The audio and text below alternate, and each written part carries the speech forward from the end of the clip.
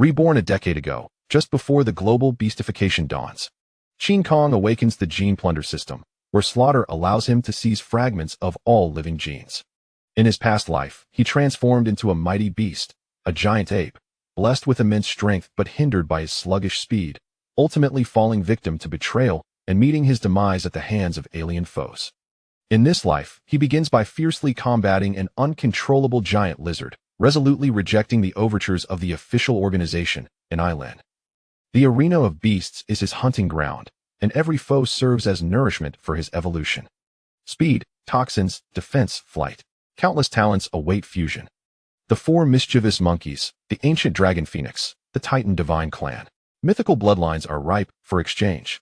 As the fleets of myriad races blot out the stars, a colossal titan giant ape rends the heavens with a single punch, silencing the cosmos. My path of evolution knows no end. Chapter 1. The Gene Plunder System. Am I not dead? Qin Kong suddenly opens his eyes, astonished as he gazes at his intact hands, his mind swirling with countless questions. Was he not betrayed by his teammates and cruelly slain by the myriad races? Is this my alma mater? As Qin Kong surveys his surroundings, he realizes he has returned to a decade ago upon seeing the vibrant faces of his peers. In this life, I shall never again place my trust in others. Even if I stand alone, I will ascend to the pinnacle of the myriad races. Once his emotions settle, Qin Kong clenches his fists, silently vowing. In his former life, he had placed too much faith in his companions, losing his chance for survival. Now, this new incarnation of Qin Kong has sown the seeds of a ruthless path within his heart. Cough, cough. Everyone prepare yourselves. Line up to awaken your beastification on the playground. The middle-aged homeroom teacher closes his book and announces. The students, barely able to contain their excitement, rush out of the classroom en masse upon hearing the announcement. Years ago, a mysterious energy descended upon Earth, causing all humanity to become infected. Upon reaching adulthood, they would awaken to their beastification. For humanity, beastification is both an opportunity and a curse. Only those with unwavering will can adeptly wield their beastification abilities, seamlessly transitioning between human and beast forms.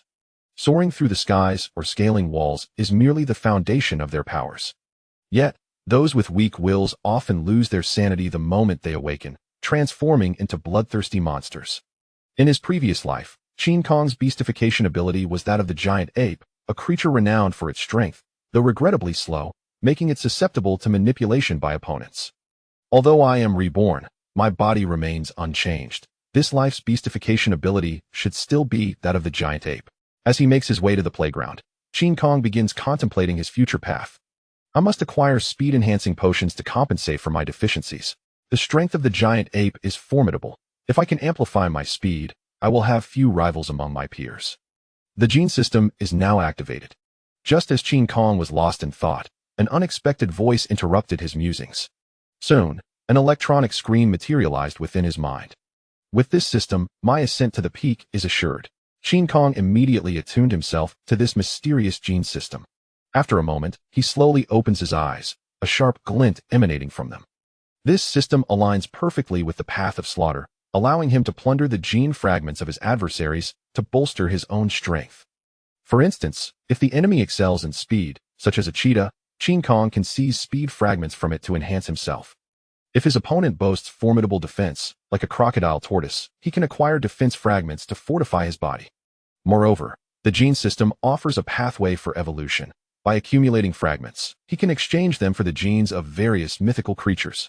For example, the four mischievous monkeys, the ancient dragon phoenix, the Qin auspicious beast, the titan divine clan. However, Qin Kong currently lacks the strength to unlock detailed descriptions. With this system, I will grow stronger through battle. Every enemy is nourishment for my evolution. Qin Kong exhales, his heart brimming with hope for the future. At this moment, the students of the entire grade have gathered on the playground. They whisper among themselves, eagerly discussing the upcoming beastification awakening. Qin Kong refrains from joining the conversation, having already experienced this scene in his previous life, finding it rather mundane. He yearns to complete the awakening swiftly, freeing up more time to seize the opportunities that had arisen in his past life. In the center of the playground stand several uniformly dressed men, their eyes radiating a palpable aura of menace, clearly seasoned warriors. Qin Kong recognizes their identities. They belong to the special organization Ni Lin of the Yanhua Nation, tasked with overseeing beastification matters. Whether it concerns awakening beastifiers or suppressing the uncontrollable, all responsibilities rest upon Lin. Everyone, the beastification awakening is about to commence.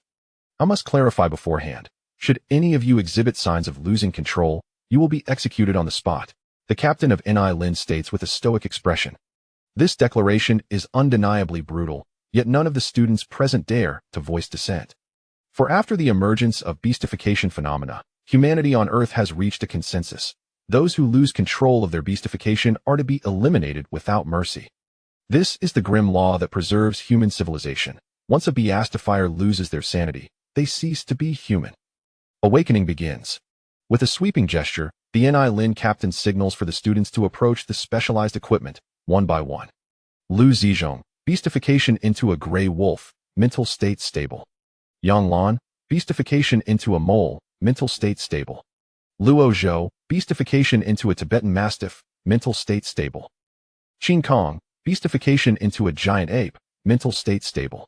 As the awakening process progresses, countless ferocious beasts emerge on the playground, including lions, tigers, wolves, leopards, as well as eagles, hawks, and owls, transforming the academy into a vast menagerie.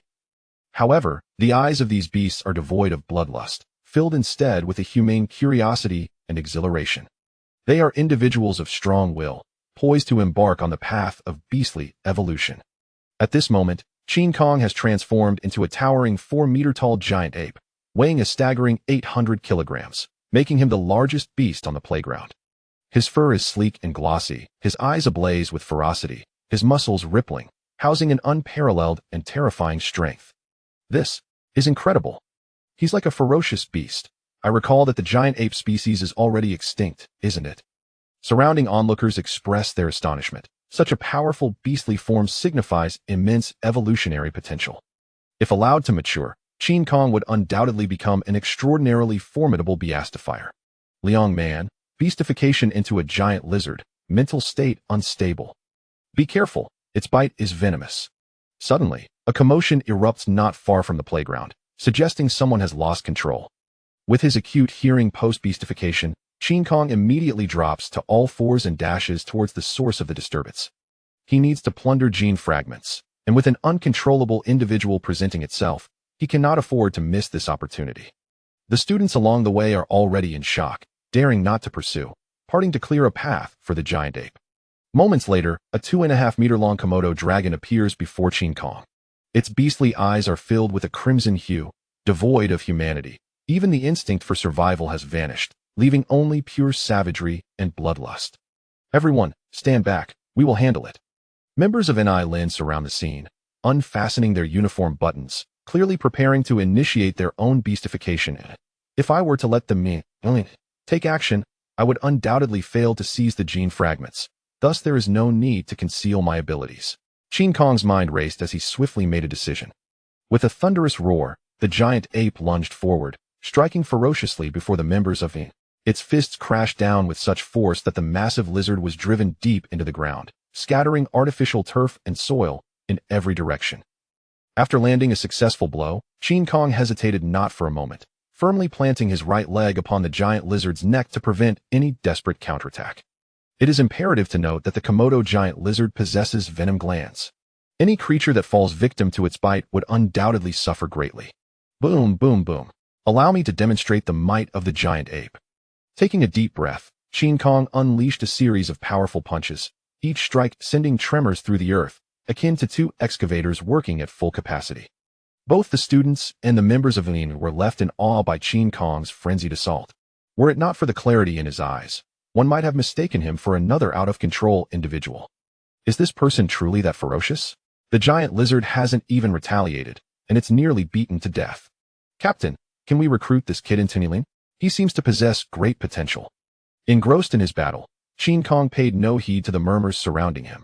Once more, he inhaled deeply, his muscles tensing in anticipation, then erupted forth, his right fist descending like a cannonball. Crack! The giant lizard's spine shattered instantaneously, emitting a piercing sound as its head tilted to one side, ceasing to breathe moments later. Successfully acquired Toxin Gene *1, Speed Gene *1. Upon receiving the system notification, Qin Kong finally relaxed his tense muscles. Chapter 2, Shadow City. Utilize the gene fragments. Qin Kong silently willed, and in the next moment, an extraordinary sensation coursed through his being. Not only had his speed seen a slight enhancement, but he also developed venom glands in his jaws, enabling him to secrete toxins from his teeth. The gene system proved to be formidable, allowing a beastly giant ape to harness the power of venom. Perhaps in the future, Qin Kong might even grow wings and soar through the skies. This student, would you consider joining Kneeling? With our systematic training, you could undoubtedly evolve into a powerful beastmaster within a decade. The captain of Dulian approached him.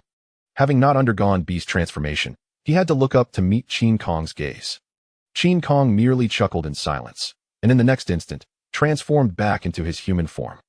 Apologies, but a decade is far too long. I have my own path to pursue.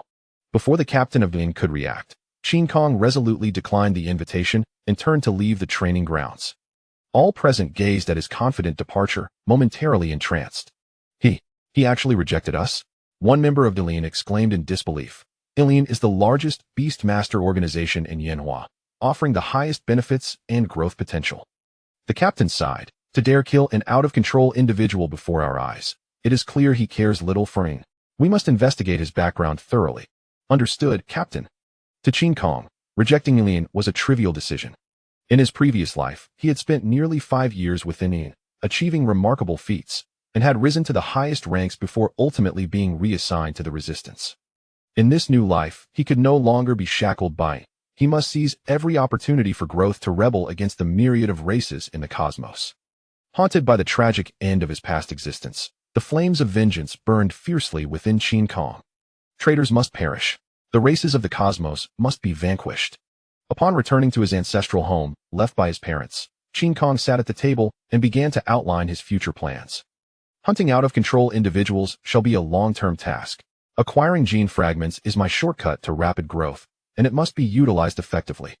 Seeking opportunities from my past life shall also be a long-term task. My memories and experiences from my previous life serve as unique advantages. Upon obtaining those powerful opportunities, my path to growth will accelerate even further. Searching for powerful individuals from my past life will be a random task. Humanity is complex. Perhaps even a slight butterfly effect could alter their lives. I must not rush. Instead, I shall proceed with caution. They are the living force against the myriad of races, capable of alleviating my pressure in battle. Having organized his plans, Qin Kong took a lighter and set the papers ablaze. Having chosen the path of slaughter, one must remain vigilant, leaving no leverage for potential enemies. My current beast transformation level is E. I require at least 3 blood elixirs to advance. Qin Kong opened the map on his phone, pinpointing a specific location. So be it, Shadow City. After humanity on Earth became infected with beast transformation, the world's landscape underwent tremendous change. Numerous small nations collapsed overnight, devolving into havens for the out-of-control, with only a handful of powerful nations maintaining stability. Yet, this stability was merely superficial, as certain humans endowed with beastly powers began to reveal their greedy and depraved natures. Beneath Xingyue City lies a vast underground arena, known as Shadow City. It is a chaotic place, rife with vice, yet it also hosts numerous black markets, providing beastmasters with dubious evolutionary resources. Night had fallen, and a light drizzle fell incessantly. Qin Kong, umbrella in hand, made his solitary way into the dim and foreboding passage. His composed demeanor suggested he was a frequent visitor to Shadow City, which left the observing guards somewhat astonished. How can this kid be so calm? Could he be someone of significance? One guard scratched his head, posing the question to his companion. Considering how familiar he appears, he must have visited many times, yet I have no recollection of him, the other guard replied, equally puzzled. The passage led to a dead end, yet Qin Kong remained unfazed as he closed his umbrella, intoning, "Gentlemen, would you kindly open the door?" His chilling voice echoed throughout the corridor, reminiscent of a scene from a horror film, sending shivers down the spine. 5 seconds later, the ground before Qin Kong slowly cracked open, revealing a wide passage that descended into the depths, disappearing from sight. Qin Kong stepped down the staircase, each movement steady and powerful. A battlefield veteran would recognize the uniqueness of his stride. "Hey, why did you open the door? We haven't even collected the entrance fee." "Fool, he knows we're hiding nearby. He's not someone we can provoke." The two guards continued to murmur in the shadows. Inside Shadow City, The sounds of shouting filled the air, neon lights flickered incessantly, and men and women reveled in the sultry atmosphere. 1 primary blood elixir for 3 million, now available.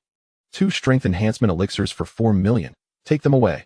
By now, the odds for the rabid dog are 1.5, while the ghost wolf stands at 2.82.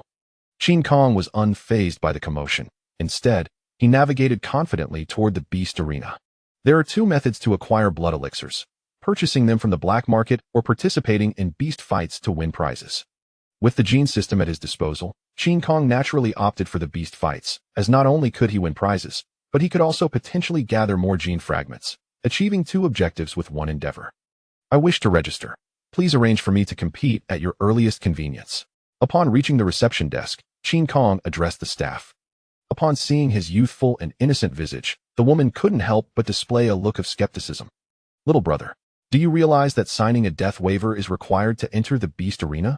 Qin Kong nodded in acknowledgement and proactively reached for a form, swiftly completing its contents. You are so young, yet already lost your mind. I can only wish you good fortune, the woman sighed, refraining from further admonition. I have arranged your first match for half an hour from now. You should prepare yourself. Qin Kong smiled and nodded. Thank you. If I had some spare funds to invest in me, I assure you, there would be returns. The woman gazed at Qin Kong's departing figure in astonishment, muttering to herself, this young man is quite confident. If I had extra money, would I really be here working? As he entered the arena, Qin Kong inhaled deeply, the scent of blood in the air strangely invigorating him. At that moment, a life-and-death struggle was unfolding in the arena, pitting a mad dog against a ghostly wolf. Qin Kong had a profound impression of the mad dog, for he was a veritable legend of madness. In a previous life, the mad dog ascended from an E-class beastmaster to A-class, ultimately sacrificing himself heroically amidst the encirclement of myriad star races, taking an entire tribe of foes with him in his final moments. He was both a madman and a hero defending the earth. This individual could prove to be an ally worth cultivating. If I could enlist him under my banner, he would undoubtedly be a formidable asset.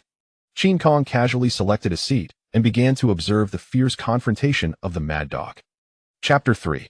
Making a friend. In the center of the arena, a towering black-backed wolf dog, standing over 2 meters tall, bared its teeth, instilling fear in its opponent, who trembled uncontrollably.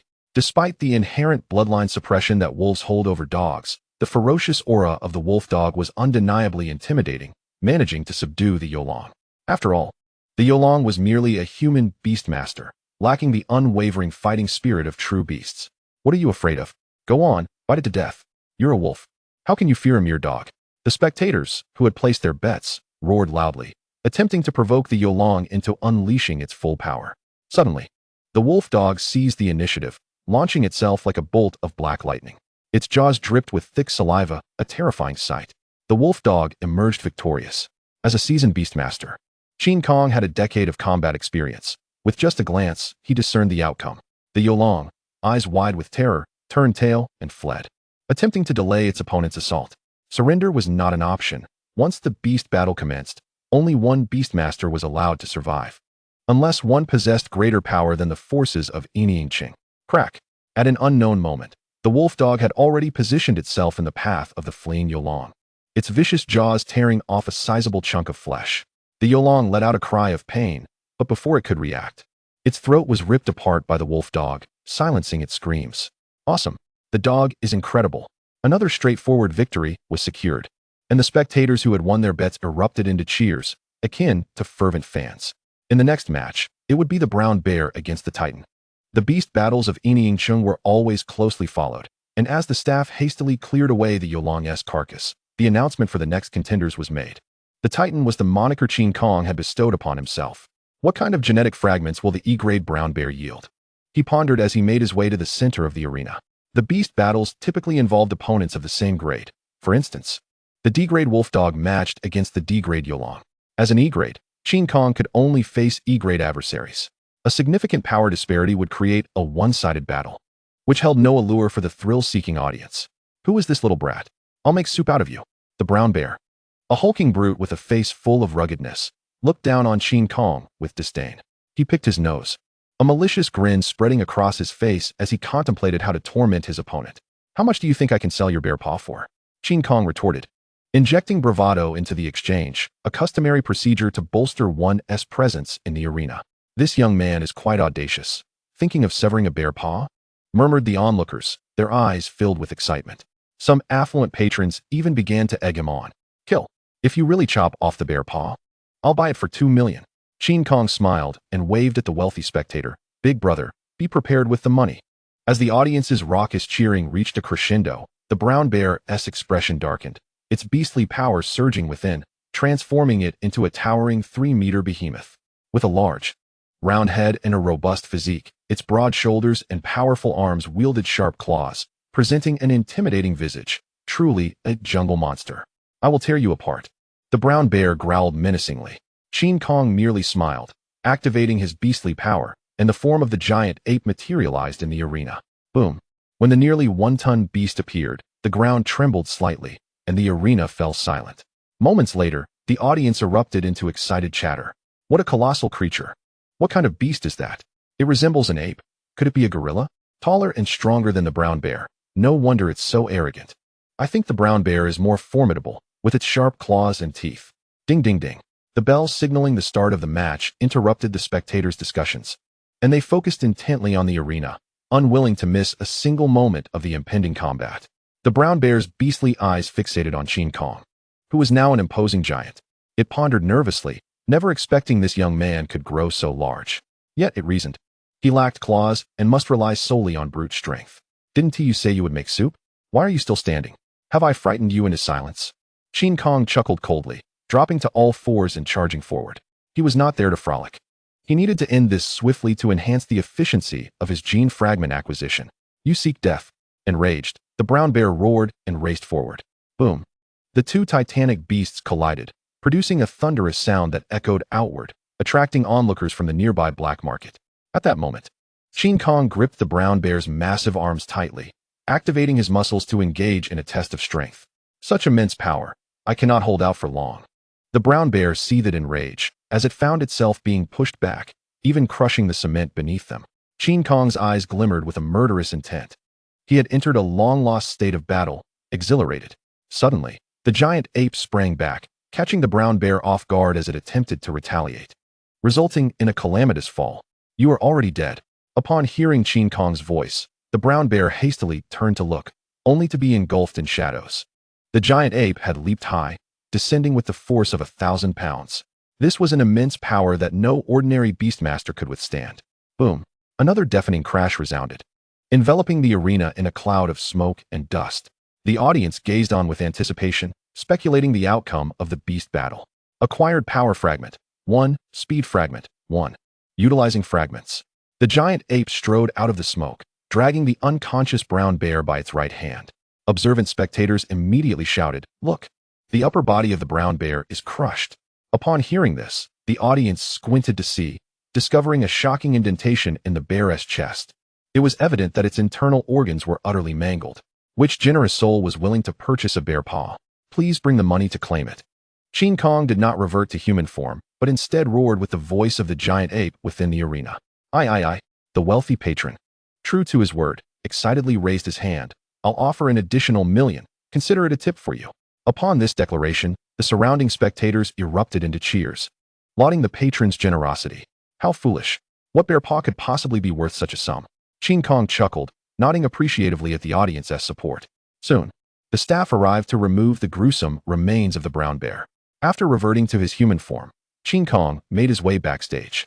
This was his path to growth. Earning 3 million from a single match was far more efficient than toiling away at the reverse scale. You are quite impressive. I would like to challenge you to a match. In the dim light, a lean man, without lifting his head, seemed to be speaking to himself. Qin Kong, seated across from him, replied, I would indeed like to befriend you. What do you say, Mr. Quan Chuan? Quan Chuan lifted his head, gazing at Qin Kong with an inscrutable expression. I do not need friends. All beastmasters are my potential opponents. No, you are in dire need. Qin Kong asserted confidently. I know how to save your wife. Chapter 4. Testing the waters. What did you say? Upon hearing this, Quan Chuan exploded in fury, launching a powerful fist toward Qin Kong. However, Qin Kong had been prepared, swiftly evading the blow of the D-grade beastmaster. Unfortunately, the chair he had previously occupied was shattered to splinters. Clarify your words. or I shall consider you responsible for my wife's plight." Quan Chuan's expression turned frigid, his voice dripping with menace. Clearly, his wife was his Achilles heel, a topic that ignited his fury. In such a tense atmosphere, Qin Kong surprisingly managed to smile. He slowly began to speak. "Your wife suffers from the condition of semi-beastification, a consequence of genetic defects. No one has harmed her." The figure known as Quan Chuan narrowed his pupils and eagerly inquired, "How do you know this?" "After falling ill. She has not ventured outside. There is no need to delve into such details. The priority lies in saving your wife, does it not?" Qin Kong nonchalantly took a seat, seemingly unperturbed by Quan Chuan's intensity. "You are right. For her, I am willing to do anything." Quan Chuan took a deep breath and unexpectedly bowed to Qin Kong, saying, "I apologize. My emotions got the better of me." The ability to be both yielding and resolute indeed marks a true gentleman. Qin Kong smiled and suggested, "Let us be friends. We may assist each other." Observing the younger man maintain such composure, Quan Chuan felt a flicker of admiration. "I am Duan Feng, a D-rank beastmaster, known as Quan Chuan. I am Qin Kong, an E-rank beastmaster of the giant ape." After this initial introduction, they shook hands and resumed their seats, the atmosphere pleasantly cordial. Globally, 3% of the human population suffers from semi-beastification. Qin Kong elaborated, "Prepare the qi and blood potion. We shall commence the first treatment for your wife." Duan Feng appeared puzzled and asked, "But her body is extremely frail. She can hardly consume ordinary food. Is not the qi and blood potion akin to poison?" Having just met Qin Kong, his skepticism was entirely understandable.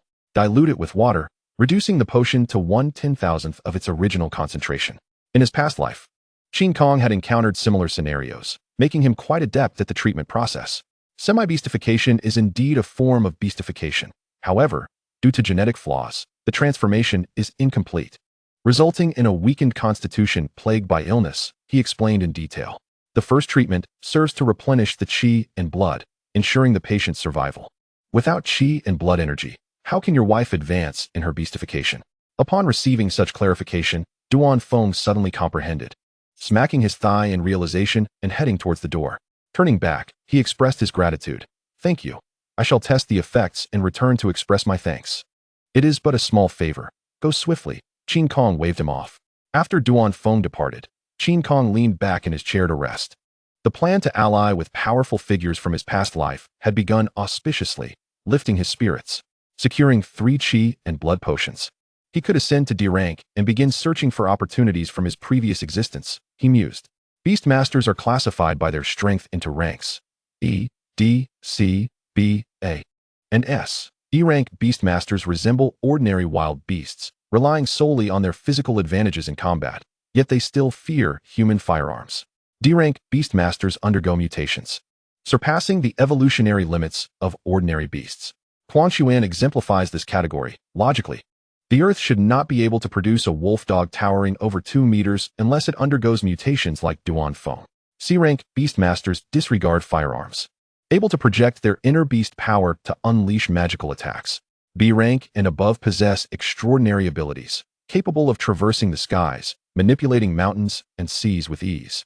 Qin Kong had attained A rank in his past life, with a giant ape physique reaching a height of 100 meters. A single punch could shatter mountains, akin to a reincarnated titan. Regrettably, he still fell short against the myriad of celestial races, ultimately succumbing to relentless bombardments from the cosmic fleet. With the genetic system, I shall evolve towards divinity. In due time, the celestial races will merely be playthings in my grasp. Qin Kong clenched his fists, murmuring to himself. In the high-level office of the Beast Arena, an extraordinarily beautiful woman savored a rich red wine, her gaze fixed upon a wall of LCD screens displaying various scenes from the arena. "Boss, this individual has fought 9 matches in one night, effortlessly dispatching all opponents." A suited man rushed into the office, presenting a form to the woman. Lin Yuyan did not even glance at it, asking, "What problems do you perceive?" The suited man pointed to the form, stating, "I suspect he is concealing his true rank. Winning each match with such ease is not typical of an E-rank beastmaster." "Are you implying that the Beast Arena's detection equipment is flawed?" Lin Yuyan scolded sharply. "If someone is powerful, do not assume they are resorting to underhanded tactics. Where's your evidence?" After receiving such reprimands, the suited man became flustered and quickly explained, "I merely find him too young. He is only 18. Perhaps just having awakened his beastification. How could he be so formidable? There are many capable individuals. One cannot judge solely by appearances." Send a few people to test his abilities. Lin Yuyan scoffed, berating him further. You come to me with such trivial matters, utterly useless. I apologize, boss. I shall attend to it immediately. The suited man, shrinking in fear, hurriedly exited the office. Once the door closed behind him, Lin Yuyan picked up the form filled out by Qin Kong and examined it closely. He is merely 18, presenting a promising candidate for development. A hint of interest gleamed in her beautiful eyes. Why not start with him and cultivate a group that answers solely to me? Lin Yuyan lifted her long, elegant legs, unabashedly resting them on the desk, her glossy black stockings reflecting the bright lights, utterly captivating. If I have my own elite guards, my leverage in the Shadow City will increase, granting me greater influence. With this thought, Lin Yuyan promptly took out her phone and called the suited man. Approach him gently. Do not be overbearing. He holds great potential for me. Yes, boss. Qin Kong glanced at his watch. It read 8 in the morning. He had fought throughout the night, effortlessly defeating his opponents and collecting numerous genetic fragments. He opened his personal panel.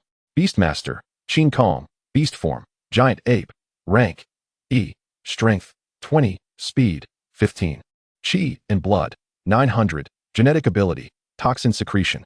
Merely spending one night on this endeavor had resulted in a 5-point increase in speed. The genetic system was indeed remarkable. Qin Kong could not help but marvel. While various potions could enhance the body, they often came with significant side effects. In contrast, the genetic fragments provided an enhancement without any adverse effects, and the efficiency far surpassed that of potions. Titan, could we get your autograph? Just as Qin Kong prepared to grab a bite to eat, a pair of youthful and vibrant sisters approached. Their eyes sparkled with admiration, akin to starstruck fans encountering their idol. Chapter 5. Are you teasing me? Qin Kong, no longer a mere youth, remained unfazed by the sisters' eager attention. He said nothing, instead sizing up the pair. These young women radiated vitality, their smiles as bright as blossoms, clad in uniforms that exuded a campus goddess charm. Do not test me. If your boss is interested, I would not mind having a conversation with him, Qin Kong said with a smile as he moved to exit, leaving the sisters momentarily stunned. They had presumed him to be an inexperienced youth easily swayed by their allure. Typically, a boy just stepping out of school would be brimming with youthful vigor.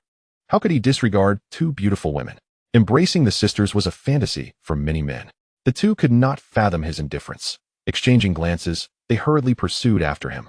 Qin Kong strolled leisurely through Shadow City, which boasted not only the Beast Arena and Black Market, but also countless entertainment venues. How did you discern our flaws? The sisters asked, attempting to flatter Qin Kong with overly sweet terms. After all, one should not strike at a smiling face. Perhaps it would endear him to them. Qin Kong chuckled lightly, gesturing to the surrounding women clad in revealing attire. In the murky depths of Shadow City, how could there be naive young ladies? Your boss's attempts to ensnare me are rather comical. Sisters, the situation is rather awkward. Once boasting a flawless record in task completion, they now find themselves stumbling in the presence of a young man who has recently reached adulthood. Young sir, your performance in the beast fighting arena last night was truly remarkable. Our boss greatly admires your skills and wishes to meet with you for a discussion. After much preamble, they finally arrived at the crux of the matter. No problem, but I am a bit fatigued and would like to rest for a moment, Qin Kong remarked, gesturing towards the grandest hotel in Yinning, seemingly hinting at something. The sisters perked up immediately, drawing closer, and Qin Kong could even sense their warmth and fragrance. Ahem, you've misunderstood, he said, shifting away. Please assist me in reserving a presidential suite and ordering a health replenishment package, charging it to your boss's account. He simply sought someone to treat him to a meal. Despite earning a substantial amount last night, he would never spend his own money if he could avoid it. The sisters were momentarily taken aback. It seemed that even two youthful and beautiful women were less enticing than a suite and a meal package. Very well, Mr. Qin, please follow us. The two ladies, still reeling from the shock, addressed him with newfound formality. Upon entering the lavish suite, Qin Kong did not even allow the sisters to step inside before promptly sending them on their way. Come back at 1 in the afternoon to pick me up. Farewell. Please rest well, sir, the sisters replied weakly, nodding as they turned to leave. Qin Kong first took a bath, then pulled over the dining cart to commence his meal. The health replenishment package was a renowned specialty of Yinning, containing various restorative elixirs that could aid beast morphers in recovering their stamina and vitality, earning widespread acclaim. However, it was matched by its exorbitant price, with a single package priced at a staggering 500,000. Only a fool would pay for it themselves. Seasoned individuals like Qin Kong would certainly have others foot the bill. having acquired 2 vials of restorative elixirs last night. He planned to buy another bottle from the black market at the earliest opportunity. Quickly advancing to D rank would enhance his chances of seizing opportunities. As he savored his meal, he contemplated his strategy. I recall that a thunder leopard skull was unearthed in the eastern district of Xingyuecheng, granting its possessor the power of thunder. Additionally, hidden atop the Tingyuan Company building lies a divine fruit that can strengthen one's will. After devouring a hefty steak, Qin Kong finally felt satisfied. He reclined lazily on the plush bed, indulging in a moment of tranquility. Ever since joining the resistance in his previous life, he had not enjoyed life. Each day was spent battling against a myriad of celestial races. The longest battle had lasted a full fortnight. During that time, he scarcely closed his eyes. Had it not been for the formidable strength of the giant ape beast, he would have perished on the battlefield. Gazing at the ceiling, he mused. If I had advanced to S rank sooner, perhaps I could have prevented the celestial race's arrival or even launched a counterattack on their home planet. Lost in such reveries, he unknowingly drifted into slumber. At 1 in the afternoon, the sisters knocked on the suite door. Having deliberated for the entire morning, they suddenly realized that the young man seemed to prefer mature and alluring older women, prompting them to don enticingly fitted kipeos. Humph. I refuse to believe he can maintain his composure. The younger sister clenched her delicate fist. The elder sister chuckled confidently, asserting, "We will surely captivate him. This young man is clearly one to indulge in some fun." Just as they were speaking, Qin Kong opened the door. Dressed in a short-sleeved shirt that inadvertently revealed his sculpted abs, he left the sisters momentarily speechless. As an outstanding member of the school's athletic training team, had he not experienced beast transformation, he would surely have pursued a career as a professional athlete. What's the matter? Still not giving up? Qin Kong surveyed the sisters' alluring attire with a smile. Oh, no, we just wanted to make it more pleasant for Mr. Qin, the elder sister awkwardly replied. Offering a feeble explanation, Qin Kong chuckled and shook his head as he stepped outside. Not bad, quite delightful. Upon hearing this compliment, the sisters finally relaxed. Realizing that their charm remained intact, it was merely that Qin Kong's self-control was remarkably strong. Boss, Mr. Qin has arrived. The younger sister softly announced after knocking on the office door. Please let him in, came a sultry voice from within, effortlessly captivating the senses. As Qin Kong entered, he was greeted by the sight of an exquisitely beautiful and seductive woman seated elegantly in the boss's chair, her gaze brimming with interest in him. Hello. What should I call you? Qin Kong inquired nonchalantly, seemingly unfazed by Lin Yuyan's beauty. My surname is Lin. Lin Yuyan could not help but feel a twinge of surprise. It was rare for a man to maintain composure upon encountering her, especially one as young as Qin Kong, merely 18 years old. Boys at this age typically blush in the presence of a sultry older woman, did they not? What brings you here, Boss Lin? Let us speak candidly, Qin Kong stated, taking a seat across from her desk with an air of tranquility. He wished to avoid wasting time, for opportunities could vanish at any moment. You do not seem like someone who has just come of age, Mr. Qin, Lin Yuyan noted, lighting a lady's cigarette and exhaling a dreamy cloud of smoke. Perhaps you should try it, Boss Lin. Some men indeed mature early, Qin Kong replied calmly. The audacity with which he spoke left Lin Yuyan momentarily taken aback. Are you flirting with me? She asked, her lips curling into a seductive smile, yet her words carried a dangerous undertone. Do you know where the last man who flirted with me is now? His head is in the northern district of Xingyuecheng, while his body is in the southern district. Lin Yuyan appeared to be overthinking things. In my eyes, you possess no gender, Qin Kong dismissed, shaking his head. Those who achieve great things do not become entangled in trivial matters. Lin Yuyan was momentarily speechless, having held a high position for so long. She had never encountered a young man like Qin Kong, who could remain unperturbed amidst both temptation and threats, displaying an uncanny calmness. My meaning is simple. Boss Lin, you can certainly test my capabilities to facilitate our future collaboration. Unbeknownst to him, Qin Kong had subtly turned the tables, seizing the initiative in their conversation. He had already surmised Lin Yuyan's intentions, which were merely to win him over and garner his allegiance. No need for a trial. Your feat of dispatching 9 E-rank beast morphers last night has already demonstrated your potential for growth. After a brief moment of contemplation, Lin Yuyan reclined lazily in her chair, smiling. I intend to cultivate a shadow guard team. Is Mr. Qin interested? Flicking the ash from her cigarette, she began to outline her terms. You will serve as the captain, and I will not interfere in the team's affairs. You only need to heed my commands during critical moments. As for compensation, it will be commensurate with a senior management position in the beast fighting arena, and I will additionally provide you with 5 vials of restorative elixirs each month. Observing the enchanting glimmer in her eyes, Qin Kong smiled. What a generous offer. Do you truly find me so trustworthy? Lin Yuyin extinguished her cigarette and leaned closer to the desk, revealing a hint of her alluring curves. Those who are suspicious do not employ. Those who are employed should not be doubted. Lin Yuyin indeed held confidence. Despite being only 27 or 28, her experiences in the world were extensive. Qin Kong was clearly a man of strong opinions and principles, even if she were to misjudge him as the highest authority in the beast fighting arena. She had measures in place to deal with traitors. All right, I accept this role. Qin Kong nodded and added, please arrange the other team members promptly. Contact me once everyone is assembled. Wait, who is the boss here? Initially elated at having recruited a promising candidate, Lin Yuyin's mood soured as Qin Kong brazenly commanded her to take action. Observing the dissatisfied expression on the beautiful boss's face, Qin Kong felt a tinge of awkwardness. My apologies, I will be more mindful in the future. In his previous life as a leader of the resistance, he had grown accustomed to issuing direct orders and had momentarily forgotten to temper his approach. Lin Yuyin nodded slightly, not dwelling on trivial matters. Go ahead. I need to get to work. After leaving Yining City, the clock struck 3 in the afternoon. Qin Kong hurried home, needing to consume 3 blood-boosting potions to strive for a promotion to D rank by tonight. His decision to join Lin Yuyin was undoubtedly motivated by the desire for growth. The Colosseum was the only place in Xingyue City where one could kill freely, efficiently plundering gene fragments. If Qin Kong became the captain of the Colosseum's shadow guards, he would gain numerous privileges. Yining City was under the control of the Lin family, and Lin Yuyin's eagerness to cultivate personnel surely indicated that they were targeted by family rivals. As Qin Kong locked his front door, he pondered, I must seize more benefits from the internal strife within the Lin family. In his past life, Qin Kong followed the righteous path, diligently serving in the rebellion for 5 years before ultimately facing betrayal by insects. In this life, he must forge his own path, whether it be righteous or wicked. All decisions were made for swift growth.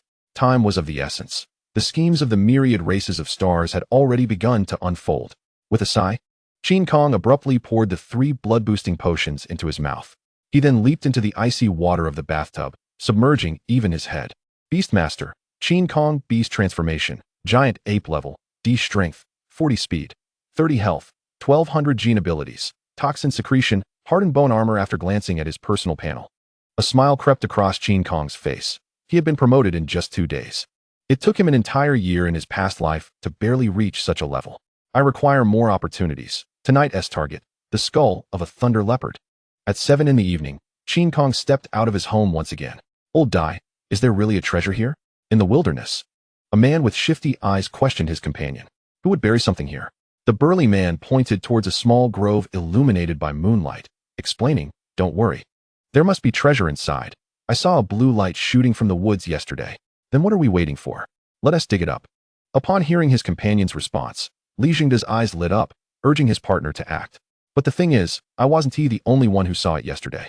Dai Huan pointed to the surrounding bushes, whispering, perhaps someone is hiding nearby, waiting for us to scout. Should we wait then? At this suggestion, Li Jingde suddenly shrank back, retreating further into the grass. Just as Dai Hong was about to respond, he noticed a figure walking straight into the grove, unaware of when they had appeared. Hey, there's actually a fool going in directly. This is perfect to help us scout. Li Jingde also caught sight of the scene, a mocking smile unconsciously spreading across his face. Less than 10 minutes later, the figure emerged, holding a gleaming beast bone that appeared to be the skull of some animal. Zila. A piercing sound of electricity suddenly resonated throughout the eastern outskirts, dazzling lightning flashing wildly. With the thunder leopard skull in hand, it was now time to defend. Qin Kong smiled, stuffing the beast bone into his backpack. He did not proceed further, but instead paused to scan his surroundings. Come out. Let us settle today, matters today. Qin Kong's voice echoed around him, but received no response. Don't hide, with your meager skills. You'd be the first to be caught in a game of hide and seek with a child. Qin Kong scoffed, and in the next moment, transformed into a giant ape. Roar. The giant ape's roar reverberated through the mountains and forests. What the hell is this guy transforming into? He is so massive. Li Jingde stared, dumbfounded, at the giant ape towering nearly 5 meters tall, his legs trembling involuntarily. His beast transformation was a plague rat, only about 1.5 meters long, nowhere near a match for the giant ape. Old Dai, we need to run. This guy is not to be trifled with. No, even if we don't seize the treasure, we must see the strength of the giant ape. Dai Hung gazed at Qin Kong, with shining eyes. A hint of fervor evident, resolutely rejecting his companion's plea. Fine, then let us not go out. We'll just hide and watch. Li Jingde had no choice. Although timid by nature, he could not abandon his companion to flee alone. At this moment, more people began to gather in the eastern outskirts. They were beastmasters lying in ambush nearby, initially planning to wait until someone ventured forth to seize the treasure. However, they never anticipated that the overwhelmingly powerful Qin Kong would force them to reveal themselves one by one. Are you coming one by one or in groups? Qin Kong flashed a confident smile, his robust ape foot suddenly stomping the ground, creating a thunderous sound. Chapter 7. To kill the chicken to warn the monkeys. Seeing such a ferocious giant ape, the beastmasters all wore looks of dismay, instinctively retreating. They had been lying in ambush for quite a while, only to have their treasure snatched by the newcomer, which was undeniably frustrating. Yet, engaging in battle with the giant ape was fraught with uncertainty. After all, it was a 5-meter-tall beast, undoubtedly weighing over a ton. A single punch could potentially shatter internal organs. Brothers, this kid is truly arrogant. Let us attack together. Some clever ones began inciting the beastmasters to launch a group assault while hiding themselves at the back. Qin Kong counted the beastmasters present. There were about 20. But their levels were low, with only 1 or 2 at D rank, while the rest were all E rank. Damn it, I'll lead the charge. You all follow me to kill. A brash young man with yellow hair stepped out from the crowd, apparently misled by someone. He glanced at the giant ape's massive frame, and the next second, activated his beast transformation, turning into a robust rhinoceros. All right, follow Brother Huang Mao. We'll seize the treasure and then share the spoils. The other beastmasters were ignited with battle fervor, transforming one after another. In an instant, the eastern outskirts were filled with a large group of ferocious beasts, all glaring at Qin Kong, slowly encircling him from all sides. Hardened bone armor. Qin Kong remained unfazed, directly activating the gene ability he had acquired from his promotion.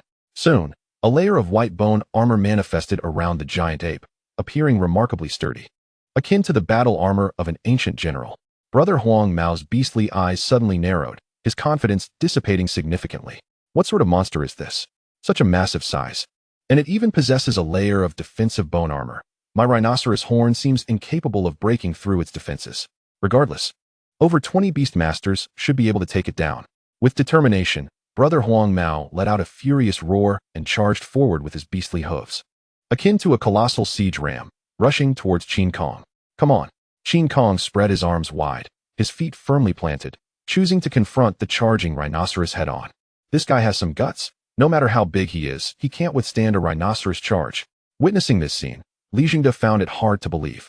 He could not ascertain whether the giant ape was too clumsy or genuinely possessed the strength to counter the charge.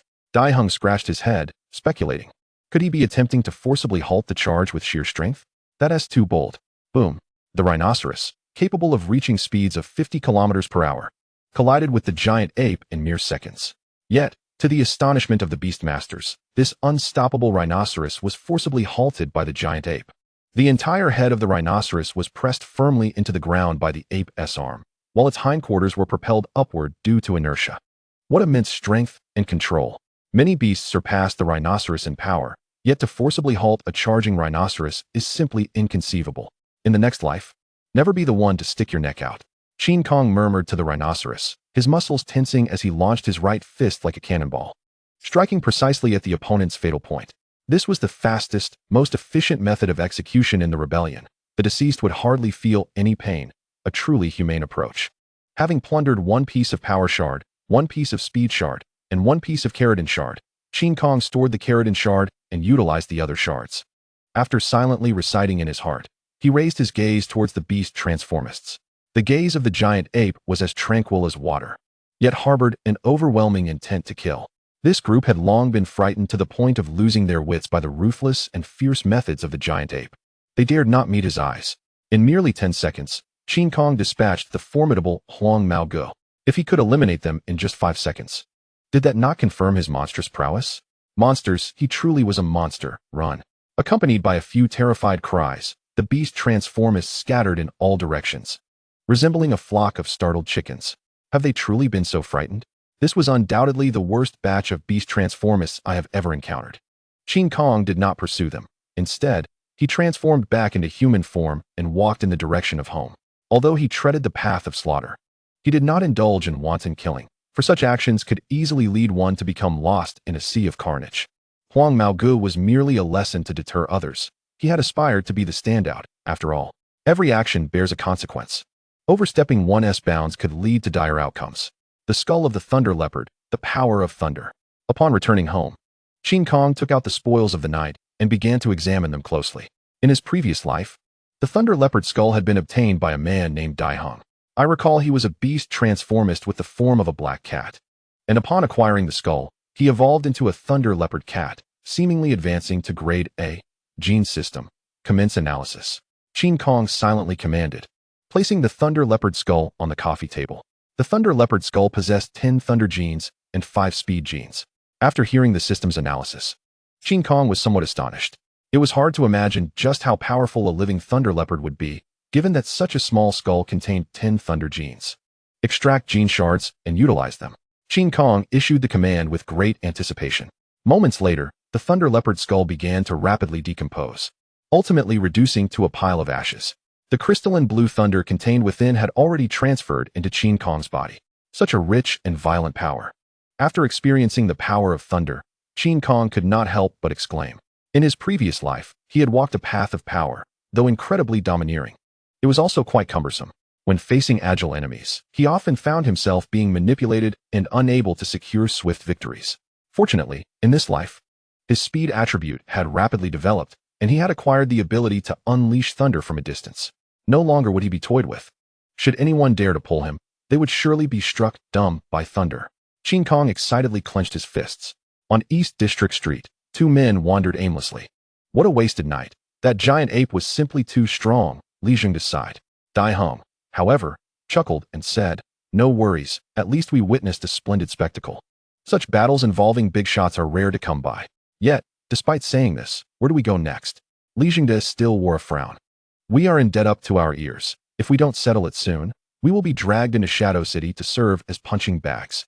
Dai Hung scratched his head and suggested, "Then let us go to Shadow City and find work there. It's more stable than aimlessly searching for treasures." Li Jing was somewhat taken aback. What nonsense. Our creditor is none other than the young Master Lin. Are we to go there begging for scraps? Who said we would follow Lin Yuxian? Isn't there an arena in Shadow City? Dai Hung explained. I've heard rumors that there are power struggles within the Lin family, and the owner of the arena happens to be at odds with Lin Yuxian. Upon hearing this, Li Jing's eyes lit up, and he laughed. Old Dai, you are quite clever. You figured this out. Let us make haste and head over. Chapter 8. Ambition Tingyuan Company was heavily guarded, and given my current identity, it would be quite challenging to enter from the front. Early in the morning, Qin Kong began to contemplate his next target. Tingyuan Company was the largest biotechnology firm in Xingyue City and ranked among the top enterprises in the entire Yanhua nation. The enhancement potions that the beast transformists clamored for were products of this company. In addition to enhancement potions, they had also researched gene modification technology, claiming to allow humans to choose their beast transformation forms. In his previous life, countless wealthy individuals had paid handsomely for this. They wagered their entire fortunes to obtain powerful beast forms. As a result, Tingyuan Company rapidly grew into a colossal enterprise, riding the waves of the times. Attempting to infiltrate there alone was akin to scaling the heavens. I wonder if Lin Yuyan has any solutions. I might as well venture to Shadow City, decided Qin Kong. In the high-level office of the arena, Lin Yuyan introduced 2 new members of the Dark Guard team, Dai Hung and Li Jing, to Qin Kong. Afterward, she turned to the 2 and said, "This is your captain, Qin Kong. From now on, follow his orders." Good, boss. We promise to obey your and the captain's commands. Dai Hung immediately responded, his expression one of sheer excitement. He had become a subordinate of the giant ape overlord. What a surreal experience. Qin Kong cleared his throat, scrutinizing Dai and Li, and inquired, "What are your beast transformation forms and their levels?" "I am a D-grade black cat, and he is an E-grade plague rat." Dai Hung quickly answered the captain's question. Qin Kong was momentarily stunned upon hearing this. A beast transformist black cat? Dai Hung. So he was the one who had taken the thunder leopard skull in his previous life, and in this life, he had become my subordinate. What are your gene abilities? Coming to his senses, Qin Kong continued questioning. In dark environments, I can achieve invisibility, Dai Hung replied. Li Jing added, I can poison. And I have quite a variety of poisons, such as those that cause diarrhea, dizziness, or even internal bleeding. Qin Kong nodded in understanding. That was quite impressive. This cat and mouse duo was particularly suited for covert operations. Haha, Cat and mouse. Who would have thought of that? Lin Yuyan laughed and interjected. What kind of training method do you intend to arrange for them? Naturally, it will be stealth training. Their beast forms are not suited for direct combat, but they could prove highly effective in the shadows, Qin Kong casually explained. He turned to Dai Heng and Li Zhengda and stated, your first task is to lie in ambush near Ting Yuan Company and gather information on the company's general movements over the next 3 days. Yes, we will ensure the task is completed. Dai Heng and Li Zhengda readily accepted without further questions. After all, they had witnessed Captain Qin's prowess the previous day and did not dare entertain any notions of defiance. Qin Kong waved his hand, signaling them to commence their actions. Once the cat and mouse duo left the office, Lin Yuyan inquired with curiosity, why go to Ting Yuan Company? That's the giant of Xingyue City. Precisely because it is a giant that presents a challenge, Qin Kong replied, taking a seat opposite Lin Yuyan. Would you have them lie in ambush in this sewer? That would yield no training effect whatsoever. Hearing this, Lin Yuyan huffed, her beautiful eyes narrowing. You are the first to dare describe Shadow City as a sewer. Are you not afraid of being buried alive by the Lin family? Would you truly wish for me to be buried? Qin Kong replied calmly, his tone indifferent. Lin Yuyan's brows furrowed as she pulled out a cigarette, lit it, and with a soft exhale said, are you teasing me again? Qin Kong shook his head, remaining silent. Forget it, you have quite the character. I won't hold it against you. Lin Yuyan sighed, gently releasing a puff of smoke. As long as you fulfill your duties as the Dark Guard captain and shield me from the Lin family, what is wrong with showing a bit of personality? I can offer you wealth, power, and beauty. Is that all? Your vision seems rather limited, Qin Kong replied, a hint of disdain gracing his features as his gaze fixated on her captivating eyes. Do you not aspire to control the entirety of Shadow City?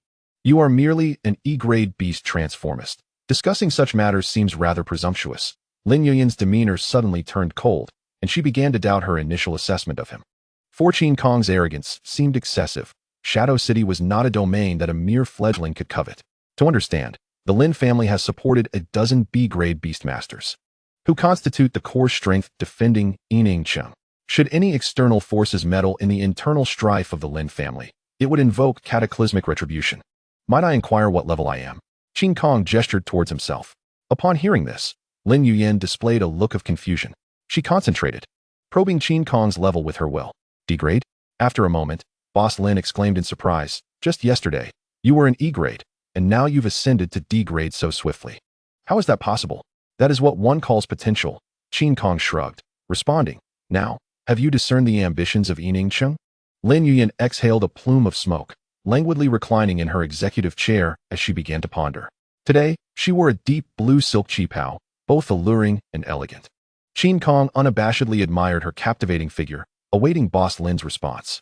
While he was certainly not enamored by beauty, a fleeting appreciation was acceptable. I shall grant you half a year. If you can advance to C-grade, you will become my most trusted confidant. At that time, we shall discuss grand ventures. Lin Yuyan proposed a condition. It had taken her 2 years to reach C-grade. If Qin Kong could achieve it within half a year, it would signify he possessed exceptional potential. This would render the plan to seize control of the Lin family somewhat feasible. It's quite simple. Do not be overly astonished then. Qin Kong nodded in agreement.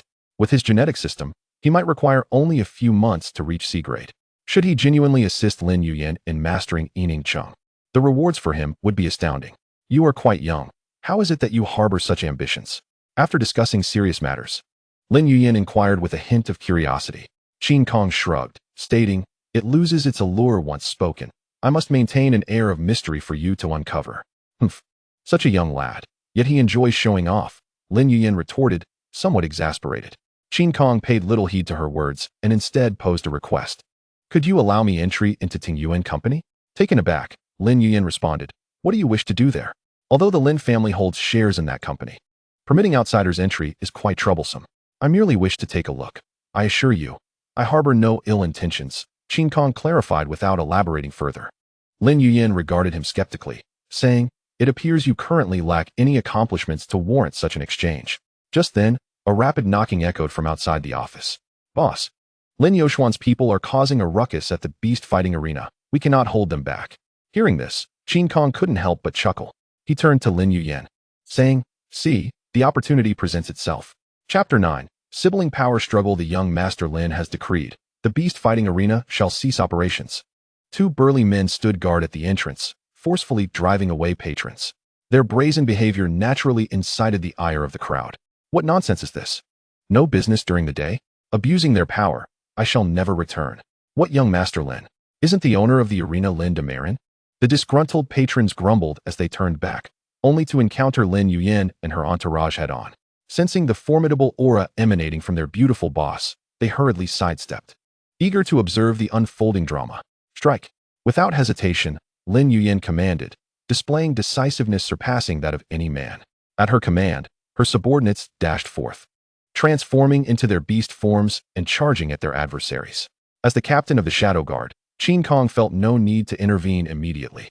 Curiously, he inquired, "What relation does Lin Yuxian have to you, that he dares to overstep? He is my half-brother, perpetually coveting the beast-fighting arena, yearning to claim a share for himself."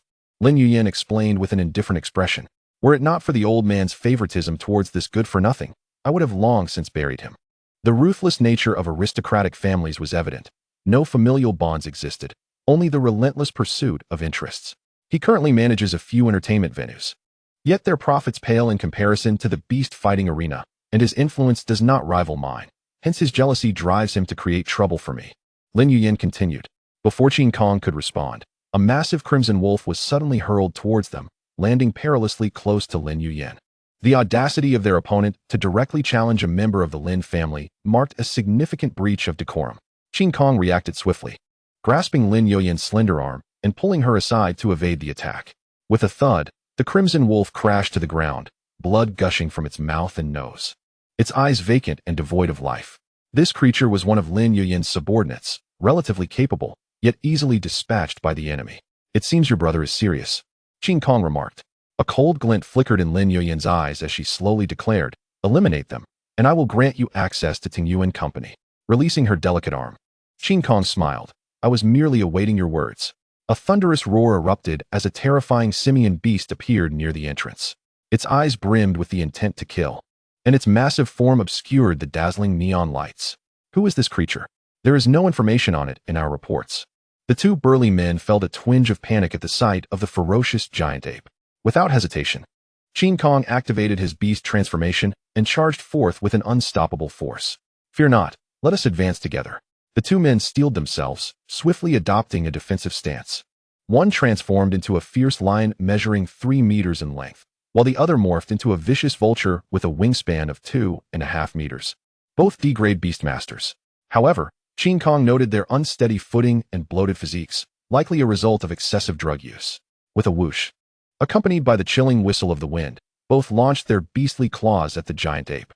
Logically speaking, should they strike true, the giant ape would suffer at least superficial injuries, if not more.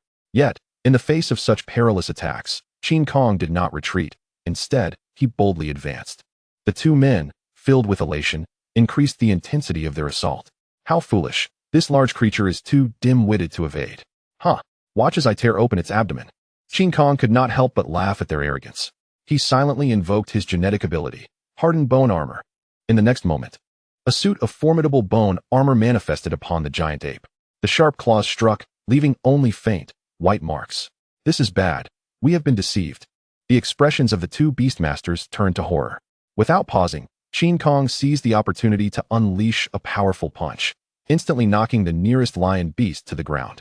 With a resounding thud, the giant ape's massive foot stomped down with tremendous force, shattering the lion beast's spine. Yet, this was not the end. Qin Kong transformed his fist into an open palm, delivering a vicious blade-like strike to the enemy's vital points. The lion beast was unable to utter a single cry before consciousness slipped away. In the realm of beasts, battles are often swift and decisive. The longer the conflict drags on, the greater the danger becomes. Acquired strength Gene 1, speed Gene 1, bite Gene 1. Upon hearing the system prompt, Qin Kong kicked the lion beast's corpse aside. "Beware of your rear." Lin Yuyin, closely monitoring the battle, called out loudly. Qin Kong immediately turned, sweeping his arm in a wide arc, accurately seizing the vulture that had attempted to ambush him. He had sensed the enemy's position long before and had no need for reminders. "Those who dare to ambush me shall meet a grim fate." Qin Kong roared at the vulture, grasping its wings and beginning to tug with all his might. "You cannot kill me. I am young Master Lin's confidant." The vulture cried out in agony, invoking the name of Lin Yuxian. Qin Kong scoffed, "I apologize, but you are my first achievement. No one can save you." With a mighty force, the roots of the vulture's wings began to tear apart, blood gushing forth. "Young master, save me. I do not wish to die." The vulture cried out in agony. Having abandoned all pretenses, survival was all that mattered. "Release him." A somber male voice echoed from a distance. Qin Kong, intrigued, turned to see a man clad in splendid attire approaching with an imposing entourage. "Lin Yuxian, you have crossed the line."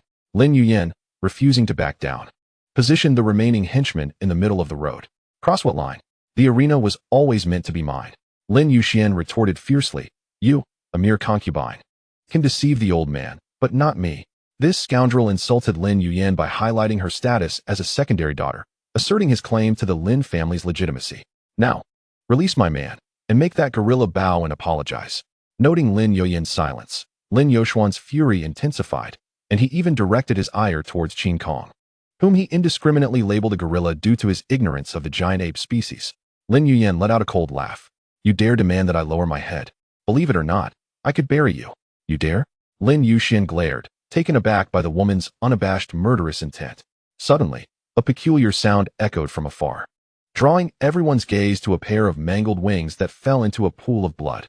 Someone had seized the opportunity amid the siblings' quarrel to stealthily tear off the vulture's wings. "In your next life, never attempt a sneak attack on me."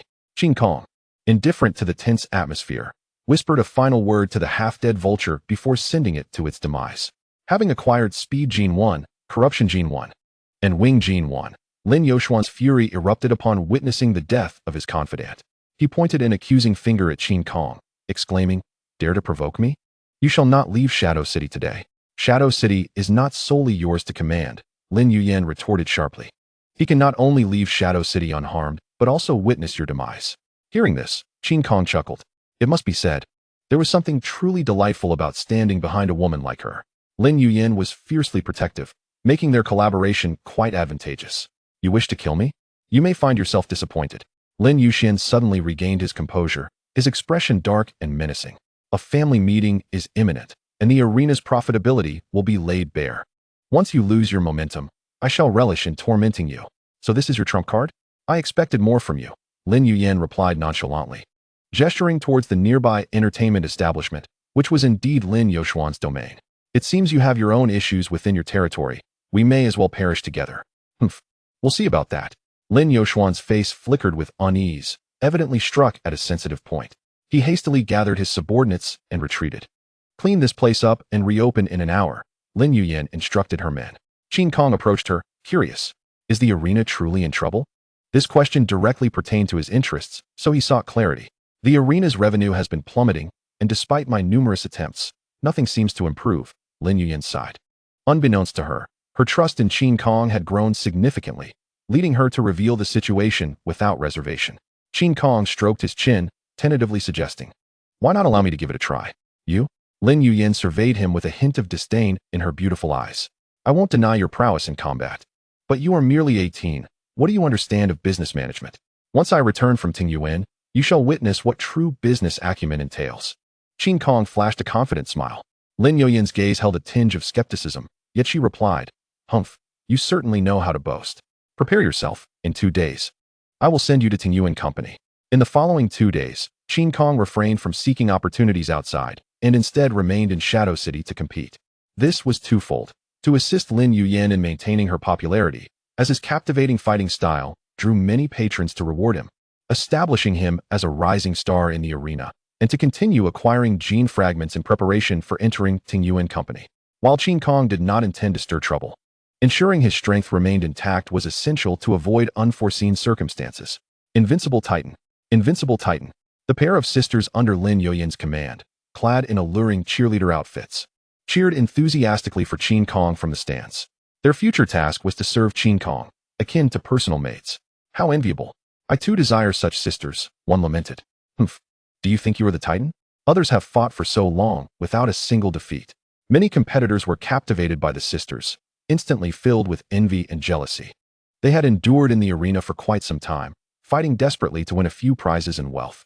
Yet Qin Kong had only been there for a week and already possessed everything they yearned for: beauty, status, fame, and fortune. By the way, can the Mad Dog defeat the Titan? A comparison arose regarding their combat prowess, with many thinking that the former's madness might give him an edge. Humph. Have you even considered the size difference? Someone immediately countered. The Titan's build nearly rivals that of a C-class beastman, no matter how mad the mad dog is. He is merely a rabid dog. How could he possibly win? Indeed, you make a valid point. A low, deep male voice resonated from behind the competitors. Everyone turned to see the source of the voice and was instantly struck with fear, their faces paling. The speaker was none other than the mad dog, Duan Feng. The Titan is invincible among the D-class. I cannot defeat him, Duan Feng remarked, unfazed by the competitors' reactions. He was genuinely surprised. The last time they met, Qin Kong had still been E-class. In just a few days, Qin Kong had surpassed him. Brother Duan, I spoke without thinking. Please do not take it to heart.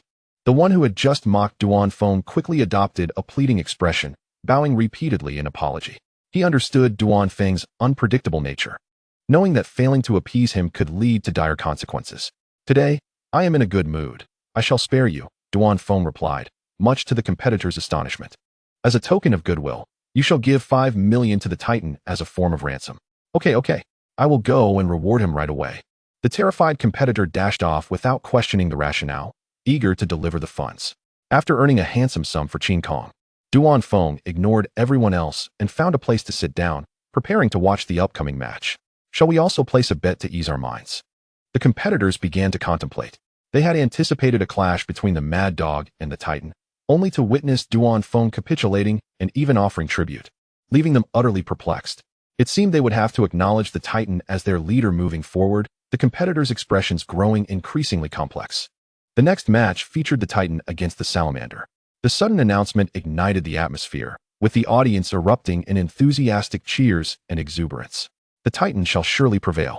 I have wagered my entire fortune. If I win, I will own the club. If I lose, I shall leap from the rooftop. The Salamander is formidable. I recall he is quite the veteran. His recovery ability is exceptional, and he likes to exhaust his opponents. Upon hearing the announcement, Qin Kong rose from his bench and strode toward the center of the arena. His upcoming opponent posed a considerable challenge. According to intelligence, the Salamander possessed 2 gene abilities, neurotoxin and regeneration. Both of us wield toxic abilities. The one who inflicts poison first will hold the advantage. Qin Kong squinted, devising a strategy. My toxin can paralyze muscles and inhibit blood coagulation, perfectly countering his regenerative capabilities. Even if my toxin fails, I can utilize lightning to suppress cellular healing. At that moment, a corpulent figure ambled onto the stage from backstage. This individual seemed lacking in stamina. After just a few steps, he began to wheeze heavily. You are the Titan? After a brief respite, the rotund man grinned broadly. I am Du Yu. It is a pleasure to meet you. Qin Kong was somewhat taken aback. He had heard tales of the brutality and vile nature of this rotund individual, so how could he exhibit such politeness? This morning, I noticed you accompanied by 2 charming young ladies. Why not relinquish them to me? Before Qin Kong could process the situation, Du Yu revealed his true colors. This fellow was clearly a lecherous fiend. Upon seeing Qin Kong with the pair of sisters, he immediately harbored lustful intentions. As long as you hand them over, I shall spare your life. Du Yu's lascivious and arrogant demeanor was utterly repugnant. The spectators promptly responded with jeers, eager for exhilarating combat rather than the lecherous antics of a scoundrel. I've heard that the Salamander possesses medicinal value, which esteemed patron is willing to place a bid. Instead of addressing Du Yu directly, Qin Kong posed a question to the audience. Just looking at him makes me nauseous, let alone any medicinal properties. I wouldn't accept him even if he were given to me for free. He deserves to be tossed into the sewers. The audience's reaction was far from the enthusiasm they displayed when bidding on bare paws, as they collectively expressed their disdain. After receiving these responses, Qin Kong turned to Du Yu, helplessly shrugging his shoulders. You are indeed unfortunate. No one wishes to buy. Thus your fate shall be one of utter annihilation. No sooner had he spoken than a thunderous roar erupted. Standing at 6 feet tall, Qin Kong transformed into an enormous beast, his roar resonating throughout the entire arena. Faced with this terrifying beastly cry, Du Yu's complexion paled slightly. However, regaining his composure, he promptly initiated his own beast transformation. A slimy salamander, over 3 meters in length, appeared in the arena, its body plump and cylindrical, dragging a long, flattened tail. It was evident that this creature was a D-class aberration. Having surpassed the evolutionary limitations of the salamander species, ordinary beast transformers would indeed find him formidable. Sister, this creature is truly repulsive, remarked Mei Yu, furrowing her brows in disgust from the stands. The audacity of that rotund man to covet the 2 sisters was utterly revolting. In contrast, Qin Kong's virtuous demeanor and unwavering determination rendered him even more alluring. Yan Shui chuckled. Then let us avert our gaze from him. Look how handsome Qin Gu is. Robust and powerful, as if a mighty deity has possessed him. Indeed, Qin Gu can surely vanquish him. Mei clenched her delicate fists, once again directing her attention to the center of the arena. It doesn't matter if you refuse. I can still slay you and seize them. Du leered lecherously. He suddenly propelled himself forward, swiftly charging towards Qin Kong, his beastly maw swelling ominously, seemingly gathering something. He intends to unleash poison. Qin Kong retreated, ever prepared to evade. Salamander venom primarily targets the nervous system. Once infected, it could impede nerve transmission, paralyzing the opponent entirely, or even leading to death. Should Qin Kong succumb to this attack, he could easily become a lamb led to slaughter. Chapter 11. All will be returned in kind. Salamander's lethal venom. Du opened his maw wide, and a murky, viscous liquid shot forth like a water arrow. His method of attack resembled that of a poison dart frog in the tropical jungle, launching venomous arrows at any adversary in sight. This was dire. The Titan's massive size rendered him a living target against the venomous arrow. The spectators held their breath in trepidation. That amount of poison shouldn't phase the Titan, right? What do you know? The salamander's toxin is exceptionally potent. Just a few grams could kill a grown man. That venom arrow must weigh at least several hundred grams. The Titan cannot withstand it. Faced with this lethal assault, Qin Kong remained remarkably composed, his expression betraying no signs of distress. He shifted his stance slightly, leveraging his powerful arms to perform an agile somersault, effortlessly evading the toxic arrow. The crowd erupted in astonishment. They could scarcely believe that such a colossal Titan could possess such agility. It was akin to a heavy tank effortlessly drifting around the curves of a mountain road. From the stands, Duan Feng squinted, quietly marveling at Qin Kong's speed. The agility of this massive beast was comparable to that of his swift canine companion. This individual possesses extraordinary potential. I must prepare accordingly, Duan Feng pondered. Seeing his attack easily evaded, Du felt a surge of anger. His beastly eyes glinted with fury as he opened his mouth, unleashing a torrent of poison arrows into the sky. They converged like a deadly rain, sealing off all avenues for Qin Kong's escape. Let us see how you evade this. Du cackled maniacally. This is my self-created ultimate technique, poison rain arrow array. Once unleashed, none shall survive. Qin Kong gazed impassively at the rain of arrows. The perils he had faced in warfare were far more daunting than this trifling display. Flee. Why should I run? The colossal ape raised its arms and slammed them down onto the ground with tremendous force. Boom. The earth-shattering sound reverberated through the arena, causing many spectators' ears to ring painfully. Qin Kong, brimming with ferocity, lifted a massive rock from the shattered ground and raised it effortlessly above his head.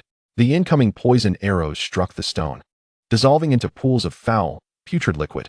They were neurotoxins, lacking corrosive properties, thus incapable of damaging inorganic matter. How infuriating! Witnessing his ultimate technique neutralized by a mere rock, Du's wrath only intensified. Once the arrow rain subsided, Qin Kong wasted no time and boldly launched his counteroffensive. His arm muscles bulged, thick veins spiraling along his forearms, reminiscent of serpents coiling. Whoosh! The very rock used to shield against the arrow rain tore through the air, emitting a thunderous roar, like a colossal cannonball. As the massive stone soared towards him, Du desperately braced himself, trembling as he attempted to retreat swiftly. Nowhere to escape. Qin Kong bellowed, charging forth on all fours. Harnessing the momentum of his charge, the giant ape leapt high into the air, delivering a powerful punch. However, his target was not Du, but rather the airborne boulder. Crack! The strength of the ape shattered the rock instantly, reducing it to numerous varying-sized fragments that pursued the fleeing Du relentlessly. What a brilliant maneuver! Returning his own tactics against him. Observers from the stands, seasoned competitors, recognized the cleverness of this strategy and marveled. Master, what have you discerned? Several newcomers, puzzled, inquired eagerly. It's quite simple. The boulder was about to land and could not inflict effective harm on Du. The Titan shattered it with his strength, redirecting the attack and reapplying force. After a pause, the observer continued. Moreover, he utilized the shattered rock fragments to create a stone rain assault, mirroring the poison rain arrow array's approach. Gasp! The newcomers, upon hearing this explanation, could not help but inhale sharply. Are you suggesting that the Titan learned Du's technique on the spot and returned it in full? The observer nodded, a hint of admiration crossing his face. Do not simply refer to him by name. He should be addressed as Titan Master. Thank you for the reminder. We shall remember. The newcomers replied gratefully.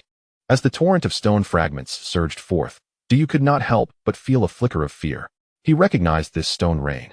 It was evidently a refined version of his poison rain arrow array. The Titan's strength was immense, and his capacity for learning was astonishing. Having only seen it once, he perfectly replicated his own technique.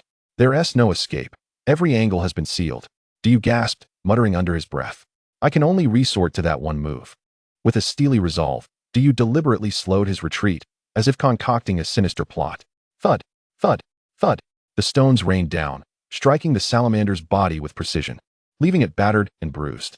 Du let out a wretched scream, collapsing to the ground, blood pouring from his wounds. Qin Kong approached slowly, holding a shard of sharp-edged stone in his hand.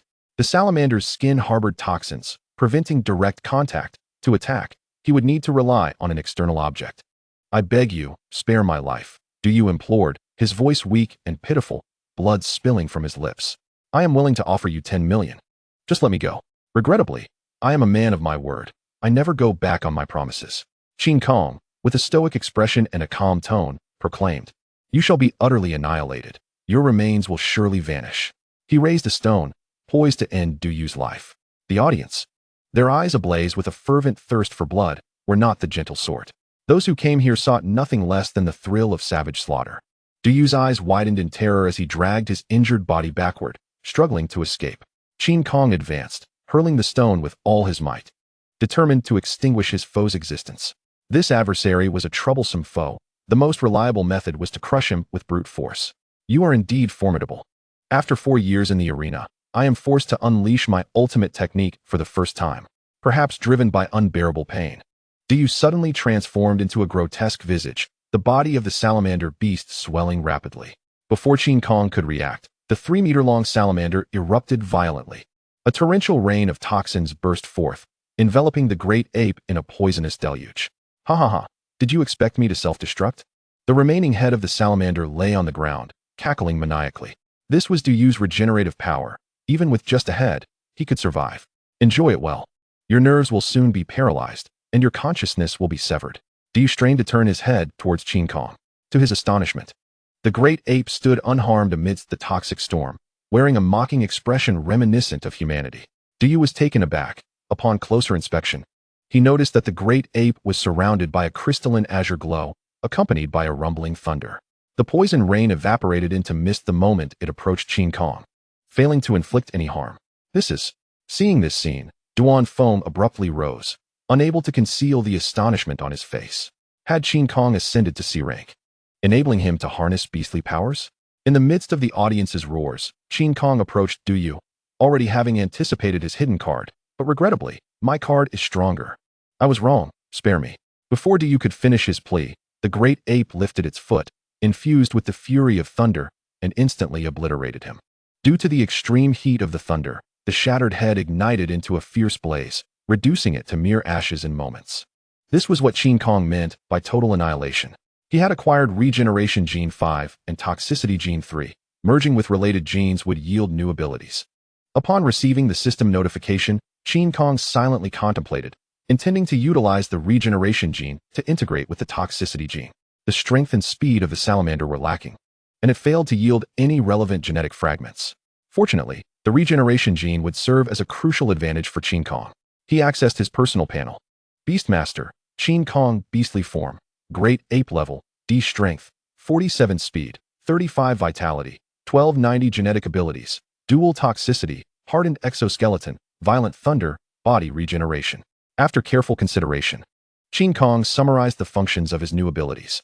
Dual Toxicity, capable of secreting 2 distinct types of venom, differing in nature, form, and lethality.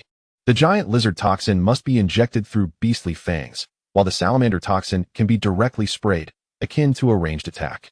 Body Regeneration requires the consumption of vitality points. The more vitality expended, the faster the healing process, even allowing for the regrowth of severed limbs. Regeneration is my current means of survival. If utilized wisely, I shall emerge from countless battles unscathed. Qin Kong willed himself back into human form. Victor, Titan. At that moment, the announcement reverberated, igniting the atmosphere to its peak. The audience fervently chanted the name of Titan, their expressions filled with fervor. as if they wished to become Qin Kong's devoted fans for a decade. Titan's battles were captivating. No matter how treacherous the opponent, death was inevitable. Haha. I've won another 200,000. Titan is truly my lucky star. I wish to bear Titan's children. He is both handsome and fierce. As Qin Kong returned to the contestants backstage, the alluring sisters followed closely. Their faces were alight with excitement. Had it not been for Qin Kong's formidable aura, they would have already pressed their bodies against him. Brother Qin, you are so handsome, decisively vanquishing that fat man.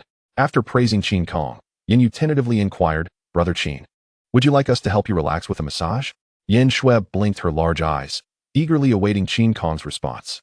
The sisters were now in servant roles, eager to serve him well. No need. I am not accustomed to being touched by others. Qin Kong chuckled lightly, firmly declining the sisters' offer. Having spent considerable time in the military, he had grown accustomed to vigilance. The two beauties were inevitably under Lin Yuyan's command, and he could not extend his trust easily. Do not take it to heart. I am not targeting you both. Noticing the sisters' unease, Qin Kong reassured them. Tonight, I will be shopping in the black market. You both should dress beautifully to enhance my reputation. All right, we promise not to embarrass you, Brother Qin. The sisters then sighed in relief and swiftly departed to prepare for the evening's shopping excursion. You possess immense power, and your composure is commendable. Such qualities are rare for one so young. From the shadows, Duan Feng's voice resonated. He had been waiting in the backstage area, eager to converse with Qin Kong. Witnessing Qin Kong's rejection of the sisters' service filled him with admiration. In this chaotic era, it was indeed rare to find a young man who could resist the allure of beauty. It is nothing to boast about. I simply tend to think deeply. Qin Kong sat across from Duan Feng, casually opening a bottle of drink. How is your wife faring? Qin Kong asked, feigning ignorance. Duan Feng's return to the arena suggested that his wife's condition had improved. This inquiry was a means for Qin Kong to swiftly steer the conversation. Your method is quite effective. Her health is steadily improving, and she can even exercise at home now. Speaking of his wife, Duan Feng's previously vacant eyes softened considerably. That is good news. Qin Kong nodded, continuing, after 2 months of persistence, we can commence the second treatment. I wish to know, what is your wife's beastly form? My wife is a white dove, but due to her semi-beastly state, she has prematurely grown a pair of enormous wings. It was precisely this burden that nearly led to her demise, Duan Feng sighed. Then it is simple. The second treatment is called supplementing form with form. You must prepare a sufficient number of white doves for your wife to consume one each day. Qin Kong elaborated. The genes your wife lacks must be replenished from related beasts. Fortunately, her beastly form is a white dove. Had it been a lion or tiger, the treatment would be considerably more challenging. I see. Duan Feng nodded, pausing briefly before continuing. I am not one for flattery, but I understand the importance of gratitude. You saved my wife's life. Thus, I owe you a life in return. Upon hearing this, Qin Kong chuckled and asked, what would I do with your life? It is quite simple. I shall follow you and serve you, Duan Feng explained. The currents in Xingyue City are tumultuous. I must seek a protector. You possess immense potential and unwavering resolve. I wish to take a gamble. Observing the determination in Duan Feng's eyes, Qin Kong did not hesitate to agree. He had intended to recruit the fierce dog, and this proposal aligned perfectly, leaving no room for hesitation. I am now the captain of the Dark Guard in the arena. You should join the Dark Guard squad. Let us earn a bit of Lin's salary together. Qin Kong said half-jokingly. Duan Feng was taken aback. He had previously been recruited by Lin Yuyan, but at that time, he had declined the invitation to care for his wife. He had not anticipated that Qin Kong had become the captain of the Dark Guard. Thus, he ultimately joined the Dark Guard squad. All right, assign me tasks as they arise. Duan Feng, a man of few words and directness, replied. After a moment of contemplation, Qin Kong commanded, Lin Yuxian is preoccupied with the beast arena. Go and eliminate a few of his capable subordinates without revealing your identity. The beast arena serves as a commendable platform for development, allowing Lin Yuyan to gain control, which aligns with my interests. As for Lin Yuxian, that fellow is on the brink of death, and I could eliminate him at any moment. Understood, this is quite simple. Duan Feng grinned widely. For a mad dog, murder is the easiest task. He turned to leave without a hint of hesitation. Watching the lean figure depart, Qin Kong felt rather pleased. He had successfully recruited a formidable individual from a past life, adding another layer of support on his path to growth. Chapter 13. Shopping in the black market. As night fell, Shadow City thrived with activity. Countless black market stalls sprang up, with shouts and calls filling the air. After nearly a week at the Beast Arena, Qin Kong's assets had surpassed 20 million. However, to be frank, 20 million is not substantial in the black market. Barely enough for a lavish spending spree. Brother Qin, what would you like to purchase? I am quite knowledgeable about the black market and can assist you, Yin whispered, leaning closer. Inhaling the alluring fragrance, Qin Kong replied with a smile. Let us wander for a time first. I shall consult you later. Upon hearing this, Yin obediently nodded and took a half step back in a gesture of respect. Hey, who is that guy? Why is he wandering around with two beauties? The black market was not lacking in lecherous individuals, and they were nearly drooling over the pair of sisters. Who else could be with those beauties? It must be the star of the beast arena, Titan. An informed person quickly advised, you better not provoke him. He kills without a second thought. Upon hearing this, the lecherous men immediately fell silent, closing their eyes and turning away, no longer daring to covet the sisters. Just a mention of Titan was enough to send them scurrying, showcasing the fearsome reputation Qin Kong had cultivated. Boss, how much for this item? Approaching a stall, Qin Kong crouched down and casually picked up a bone shard. This is a dragoness phalanx, a rare treasure, priced at 30 million. The stall owner, a white-haired old man, exaggeratedly praised the item upon seeing Qin Kong's inquiry. Attempting to extort a ludicrous price, Qin Kong merely smiled, remaining silent. It was evident the stall owner mistook him for a naive rich kid, thinking he could take advantage of him. However, Yin Shui could no longer contain herself and scolded sharply. Are you courting death? When has Earth ever seen dragons? Spouting nonsense and daring to demand such an outrageous price. Do you even know who we are? Saying this, Yin Shui revealed a specially crafted ancient bronze pendant, intricately engraved with a swirling mist. Lin Shi, the old stall owner, immediately shrank back, quickly donning a smile. My apologies, young master, I must have been mistaken. This is clearly a bay crocodile's phalanx, a fair price of 3,000. From 30 million to 3,000, all it took was a single Lin Shi pendant, which was truly astonishing. This is indeed a fair price. I will take it, Qin Kong said with a smile, pocketing the phalanx and moving on. As the accounting maid, Yin Shui paid the stall owner with an exasperated expression. You are truly courting death. If you provoke, Brother Qin, even hundreds of lives would not suffice. The old man chuckled awkwardly. I must have misjudged. I apologize for the oversight. Thank you for the reminder, young lady. Gene system, commence analysis, Qin Kong silently intoned. And the bay crocodile phalanx began to decompose rapidly in his hand. Bay crocodile phalanx possesses aquatic gene 1, strength gene 1, and bite gene 1. All genes activated. A smile spread across Qin Kong's face. Acquiring 3 attribute points for just 3,000 was indeed a tremendous bargain. After scattering the remains of the phalanx, he continued his search for desired items. However, after a round of browsing, he found nothing else as inexpensive as the phalanx and decided to pause. Yinyu, where can I find enhancement potions? I seek those of superior quality, Qin Kong inquired. Upon hearing the request, Yinyu immediately began to introduce. To the east of the black market, there is a large shop where the quality of enhancement potions is the best. Let us go there. Ladies and gentlemen, we have just received a new batch of enhancement potions, the latest products from Tingyuan Company, quality guaranteed. The owner of the Jixin Hall proclaimed confidently. He displayed a batch of exquisitely packaged enhancement potions, each adorned with the Tingyuan Company logo, clearly smuggled goods.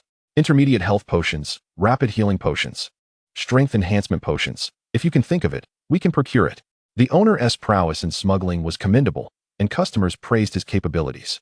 In 30 minutes, Jixin Hall would commence sales.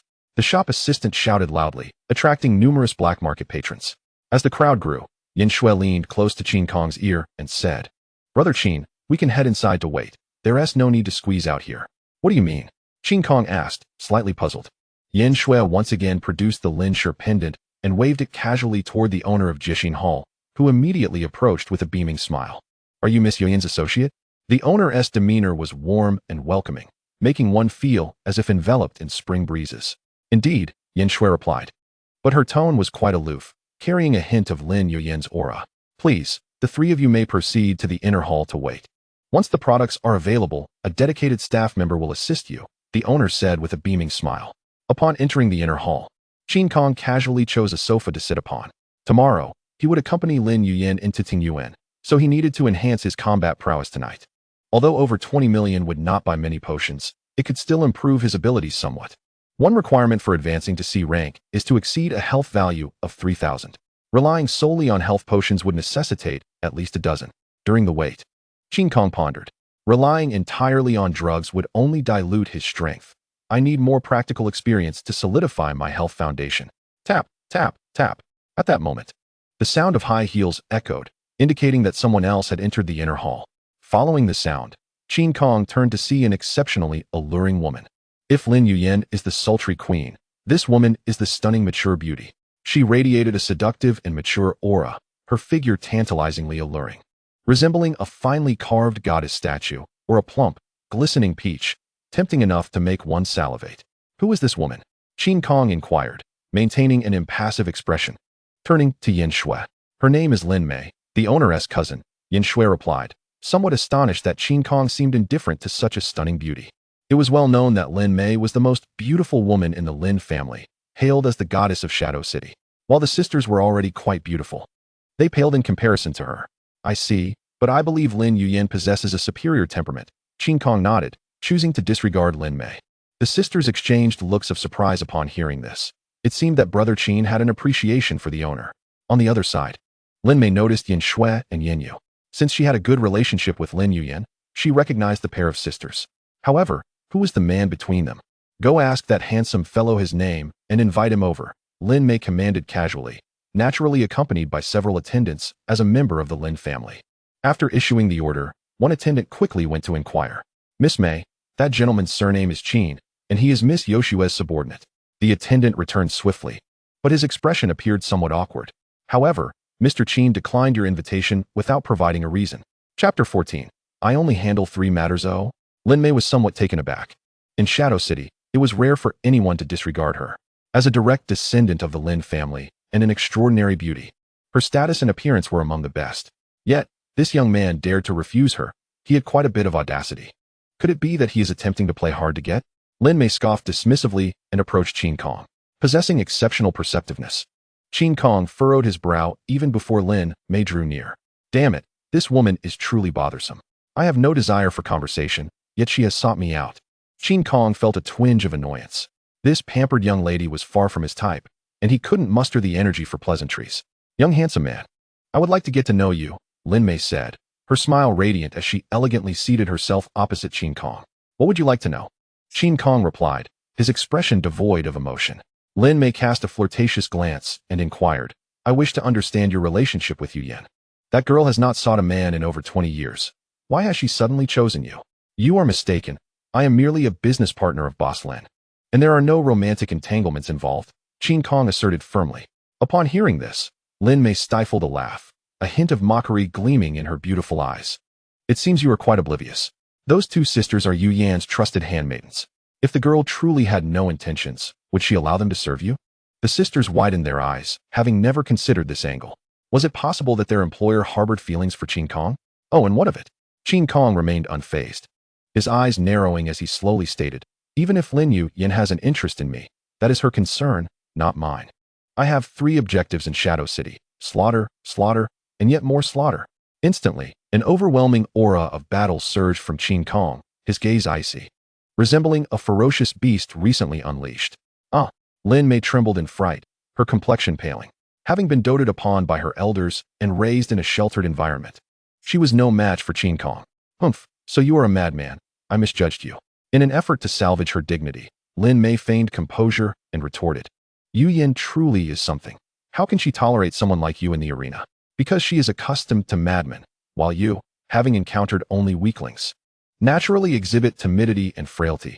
Qin Kong leaned back on the sofa, speaking nonchalantly. You. Lin Mei's face flushed with indignation at such mockery. As the daughter of the Lin family and regarded as a jewel by her elders, she found it unacceptable to be humiliated by a mere boy. However, recalling the terrifying glare from moments ago, her confidence dwindled. Madman, I shall have you Yin teach you a lesson. Lin Mei could not contend with Qin Kong, and in a fit of anger, she turned to flee. Witnessing this scene, her entourage was left in shock, hastily pursuing her. If anything were to happen to Miss Mei, they would be held accountable. Qin Gu, why are you targeting Miss Mei? Yin Shui inquired, genuinely perplexed. Having spent considerable time in Shadow City, she had never heard of anyone daring to antagonize Lin Mei. People generally bestowed special treatment upon beauties, especially someone as powerful and stunning as Lin Mei, making conflict with her quite rare. Yet, here was someone who had immediately dismissed her with a sour expression, as if she owed him money. Qin Kong shrugged and replied, who told her to seek trouble? I ignored her, yet she insisted on jumping in to assert her presence. At 30, she behaves like an oversized infant. Running away at the slightest remark, she is no match for Lin Yuyan. Upon hearing this, the sisters were both amused and exasperated. They quickly urged, in truth, Miss May is quite amiable and never bullies others. Moreover, she has a good relationship with our boss and often speaks on her behalf. Never mind. Her infantile demeanor is easily appeased. That was merely a minor farce and will not affect Lin Yuyan. Qin Kong responded indifferently. The sisters exchanged helpless glances, realizing that Qin Gu was indeed too unconventional. Regardless of status or beauty, if someone displeased him, he would not hesitate to confront them. Where has Miss May gone? The owner of the Jiayu Hall entered, looking quite puzzled. He had escorted Lin May to the inner hall, yet in the blink of an eye, the distinguished guest had vanished. Miss May had urgent matters and left first. Please continue to host us, Yin Shui, acting as a maid, swiftly explained. She sensed Qin Kong's impatience and hoped to expedite the shopping process. Very well, allow me to introduce our store's best-selling products. As Qin Kong and his companions were esteemed guests, the owner did not dare be neglectful and promptly instructed his subordinates to wheel out a cart filled with potions. No need for introductions. I am more knowledgeable than you, Qin Kong interjected. After being disturbed by Lin May, he had no desire to linger. Pointing to the cart, he declared, 2 units of intermediate vitality potions, 1 unit of blood fusion potion, 1 unit of strength enhancement potion, and 1 unit of mental stability potion. I just reviewed your price list. The total for these items comes to 20 million. Please pack them up and deliver them to the arena. Yin Shui, you may proceed with the payment. For a moment, the inner hall fell silent. Everyone stared at Qin Kong, their expressions somewhat dazed. Shall I repeat myself? Qin Kong rose, surveying the room. The owner of Jiayu Hall snapped back to reality and waved his hand, exclaiming, No need, no need. I heard you clearly. I will prepare it immediately. Qin Gu is so impressive. How do you know everything? Yin Yu said, her face filled with admiration. Just a bit of understanding. I prefer a straightforward approach, Qin Kong explained as he walked toward the exit. This was a habit cultivated during his time in the resistance, where all actions must be swift, accurate, and efficient. It was a prolonged war, with enemies from countless stars. Any hesitation or delay could plunge the resistance into despair. I must hasten my progress. According to my memories from the past life, the first scout team will arrive in 2 months. Gazing at the flickering neon lights of Shadow City, Qin Kong silently contemplated. The minimum strength of the scout team is B class. I must elevate my own level by at least 2 ranks before their arrival to capture them all. Accompanied by the 2 maids, Qin Kong proceeded to the residence near the arena. In his previous life, they had landed in the southern hemisphere of Aoya Kingdom, establishing a massive war base within just a month. Merely relying on personal strength would not suffice to thwart them. I need at least a team with equivalent combat power. Employing tactics such as infiltration, assassination, and harassment to eliminate their active forces. I must recruit more combat enthusiasts like Quan Quan. Shadow City is an ideal location to assemble a team. Whether it be the Lin family or external forces, they must align with my interests. Having clarified his thoughts, Qin Kong bid farewell to the sisters, entered his residence, and awaited the delivery of the potions to commence his training for the night. Chapter 15. Deducting your salary after a night of enhancement, Qin Kong's vitality value had surpassed the 2,000 mark. It must be said that investing money indeed facilitates a rapid increase in combat power, but it also rendered Qin Kong once again a pauper. Why did you provoke my cousin last night? Lin Yuyan suddenly asked in her luxurious vehicle. Clearly, Lin Mei had reported the incident, and she had come to seek accountability. Qin Kong gazed out the window, responding nonchalantly, I dislike engaging with pampered young ladies, so my tone was a bit harsh. Lin Yuyan shot him a reproachful glance and retorted, Do remember, I am also a pampered young lady. You possess a slightly better temperament than her. I can reluctantly accept that. Qin Kong's words were infuriating. Should I be grateful for your compliment?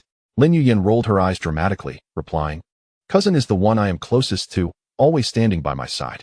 If you drive her away, I will deduct all your salary. Rest assured, I am quite adept at handling foolish women like her. I will surely keep her on your side. Qin Kong turned his head, confidence gleaming in his eyes. Lin Yuyan furrowed her brow and muttered, At your young age, you are so fond of boasting. Have you ever been in a relationship? What gives you the right to handle my cousin, who established the rule that only those who have been in relationships can manage women? Qin Kong regarded her with a peculiar gaze and stated, Do not project your own experiences onto others. Just because you have never been in a relationship does not mean others lack experience. Lin Yuyan was taken aback. It turned out she had unwittingly set herself up for ridicule, only to be countered by Qin Kong's retort. What are you saying? Lin Yuyan said, flustered. The men pursuing me could fill Shadow City. I simply do not fancy them. I believe you. Qin Kong let out a scoff and unexpectedly closed his eyes to rest. Do not overstep your bounds. Your attitude towards me is becoming increasingly intolerable. Witnessing Qin Kong's nonchalance, Lin Yuyan felt a surge of indignation. She realized that she should not have indulged Qin Kong, as it led him to completely disregard her authority as his employer. Those who achieve great things do not concern themselves with trifles. When you are in charge of the entire Yining city, you will only remember the contributions I made. Qin Kong said slowly. Lin Yuyan, at a loss for how to deal with him, leaned back in her chair, simmering in frustration. She was perplexed. In the past, she had never worn her emotions on her sleeve, yet Qin Kong's few words had managed to provoke her temper. The Yinxue sisters were sent out to monitor you. Do not overthink it. I have no inclination towards younger men. Lin Yuyan spoke again after a moment's pause. She needed to clarify the misunderstanding to prevent anyone from harboring misplaced feelings. No need to explain. I am well aware of your little schemes. Qin Kong replied with a smile, clearly unperturbed. He had long since deduced the true purpose of the sisters and had never placed any trust in them. It was merely a pretense. You really are a bit infuriating, Lin Yuyan retorted, her teeth clenched in annoyance at his calm demeanor. The vehicle gradually came to a halt. A towering technological edifice, exceeding 100 meters in height and sprawling across a vast area, appeared outside the window. This was the colossal enterprise of Xingyue City, Tingyuan Biomedical Company. We have a new product launch today, and I have brought you along in my capacity as a shareholder. Lin Yuyan explained, returning to the matter at hand. Qin Kong nodded and, for the first time, said, Thank you for your hard work. Let us hurry inside. Lin Yuyan was somewhat taken aback by his tone and inquired, Let me confirm once more, you are not here to cause trouble, are you? Tingyuan is a formidable force. I cannot handle this alone. As Qin Kong opened the car door, he assured her, I am merely satisfying my curiosity. I have no intention of creating chaos. All right. I will trust you this once, Lin Yuyan said as she exited the vehicle, her long, alluring legs stepping out as she walked alongside Qin Kong. By this time, a crowd had gathered at the entrance of Tingyuan, likely those attending the product launch. Hey, who is that beautiful lady? One well-to-do young man inquired about Lin Yuyan's alluring figure. She is the Viper of Yining City. Do not provoke her, a knowledgeable associate warned. The young man scoffed. Damn, why are all the Lin women so stunning? I truly want to challenge her. In that case, I have an idea for young Master Feng. The internal conflict within the Lin family is escalating. Young Master Feng could involve himself, a certain opportunist chimed in mysteriously. Lin Yuyan will undoubtedly seek external assistance to solidify her position. Hearing this, Feng Qing's expression darkened. Do you think I'm foolish? Who would dare meddle in the Lin family feud? I cannot risk the entire Feng family for a woman. Aren't you looking for a challenge? High risk often brings high reward. The man laughed heartily. Feng Qingze fell silent, redirecting his gaze towards Lin Yuyan. Qin Kong followed Lin Yuyan into the elevator. As a shareholder, she naturally possessed the privilege of direct access. The Tixingua is hidden in a pot of orchids on the 17th floor. I need to find the perfect opportunity to accidentally enter the 17th floor. As the elevator ascended, Qin Kong formulated a plan. The product launch was open to various factions in Xingyue City, leading to a diverse mix of attendees. If Qin Kong could incite chaos during the launch, it would entangle the factions and provide him ample time to act. However, he had to control the level of chaos. Otherwise, Tingyuan would seal the building, search for suspects, and even attract the attention of the reverse-scale organization. While contemplating, the elevator reached the 28th floor. This was the venue for the launch. Still somewhat distant from Qin Kong's objective. What are you thinking? Follow me. Let's take the VIP seats, Lin Yuyan inquired curiously. As it was the first time she had seen Qin Kong lost in thought. Nothing much, just reflecting on how wealthy Tingyuan is, Qin Kong replied. Snapping back to reality and fabricating an excuse. Hee, you truly are still a child. Do not worry, I will ensure you see more of the world in the future. Lin Yuyan seized the opportunity to tease him. Childish. Who is the real child here? Qin Kong promptly countered, you can easily test my maturity. Upon hearing this, Lin Yuyan's brows furrowed, and she admonished, you are teasing me again. Ah, it feels quite good. Qin Kong surprisingly acknowledged his teasing behavior, catching Lin Yuyan off guard. You. Lin Yuyan stammered in frustration, finally understanding her cousin's sentiments and wishing to pummel Qin Kong into a pulp. Enough chatter, let us focus on the launch. Qin Kong said flatly, showing no intention of appeasing her. This man, seasoned in battle, indeed possessed a peculiar temperament. The gentle attributes of a warm-hearted man were rarely evident in him. "You insufferable man. I will deduct your entire salary when we return." Lin Yuyin fumed while sitting in the VIP section, silently vowing vengeance. Chapter 16. New Product Launch. Welcome, esteemed guests. Today marks the Tingyuan Summer New Product Launch, where we will grandly unveil our latest technological innovations. With a wave of his hand, the responsible party signaled for the curtains to rise at each exhibition booth. Sparkling strengthening potions, condensed healing capsules, titanium alloy mechanical beast claws. As these new products were revealed, awe swept through the attendees. No wonder Tingyuan had risen to prominence. They consistently developed world-changing products each quarter, making it impossible for them not to profit. First, I would like to introduce the third-generation blood enhancement potion. Tingyuan has eliminated 99 of impurities based on the second generation. As a result, the side effects of blood enhancement have been minimized. Everyone need not worry about blood instability and can freely enhance their strength. Upon hearing this introduction, Lin Yuyin's beautiful eyes widened in astonishment. If such a potion were to flow into the black market, it would undoubtedly set off a frenzy. She muttered softly, "If my subordinates were to consume this, their strength could be elevated a notch." Do not trust him. The third-generation enhancement potion is merely an experimental product, Qin Kong cautioned. In his previous life, Tingyuan had been embroiled in a tremendous scandal. They had directly sold unguaranteed experimental products at exorbitant prices. The truth was simple. A certain scientist colluded with company executives to falsify experimental data, allowing the third-generation potion to prematurely complete its development process. "How do you know this?" Lin Yuyin regarded him with suspicion. "Trust me, you will not regret it," Qin Kong assured confidently. Seeing him so adamant, Lin Yuyin had no choice but to nod in agreement. "All right, I will refrain from purchasing for now. If it turns out to be a loss, I will deduct it from your salary. Only a fool would cling to a meager salary. I prefer to earn extra money," Qin Kong replied dismissively. The responsible party began to introduce the second product. This is the healing capsule, which integrates the latest technology. It can make minor injuries vanish and allow severe injuries to recover. As long as a beast transformation user has a breath left, the healing capsule can save their life. Just as Lin Yuyin prepared to express her astonishment, Qin Kong interjected with sarcasm.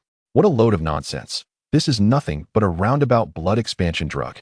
When consumed, it may indeed provide a temporary boost, but the expanded blood energy could easily rupture any beast transformation user." Lin Yuyin, astonished, leaned in closer and whispered, "Is that true? Does this capsule have problems too?" "Yes, they have an insider.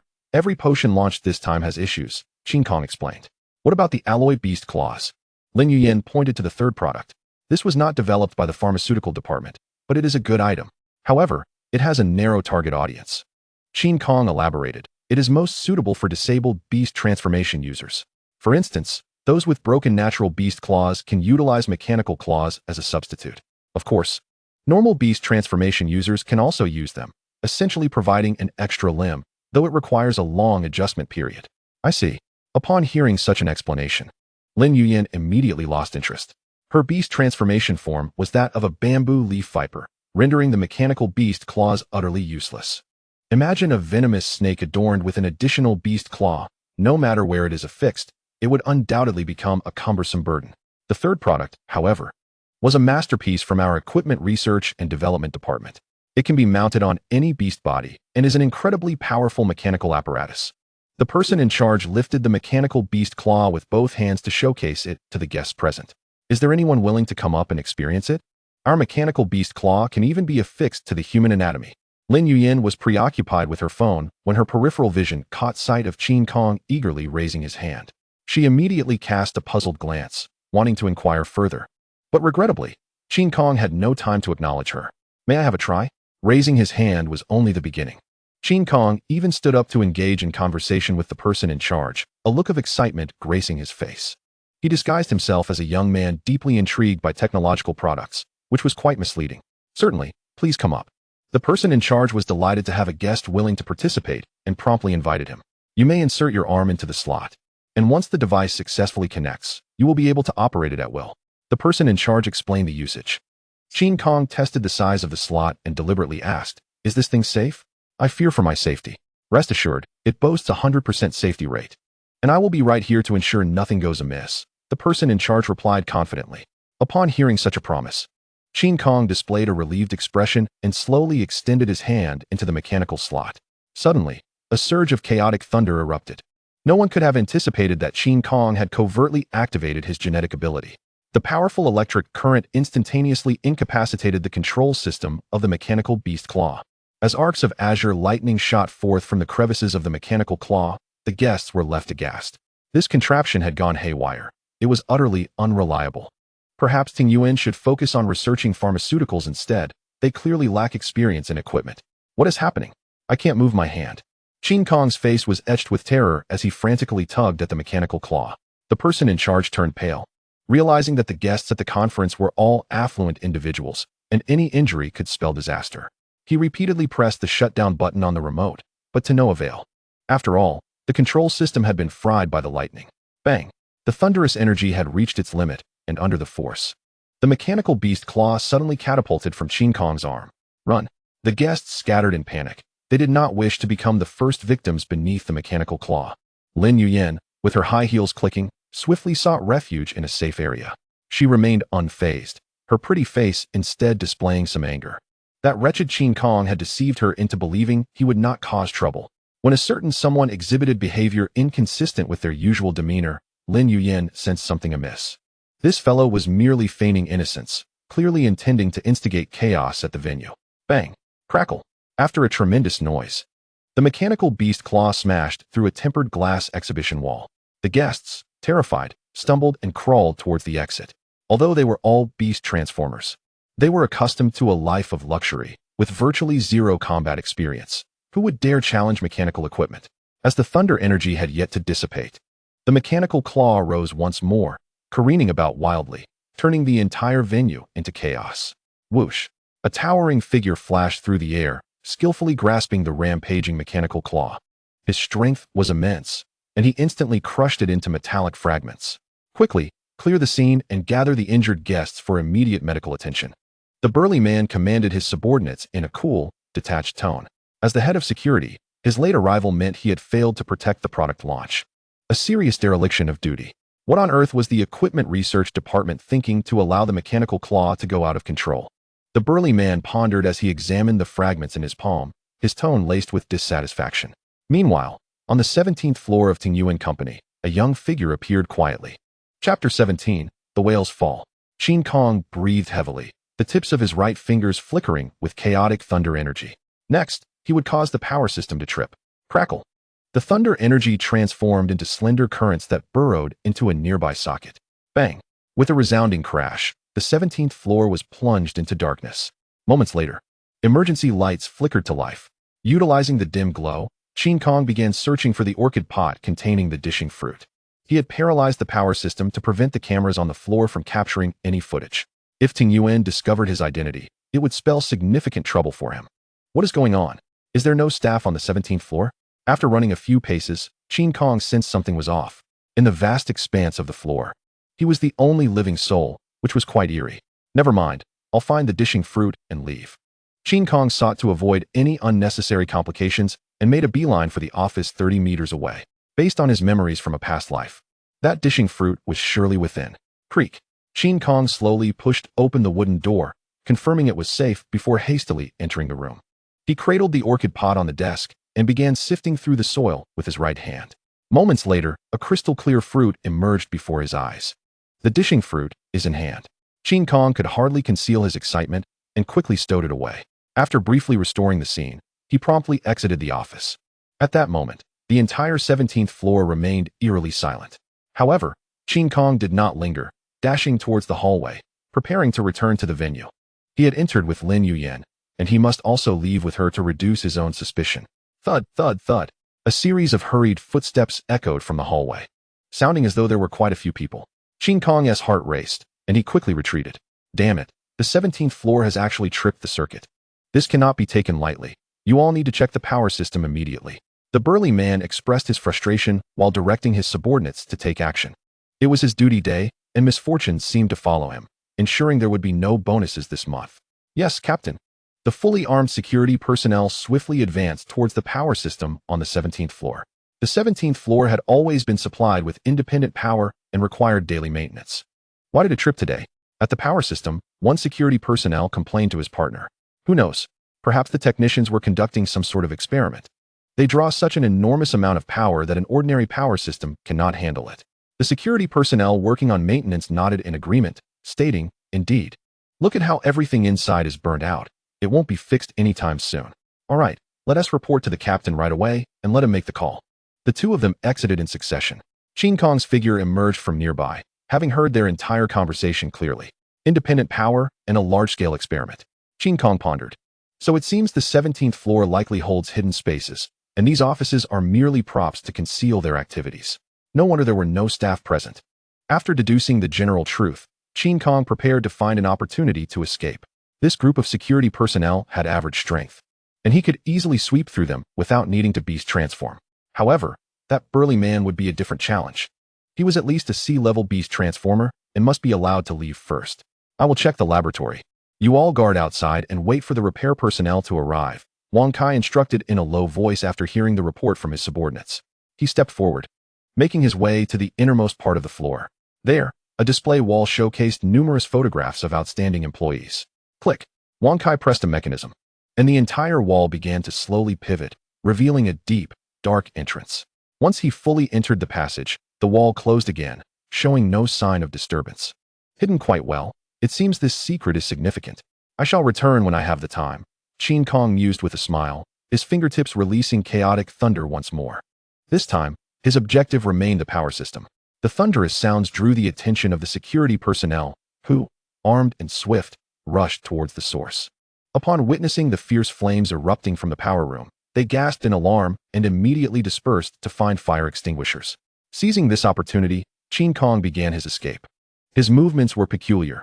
Each time he was on the verge of being spotted, he adeptly slipped into the shadows, narrowly evading the gaze of the security staff. Remarkably, he managed to flee without engaging in combat. Once he entered the corridor, Qin Kong exhaled in relief. He had no desire to confront the burly man directly. The disparity in their levels would only result in his disadvantage. Fortunately, that fellow had departed early. Otherwise, he would have to hide for a longer duration. As Qin Kong approached, Lin Yuyan wore a distinctly displeased expression. "You deceived me," she accused. "How did I deceive you?" "The mechanical claw malfunctioned on its own.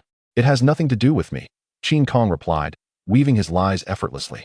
Lin Yuyan glared at him and inquired, "Then where did you go?" "I was terrified by the mechanical claw and sought a safe place to collect myself." "Is there a problem with that?" Qin Kong shrugged, his expression one of feigned innocence. Do you think I would still believe you?" Lin Yuyan retorted angrily, turning to leave. The crowd was too large and too watchful. They would discuss matters back in Yining City. "You must provide me with a reasonable explanation today." Fingering the tea Xinguo in his pocket, Qin Kong chuckled nonchalantly. "Sure, you want to hear something? I can fabricate a tale. What about revealing a secret of Tingyuan Company as a small compensation?" After enduring Lin Yuyan's icy glare for a considerable time, Qin Kong decided to take a step back. Seeing him relent, Lin Yuyan's anger diminished somewhat. "Fine, go ahead." Her ire stemmed not from the issue with Tingyuan, but from Qin Kong's attitude. Having been deceived by him for so long, how could she maintain her dignity as a boss? Tingyuan is engaged in clandestine experiments, likely linked to their beast transformation project, Qin Kong stated. In his previous life, he had harbored doubts regarding beast transformation. After witnessing the anomalies on the 17th floor, he felt increasingly assured. The so-called beast transformation could very well be a scheme to transfer a powerful beast form from one to another. It stands to reason. How could a beastified mouse be transformed into a beastified tiger? Genetic adjustments may be feasible, yet a complete overhaul is impossible. Even Qin Kong's genetic system merely enhances his form as a giant ape. It would not allow him to become a giant python. No matter how advanced Tingyuan's technology, it could never surpass the mysterious system, could it? Are you suggesting that beast transformation is unreliable, perhaps even a scandal for Tingyuan? Lin Yuyan expressed curiosity. Indeed. Should this matter come to light, Tingyuan would suffer greatly, possibly leading to its collapse, Qin Kong asserted confidently. If Tingyuan falls, our Lin family's interests will also be compromised. Being a member of the Lin family, Lin Yuyan naturally had to consider her family's welfare. Qin Kong chuckled, rising to his feet. "Do not dwell solely on those shares. If Tingyuan were to collapse, various factions would undoubtedly divide its spoils. In that case, the Lin family could acquire even more. It is the natural order of life." Hearing this, Lin Yuyan lowered her beautiful eyes, lost in contemplation. Chapter 18, Mission Report. Within his residence, Qin Kong swallowed the tea Xinguo whole. The effort he had expended to obtain this fruit was solely for the purpose of advancing to sea level. The conditions for promotion to sea level are twofold. First, to surpass a blood value of 3,000, and second, to sense the beast power within and gain complete control over it. The Tixingua is an excellent fruit for enhancing willpower and accelerating the perception of beast power. This fruit, invaluable and rare, could easily fetch prices exceeding 100 million. Nonetheless, it seldom circulates in the market, as most are held by the elite for the advancement of their descendants. This fruit, hidden within an orchid pot, was the stolen loot of a Tingyuan technician. In his previous life, Qin Kong had been privy to all the details of this case, which had been unraveled by the reverse scale organization. The technician would never have anticipated that the only individual aware of the stolen item would be outpaced by another. Qin Kong closed his eyes, beginning to sense the effects of the Tixingua. There is a saying on Earth: E-level beastifiers are classified as ordinary beasts, while D-level beastifiers are marked as mutated beasts. Regardless of their strength, these two levels belong to the realm of biological evolution. However, C-level and above represent an entirely new domain. They are designated as extraordinary beasts, transcending the boundaries of earthly life, entering the realm of the extraordinary, even rivaling the divine beasts of myth. Take Qin Kong as an example. When he ascended to sea level in his previous life, he awakened the ability of supergravity. This genetic capability could alter the rules of the world, increasing gravity within a specified range, forcibly suppressing enemies, a truly overpowered ability.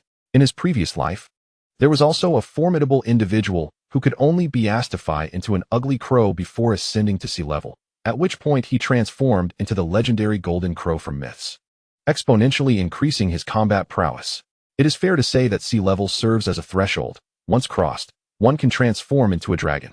My willpower has reached the required standard. Now I merely need to accumulate vitality, and I can break through at any moment. Qin Kong opened his eyes, a smile gracing his face. Lin Yuyan had mentioned granting him 6 months to reach sea level, but now it seemed he would meet the requirements in just 2 weeks. Achieving 2 levels within a month would undoubtedly raise eyebrows if the outside world were to find out. Early the next morning, Dai Heng and Li Jingde returned to Yining City. Their mission to gather intelligence had concluded, and they were now reporting back to their captain. "Hey, Lao Dai, have you heard the news?" Li Jingde's expression suddenly turned mysterious. "In the past couple of days, 7 or 8 people have died on Lin Yoshuan's side." Dai Heng appeared puzzled and asked, "I was unaware of this. However, you have been with me on this mission, so where did you hear this?" "Humph. Who in Yining City doesn't he have a friend?" Li Jingde replied with a hint of pride, explaining, "Lin Yuxian is our creditor, so naturally, I would have someone keep an eye on his movements." "Okay, but if his people are dead, what does it have to do with me? We are members of the Dark Guard." Dai Heng dismissed the matter. Li Jingde chuckled. "Actually, my thought is quite simple. If Lin Yuxian falls, do we no longer have to repay the debt?" "Ah, I like the sound of that." Dai Heng's eyes brightened. "Perhaps we should find an opportunity to take action?" Upon hearing this, Li Jingde quickly nodded in agreement. They owed Lin Yuxian a substantial sum, and the interest was sky high. They would never be able to repay it in a lifetime. Since Lin Yuxian was ruthless, they too would be unyielding, directly cutting the roots of the creditor. While the direct combat capabilities of cat and mouse may be insufficient, their cunning in the shadows is second to none. "Miss Yin Yu, do you know where our Captain Qin is?" Dai Heng politely asked Yin Yu within the beast arena, aware that the sisters were the boss's confidants. He dared not be disrespectful. "Qin Gu is in the boss's office. You can find him there," Yin Yu replied. She increasingly suspected that Qin Gu was attempting to pursue the boss, as he had been frequenting her office whenever he had a moment to spare. The usually aloof and formidable boss had said nothing, seemingly acquiescing to such behavior. "Before you go in, make sure to knock and ask. Do not create an awkward situation," Yin Yu advised, tilting her head. "Thank you for the reminder, Miss Yin Yu." Dai Heng promptly expressed his gratitude. On the way to the office, Li Jingde whispered, "I can tell that the captain is definitely on good terms with the boss."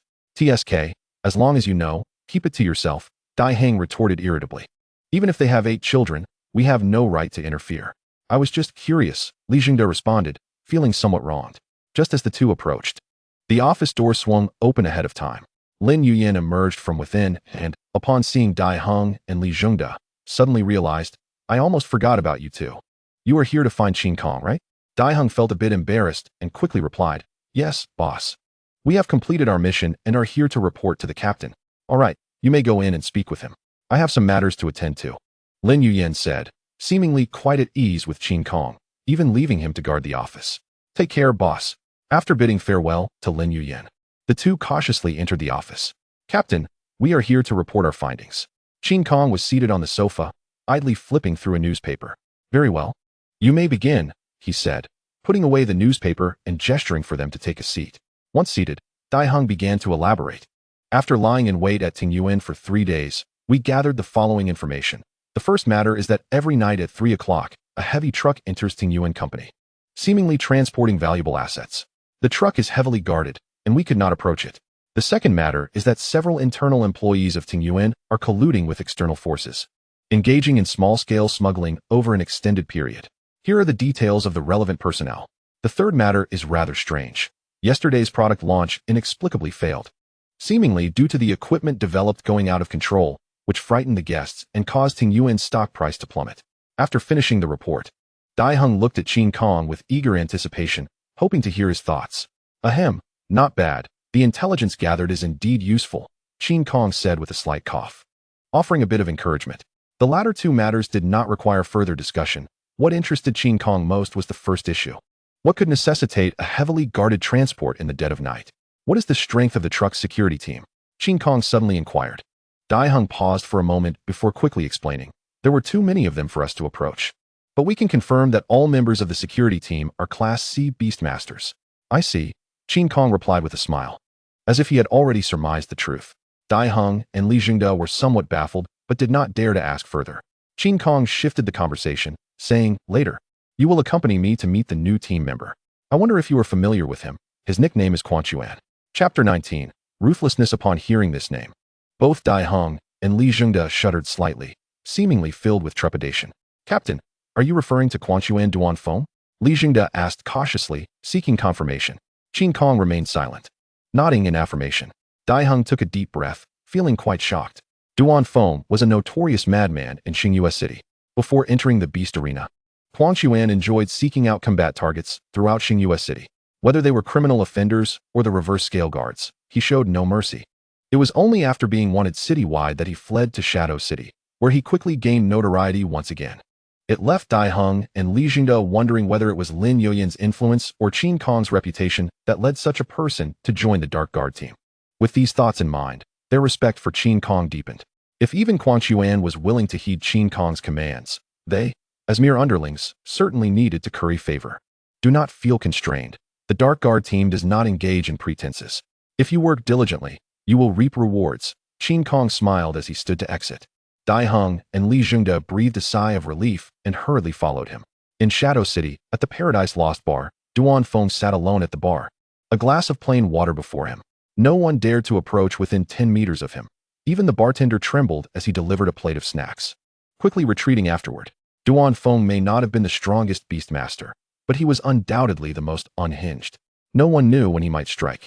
Perhaps a nearby sneeze could unleash a tempest of violence. The bar door creaked open as two men pushed their way in, but they did not enter directly. Instead, they stood waiting. Patrons glanced over, curious about who warranted such an entrance, making two men wait. Could it be a descendant of the Lin family? Who is that young man? I don't think I've seen him before, some frequent customers whispered upon seeing Qin Kong walk in. Oh, it's the Titan, one seasoned patron exclaimed, followed by an explanation. He is a rising star in the Beast Arena, having fought nearly 50 matches without a single defeat. That's outrageous, even surpassing Quan Chuan's record. Another marveled. Of course, every generation produces new talent. The seasoned patron continued, adding, do you remember the salamander? Of course, I made 3 million off him just last month. Although he was vile and disgusting, his combat prowess was formidable. Haha, yet it was a character like that who was utterly defeated by the Titan, the seasoned patron recounted, as if he were the Titan himself. Upon hearing this news, the frequent customers were left astonished. The salamander, a highly successful contender, had met such a grim fate. Is Titan going to confront Quan Chuan? They speculated as they watched Qin Kong and his companions head toward Duan Feng, pondering the implications of a new star and an old powerhouse. Surely, two tigers could not coexist on the same mountain. I can't say for sure. Perhaps we should make our exit first to avoid being caught in the crossfire? The seasoned patron suggested, clearly unsettled. Just then, Duan Feng rose from his seat. To everyone's surprise, he slightly bowed toward Qin Kong in a gesture of respect. Witnessing this act, the crowd realized that Quan Chuan had already submitted to the Titan. Now, within the Beast Arena, there was only one tiger, and that was Titan Qin Kong. Please find us a quiet private room, free from disturbances, Duan Feng instructed. Turning to the bartender nodded eagerly and promptly led the esteemed guests to a private room. How have you been lately? Qin Kong casually inquired as they walked. Duan Feng grinned. I've taken down a few pigs. The pig farm owner is already beside himself with rage. Next. We'll wipe out all his pigs so that he earns not a penny, Qin Kong replied with a cold chuckle. The two accompanying individuals were completely baffled by this exchange. Why are we discussing slaughtering pigs? Is the captain venturing into the farming industry? Once the private room door closed, Qin Kong pointed at Dai Heng and Li Zhengde, saying to Duan Feng, they are members of the Dark Guard. You should get to know each other for future collaborative tasks. Hello, I am Duan Feng, he said in a neutral tone. Greetings, brother Duan. I have long admired your reputation and have wished to meet you. Dai Heng and Li Zhengde responded respectfully before introducing themselves. After a brief introduction, Duan Feng curiously asked, are you two known as the Black Cat and White Mouse? I heard of that duo while I was still in Xinhua City. Yes, but that is a thing of the past. We are now known as Cat and Mouse, a name given to us by Captain Qin, Dai Heng explained, displaying his understanding. I see. From now on, we shall be teammates and help each other, Duan Feng said amiably, as this was Qin Kong's request. Absolutely. Please guide us well, brother Duan. Dai Heng and Li Zhengde expressed their excitement at becoming teammates with such a formidable figure, feeling a sense of pride. Lin Yuxian is vying for power with the boss and must be dealt with swiftly. Qin Kong began outlining their mission. Hearing this name, Dai Heng and Li Zhengde were somewhat taken aback. It turned out that Captain Qin was also targeting young Master Lin, aligning perfectly with their interests. Due to the elder Lin's indulgence toward Lin Yuxian, he could not be eliminated just yet.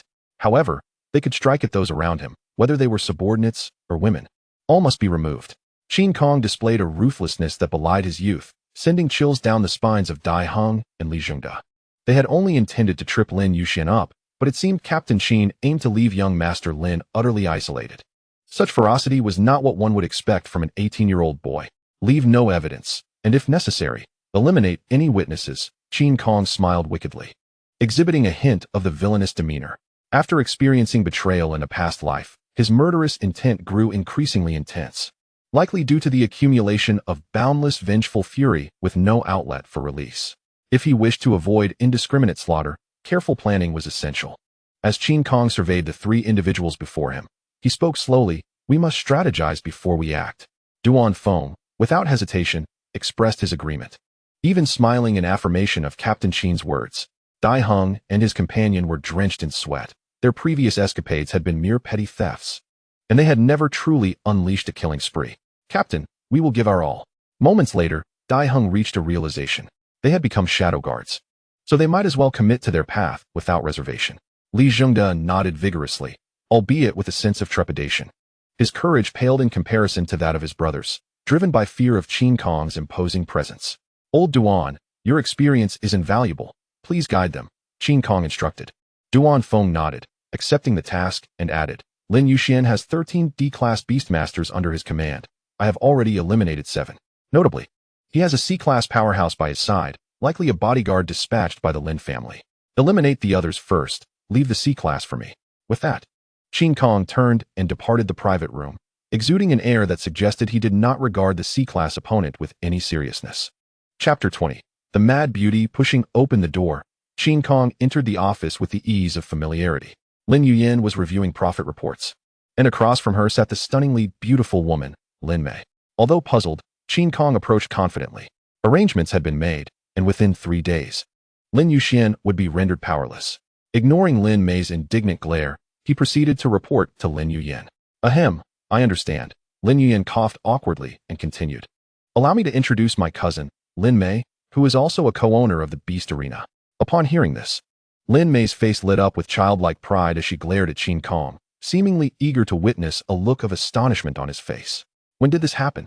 Qin Kong remained unperturbed by Lin Mei's presence. Just now, my affluent cousin provided us with a substantial amount of operating capital for the Beast Arena. For reasons unknown, Lin Yuyin did not dare meet Qin Kong's gaze. I am aware you and my cousin have some history, but we are all in the same boat now. Can you before Lin Yuyin could finish? Qin Kong interrupted. I understand. He beckoned to Lin Mei with a finger and turned to exit the office. What does this mean? Lin Mei was bewildered and quickly turned to her cousin for clarification. Lin Yuyin rubbed her temples and replied helplessly. He wants you to follow him. He likely wishes to apologize to you privately. Humph, this guy has quite the audacity to command me, a co-owner, Lin Mei mumbled. Yet she quickly grabbed her handbag and hurried after him. Eagerly, she anticipated seeing Qin Kong bow to her after having spent so much money. Hey, where are you taking me? Lin Mei exclaimed, her high heels causing her calves to ache as she struggled to keep pace with Qin Kong, who maintained a distance of about 20 meters. Frustrated, she stomped her feet and shouted at his retreating figure, "If you don't explain yourself soon, I will demote you to a janitor at the Beast Arena." Qin Kong halted and turned back, stating, "Just follow me. There is something you desire." "All right. I intend to see how you will apologize." Lin Mei gritted her teeth and followed him again. It was only when she encountered a throng of people that Lin Mei realized she had been duped. They were in the inner sanctum of the Beast Arena, surrounded by brutish men who cheered for life and death battles, their voices echoing like a tsunami. Half of Lin Mei's heart was filled with fear, and the other half with regret. She had come to such a terrifying place without any bodyguards or entourage, following a man of dubious character. If someone harbored ill intentions, she feared for her safety. "Qin Kong, please take me out of here," Lin Mei pleaded, trembling like a frightened rabbit, her voice quivering uncontrollably. Qin Kong glanced at her and asked, "What is there to fear? This is the Beast Arena. You are a co-owner. No one dares to harm you." Though he said so, she still felt afraid. To bolster her sense of security, Lin Mei had no choice but to inch closer to Qin Kong. Despite his deception, he was still a subordinate of her cousin. And surely he would keep his word to Lin Yuyan, right? "Why aren't you afraid of me?" Qin Kong replied expressionlessly. "I am also a madman of the Beast Arena. Why would I disturb myself?" "You." Lin Mei felt a surge of panic as she sensed a blatant threat. Perhaps, at any moment, Qin Kong could abandon her in the Beast Arena. Recalling the terrifying tale she had heard in her youth, Lin Mei shuddered. The Beast Arena was the most chaotic place in the entire Shadow City, where its inhabitants were either lunatics or perverts, capable of unspeakable acts. For someone as stunning as Lin Mei to fall into the hands of such madmen, she might not even have time to declare her identity as a member of the Lin family before meeting a tragic end. "I was wrong. Please, take me out of here. I promise not to bother you again," Lin Mei implored softly, her tone submissive. She had exhausted all means to compel Qin Kong to yield, only to find herself at a disadvantage. "No, you, the young lady, are prone to changing your mind." Qin Kong shook his head. Tears welled in Lin Mei's beautiful eyes, her gaze reddening. "What do you want me to do? Should I write you a letter of guarantee? That is unnecessary. Just sit down and watch the match, and I will let you go." Qin Kong found 2 seats and sat down first. With no other choice, Lin Mei cautiously approached him. As she walked by, the men around them whistled lewdly at the sight of the tear-streaked beauty, unabashed in their lustful gazes. Overwhelmed by the predatory stares, Lin Mei felt weak in the knees, almost stumbling. Thankfully, she managed to steady herself by gripping the chair. Qin Kong frowned, his voice resonating like thunder. "You have 3 seconds to get out of my sight." This commanding tone was akin to a divine decree, emanating a power that instilled fear. Upon seeing Qin Kong's face, everyone around them panicked. How could they dare covet the woman of such a formidable figure? That was akin to courting death. "Scram, or wait for me to deal with you." Qin Kong raised his head and surveyed the crowd casually. The threat was palpable, and the onlookers turned pale, immediately scattering in all directions. Some, having fallen, were so terrified they crawled on all 4s to escape. Witnessing this scene, Lin Mei was left in awe. While she had encountered strong individuals before, her own grandfather was a powerful B-class beastmaster, and the Lin family boasted countless formidable fighters. None could disperse a crowd of madmen so effortlessly without resorting to violence. Yet Qin Kong had done just that, frightening them away with just 2 sentences. Lin Mei cautiously sat beside Qin Kong, even though the chair was far from clean and risked soiling her luxurious dress. She dared not voice any complaints. Now, the entire viewing area was left with just the 2 of them, offering a clear view. "How do you feel?" Qin Kong suddenly inquired. "It's somewhat exhilarating, especially seeing them scared out of their wits. It feels quite satisfying," Lin Mei murmured softly. There seemed to be a glimmer of excitement in her beautiful eyes, as if awakening some unique aspect of her character. "I have a question for you. Please answer seriously." Qin Kong smiled at her. "In your 30 years of life, have you ever rebelled?" Upon hearing this, Lin Mei shook her head. She was the cherished jewel of the Lin family, a beloved little princess doted on by her elders, and at 30, she remained blissfully ignorant of the world. Rebellion was far from her mind, as she had been confused about marriage, simply acquiescing to her elders' arrangements to wed someone she did not love. Fortunately, that man passed away early, granting her the freedom she so desired. The mad beauty is far more captivating and commanding respect than the obedient beauty. Would you like to give it a try? Qin Kong appeared to be luring Lin Mei into a trap, his words laden with temptation. I want to try. Can you teach me? Lin Mei was unexpectedly exhilarated, declaring her rebellious spirit and desire to take charge of her own destiny. Chapter 21. Borrowing money for advancement. Glancing at the lovely woman beside him, Qin Kong felt quite pleased. Every action he took was deeply purposeful, and today was no exception. Upon seeing Lin Mei appear in the office, Qin Kong had already devised a plan. His intention to entice Lin Mei was not driven by lust, but rather by her standing within the Lin family. Lin Yuyin was Qin Kong's first investment in the arena, and now he was making a second investment in Lin Mei, as she was easier to control and align more closely with his interests. Even a cunning rabbit has 3 burrows. Thus, Qin Kong would never place all his eggs in one basket. However, from this perspective, he increasingly resembled a villain. Good and evil intertwine. Once I eradicate the stars and myriad races, I shall naturally become the savior. Qin Kong's thoughts were clear, and he felt no guilt over his intentions. Have you two reconciled? Lin Yuyin expressed her astonishment at the sight of the two chatting amiably as they entered the office. Though her cousin had a gentle disposition, she was not easily placated. It's not a big deal. I'm not a child, Lin Mei chuckled. Lin Yuyin was at a loss for words and turned to Qin Kong, hoping to glean some insight from his expression. Stop looking. I have something to discuss with you. Qin Kong smiled and said, lend me some money. I need to advance to grade C. What? Lin Yuyin gasped, thinking she had misheard. Hadn't it only been less than a week since Qin Kong's last promotion? Don't be alarmed. I had prepared you for this, Qin Kong said as he settled into a chair. I wouldn't normally need to borrow money, but in 2 weeks, I could advance on my own. However, Lin Yuxian has a grade C powerhouse by her side, and I need to eliminate them, so I must advance early. Hearing this, Lin Yuyin felt somewhat reassured. The fact that Qin Kong sought her financial assistance was indicative of his commitment to completing his tasks, resembling a diligent employee. Very well. How much do you need? Lin Yuyin inquired with a smile. Qin Kong paused, then replied, 80 million might be a stretch. How about you lend me 100 million? Cough, cough, cough. The staggering sum nearly choked Lin Yuyin. Are you insane? It only cost me 50 million to advance to grade C. You, with your potential, need 100 million? She retorted, exasperated. If she were not a grade C beastmaster, she might have been swayed by Qin Kong's words. You are part of the Lin family.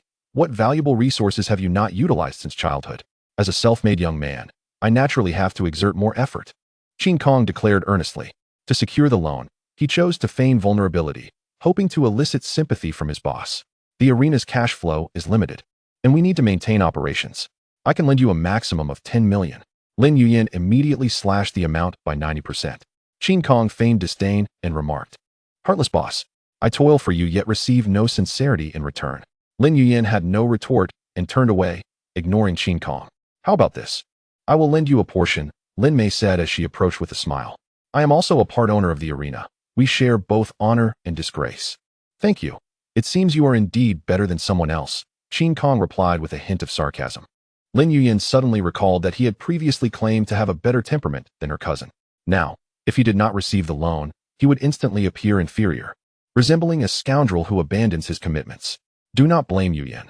The situation at the arena is not optimistic, and we cannot allocate more funds. Lin Mei explained to her cousin. I understand. I was just joking. Boss, do not take it to heart. Qin Kong stood up and said solemnly. Once I complete my task, I will surely present a good idea for the arena. That's good to hear. Here is 20 million. Although Lin Yuyin felt somewhat displeased, she handed over a check. She even added an extra 10 million, clearly making her utmost effort. The young lady was rather proud. Qin Kong chuckled inwardly, exchanged pleasantries, and then departed the office. Sister, where did you get the money to lend him? Once he left, Lin Yuyin immediately inquired with curiosity. Lin Mei chuckled. It's the money from my late husband. Rather than let it gather dust in the bank, it is better to put it to use. I will transfer it shortly. Lin Yuyin was astonished. You previously said you would not use your ex-husband's assets.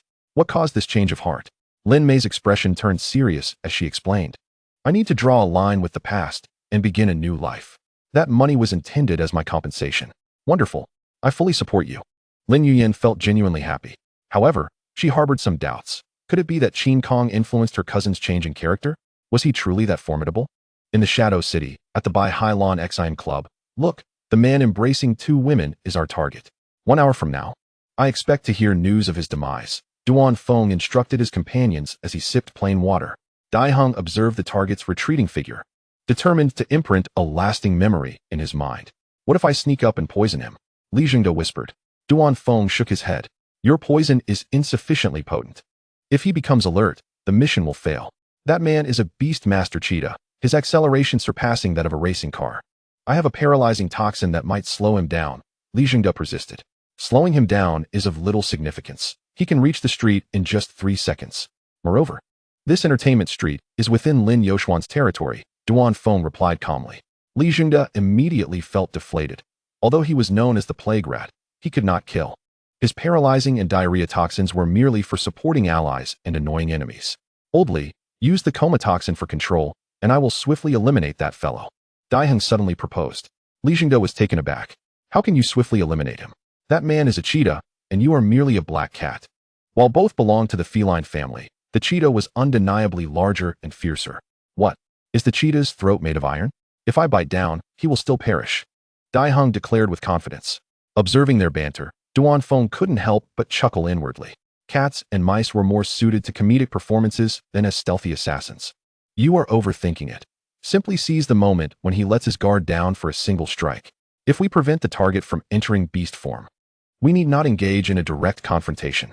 Duan Feng, being seasoned, had already assassinated 7 targets. Now I understand, Dai Heng exclaimed, the moment the target's soul trembles. We will strike, and we will surely complete the mission. Wait, what does soul tremble mean? Li Jingde, seemingly innocent, promptly inquired. Oh, it's the moment of ascension. You, being a virgin, need not pry so much, Dai Heng replied with some annoyance. Watching this pair of lively characters, Duan Feng sighed in resignation. Go carry out the mission. I will wait for you here. Chapter 22, Gene Vault. The dim lights and ambiguous atmosphere, accompanied by enticing sounds, created an alluring environment. A pitch-black cat entered the luxurious suite. It moved silently, akin to a ghost emerging from the depths of hell. Ugh, the man let out a low growl, comfortably closing his eyes. In the next moment, the black cat sprang into action. Like a bolt of black lightning, it swiftly traversed the man's neck, striking a fatal blow.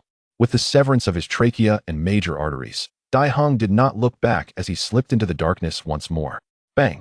The man collapsed helplessly from the bed, dying amidst the startled screams of his 2 female companions. What? Lu Bao is dead too?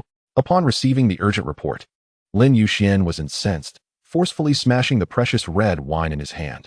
His subordinates fell silent, and several beautiful secretaries dared not utter a sound. Damn it! It must be Lin Yuyan. Lin Yuxian panted heavily, pacing back and forth in the room.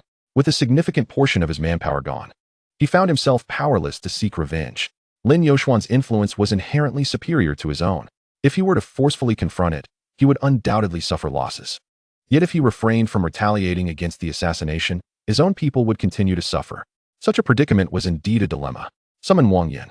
I wish to confer with him, Lin Yuxian commanded coldly.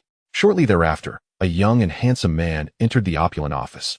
Lin Xiao, what is your command? Wang Yan's demeanor towards Lin Yuxian was rather indifferent, unlike the obsequiousness displayed by the surrounding subordinates. I need you to eliminate someone for me. He is a subordinate of Lin Yuyan, named Qin Kong, Lin Yuxian stated, drawing on a cigarette leisurely. To retaliate, one must employ the adversary's own tactics.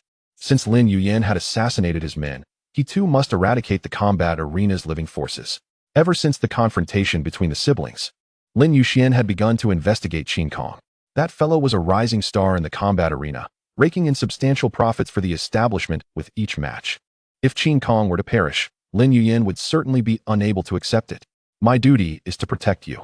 As for the internal strife within the Lin family, seek counsel elsewhere, Wang Yan resolutely declined. His relationship with the Lin family was more akin to that of partners. The Lin family provided him with resources for growth, while he was responsible for safeguarding their descendants.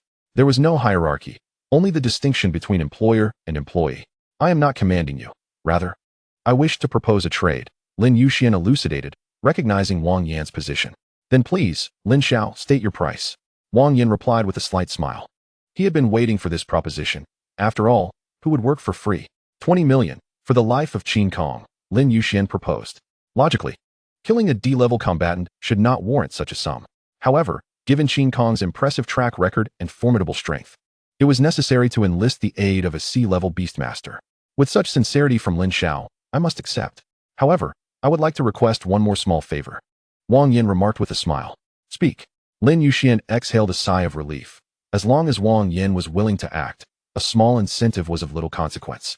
I have met your cousin Lin Mei and would like to obtain her contact information. Wang Yin felt a tinge of embarrassment as he spoke. At merely 24 years of age, he had been captivated by the stunning woman during a chance encounter months prior. So you seek to pursue my cousin, Lin Yuxian realized. Chuckling lightly. Very well, upon completion of the task, I shall provide you with her contact information. Wang Yin promptly rose, clasping his hands in gratitude. Thank you, Lin Xiao. I shall hasten to my task. The man swiftly exited the office, seemingly eager to begin. Observing Wang Yan's departure, Lin Yuxian scoffed. Fool, revealing your weakness so easily. Let us see how I shall manipulate you in the future. Having procured an ample supply of potions, Qin Kong returned to his residence. Lin Mei 30 million. Lin Yuyin 20 million, yet I have no desire to repay. He muttered to himself, contemplating whether to offer himself in exchange to win over the two sisters. This man was indeed a rogue, considering the sale of his own allure to evade debt. It was unclear what gave him the confidence to believe he could embrace both women. Forget it. Women will only hinder my progress. Qin Kong shook his head, letting out a self-deprecating laugh. After consuming the potions, he sat cross-legged, beginning his ascent to sea level. Soon, irregular mutations manifested across his body. His muscles swelled and contracted repeatedly, while his hair changed colors, resembling a test subject in a film, undergoing manic transformations at the hands of a mad scientist. Ugh! Qin Kong grit his teeth, a low growl of agony escaping his throat. To transcend the ordinary, one must endure both physical and mental torment. Fortunately, having consumed the spirit-cleansing fruit in advance, his willpower was significantly bolstered, making the mental anguish less severe than anticipated. Break from me! Qin Kong roared, a tidal wave of mysterious energy surging within him. In the next moment, the entire room trembled violently. The chairs, benches, and various bottles shattered under the sudden increase in gravitational force, scattering debris across the floor. This was the supergravity, his signature genetic power. Having unlocked the genetic repository, the host could redeem genetic fragments at will. Just after breaking through to sea level, the genetic system emitted a prompt. Exhausted, Qin Kong lay on his bed, summoning the so-called repository interface. The array of powerful beast genes before him dazzled his eyes. Primordial True Dragon, priced at 100,000 fragments. Blazing Phoenix, priced at 80,000 fragments. Bloodthirsty Glutton, priced at 90,000 fragments. Spirit Clear Stone Monkey, priced at 500,000 fragments. Staring at these exorbitant prices, Qin Kong was rendered speechless. How could he possibly afford thousands of fragments? Even the one priced at 500,000 was indeed worthy of a great sage's gene. Upon activating the genetic repository, the host possessed a one-time exemption privilege, limited to items below 10,000 fragments. Hearing the system's notification, Qin Kong perked up. Since he could make use of the exemption, he would choose wisely. Scrolling down the repository interface, he meticulously browsed. Three-headed hound, priced at 6,000 fragments. Gorgon, priced at 5,000 fragments. Titan giant, priced at 10,000 fragments. My beast transformation is a giant ape, a primate. Thus, the Titan giant, being similarly a humanoid primate, should merge perfectly with me. Qin Kong pondered aloud. He clicked on the detailed description of the Titan gene, reading attentively. The Titan giant belonged to the divine lineage, possessing remarkable resistance to elemental energy. Upon reaching a certain level, it could even render itself immune to elemental attacks. The Titan gene could augment one's physique, potentially surpassing planetary size at its peak. After digesting the information, Qin Kong murmured, "This gene is truly formidable. If I were larger than the Earth, wouldn't the warships of the celestial races be mere toys?" Using the exemption privilege, redeemed the Titan gene. The exchange was successful, and the infusion process commenced. Chapter 23, Live Broadcast Disruption Beastmaster. Qin Kong Beast Transformation. Titan Giant Ape, Divine Lineage. Level, C Strength, 65 Speed, 53 Health, 30-50 Genetic Abilities. Dual Toxins, Hardened Bone Armor. Rampaging Thunder, Body Regeneration Extraordinary Abilities. Supergravity, Titan Physique. After reviewing his personal panel, Qin Kong felt an unprecedented surge of confidence. Now he wielded three elements for offense: thunder, gravity, and toxins, while his defense boasted bone armor and regeneration as dual safety nets. The Titan Physique functioned as a passive skill. First, it reduced elemental energy damage by 60%. For instance, a strike of Rampaging Thunder inflicting 100 points of damage on others would only deal 40 points to Qin Kong. Secondly, it could absorb elemental energy. converting it into energy for increasing his size. This meant the fiercer the enemy's attack, the larger Qin Kong would become. With such power, the plan to seize Shadow City could now progress more swiftly. Qin Kong casually donned his coat and left his residence for Entertainment Street. Regardless of life or death, we must capture them.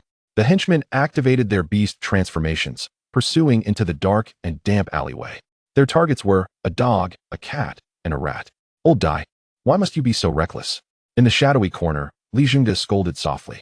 Now that he is on guard, how can we accomplish our mission? Dai Heng quickly replied. I merely wish to attempt a sneak attack. Who knew that person could evade? The target is a beast-transformed antelope, with an exceptionally swift reaction. Assassination is exceedingly difficult. Duan Feng explained. Only by controlling it can we execute an effective strike. Ah, I regret my rashness. I won't act so foolishly again, Dai Heng lamented, his head drooping. Well, escaping is our top priority now, Li Jingde urged. Should we take refuge in the sewer? Duan Feng hesitated but eventually nodded. According to his usual temperament, he would have charged out to engage in a protracted battle with their pursuers. However, Qin Kong had instructed them not to expose their identities, leaving them with no choice but to flee. Sensing the foul odor permeating the air, Li Jingde quickly located a nearby sewer entrance. He lifted the rusted manhole cover with a flick of his claw, revealing a dark, gaping hole beneath. Duanga, you must be mentally prepared. It is undoubtedly filthy down there, Li Jingde cautioned. During their past hardships, he and Dai Heng had lived in the sewers daily, becoming accustomed to such conditions. However, he pondered whether Duanfeng could endure it. What is a little dirt? I survived 3 days among corpses, subsisting on maggots. Duanfeng laughed, boldly jumping into the sewer opening first. Impressive, truly Duanga. Dai Heng and Li Jingde exchanged glances before following suit. Meanwhile, Qin Kong donned his hood, hands tucked into his pockets, as he strolled through the shadowy city.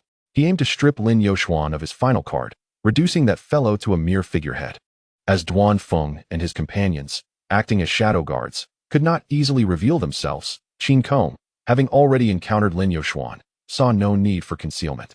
Publicly subduing that C-rank powerhouse might even shatter Lin Daxiao's psychological defenses. Before long, he arrived at the Entertainment Street, only to find it sealed off. The atmosphere thick with tension.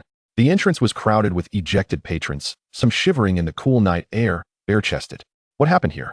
Qin Kong inquired, pulling a passerby aside. Initially impatient, the stranger shrank back upon meeting Qin Kong's cold gaze. There was a fatality, and then an assassination attempt. Lin Xiao's men are capturing the culprit. Understanding dawned on Qin Kong as he nodded. I see. Thank you. The passerby sighed in relief and hurried away, recognizing the inefficiency of his companions. Qin Kong deduced the situation. As captain, he decided to assist his team. The next moment, he pushed through the crowd, disregarding the restrictions, and strode directly into the Entertainment Street. Hey, what are you doing? Several henchmen swiftly approached, blocking his path. This area is sealed. No one is allowed in or out.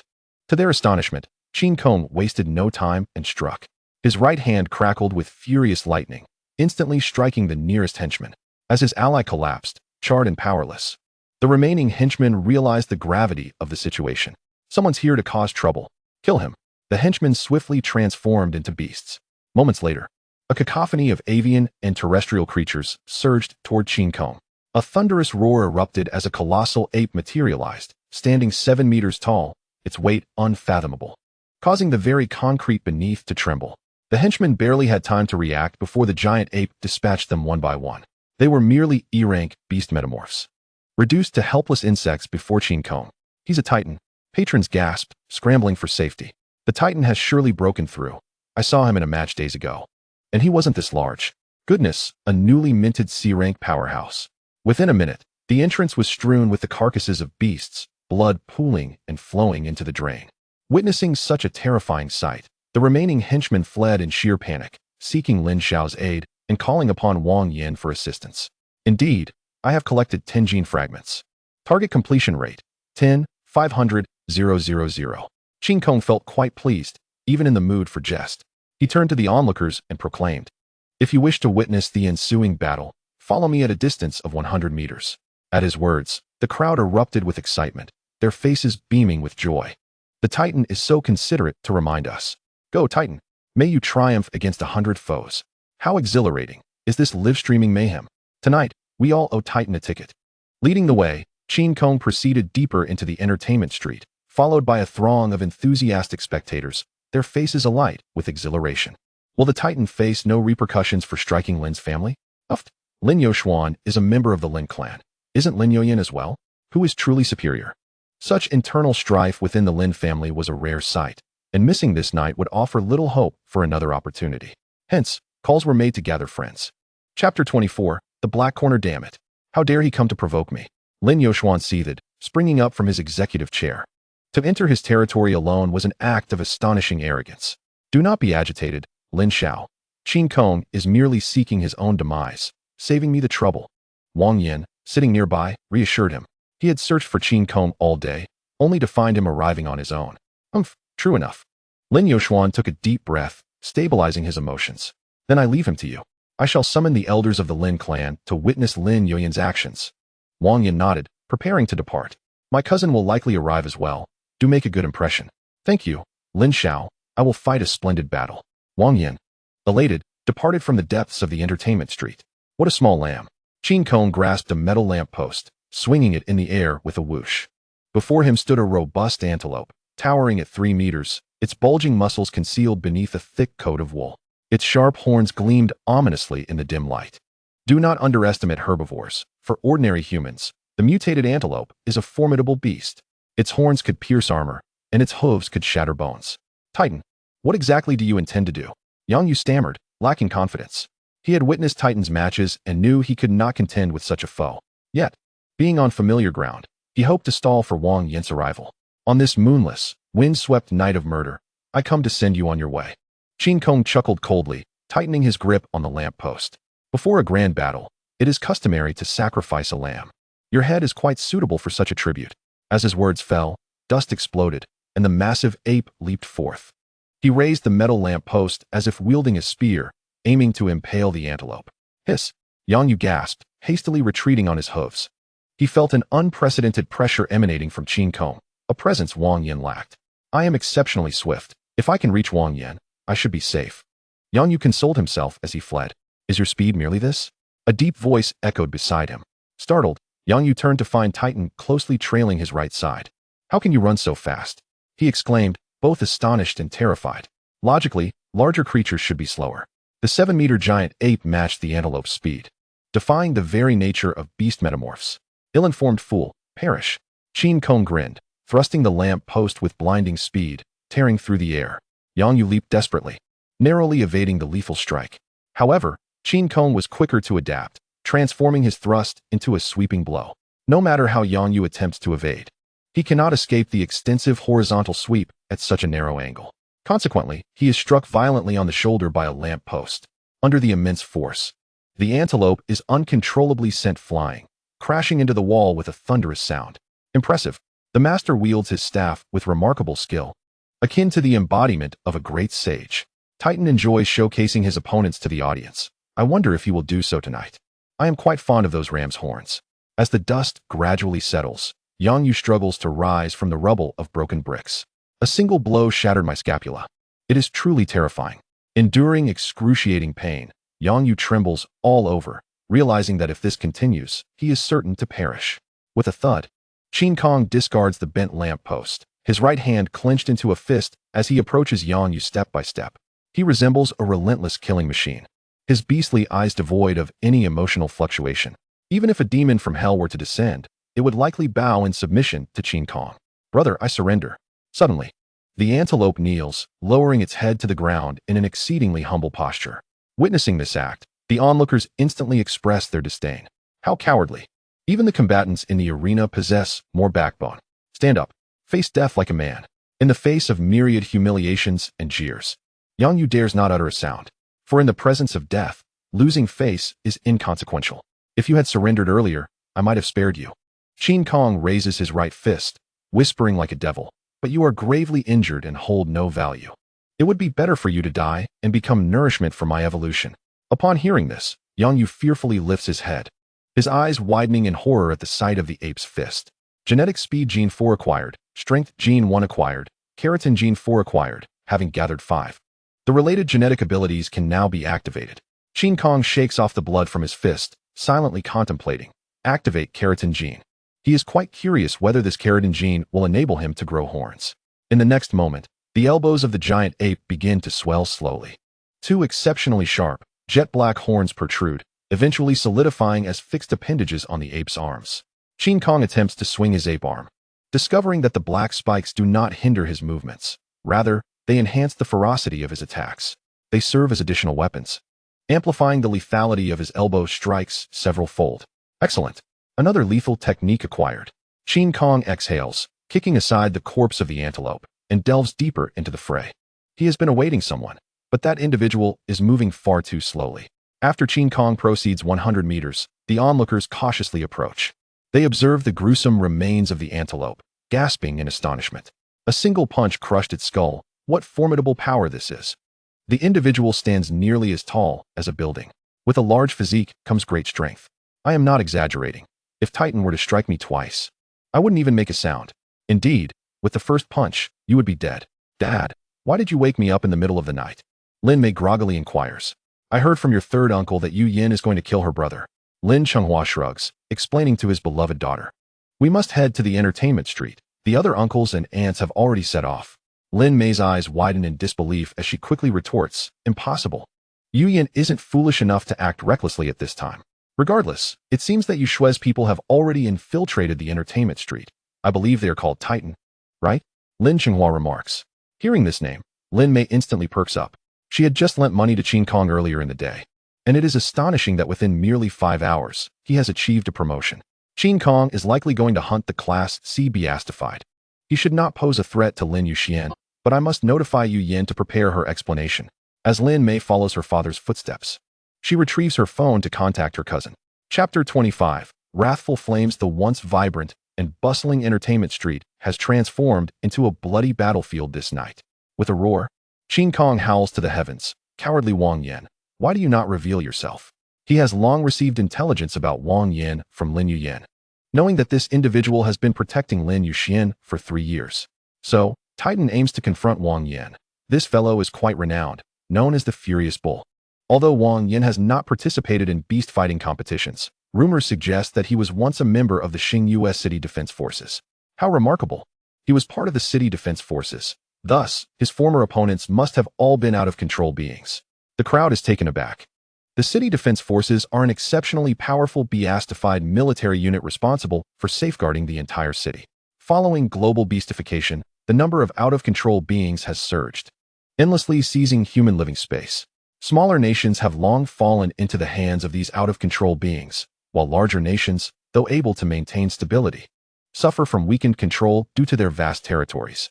Consequently, numerous relatively independent colossal cities have risen, forming formidable and valiant city defense forces. They gather all residents within their regions and keep the endless tide of out-of-control beings at bay beyond the 100-meter city walls. Inside the city lies a bustling metropolis, while outside lies the apocalyptic tide of beasts. You dare to provoke me after just being promoted to Class C? Wang Yin emerges from a towering building, his gaze menacing as he exclaims, how many lives do you think you possess that are sufficient for me to take? Where does your confidence arise from that you can kill me? Qin Kong scoffs, his tone dismissive, after 3 years as a bodyguard. Do you still possess the valiant spirit of the city defense forces? Wang Yin's expression grows cold, having struck a nerve. He could no longer endure the hardships of the city defense forces, which is why he fled to Shadow City to enjoy wealth and luxury. After 3 years of protecting Lin Yuxian, he has nearly become a small fortune himself. Enough with the idle chatter, we shall see. Wang Yin bellows angrily, swiftly initiating beastification. Fiery flames ignite out of thin air, causing the temperature of the air to rise dramatically. Moments later, an enormous, muscular bull appears before the crowd. Its entire body is crimson, muscles rippling, and its 4 legs are as sturdy as pillars, standing still like a colossal tank. Most striking are the enormous horns atop the bull's head. The horn's body is even redder than crimson, as if stained with blood for years. The tips are extraordinarily sharp, instilling fear in all who gaze upon them. Having slain an antelope, he now confronts a bull. It seems tonight's offerings are plentiful. Qin Kong smirks coldly, casually hurling a bolt of lightning towards Wang Yin. He intends to test this individual and prepare for the ensuing battle. With a roar, Wang Yin opens his beastly mouth, exhaling a ball of intense flame to counter the lightning. The two elemental energies collide violently, giving rise to a fierce reaction. However, amidst their back and forth, The lightning is gradually extinguished, and the residual flames surge toward Qin Kong. I must admit, Wang Yan's flames are formidable, capable of overpowering lightning. Do you dare to play with fire? Be wary of becoming a roasted bull. Qin Kong taunts, suddenly unleashing a powerful punch. With a resounding boom. This punch generates a fierce wind, not only producing a loud explosion, but also instantly dispersing the approaching flames. To prevent Wang Yan from unleashing further flames, Qin Kong drops to all fours and charges forward. His speed is astonishing. The ground trembles beneath his massive feet, reminiscent of an earthquake. How strange. I have only witnessed such speed in out-of-control beings. He is massive, yet he runs so swiftly? Wang Yan is filled with suspicion. There is no time for doubt. Qin Kong's gigantic ape fist is already upon him. Let us see whether your fist is harder or my horn sharper. Wang Yan bellows, slightly lowering his bull head and aiming his sharp horns at the giant ape, launching a fierce charge. Simultaneously, flames erupt around his blood-red horns. This is Wang Yan's extraordinary genetic ability, wrathful flames. It allows flames to envelop the furious bull, inflicting searing agony upon his enemies. If Qin Kong cannot evade this charge, he will undoubtedly suffer double damage, one from the sharp horn stab and another from the searing flames. In a moment of agility, Qin Kong shifts his stance, transforming his punch into an open hand, summoning lightning to envelop his palm. In the next instant, he firmly grasps both bull horns. With a tremendous impact, he is knocked back several meters, yet he swiftly regains his footing, his arm muscles taut as he begins to grapple with Wang Yan's horns. Why are you unafraid of my flames? Wang Yan questions in astonishment. Qin Kong offered no response, yet the power of thunder in his grasp intensified. Soon, a sensation of tingling pain surged through the ox horns and reached Wang Yan. It turned out that the thunder and flames counteracted each other, minimizing the burning damage. In light of this, it became a contest of strength. Observing the temporary ineffectiveness of the raging fire, Wang Yan propelled himself off the ground, attempting to push back the colossal ape.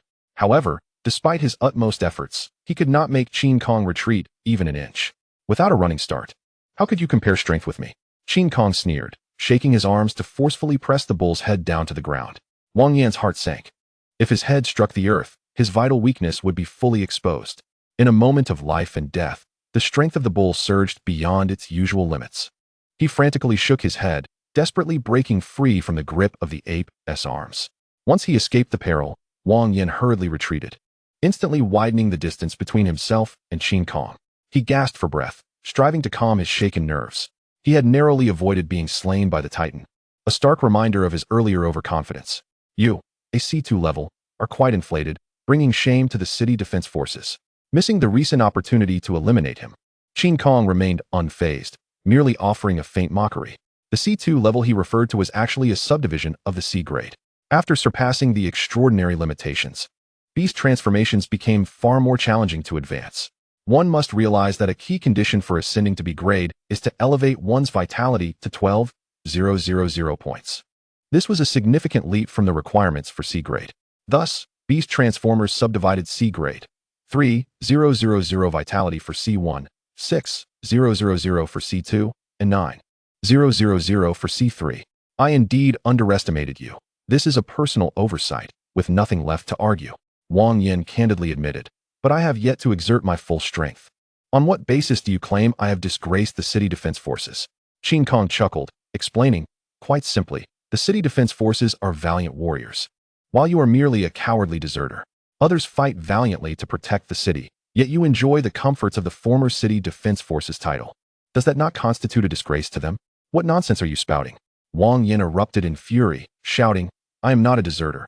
I left due to injury. Qin Kong scrutinized him from head to toe, scoffing, you desire wealth and glory, yet dare not confront your own heart. Living so burdened. Might as well let me send you on your way. Shut your mouth. As soon as the words left his lips, the bull ignited in a furious blaze, unleashing the full force of its beastly might. The ground trembled beneath the force of its hooves, and Wang Yan transformed into a blazing meteor, charging once again at Qin Kong with an unstoppable momentum. Chapter 26. The arrival of the Lin clan. With a roar, the bull charged forward, igniting everything in its path. Even the dim night sky was painted crimson. Excellent. You have ignited my fighting spirit. Qin Kong grinned broadly. He slammed his fists together, and a dark blue tempest of chaotic thunder enveloped him in an instant. The crackling thunder emitted an unbearably sharp sound, sending vibrations through the air. Minute particles of dust were drawn upwards by the thunder, floating in midair, rendering the Titan ape's figure somewhat elusive. Boom!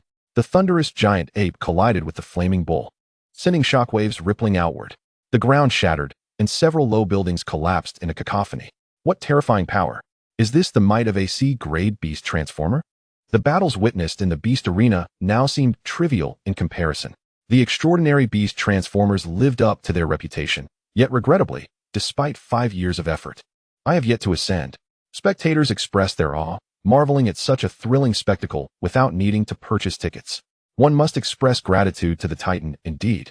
At this moment, the Lin clan finally arrived at the scene, accompanied by numerous bodyguards, forcefully pushing through the crowd to reach the front line of the battle. Has it escalated to this extent? Is my son unharmed? The concerned voice belonged to Lin Qingdong, the third elder of the Lin family, and the father of Lin Yuxian and Lin Yuyan. Anxious, he began to question passers-by loudly. The onlookers stammered, unable to provide a coherent response. Third brother. The office building is intact. Yuxian should be fine. Lin Xinghua pointed towards the nearby tall building, quickly reassuring him. That was the tallest structure on Entertainment Street in the office of Lin Yuxian. The building remained unscathed, indicating that Qin Kong had not yet reached that location. That's good. Relieved to know his son was relatively safe, Lin Qingdong sighed. However, he soon turned to his bodyguards, furiously shouting, "What are you still doing? Go and kill that man." "Yes, third elder." The 3 bodyguards responded promptly, hastening towards the center of the battle. They were all C-grade beast transformers, elite fighters of the Lin clan. Although the Titan was formidable, 3 against 1 certainly tipped the scales in their favor. Supergravity. Qin Kong, locked in fierce combat with Wang Yin, suddenly turned his head to whisper. In the next moment, an overwhelming and invisible force of gravity surged forth. Surrounding lampposts snapped. The broken ground sank deeply, and even the solid buildings began to tremble violently. Bang! The bodyguards were instantly crushed to the ground, unable even to activate their beast transformation. Their faces flushed, they lay on the ground, desperately trying to rise, yet utterly powerless against the gravitational oppression. In beast form, they might have been able to move. But in human form, moving under such supergravity was impossible. What kind of ability is this? The members of the Lin clan stared in disbelief. Having anticipated that Qin Kong would be overwhelmed and killed, they never expected this individual to casually unleash a technique that could suppress the bodyguards to such a degree. Useless fools, I shall take matters into my own hands. Lin Qingdong removed his coat and rolled up his sleeves, ready to join the fray. Lin Xinghua quickly pulled him back, saying, "Third brother, do not act recklessly. You would only be walking to your own death." I am worried about Yuxian." After being restrained by his second brother, Lin Qingdong sighed heavily in frustration. Though he too was C-grade, like many in the upper echelons, he lacked combat experience. Having ascended solely through the accumulation of resources, not to mention battling a Titan, even facing a lower-level rabid dog would likely result in a disastrous defeat. Do not worry. Mayor assured me that Yuxian would be fine. She has already consulted Yuyan. Lin Qinghua reassured him. Upon hearing his daughter's name, Lin Qingdong's eyes widened in anger as he exclaimed, "Yuyan has grown increasingly audacious, daring to bully her brother. Will she soon want to kill me, her own father?" "Third uncle, do not speak ill of Yuyan. It was Yuxian who instigated matters first," Lin Mei interjected, unable to remain silent. "So what if she instigated? Shouldn't she concede to her brother?" Lin Qingdong's bias was evident, clearly favoring sons over daughters. The old man entrusted her with the beast arena, allowing Yuxian to vent his frustrations. Is that not acceptable? Lin Mei was at a loss, unable to comprehend a father like Lin Qingdong, who had doted on her since childhood. Just wait and see. Once Yuyan arrives, the Titan will naturally cease his actions. Lin Qinghua paid no mind to his younger brother's thoughts, instead taking a keen interest in observing Qin Kong. Such remarkable skill at only 18. Yuyan has an excellent eye. He surpasses Yuxian by leaps and bounds, Lin Qinghua internally praised. "Why have you suddenly become so fierce?" Qin Kong asked curiously. Previously, Wang Yin had been under his relentless assault, nearly at his breaking point in terms of spirit and stamina. Yet upon the arrival of the Lin clan, this individual immediately seemed invigorated, attacking with increasing ferocity and deadly intent. "What is it to you? Prepare to die?" Wang Yin, unwilling to elaborate further, unleashed a torrent of anger from his beastly maw. This was the flame he had accumulated for a long time, with lethality several times stronger than before. Should the Titan dare to use thunder to counter the flames, he would undoubtedly suffer greatly. This old trick again. I grew weary of it in my previous life. Qin Kong, with his sharp perception, immediately discerned the difference in this fiery onslaught. Wang Yin had deliberately mimicked a similar technique to reduce his vigilance regarding the varying levels of power. However, the crux of the matter lies in the necessity for the user to master the beast power flawlessly. Otherwise, a skilled opponent can discern the subtle differences between the two techniques from the dissipating beast power. Clearly, Wang Yin is incapable of perfect control over his beast power. And Qin Kong is precisely the kind of extraordinary expert who possesses remarkable insight. Come now, let us see if your flames can harm me. Qin Kong stood his ground, boldly confronting the flames. His indomitable spirit elicited cheers from the onlookers. Truly, Titan is formidable. It has been ages since such a wild and unrestrained warrior graced the scene. Indeed, while the mad dog is frenzied, it lacks the same commanding presence. Do not speak carelessly. Perhaps the mad dog is lurking nearby. All my brothers are here. Let him emerge from the sewers if he dares and face us. Please, do not drink anymore. You are speaking utter nonsense. Witnessing such an intense battle for the first time, Lin Mei felt an exhilarating rush. She had never been fond of bloody violence. Yet as she watched Qin Kong deliver a fierce punch to Wang Yan's face, an indescribable excitement welled up within her. Smash him. Crush this brute. Lin Chenghua looked on, astonished. At his beloved daughter. Did he hear incorrectly? The daughter who had never dared to catch even a chicken now cheered for barbaric slaughter? Father, do you think Titan can win? Lin Mei was so engrossed in the battle that she failed to notice her father's astonished expression. Ahem, he should be able to win. Titan's strength is formidable, and the bull brute is no match for him. Lin Chenghua explained simply. As a genuine C3 level beastmaster, he certainly possessed the discernment to assess the situation. That is wonderful. Qin Kong is indeed impressive. Lin Mei exclaimed with glee. She, a strikingly beautiful woman, had a childlike personality, which contrasted sharply with her alluring appearance. Little Mei, what has come over you? Why do you stand with the outsiders? Lin Qingdong was displeased, feeling that his niece was siding against them. Third uncle, I am not siding with outsiders. I am merely standing with you, Yan, Lin Mei retorted promptly. She had no intention of accommodating any so-called elders. She was determined to rebel as Qin Kong suggested. Boom! The flames roared to life, instantly igniting the dark fur of the giant ape. Witnessing this scene, Wang Yin burst into laughter, foolishly falling into my trap. This is no ordinary flame.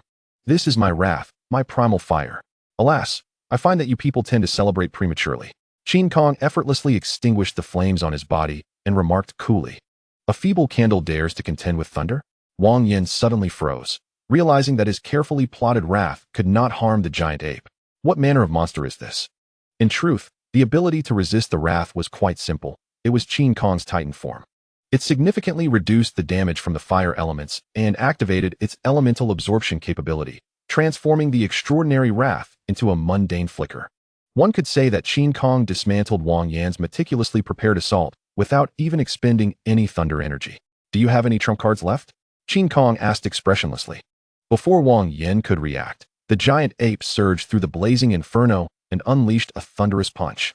Crack! The sharp sound echoed through the dim street, followed by Wang Yan's anguished scream. One of his blood-red horns was brutally shattered by Qin Kong. Chapter 27. The Reward of Lin Yuyan. Ah! Wang Yan cried out in agony, his beastly form stumbling backward. Yet Qin Kong swiftly closed in, launching a tempest of attacks. Each punch was laced with crackling thunder, exploding upon contact with his opponent's beastly body, creating a myriad of electric sparks. Soon, the bull brute was left battered and bruised, with large charred wounds marring his body. No, you cannot kill me. Wang Yin spat blood, desperately howling. My brother is a high-ranking member of the reverse scale. He will avenge me. Upon hearing this, Qin Kong truly paused. Gripping the bull brute's neck tightly, he inquired coolly, Who is your brother? Pray tell. My brother is Wang Miao. He is powerful and holds a high position, capable of annihilating your entire family in an instant. Wang Yin believed his threat had taken effect and hurriedly added, Just spare me, and my brother will never learn of today's events. Wang Miao, huh? So you are that bastard's younger brother. Upon hearing this, Qin Kong burst into laughter, his mirth filled with the joy of impending revenge. It would cost him little effort. I shall slay you first, and then seek vengeance on your brother. Wang Yin was struck with terror, realizing his brother bore a grudge against Titan. Was he not doomed? Are you not afraid of the reverse scale's vengeance? I am still a member of the City Defense Army. My military status remains, and they will avenge me. In his desperate struggle, Wang Yin exhausted every means, even mentioning the Lin family. I would die for Lin Yuxian, and you would surely perish in the Shadow City. Qin Kong raised his right arm high, the black spikes on his elbow glimmering with a chilling light. He scoffed, "Do not overestimate your worth. Aside from your brother, no one will come to your aid. Guess who they would choose between the dead you and the living me?" As soon as the words left his mouth, the black spike plunged mercilessly into the bull brute's brow.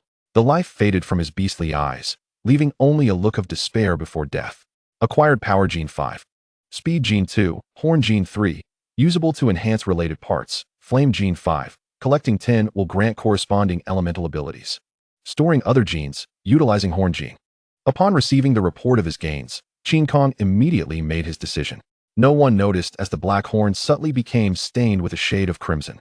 They elongated, thickened, and sharpened, resembling two scythes poised to reap life. The Titan was decisive in slaughter, exhibiting immense combat prowess. Should he grow, he would undoubtedly become a formidable warlord.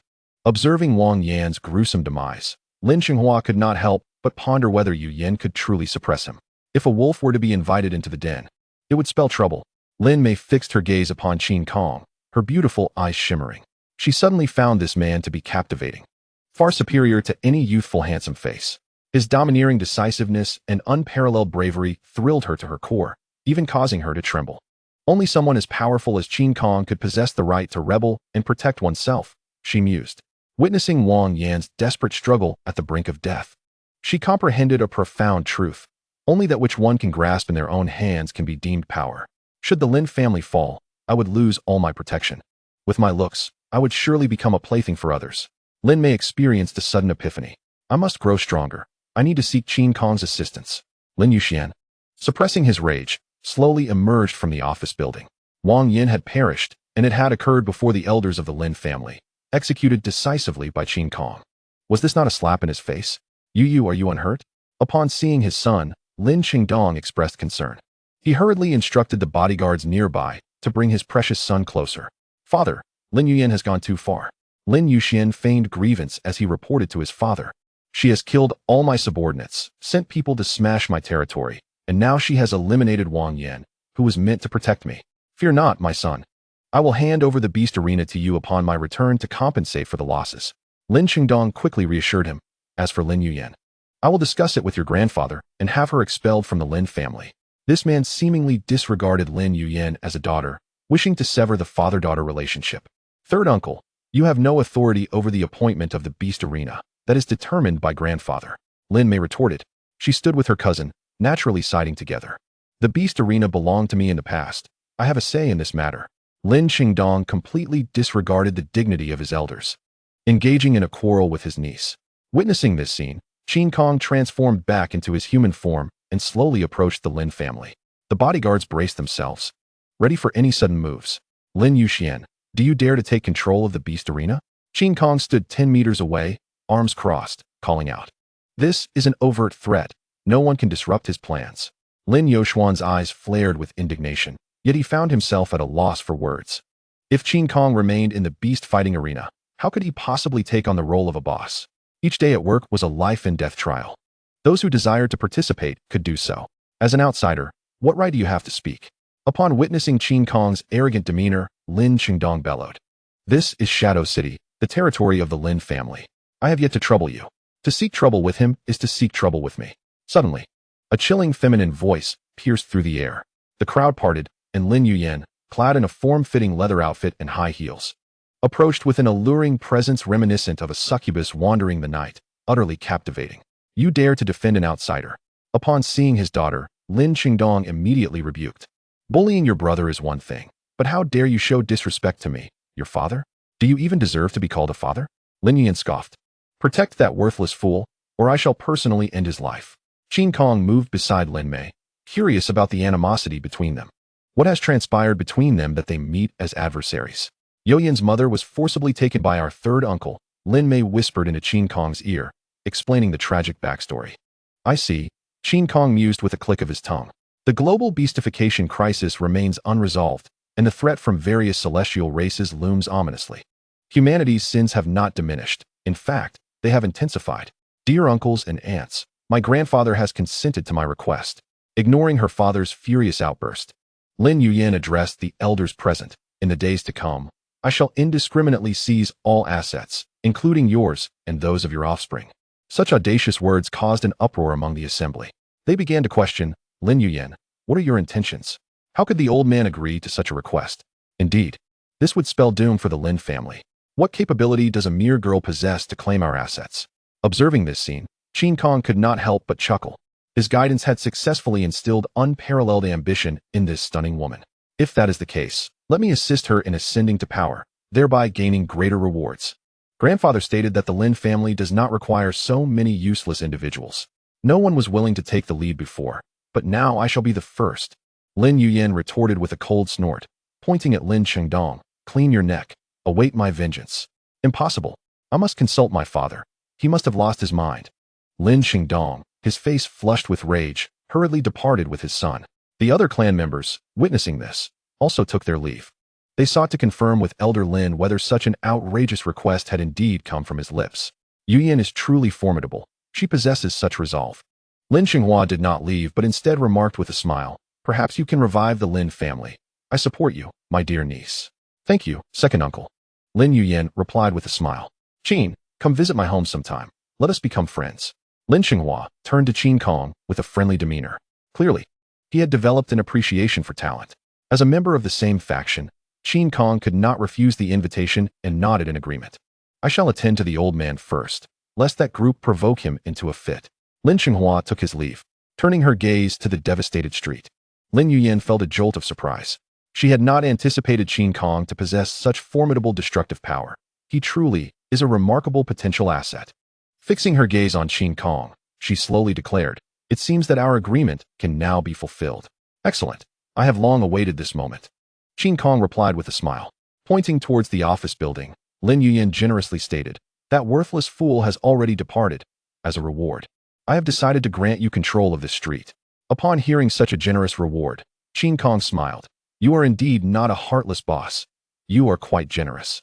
"Naturally, I am a person of clear rewards and punishments," Lin Yuyan said, crossing her arms. "In a few days, I shall send someone to renovate this place.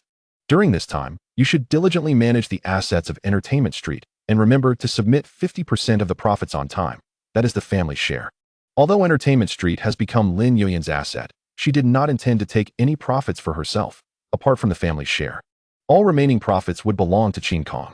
Thus, it is clear that Lin Yuyan regarded Qin Kong as her most trusted confidant. Since the boss is so generous, I cannot be stingy. Our beast fighting arena is currently facing difficulties, and the profits from Entertainment Street are just what we need to cover the losses. Qin Kong smiled and made a promise. The profits from a mere Entertainment Street could not possibly compare to the vast sums generated by the Grand Arena. It is better to take risks for greater rewards. "Excellent. I did not misjudge you." Lin Yuyan smiled alluringly, feeling quite pleased.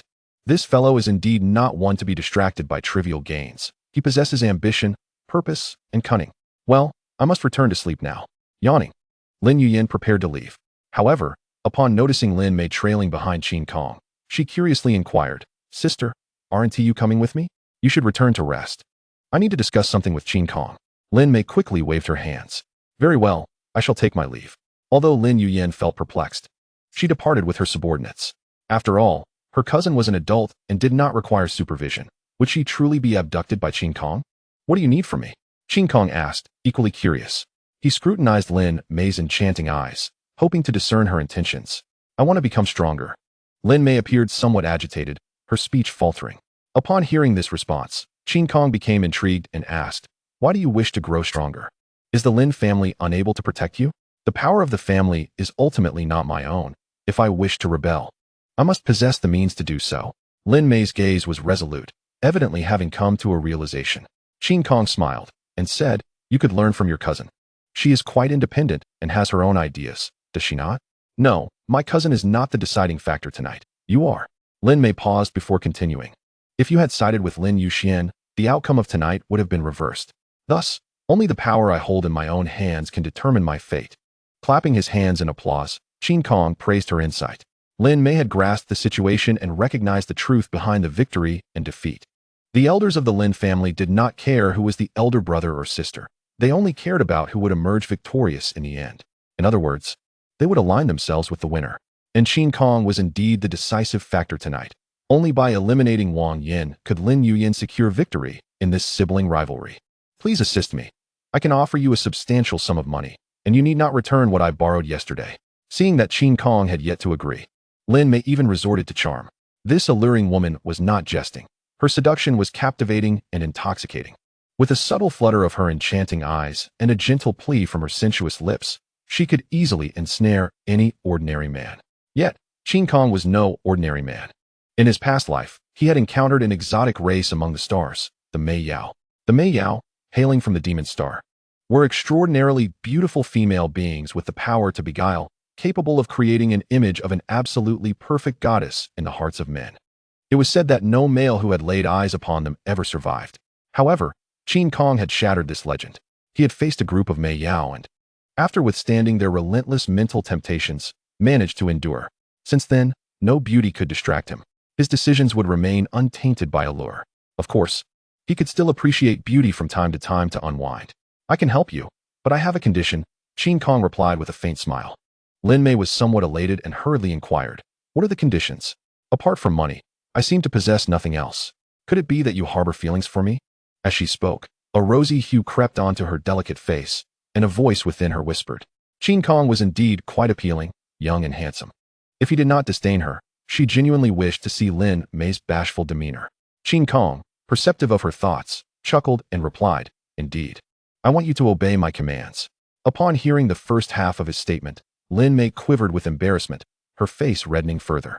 However, as Qin Kong continued, she realized her misunderstanding and quickly looked up to ask, what do you mean by that? Becoming stronger is not merely a casual remark. It demands immense effort and the endurance of excruciating pain. After all, you are a young lady. If you cannot comply with the arrangements, do not waste my time. Qin Kong's tone remained indifferent. Lin Mei was taken aback and lowered her gaze in contemplation. After a moment, she resolutely replied, I am willing to follow your guidance. As long as I can become stronger. Very well, then come back to my residence with me. With that statement, Qin Kong turned and walked away without looking back. Lin Mei's face flushed anew at the thought of returning to his residence. Could it be that he wished for her company? If so, so be it. Who knows who would be the one to benefit? With this thought, the beautiful woman hastily pursued him. In the dead of night, the once vibrant entertainment street lay in ruins, enveloped in silence. The ground was littered with ravaged beast carcasses, congealed bloodstains, and countless broken bricks and tiles. Suddenly, a manhole cover was gently lifted, emitting a faint sound. A pair of round, beady eyes peered out from the crevice, scanning the desolate street. It was safe. There was no one around. But was this truly the entertainment street? Li Jingde reported the situation as he crawled out from the sewer. He felt puzzled. He had not strayed off course, yet how had he wandered beyond the entertainment district? What was this abandoned street? No, this is indeed the entertainment street. Duan Feng suddenly exclaimed. He spotted a broken neon sign amidst the rubble, the emblem of Bai Hai Lawn Exine Club. So, the entertainment street has been destroyed? Dai Heng murmured in disbelief. What should we do about our mission? Duan Feng scratched his head helplessly. Let's return and explain the situation to the captain. The mission site has been obliterated by an unknown attack, and we need to devise a new plan. After barely hiding in the sewer for a few hours, they emerged only to find the mission site in ruins. What a predicament. I hope the captain does not punish us. Li Jingde was most fearful of Qin Kong and began to pray fervently. Under the cover of night, the three swiftly traversed the remnants, heading toward the beast fighting arena. Chapter 29. She was just cleaning early in the morning. Lin Mei, sporting dark circles under her eyes, entered Lin Yuyan's office. She appeared utterly fatigued, lamenting her plight as she leaned against her waist, seemingly aching all over. Sister, what happened to you? Lin Yuyan exclaimed in astonishment, quickly approaching her. You usually don't stay up late. Why do you look as if you haven't slept all night? It's all Qin Kong's fault. He kept me awake all night. I couldn't even catch a wink. Lin Mei was in a state of mental exhaustion, speaking without thinking. What? Lin Yuyan was utterly shocked. That guy actually. When did you two get together? Just last night. I was so worn out that I needed to sleep here. Lin Mei drowsily said as she stumbled to the luxurious sofa and collapsed onto the soft cushions, falling instantly asleep. Good morning, boss. Let us discuss the future planning of the beast fighting arena today. Qin Kong, refreshed, walked into the office and casually greeted. You scoundrel. Lin Yuyan darted forward and grasped his collar, reproaching him in a low voice. Why did you have to bully my sister? Look at how exhausted she is. Qin Kong brushed her hand away and replied coolly. She volunteered. I did not force her. What a despicable man you are. Lin Yuyan fumed. Lin Mei had already endured a disastrous marriage, and now she was being seduced by Qin Kong's sweet words. As her younger sister, she was determined to seek justice for her sister. You're insane. I merely asked her to clean. How did I become a scoundrel? Qin Kong raised his hands and feigned innocence. After bringing Lin Mei back to his residence, he had simply instructed her to tidy up the room. The furniture had been damaged by the energy overflow during upgrading, thus requiring more time. Upon hearing this, Lin Yuyan was taken aback. Cleaning? This alluring and beautiful woman merely spent the entire night cleaning for Qin Kong? Was this fellow truly just a passionate man? I see that your expression is not quite satisfied. Do you truly wish for me to do something to Lin Mei? Qin Kong smiled, knowing that Lin Yuyan had misunderstood the events of the previous night and merely teasing her. You're talking nonsense. Just don't bully my sister. Lin Yuyan huffed as she returned to her boss's chair. Since her sister had not been deceived by this scoundrel, she would not dwell on it further. Once Lin Mei awoke, the two sisters could have a proper discussion. Now, tell me, what are your thoughts? Returning to the matter at hand, Lin Yuyan pushed forward a document. This is last month's financial report for the beast fighting arena. Take a look. Goodness, this is disheartening. Qin Kong took a seat opposite the beautiful boss and perused the financial report. The rewards for the participants were excessively high. Were you running a business or a charity? Aren't you also a participant? How can you complain about the rewards being too generous? Lin Yuyan replied indignantly at his mockery. Qin Kong shook his head. No. Within the arena, I am a participant, but in this office, I belong to the exploiting class. Let us have the rewards for the participants. That way, we can at least breathe a little easier. While this was said, those participants would certainly not be pleased with such exploitation. Lin Yuyan sighed. She had contemplated this as well, but concerns were abundant. Although the rewards might be reduced, they could compensate from other sources. Qin Kong began to articulate his vision, such as linking participant earnings to ticket sales. But ticket sales are already poor. Do we really want to share profits with outsiders? Lin Yuyan questioned, perplexed. Do not fret. Let me explain, Qin Kong replied patiently, devoid of his usual ruthless demeanor during battles. The participants in the beast fighting competitions were all desperate individuals from various backgrounds, essentially walking advertisements. For instance, would Zhang Sin not actively promote the beast fighting arena to enhance his earnings? If he were an outlaw, would he not draw in other criminal associates to join the competitions for profit? Lin Yuyan listened, somewhat dazed, and asked, are you suggesting that we let the participants advertise for the arena while we only need to pay them a meager portion of the ticket profits? Precisely. As long as we manage the distribution points, the arena can gain countless inexpensive advertisements, Qin Kong slowly elaborated. This would be far more effective than the arena's own promotions and would not draw the ire of the authorities. Lin Yuyan's eyes lit up with understanding, a smile gracing her face. Before she could voice her opinion, Qin Kong continued, what I just mentioned was merely an external advertising strategy. The arena also needs to introduce new revenue-generating projects. If we rely solely on ticket sales, we won't last long. Yes, I think the same. Lin Yuyan nodded in agreement. Qin Kong rose to pour himself a glass of water, clearing his throat before stating, the arena can collaborate with the entertainment street for marketing. As violence often chemically reacts with alcohol and beauty, Lin Yuyan took notes diligently, resembling a studious student. They conversed for the entire morning. And by the time Lin Mei groggily awoke, the two were finally done discussing. What are you two talking about? Lin Mei stretched languidly, her alluring figure unmistakable. Curiously, she approached and leaned against the back of her boss's chair. Lin Yuyan pointed at the notebook and explained, we are discussing the operational methods of the beast arena. Qin Kong is quite inventive, isn't he? Humph, he certainly has his share of cunning ideas. Lin Mei's tone bore a hint of grievance. Her beautiful eyes glared at Qin Kong as if she intended to punish him with her gaze. Unfortunately, the young woman's eyes were far too enchanting, lacking any trace of menace, resembling more a tempting allure. What exactly is the relationship between you two? Lin Yuyan, unable to suppress her curiosity, inquired. Why are you cleaning up at such an hour? Ah, a cooperative relationship, Qin Kong interjected. This foolish woman wishes to grow stronger and insisted on finding my assistance. Hence I had her start by cleaning. Grow stronger? Lin Yuyan was taken aback. Lin Mei quickly clarified. Oh, I merely wanted to experience the sensation of gaining power. Everyone says I resemble a child, so I must prove myself. Ah, I see. Sister supports you. Lin Yuyan chuckled. Speaking of which, it has been ages since I unleashed my beast power. I wonder if I've regressed. Intrigued, Qin Kong casually asked, I am unfamiliar with your beast transformation. Care to share? Last night, while cleaning, Qin Kong learned that Lin Mei's beast transformation was a white python, rated D class. Naturally, the The young woman lacked any combat experience and relied solely on resource accumulation. My beast transformation is a bamboo viper. However, upon advancing to C class, my species underwent slight changes, and you may refer to it as a bamboo viper python. Chapter 30. Difficult times. Are all the Lin family's beast forms related to pythons? Qin Kong asked curiously. Lin Yuyan shook her head and explained, it should be related to reptiles. The branch S beast forms are primarily lizards and crocodiles. Only the members of our main family can transform into snakes and pythons. I understand now. Pythons can indeed be considered formidable beasts. Perhaps we should find a time to spar? Qin Kong suggested eagerly. Very well. After we finish here, I shall engage you in a match. Lin Yuyan replied with a charming smile. I possess combat experience, so do not underestimate me. After their casual conversation, Qin Kong exited the office. The young woman followed closely behind, seemingly reluctant to part from his side.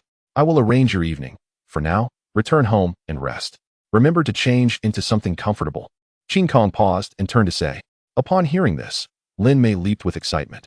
All right, I shall head home now, but where are we going tonight? And what should I wear? Qin Kong smiled slightly. If we are to engage in a killing, one must certainly wear black. In the Shadow City at Hao Wei Xian. Oldly, stop drinking water. Your nervousness is making me anxious, Daiheng complained. Li Jingda poured himself a glass of water, explaining, I'm drinking because I'm nervous. Who knows how the captain will punish us? During last night's report, Qin Kong had said nothing but instructed them to gather for a meal the following afternoon. Be grateful. For the captain had a woman in his quarters, which is why we were let off lightly, Daiheng grumbled. To have only been punished today is quite fortunate. At least we managed to sleep in this morning. Duan Feng, curious, asked, why are you so afraid of the captain? Have you done something wrong? Of course not. We merely witnessed the captain's formidable prowess, leaving us with some psychological trauma, Li Jingda quickly denied. They both vividly remembered the night of the struggle for the Thunder Leopard Skull, where Captain Qin had single-handedly faced many, intimidating everyone into fleeing. His presence had been overwhelmingly authoritative, leaving a deep impression on all present. Indeed, few can withstand the captain's might, Duan Feng acknowledged. Just then, the door creaked open, and Qin Kong entered the private room. The three immediately stood up and bowed their heads to welcome the captain's arrival. No need for such formality, please sit. I happen to be hungry, Qin Kong said gently, gesturing for them to take their seats. Thank you, Captain. The trio let out a sigh of relief and hastily sat down. I forgot to inform you last night. The entertainment street is now under my control. Qin Kong casually picked up a piece of food and continued. Lin Youxuan's power has waned, and he can no longer stir up any trouble. The three were taken aback, wondering what had transpired above while they hid in the sewers. However, to eliminate the threat completely, you must continue executing your tasks. Qin Kong disregarded their astonished expressions and commanded, Lin Yuxian still has 4 small lieutenants. They did not appear last night, perhaps having fled at the last moment. I need you to capture these 4 individuals. As he spoke, he made a slicing motion across his neck, revealing a ruthless demeanor. Understood, Captain.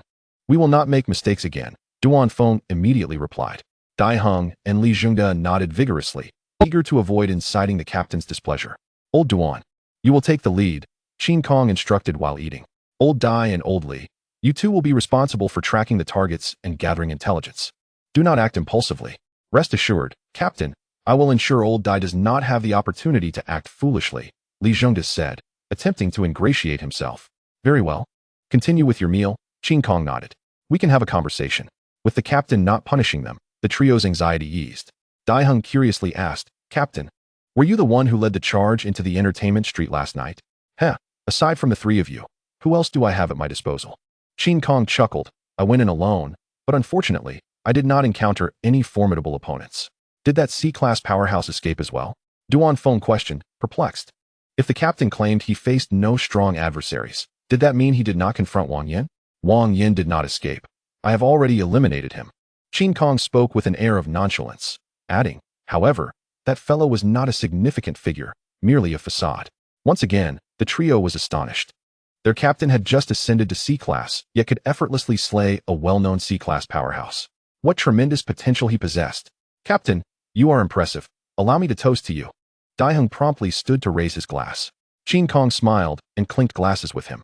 The other 2 quickly joined in, and the atmosphere at the dining table gradually became more relaxed. With tasks come rewards. Work diligently, and the entertainment street will be yours to enjoy. Qin Kong began to entice them, resembling a shrewd capitalist. Upon hearing this, Dai Heng nudged Li Jingde with his elbow and jokingly said, "Old Li, after we complete the mission, I shall introduce you to the world of men. Get lost. I am already a man. I need no guidance from you." Li Jingde retorted irritably. Though he was only 26, due to malnutrition in his youth, he appeared like a man in his 40s, his demeanor rather unseemly.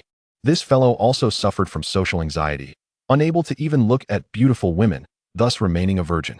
In contrast, Dai Heng was tall with a chiseled face and possessed the gift of gab, already a seasoned player in matters of romance. "How did you two, with such differing personalities, become partners?" Qin Kong inquired with curiosity. In his previous life, he had only heard of Dai Heng's reputation but had never known Li Jingde. "It's a long story. We both hail from the same village." Dai Heng took a sip of his drink and sighed. "Our village was overrun by the uncontrolled, leaving all our relatives dead. It was just the two of us left, like a cat and a mouse relying on one another. That year, when we were only 18, we hid in a cellar for an entire month before being rescued by the city defense forces." Reminiscing about those hard times, Li Jingde also felt a pang of sadness.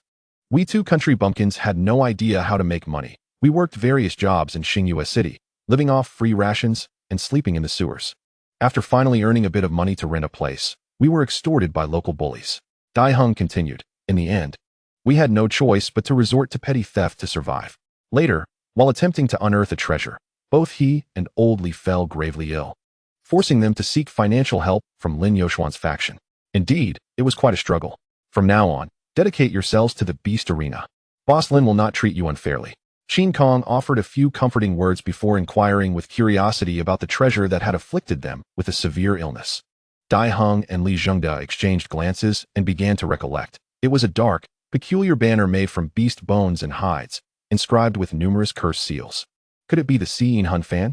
Qin Kong silently speculated. This item was no trivial matter. In a past life, it was a coveted rarity. Yet due to its terrifying side effects, few could possess it for an extended period. "Do you still know its whereabouts? I wish to behold it." Qin Kong candidly expressed his desire, not concealing his covetousness. Dai Heng pondered deeply, bowing his head in recollection. After a moment, he excitedly proclaimed, "I remember now. That task was commissioned by the wealthy Feng Xiuwen of Xingyue City, and the item should be in his possession." "I see," Qin Kong mused while sipping his drink. His gaze profound. Chapter 31. Let them regret it. In the northern outskirts of Xingyue City, darkness enveloped the area, where countless evils lurked. The cacophony of curses and weeping intertwined into a disconcerting noise. "These sheep are troublesome, utterly unruly." A tattooed giant leaned against the front of a truck, cradling an alluring beauty in his arms. He addressed the black-clad man before him. "If this happens again, I may have to reconsider our dealings. Brother Scorpion, you misunderstand. It is not for lack of effort, but business has been challenging." The black-clad man raised his hands in surrender, explaining, "This batch of sheep was recently scavenged. They are merely new victims from the surrounding areas, and it is natural for them to be somewhat spirited, to evade the city guard. I expended countless efforts and simply lacked the energy to discipline them." Scorpion scoffed derisively, retorting, "Do you think you are the only one facing difficulties? If this shipment misbehaves, my costs will rise. Will you compensate me?" The black-clad man offered an awkward smile, lacking a response. Fine, I've transferred the payment. Just be more diligent next time." Scorpion waved his hand dismissively, striding away with the woman in his arms. Clearly, they were off to seek amusement. Observing their brazen demeanor, the black-clad man curled his lip in disdain, cursing inwardly. "Damn Scorpion, pretending to be a big shot. You are merely a lackey to those in power." After venting his frustrations, he shouted to his subordinates, "Hurry up and get to work, load the sheep onto the truck." Countless ragged disaster victims were led away by beast men, much like lambs, treated as cargo for transport. This was a human trafficking scene, one of the sources of evil. How despicable! How can they treat people as mere commodities? From her concealed position, Lin Mei seethed with indignation, her delicate fists clenched. Qin Kong, displaying an emotionless facade, remarked, "Do you believe the Lin family's foundation is pristine? Perhaps they have shares in your family's operations." Lin Mei's resolve immediately waned. Indeed, she herself was the young lady of Shadow City, enjoying all manner of tainted wealth and resources. What right did she have to condemn others? Yet having chosen the path of rebellion, one need not look back. Qin Kong's voice was deeply magnetic, causing Lin Mei's ears to tingle with anticipation. "Do as you wish. For the strong act without the need to justify themselves to others." Upon hearing this, Lin Mei's heart jolted. This was the sensation she craved. to act according to her own desires and seize her fate. What should I do now? Lin Mei asked, her excitement palpable as she unconsciously leaned closer to Qin Kong, yearning for guidance. Inhaling her fragrant essence, Qin Kong replied nonchalantly, quite simply, eliminate this group of criminals. Lin Mei was momentarily taken aback and hastily inquired, but I have never fought. I haven't even killed a fish. In her emotional fervor, the young woman was entirely oblivious to the fact that she stood barely 5 centimeters away from Qin Kong, a distance laden with ambiguity, typically reserved for lovers. Though surrounded by alluring warmth, Qin Kong did not indulge in the proximity. He gently pushed Lin Mei away from him, saying, I will create opportunities for you to take action, but you must ensure you do not flee when the moment arises. Only then did Lin Mei become conscious of their previous intimate distance, promptly covering her blushing face, responding shyly, rest assured, I will not run away. Even if I am disgusted, I will persevere. A true strong individual would not be so easily flustered, Qin Kong chuckled, shaking his head as he rose to leave their hiding place. Being teased by a boy 12 years her junior, Lin Mei's cheeks flushed deeper. He remained so composed. Could it be that my allure fails to captivate him? After a moment of confusion, Lin Mei hurried to follow in Qin Kong's footsteps. Good evening. Qin Kong strode boldly into the trading scene, even applauding to draw the attention of all the beastmen present. Such an audacious display was truly remarkable. Lin Mei, however, felt a twinge of fear, clinging closely to Qin Kong like a timid rabbit. Surrounded by reckless criminals, she did not wish to encounter trouble. Who is this wild dove? Seeking a death wish? The thugs abandoned their tasks, revealing wicked smiles. They brazenly appraised Lin Mei, one of them remarking, Your woman is quite beautiful. If you leave her with us, we'll let you off the hook. Upon hearing this, the young woman trembled in fear, instinctively wrapping her arms around Qin Kong's. Even as her curves were compressed, Lin Mei dared not release her grip for a moment. Qin Kong leaned down, whispering in her ear, Are you angry? Do you wish to gouge out their eyes? Recalling those predatory, malevolent gazes, Lin Mei's heart ignited with fury and humiliation. Why was she endowed with beauty, yet lacked the strength to protect it? Without the Lin family's protection, what distinction did she have from an innocent lamb? I will dismember them, making them regret ever laying eyes on me. Lin Mei murmured, her expression transforming into one of fierce determination. Qin Kong smiled, declaring, Then prepare yourself. The slaughter is about to commence. Supergravity. With a sharp snap of his fingers, oppressive gravity descended like a thunderclap. The thugs were utterly bewildered, collapsing to the ground as if weighed down by immense burdens, unable to rise or resist. C-Class. He is a C-Class powerhouse. Someone shouted in terror. Upon realizing this, the thugs quaked in fear, prostrating themselves and begging for mercy. Qin Kong paid them no mind, instead pressing a sharp dagger into Lin Mei's palm.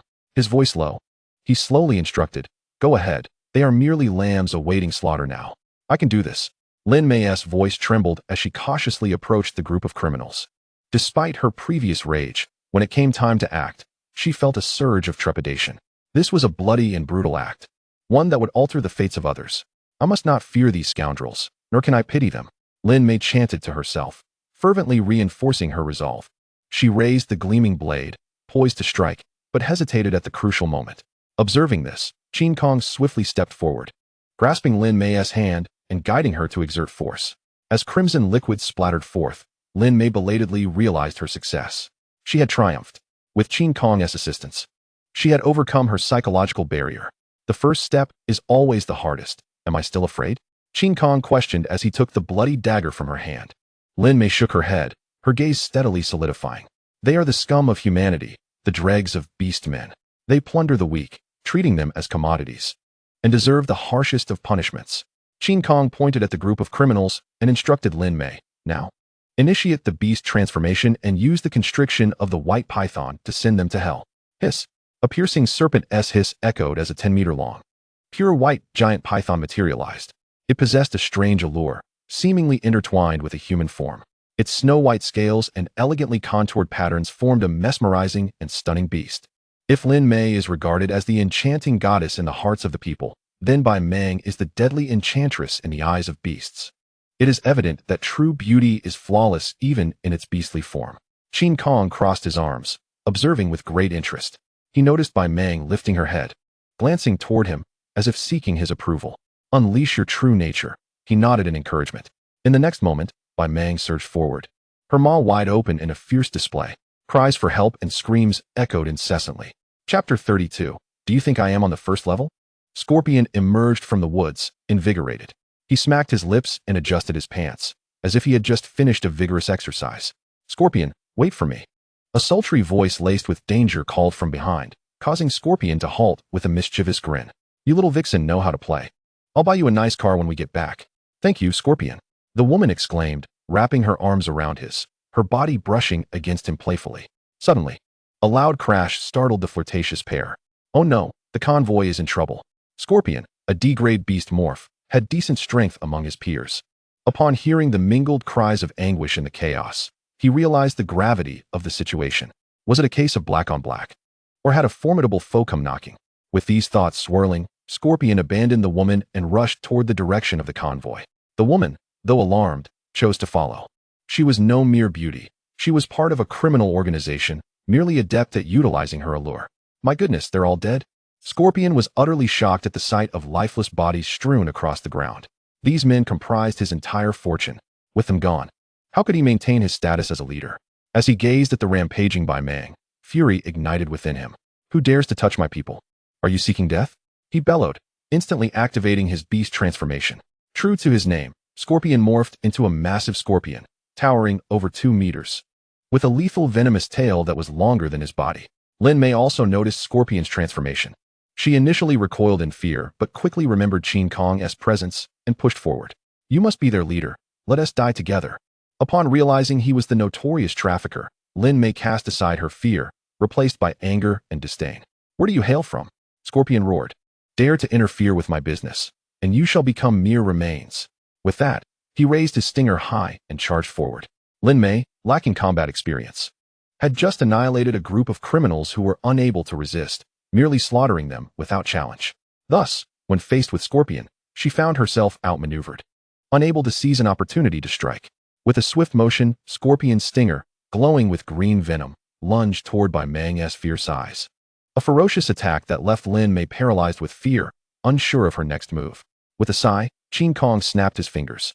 The gravity manipulation activated instantly, causing Scorpion's stinger to plummet to the ground just before it could pierce the serpent's gaze.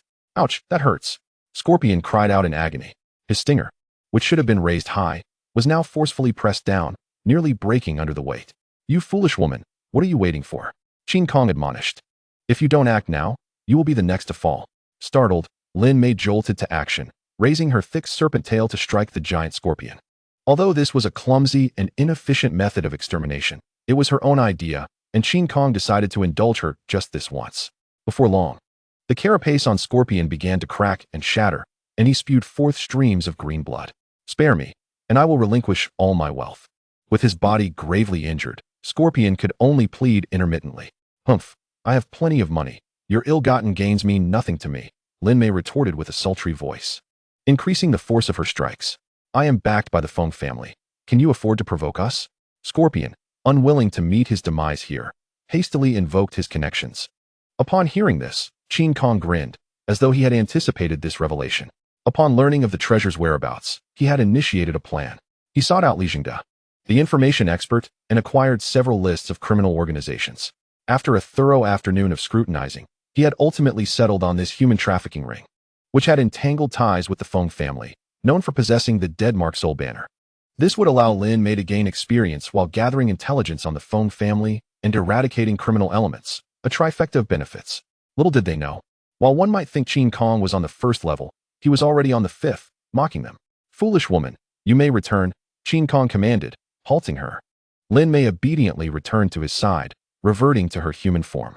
The little lady seemed to be quite invigorated by the slaughter, her cheeks flushed, her body glistening with a light sheen of sweat, her eyes glimmering with excitement.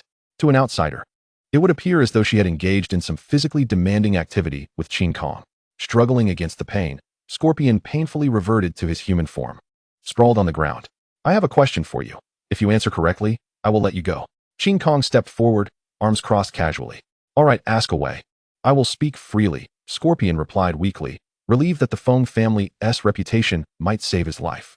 What method allows one to enter the Feng family directly? Qin Kong inquired. Realizing Qin Kong intended to take action against the Feng family, Scorpion inwardly lamented, How unfortunate. I have become a pawn. After pondering for a moment, he responded, the Feng family engages in trade, dealing in both legitimate goods and illicit items. Thus, masquerading as an outsider under the pretense of conducting business should grant entry. Qin Kong shook his head, seemingly unimpressed. That method is one even Lin Mei could conceive. It holds no value. Lin Mei sensed something amiss, feeling as though Qin Kong was mocking her. Scorpion quickly added, let me think again. I am gravely injured, and my mind isn't functioning optimally. Qin Kong remained silent, merely nodding. After some time, Scorpion finally devised a viable plan. The Feng family's ancestor is nearing their birthday. As one of their underhanded associates, I should qualify to attend the banquet. Are you suggesting I accompany you? Qin Kong asked. Scorpion eagerly nodded. Yes, this is the safest method. Hearing this, Qin Kong smiled, but his expression bore an ominous undertone. No, this is the riskiest approach. He raised his right hand, crackling with violent lightning energy at his fingertips. Because you are not worthy of my trust. With a sizzling sound, as the charred gas emerged, Scorpion's consciousness faded away. Upon witnessing the demise of the notorious trafficker, Lin Mei excitedly inquired, does this mean we have eradicated a criminal organization? Not entirely, Qin Kong replied, placing a dagger into Lin Mei's palm, gesturing toward the nearby bushes. There is still a little mouse eavesdropping. She is yours to handle. All right, I will take care of it. Lin Mei revealed a dangerous smile identical to Qin Kong's as she briskly approached her target. Chapter 33. A ridiculous love story. As the screams faded, Qin Kong began to harvest the genetic fragments from all the corpses. He categorized the fragments into 3 types based on their utility. The first type included attributes such as strength, speed, and defense, which could be utilized for personal enhancement when the need arose. The second category consists of special fragments such as keratin, wings, and fierce flames, which can endow Qin Kong with genetic abilities, rapidly enhancing his combat prowess and warranting significant attention. The third category includes impurities like decay and hair, which lack any fortifying effects and may even contaminate Qin Kong's genes. Thus, they should be stored as currency for exchanging items in the genetic treasury. Once Lin Mei concluded her tasks, Qin Kong also ceased his activities. The entire group of human traffickers had provided him with 10 attribute fragments and 20 impurity fragments. The sole fragment of interest was the Scorpion's venom gene fragment. Without further contemplation, Qin Kong directly utilized it to strengthen the sharp angles of his elbows, thereby augmenting the lethality of his elbow strikes. What shall we do about these disaster victims?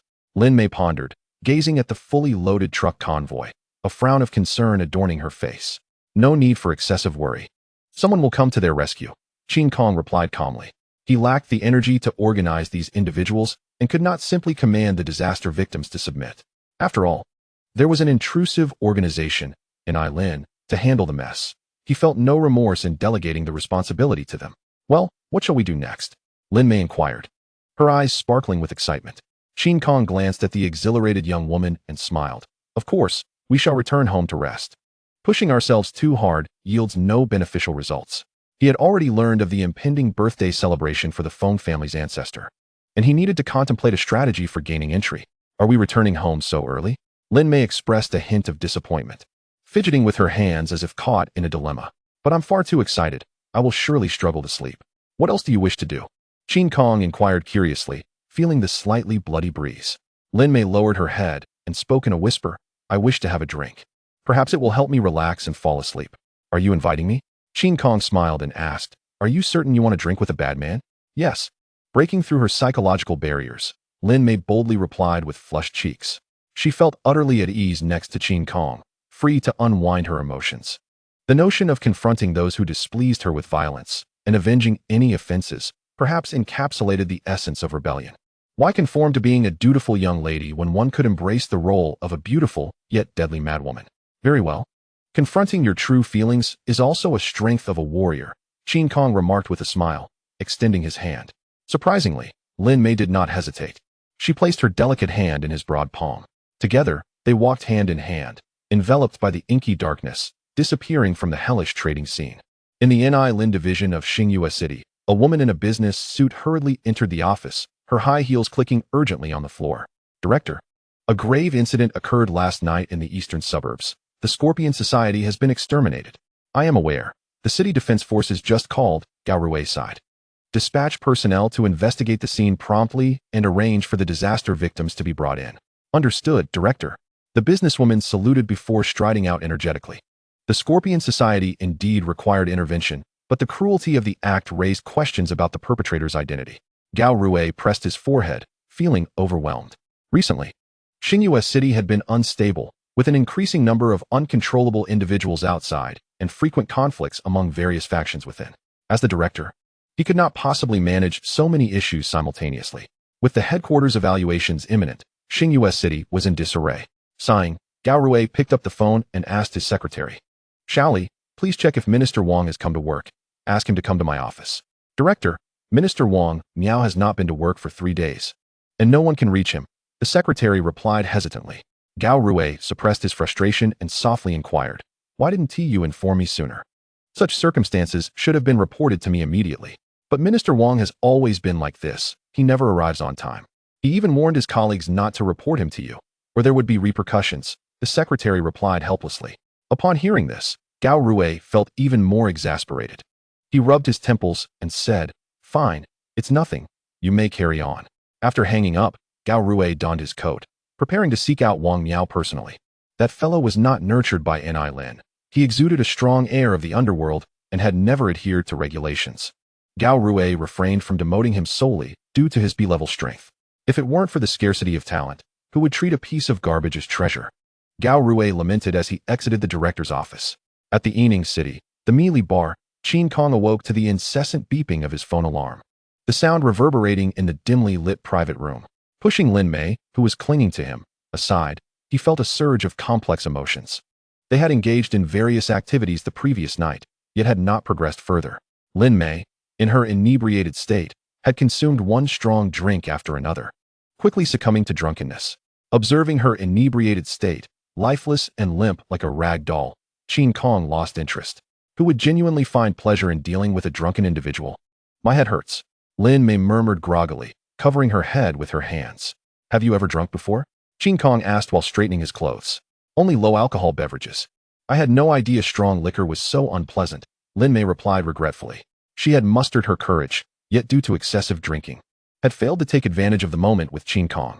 Nevertheless, time was on her side. She would surely have another opportunity. "Foolish woman, when will you ever become a little wiser?" Qin Kong chuckled. Hearing this, Lin Mei pouted playfully. "Don't tease me. I will strive to become smarter." To persuade Qin Kong, she even shifted her body to press against his arm. "Are you trying to take advantage of me?" Qin Kong laughed, saying, "Do not assume that future arrangements will be easy. If someone cannot grow stronger, I will have to part ways with her."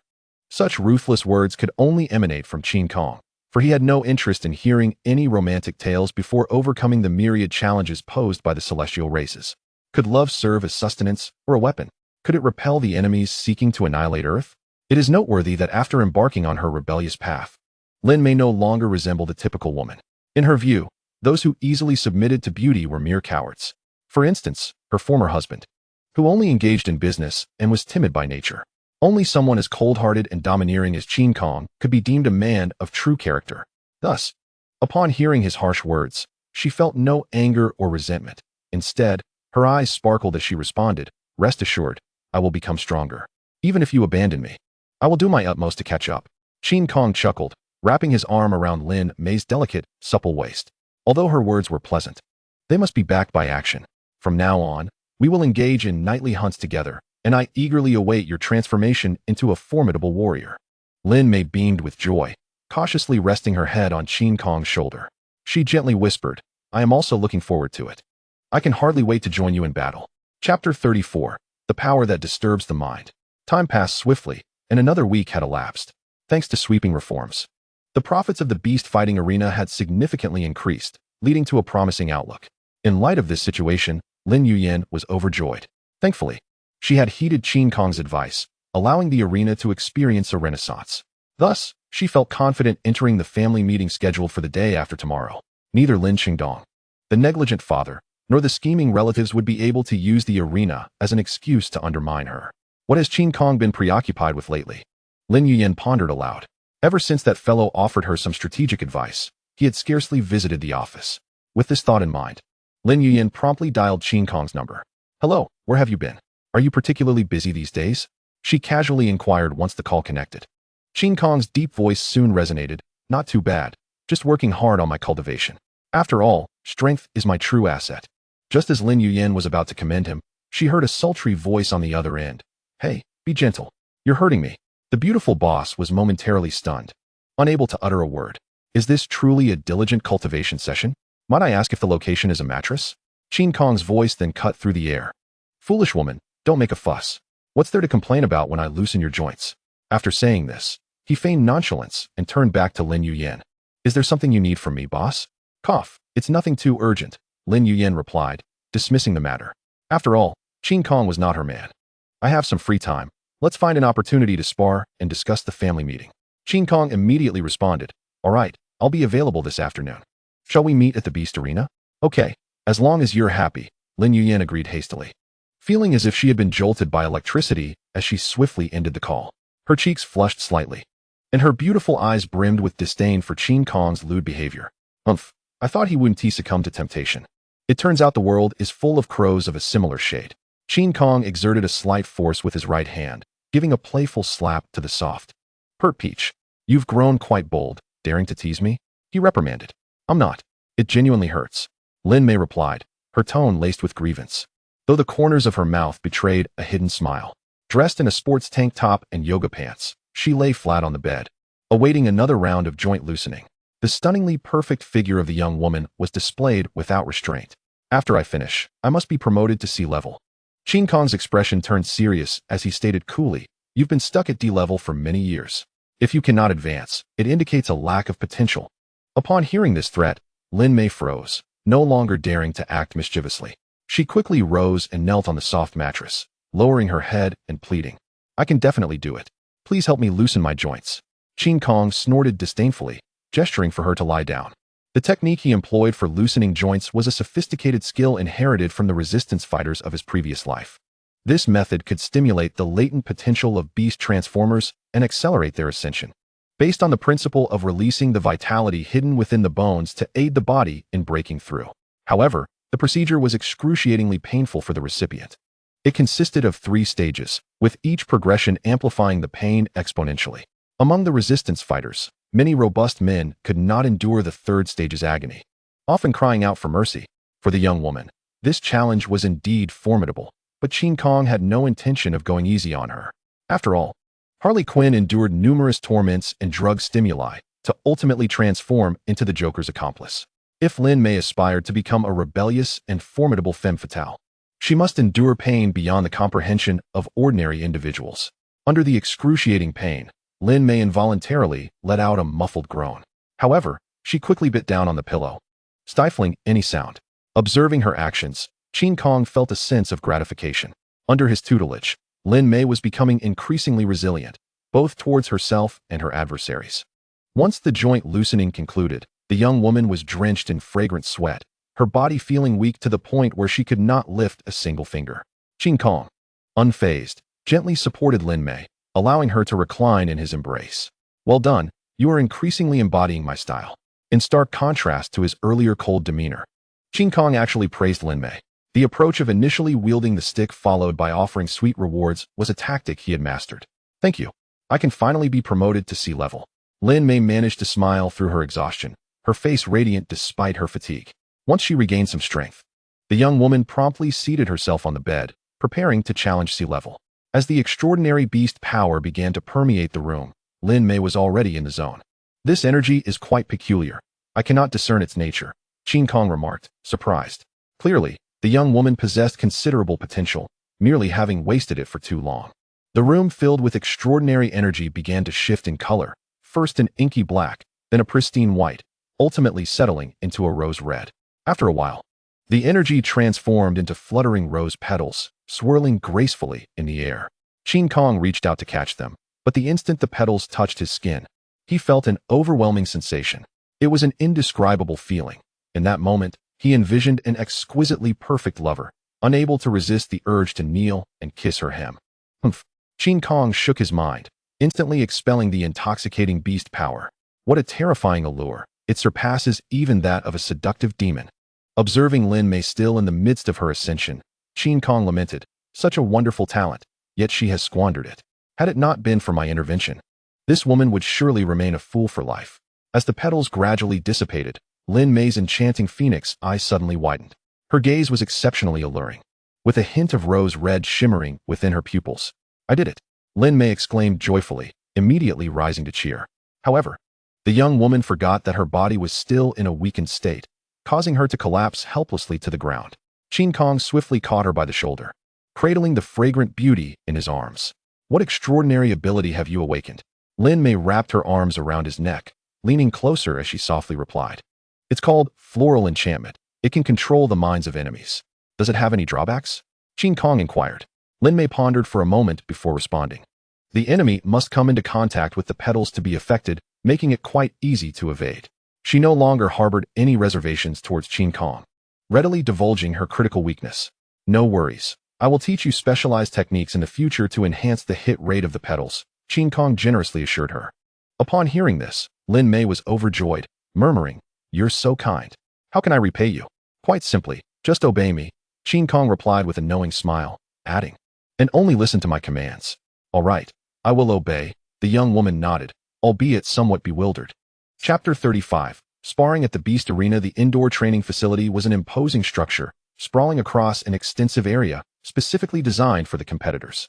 When not engaged in competitions, the participants often flocked here to train or spar. However, today, the training facility would be entirely closed off, prohibiting all participants from entering. As it was to welcome the arrival of the beautiful boss, Lin Yuyan appeared in athletic attire, and though she revealed not an inch of skin, her sensuous and alluring figure was nonetheless evident. Where's that fellow? Why hasn't he arrived yet? Lin Yuyan furrowed her brow. Just as she contemplated pulling out her phone to inquire, she spotted a man and a woman approaching from outside the venue. Cousin? Lin Yuyan exclaimed in surprise, gazing at the radiant Lin Mei. What brings you here, and why are you with him? What's strange about it? I've been with Qin Kong all week. Lin Mei chuckled, explaining, He has been exceptionally kind to me, taking me out and aiding my ascension. Are you two dating? Lin Yuyan asked casually. Lin Mei cautiously glanced at Qin Kong before responding. Not yet. I'm pursuing Qin Kong, but he hasn't agreed. Observing her cousin's humble demeanor, Lin Yuyan felt a deep-seated dissatisfaction towards a certain someone. She glared at Qin Kong and inquired, What do you mean by deliberately stalling my sister? A beauty like her should be pursued, yet you dare not agree? Who is more noble here? Qin Kong teased the lovely boss, intentionally stating, Shouldn't I test her resolve? If I allow her to acquire me too easily, she certainly won't cherish me. This tactic, known as striking first, ensures that women run out of words once they have expressed what they wish to say. Lin Yuyan was exasperated. What on earth did her cousin see in this guy? All right, let us not ruin the atmosphere. We are merely here to spar. Lin Mei immediately took on the role of mediator, saying, I can hardly wait to see Yuyan's combat skills. Upon hearing her cousin's words, Lin Yuyan reluctantly calmed down and ceased to dwell on the matter. What is your vitality level? Qin Kong inquired curiously while shedding his outerwear. Over 4,000. But I haven't exercised in a while, so it might have decreased a bit, Lin Yuyan replied, also removing her jacket to reveal a black sports tank top. The two ascended the spacious arena, one after the other. I will only exert 30% of my strength, but do not resist too fiercely. If it becomes unbearable, just call for a stop, Qin Kong advised. Lin Yuyan huffed, as if I need your reminder. Just don't underestimate me. Observing the proud demeanor of the beautiful boss, Qin Kong could only smile helplessly before suddenly transforming into a colossal ape. With a thunderous roar, Lin Yuyan's attractive face paled slightly. Only by facing Qin Kong directly could she feel the terror he embodied. No, I absolutely cannot falter. Forcing down her inner hesitation, Lin Yuyan activated her beast transformation. In the next moment, a 10-meter-long emerald giant python descended onto the arena. Its scales resembled bamboo leaves, slender and elongated, exuding a strange and chilling aura. Unlike the white python, the green python was more elongated, with a more sinister presence. If the white python was agile and beautiful, the green python was cruelly enchanting. Little Qin, go? Qin Kong affectionately nicknamed the beautiful boss. I am not Little Qin. Take this. Lin Yuyan opened her python mouth, and her forked tongue hissed fiercely. A viscous green liquid erupted from her venom glands. The toxicity of the bamboo green was not particularly high, but it belonged to blood circulation poison, capable of causing significant blood loss, swelling, and unbearable pain in enemies. Thus, it could only serve as auxiliary poison, lacking the capacity for a lethal strike. Qin Kong smiled faintly, not even utilizing his thunderous power. He quickly stepped forward and agilely evaded the onslaught of the green liquid. The giant ape rolled on the ground and, within 2 breaths, reached the front of the green python. Lin Yuyan was taken aback, the python's tail swiftly swaying as she retreated. She never anticipated Qin Kong's speed was so astonishing. She could not even catch a glimpse of his shadow before he breached her defenses. He was clearly a 7-meter-tall beast weighing nearly 3 tons. How could he be so swift? The first round ends, and you have lost. Qin Kong slowly retreated and explained, when I approached you just now, you hesitated for 2 seconds, while I only required 1 to seize your vital point. Lin Yuyan felt somewhat embarrassed, for Qin Kong spoke the truth. No snake would poison like you do. Qin Kong began to analyze her mistakes, openly criticizing, as if fearing others might evade it. What should I do then? Lin Yuyan had no choice but to follow his lead. She indeed had combat experience, but most of it involved bullying D ranks as a C rank, where opponents often lost half their lives with a mere spray of venom. When employing poison, one must divert the opponent's attention. Qin Kong imparted his wisdom, explaining how to attract the opponent's focus through words, actions, and expressions. Then, at an unsuspected moment, one could lay down the trap of poison. Lin Yuyan struggled to comprehend and promptly swirled her python tail, advancing forward. What kind of place counts as unexpected? Qin Kong chuckled, pointing beneath the green python. For instance, the very spot where you are standing now has my poison laid out. Lin Yuyan was startled and quickly shifted her body, looking down. A small pool of dark liquid was oozing on the ground. He had already planned to poison me when he approached. The revelation shocked Lin Yuyan, causing her gaze towards Qin Kong to transform with a hint of fear. Indeed, the strong were formidable. Their combat experience was not to be trifled with. They unleashed lethal moves at the first opportunity, constantly lurking with deadly intent. Let us forget about sparring. Just help me identify my shortcomings. Lin Yuyan suddenly lost her confidence and called for a halt. However, Qin Kong disagreed, instead comforting her. It is precisely through sparring that we can uncover weaknesses. If it becomes too challenging, let Lin Mei join, and you 2 sisters can fight side by side. Can my cousin fight? Lin Yuyan questioned with doubt, as her sister detested bloody battles and was even afraid to watch. Qin Kong sighed helplessly, reflecting on how far this proud boss had fallen behind. Your cousin has likely slain more than you recently. Rest assured, she will manage. As a younger sister, you must trust your elder sister. As he spoke, Qin Kong waved to Lin Mei. Upon hearing the call, the young woman rushed over, her face bright with joy. What's the matter? What do you need me to do? Ascend the stage and fight alongside your sister. Qin Kong instructed gently. My requirement for you is to give it your all without holding back. All right, I will give it my all. Lin Mei flung off her outerwear and, in the next moment, transformed into a white python, charging onto the vast arena. Unlike her appearance as a D rank, the white python was now adorned with rosy patterns, exuding a captivating aura. Moreover, her serpent eyes sparkled like stars, resembling 2 exceedingly rare rubies. Sister, you look stunning. Lin Yuyan was momentarily mesmerized, murmuring in awe. Upon witnessing the white python, she found herself inexplicably enamored, yearning to embrace her cousin. It was important to note that Lin Yuyan was a woman of typical orientation. If she developed an interest in a female beast, it would spell trouble. Steady your heart. Do not fall in love with your sister. Qin Kong chuckled, relishing in Lin Yuyan's predicament, which would provide ample material for future teasing.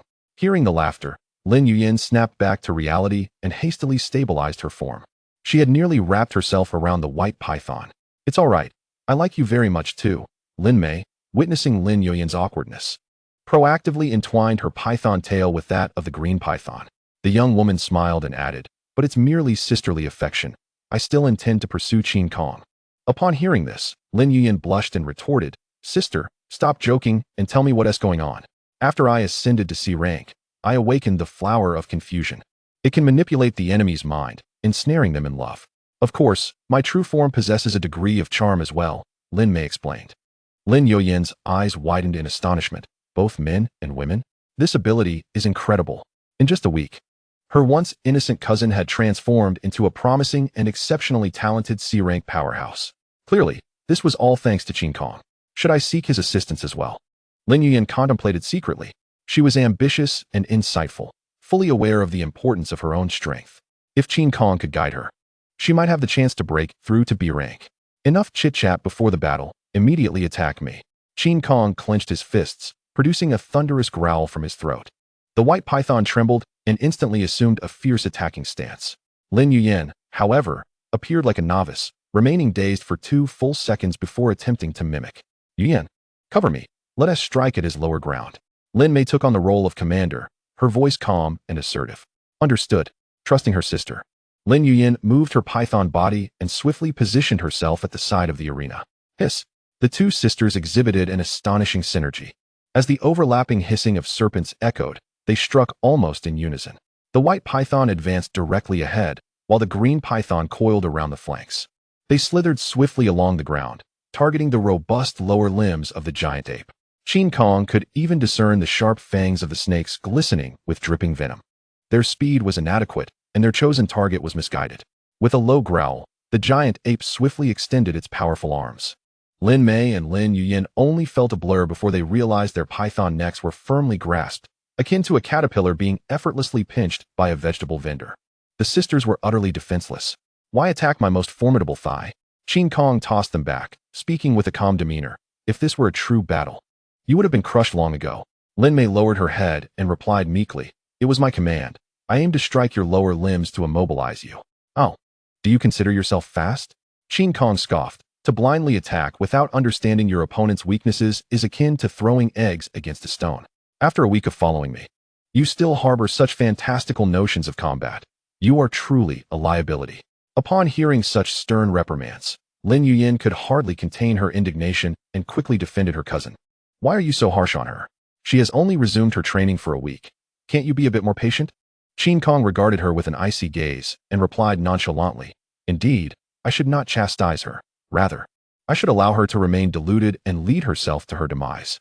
After being countered, Lin Yuyin found herself at a loss for words. To her surprise, Lin Mei suddenly exclaimed, "I understand. We should divert your attention, slip into your blind spot, and launch a surprise attack from behind." It turned out that the young woman had been contemplating a better strategy, completely disregarding Qin Kong's rebuke. Perhaps the reprimands only fueled her excitement. Observing the unfamiliar Lin Mei, Lin Yuyin's eyes widened in astonishment. Was this truly the gentle cousin with a childlike demeanor? Recognizing her mistakes is commendable. Qin Kong's demeanor softened. "However, how do you intend to capture my attention?" "Like this," Lin Mei exclaimed, unleashing her formidable beastly power. In an instant, a tempest of rose petals cascaded from the sky, resembling a heavy snowfall. They were ethereal and resplendent, yet concealed a lethal intent within their exquisite beauty. On the arena, there was no space to evade. A colossal beast like Qin Kong was an ideal target for such a floral assault. To even rudimentarily wield formations was a sign of having graduated from elementary school. Qin Kong mused, nodding in encouragement.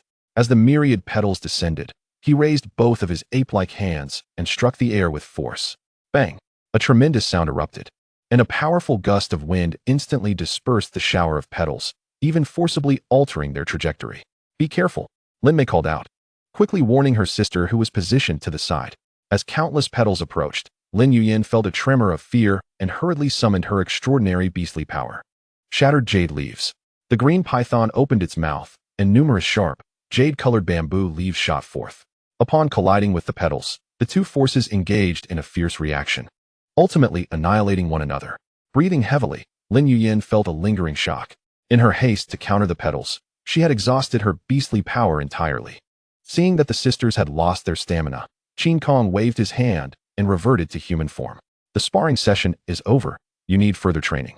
While defeating a D-level opponent poses no challenge, do not entertain thoughts of taking on a C-level foe. Upon hearing this, the sisters returned to their human forms and followed Qin Kong as he walked ahead. They settled onto chairs for a brief respite. "Please teach me as well." Just as Qin Kong took a sip of water, Lin Yuyin spoke with unwavering determination. "I can sense that my sister has surpassed me." With her enchanting gaze fixed on Qin Kong, Lin Yuyin continued, "In that case, I cannot lag behind." Qin Kong chuckled, "Of course, but there will be tuition fees. I will pay whatever it costs." Lin Yuyin immediately replied, seemingly eager. To claim a grand enterprise, one must possess formidable strength. Lin Yuxian served as a cautionary tale. He neither fought nor managed effectively. Thus, when his subordinates perished, he was left to retreat in disgrace. "Let me remind you, your sister's tuition is her own responsibility." Qin Kong shrugged.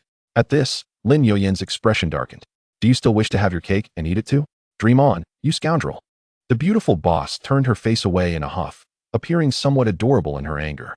Witnessing her sister's reaction, Lin Mei couldn't help but stifle a laugh. Never had a man elicited such emotions from Lin Yuyin. Qin Kong was undoubtedly the first. "All right, I was merely jesting. Qin Kong said, refraining from teasing further. We are now comrades in the same boat. Your strength brings me joy, as long as you diligently heed my guidance. Humph, that's more like it, Lin Yuyan replied. Turning back, but I won't let you suffer. I will use my personal assets to pay for your tuition. Qin Kong nodded, accepting this arrangement, and inquired. What unique abilities does your extraordinary beastly power possess? It is called Shattered Jade Leaves, and the bamboo leaves are extraordinarily sharp and hard, possessing high velocity and a venomous potency that can seal a wound upon contact, Lin Yuyan elaborated. However, the power consumption is immense. I can hardly utilize it extensively. I see. Tomorrow, I shall devise a simple training plan for you. Just follow the prescribed regimen, Qin Kong promised. Having nurtured Lin Mei, he naturally did not mind cultivating Lin Yuyan as well. If the sisters grew stronger, it would enhance their chances in the contest for Yining City. Speaking of which, the family meeting is set to convene the day after tomorrow. Lin Yuyan recalled this and quickly added, you should attend as well. Consider it a preliminary encounter with your opponents. Me? Qin Kong pointed to himself. I am not of the Lin family. Can I truly attend your family meeting? Lin Yuyan brushed aside the concern. What does that matter? Just attend as my cousin's boyfriend. As the topic turned to him, Lin Mei eagerly chimed in, her eyes sparkling with anticipation as she gazed at Qin Kong's handsome face. Yes, I wholeheartedly agree. A week had passed, and Lin Mei still had not tasted Qin Kong's affections. She was already salivating. If the two were to become a couple, wouldn't they revel in nightly romance? Well then, come here and show affection to your boyfriend, Qin Kong said, pulling the young woman into his embrace, her alluring form pressed against him. He glared at Lin Yuyan, sarcastically announcing, please, kindly excuse yourself, as I wish to indulge in romantic exchanges with my lady. You. Lin Yuyan was both furious and embarrassed, unable to retort with any biting words. She merely wished to assist her cousin in winning Qin Kong's affections sooner. Little did she expect him to take advantage of the situation, mocking her instead, and even engaging in such intimate displays right before her eyes. Is it that you cannot bear to leave, witnessing your cousin's delightful kiss? Qin Kong taunted while relishing Lin Mei's passionate embrace. Anyone who dared to scheme against him should be prepared to face the consequences. Lin Yuyan's cheeks flushed crimson, half from embarrassment and half from anger. She could no longer bear the sight and hurriedly covered her eyes, fleeing the venue. Chapter 37. The Hidden City Lord Yining City Lin Clan Ancestral Hall. Hey, what's up with that Lin Yuyan lately? She has managed to make the Beast Arena quite presentable. A heavily made-up older woman inquired of her relatives nearby.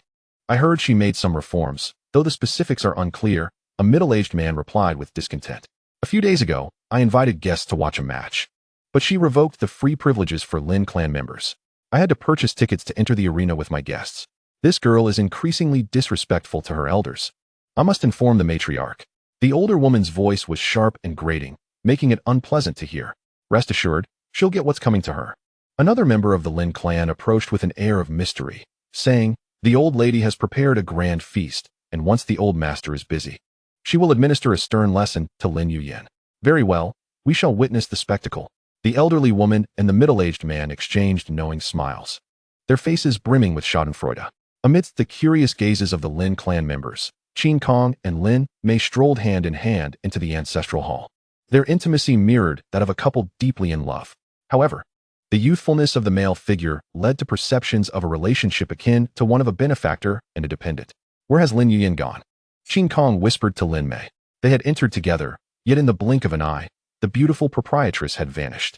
She went to submit the account books for grandfather's review. It must be done meticulously, Lin Mei explained. Qin Kong acknowledged with a nod and began surveying the surroundings. Sister, who is this guy? Several young boys suddenly emerged, inquiring while sizing up Qin Kong. Clearly, they were Lin Mei's younger cousins, dispatched to gather information. This is my boyfriend. You should call him Brother Qin, Lin Mei introduced with a smile. Upon hearing this, the boys scoffed, particularly the leader among them, who arrogantly raised his chin. Casting a disdainful look at Qin Kong, he began to speak derisively. You scrawny fool, are you here to deceive my sister? Best be wise and leave the ancestral hall. The Lin family is not a place you can aspire to. Slap. A sharp sound of a slap echoed, startling everyone in the hall. They turned quickly to find that the slap had come from the usually obedient Lin Mei. Sister, why did you hit me? Lin Jiahao clutched his instantly reddened cheek, incredulous. What right do you have to judge the one I fancy? Lin Mei's expression turned icy as she reprimanded. Have I been too gentle with you? Or have you simply entered your rebellious phase? The room erupted in astonishment. Was this the same gentle and innocent Lin Mei they once knew? Sister, this guy is definitely a fraud. He is about my age and surely covets your wealth. Lin Jiahao persisted, unwilling to relent. Having never faced such humiliation, yet too intimidated to lash out at his cousin, he directed his ire towards Qin Kong instead. Slap. Without a moment's hesitation, Lin Mei delivered another swift slap, leaving Lin Jiahao dazed. Her strike was forceful enough to cause his face to swell. I remember now, this man is Titan. Someone exclaimed, last time. My father and I witnessed him brutally slay a sea-level beast man in the entertainment district. At this revelation, the crowd's gaze towards Qin Kong shifted, and they began to murmur among themselves. So, this was the infamous Titan who had recently gained notoriety. What is happening here? Do you all wish to incur the old master's wrath by causing a ruckus in the ancestral hall? Lin Xinghua entered with a group of siblings, his tone stern. They had just gone to submit the account books, leaving the younger generation to wait in the hall. Little did they expect that this group of youngsters would dare to make noise before the ancestral tablets. Second uncle, it was Sister Mei who struck. Someone hurriedly reported. Lin Xinghua was momentarily taken aback by this explanation. Impossible. Absolutely impossible. My precious daughter is exceedingly well-behaved. How could she hit anyone? The crowd parted, revealing Lin Mei and Qin Kong hand in hand, with Lin Jiahao sobbing, holding his swollen face. What the hell, has my precious cabbage been trampled by a pig? Lin Xinghua felt dizzy, nearly fainting. However, being a C3 level powerhouse, he quickly composed himself. Mayor, what on earth happened? Lin Xinghua approached with urgency. He assumed his daughter had suffered a grave injustice. It's nothing. I was merely educating my brother, Lin Mei replied with a smile, pointing at Lin Jiahao. This young man has an excessively arrogant disposition, and he may bring disaster to our Lin family. I suggest we let grandfather discipline him for a month. Lin Xinghua was baffled. In just a few days, it felt as if his daughter had completely changed her demeanor. Before he could gather his thoughts, Lin Mei cleared her throat and addressed everyone present. While all of you uncles, aunts, younger brothers, and sisters are here, I would like to announce that Qin Kong is my boyfriend, and he has another name, Titan.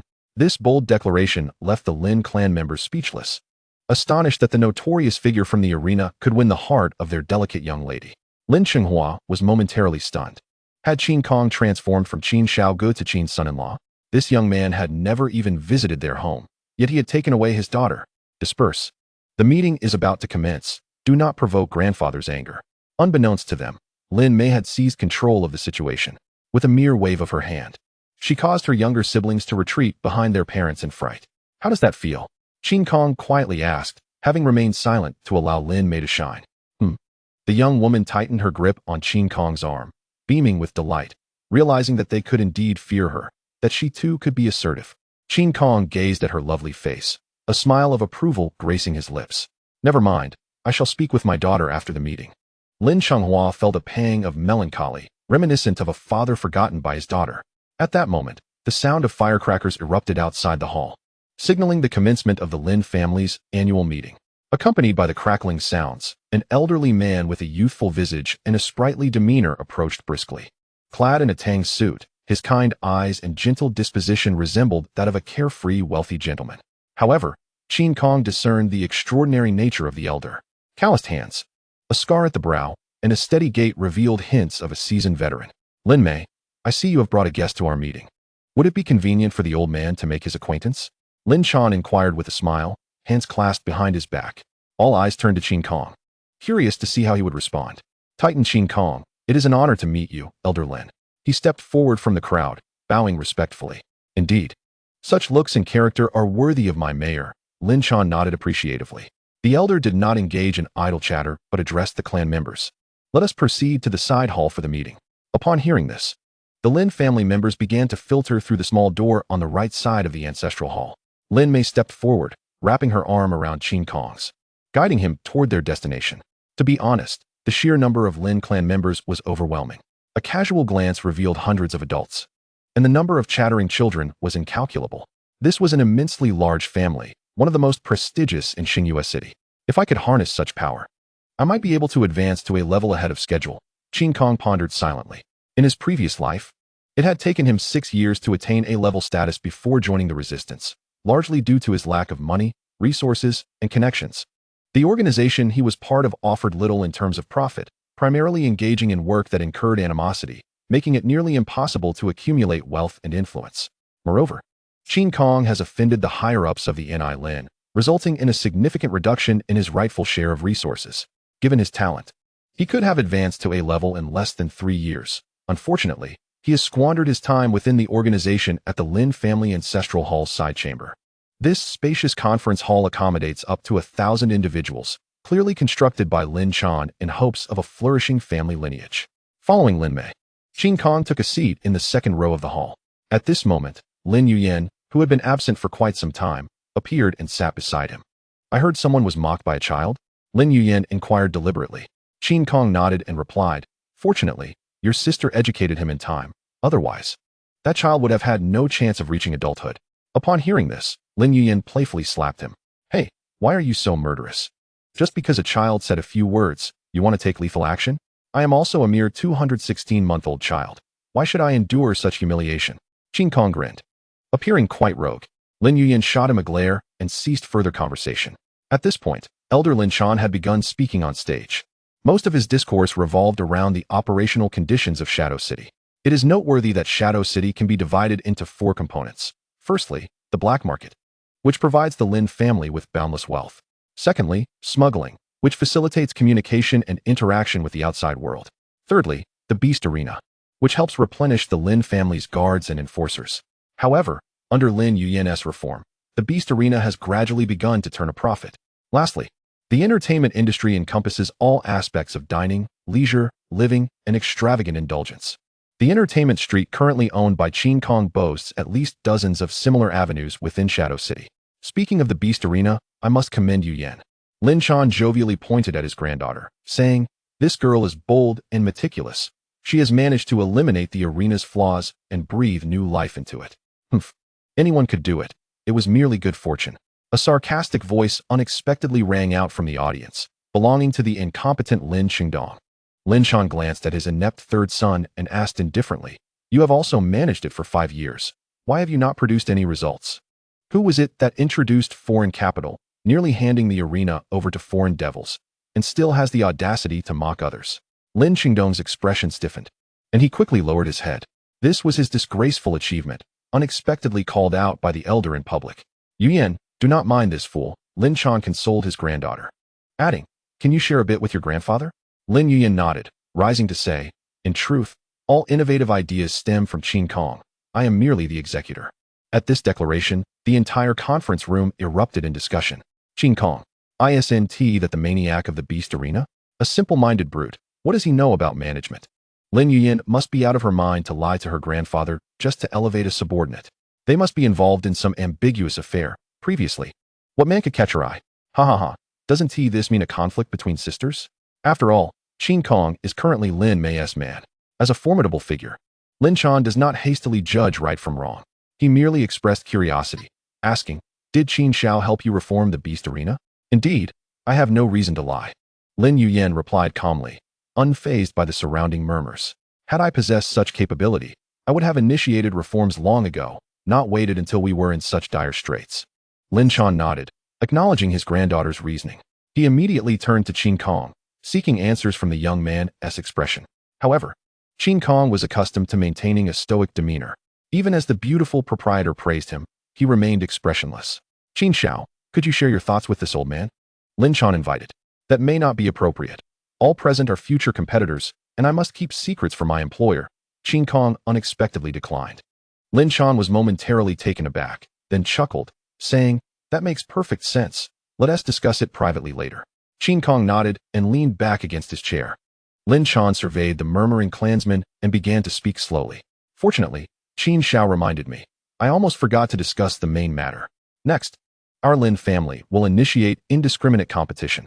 The Lin family has long suffered, with many inept individuals occupying high positions while numerous talents remain suppressed. To uphold the family's glory, we must apply some pressure. Recently, many approached me with complaints, claiming Yuyan disrespects her elders and is insatiably greedy. Yet, she is a promising seedling that I value highly. If you cannot compete, you ought to withdraw voluntarily, for the Lin family will support you until your end." Lin Chan, the master of Shadow City, with a few words, instilled fear in the hearts of the clansmen. "Father, won't this lead to chaos within the Lin family?" Lin Qingdong stammeringly inquired. Lin Chan shot him a glance, coldly laughing. How could the Lin family descend into chaos with me around? Rather than worrying about that, you should contemplate your strategies. If your daughter seizes your assets, you will become the greatest joke of the Lin family. Lin Xingdong's face darkened, yet he dared not retort. He could only glare fiercely at Lin Yuyan, as if wishing to kill her with his gaze. The meeting had nearly concluded. As Lin Chan spoke, he gestured backward. A young attendant hastily approached the stage, carrying items. At the end of each annual meeting, I reward the most outstanding descendants. This year shall be no exception. Lin Chan unveiled the red cloth, revealing a treasure on the wooden tray. It was a dark, sinister bone, seemingly the tail of a ferocious beast. Qin Kong's spirit jolted as he gazed intently. He sensed extraordinary energy. This tailbone could very well be a fateful treasure. Lin Yuyan noticed the unusual reaction of the man beside her. Her beautiful eyes filled with curiosity. What is wrong with him? I have never seen him so excited. On stage, Lin Chan pointed at his most cherished granddaughter, stating, "This year's best performer is Yuyan. Thus this bone from the Yuming tiger tail belongs to her." "Thank you, Grandpa. I will strive even harder." Lin Yuyan hurriedly took the reward on stage. She curiously examined the tailbone, wondering why Qin Kong was so interested in it. Once back at her seat, Lin Yuyan deliberately waved the tailbone and quietly asked, "Do you really want it?" "It's fine. Would you be willing to give it to me?"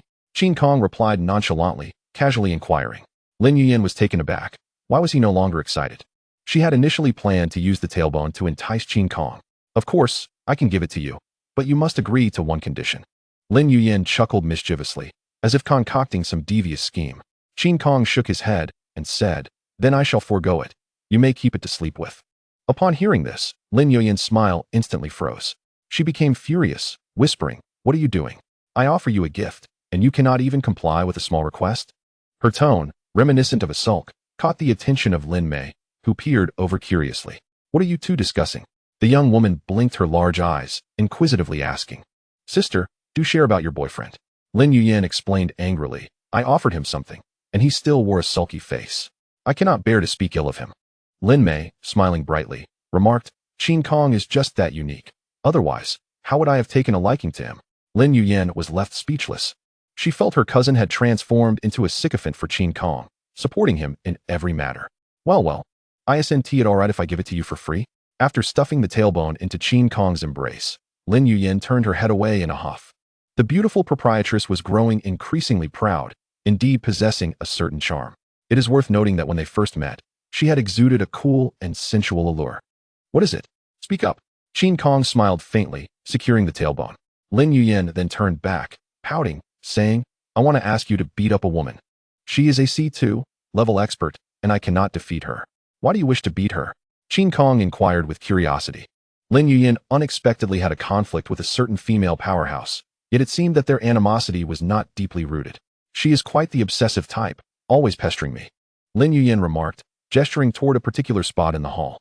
Today, she had been harassed once more, and thus sought your assistance in reprimanding her. Following the direction pointed out by the beautiful proprietress, Qin Kong turned to observe a short-haired beauty, exuding an aura of strength, who was fixated on Lin Yuyan's retreating figure. One could not deny that there was something unervingly obsessive in her gaze, reminiscent of an infatuated suitor. "What is your relation to her?" Qin Kong inquired. "She is a distant relative, a few years my junior, making her my cousin," Lin Yuyan replied, a hint of frustration in her voice. "It is one thing for her to have an affinity for women, but as her elder cousin, I am subjected to her incessant buzzing like a fly." Beside them, Lin Mei chuckled, remarking, "Well, that's Wanru for you. Who told you to be so kind to her in your youth? She is here to repay your kindness." "How should I go about punishing her?" Qin Kong asked with a smile, amused and curious to witness the muscular beauty for himself. Lin Yuyan lowered her voice. Leaning closer to confide, Wanru's beast transformation is Panshir Juying, with thick skin and robust flesh. Just inflict some pain on her. Perhaps fearing that Qin Kong might not exercise restraint, the beautiful proprietress quickly added, "Just teach her a lesson. Do not go overboard. Rest assured, I shall be measured." Qin Kong replied with a smile and a nod.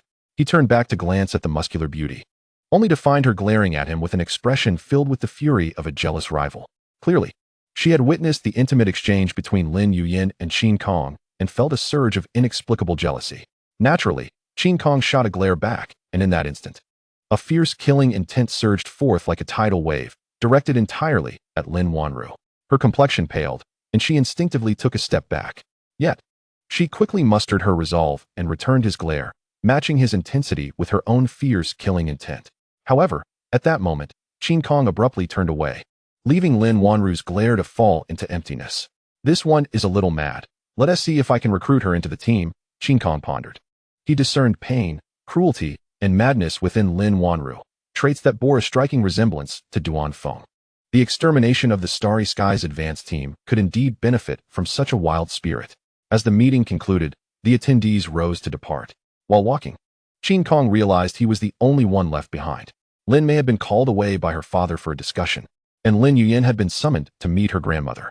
Thus, Qin Kong found himself in an awkward position. He neither knew the way nor anyone present. Old Master Lin had constructed the ancestral hall to be vast and convoluted, making it nearly impossible for outsiders to navigate without a guide. You, unable to find your way. How do you merit being Lin Yuyin's subordinate? A raspy voice suddenly echoed from behind. Qin Kong turned to see none other than the muscular beauty, Lin Wanru. She strode forward, glaring at Qin Kong with menace. Stay away from Sister Yuyin, or I shall make you regret it. Her voice was grating, akin to nails on a chalkboard. Do you not recognize me? Qin Kong asked, puzzled. He could not fathom her audacity in threatening him. Aren't you just some titan? A mere C1 level at best. I could easily handle you. Lin Wanru scoffed, her disdain evident. Though I cannot enter the fighting arena, I can gauge your approximate strength. Since Lin Yuyin forbade her from entering the arena, Lin Wanru had never witnessed Qin Kong in combat. I am merely a worker. There is no need for you to target me. Qin Kong began to smooth things over. Did you know? Boss Lin has instructed me to give you a beating. What? Lin Wanru appeared taken aback, clearly not expecting her beloved cousin to turn against her. She had only wanted to express her affection. Was that so repulsive? Since I cannot defeat you, why not we collaborate to put on a show? Qin Kong suggested with a grin. This way, I can complete my task. And you might earn sister's sympathy. Lin Wanru lowered her head, biting her finger in contemplation. Given her robust physique, receiving a beating would not be detrimental. If sister were to witness her pitiful state, perhaps she would soften. All right, what must I do? Lin Wanru asked softly. It was astonishing how easily she was persuaded by Qin Kong's few words, even more so than Lin Mei. It's simple. First, lead me out of the ancestral hall.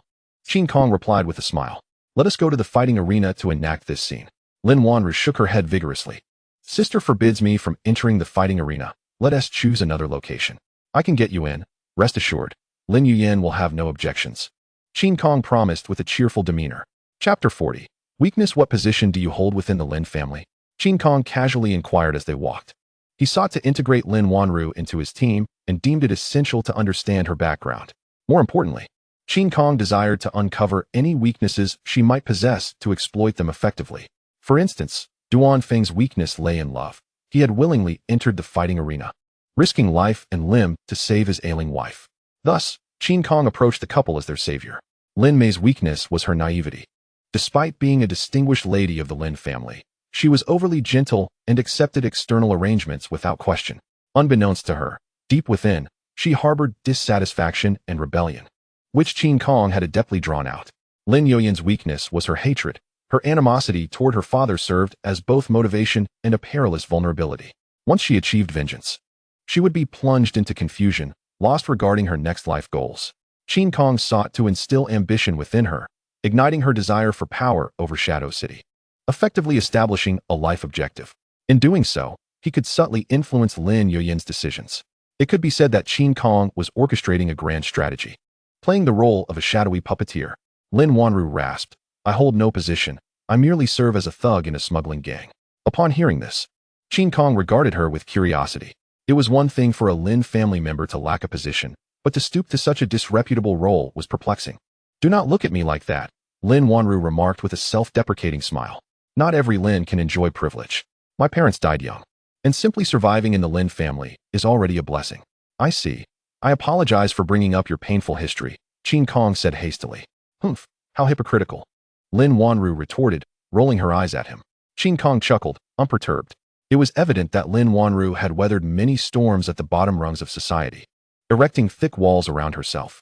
Any kindness extended toward her was perceived as ulterior motives. She resembled a hedgehog, curling up and brandishing her quills in the face of adversity. Speaking of which, I used to be on the physical training team, Qin Kong ventured, seeking to keep the conversation alive. It seems that it takes considerable effort to develop your physique. How long did you train? Upon hearing this, Lin Wanru proudly flexed her biceps like a man.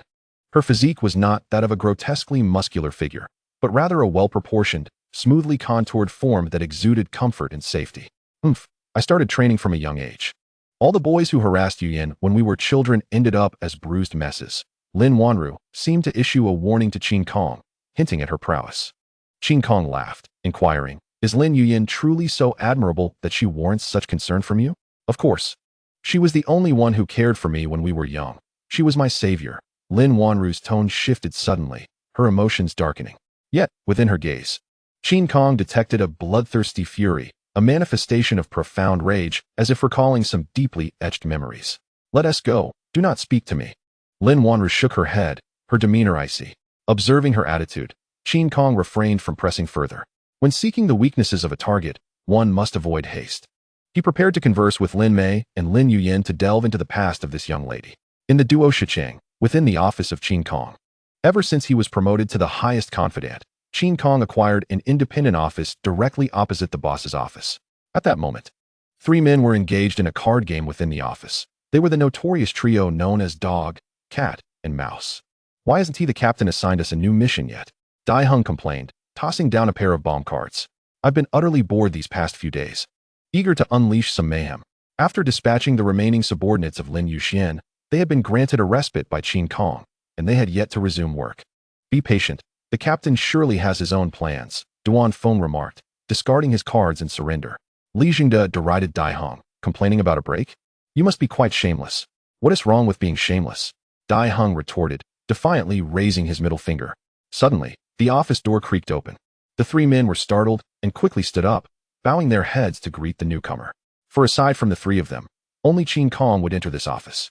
"Why aren't you 3 out enjoying yourselves on Entertainment Street, and instead, you're here in my office?" Qin Kong inquired, somewhat astonished. The trio promptly raised their heads, ready to explain, but were met with the sight of Lin Wanru standing at the door. "Oh no, we've interrupted the captain's business." A simultaneous thought crossed the minds of Dog, Cat, and Mouse. "Captain, we suddenly have something to attend to. We'll take our leave." Dai Hung, the most astute, fabricated an excuse and hastily made for the exit. The other 2 followed suit, eager to escape. "Since you're here, don't leave. I happen to have matters to discuss with you all," Qin Kong called out, aware of their misunderstanding. Reluctantly, the 3 returned to the sofa. Ignoring his team, Qin Kong initiated a conversation with Lin Wanru. "To be frank, if it were merely a matter of giving you a thrashing, Lin Yuyin might not show any sympathy. Given the extent of the trouble you've caused her." Lin Wanru frowned and demanded, "Were you just deceiving me? Be patient. Hear my plan before forming an opinion." Qin Kong replied leisurely, "You must appear desolate and pitiful to elicit a modicum of pity from the boss. So my idea is to let you engage in a genuine battle with the Duo Shichang personnel. With your C2 level strength, you are unlikely to come to harm. But the sight of countless lunatics besieging a young girl will undoubtedly evoke sympathy." "That does make some sense," Lin Wanru nodded, but then questioned. "But you seem to have no obligation to assist me. What is your true intention?" "It's quite simple. I wish to extend an invitation for you to join the Anwei team." Qin Kong spread his hands. He knew he must first secure Lin Wanru before gradually advancing his agenda. Inviting her to join the Anwei team was a decidedly tempting trap. "No way." Lin Wanru unexpectedly refused. "My cousin despises me. If I were to cling to her side, it would surely cause her distress." "You are indeed aware of others' discomfort." Qin Kong silently grumbled, then quickly reassured her, "Rest assured, as long as you obey orders, I, in my capacity as the captain of the Anwei team, guarantee that your relationship will improve." After a moment of contemplation, the young girl reluctantly nodded. She found it impossible to resist such temptation. The prospect of staying close to her cousin and being of service to her felt like a blissful opportunity. "Excellent. Prepare yourselves. We are about to commence our act." Qin Kong smiled, gesturing to the 3 team members. "It's your turn to take action. Go to the Duo Shichang and rally the troops to give that woman a good beating." Chapter 41. Yoming Qianxing. Today was the day of the Lin family meeting. Hence the Duo Shichang was closed for the day. Contestants either indulged in leisure or engaged in rigorous training at the gym. "Hey, have you seen the message that Quan Chuan sent out?" A man, glistening with sweat, set down his dumbbells and raised his phone to inquire among those nearby. "I have." "That little girl dares to boast. Being C2 is nothing remarkable," someone scoffed. "She foolishly thinks she can take on 100 opponents. A single spit could drown her." Contestants gathered around, voicing their opinions. "Does she think she is a titan?" Back when I worked in the hunter squad, I've taken down sea-level outlaws before. Indeed. We must teach her a lesson. We cannot let outsiders belittle us.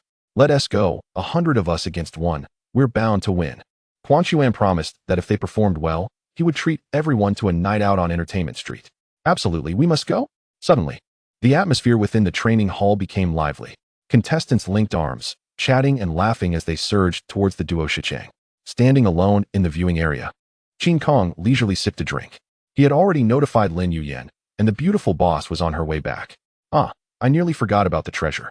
Seizing the moment before the play commenced, Qin Kong produced a tailbone and whispered, "Analyze gene." The Yoming Tiger tailbone possessed Yoming genes at level 10, power genes at level 5, speed genes at level 5, and tiger stripe genes at level 50.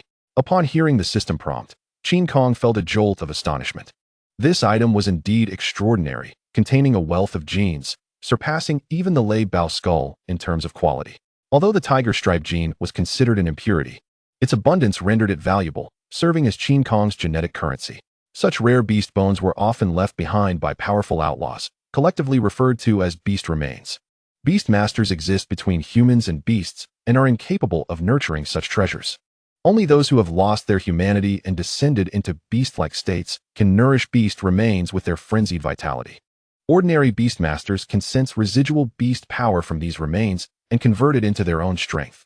With his gene system, Qin Kong's utilization of beast remains approached an astonishing 100% efficiency. Use all, Qin Kong murmured, watching as the tailbone gradually dissipated. Soon, a nebulous black mist appeared, swirling around his body. Yoming, an element even more mysterious than thunder. Qin Kong felt a surge of joy and promptly opened his personal panel. Beastmaster, Qin Kong Beast Transformation, Titan Giant Ape Level, C1 Strength, 83 Speed, 70 Vitality, 50/50 Gene Abilities, Dual Toxins, Hardened Bone Armor, Frenzied Thunder, Body Regeneration. Yoming's Stealth Extraordinary Abilities, Supergravity, Titanic Form. Closing the panel, Qin Kong began to reflect. Yoming's Stealth could temporarily transport his body into the Yoming space, a realm disconnected from the physical world, unaffected by external influences. Although the duration was exceedingly brief, merely 2 seconds, it was sufficient for Qin Kong to evade the majority of lethal attacks. It functioned much like a golden body sandglass, serving as a life-preserving card in the game.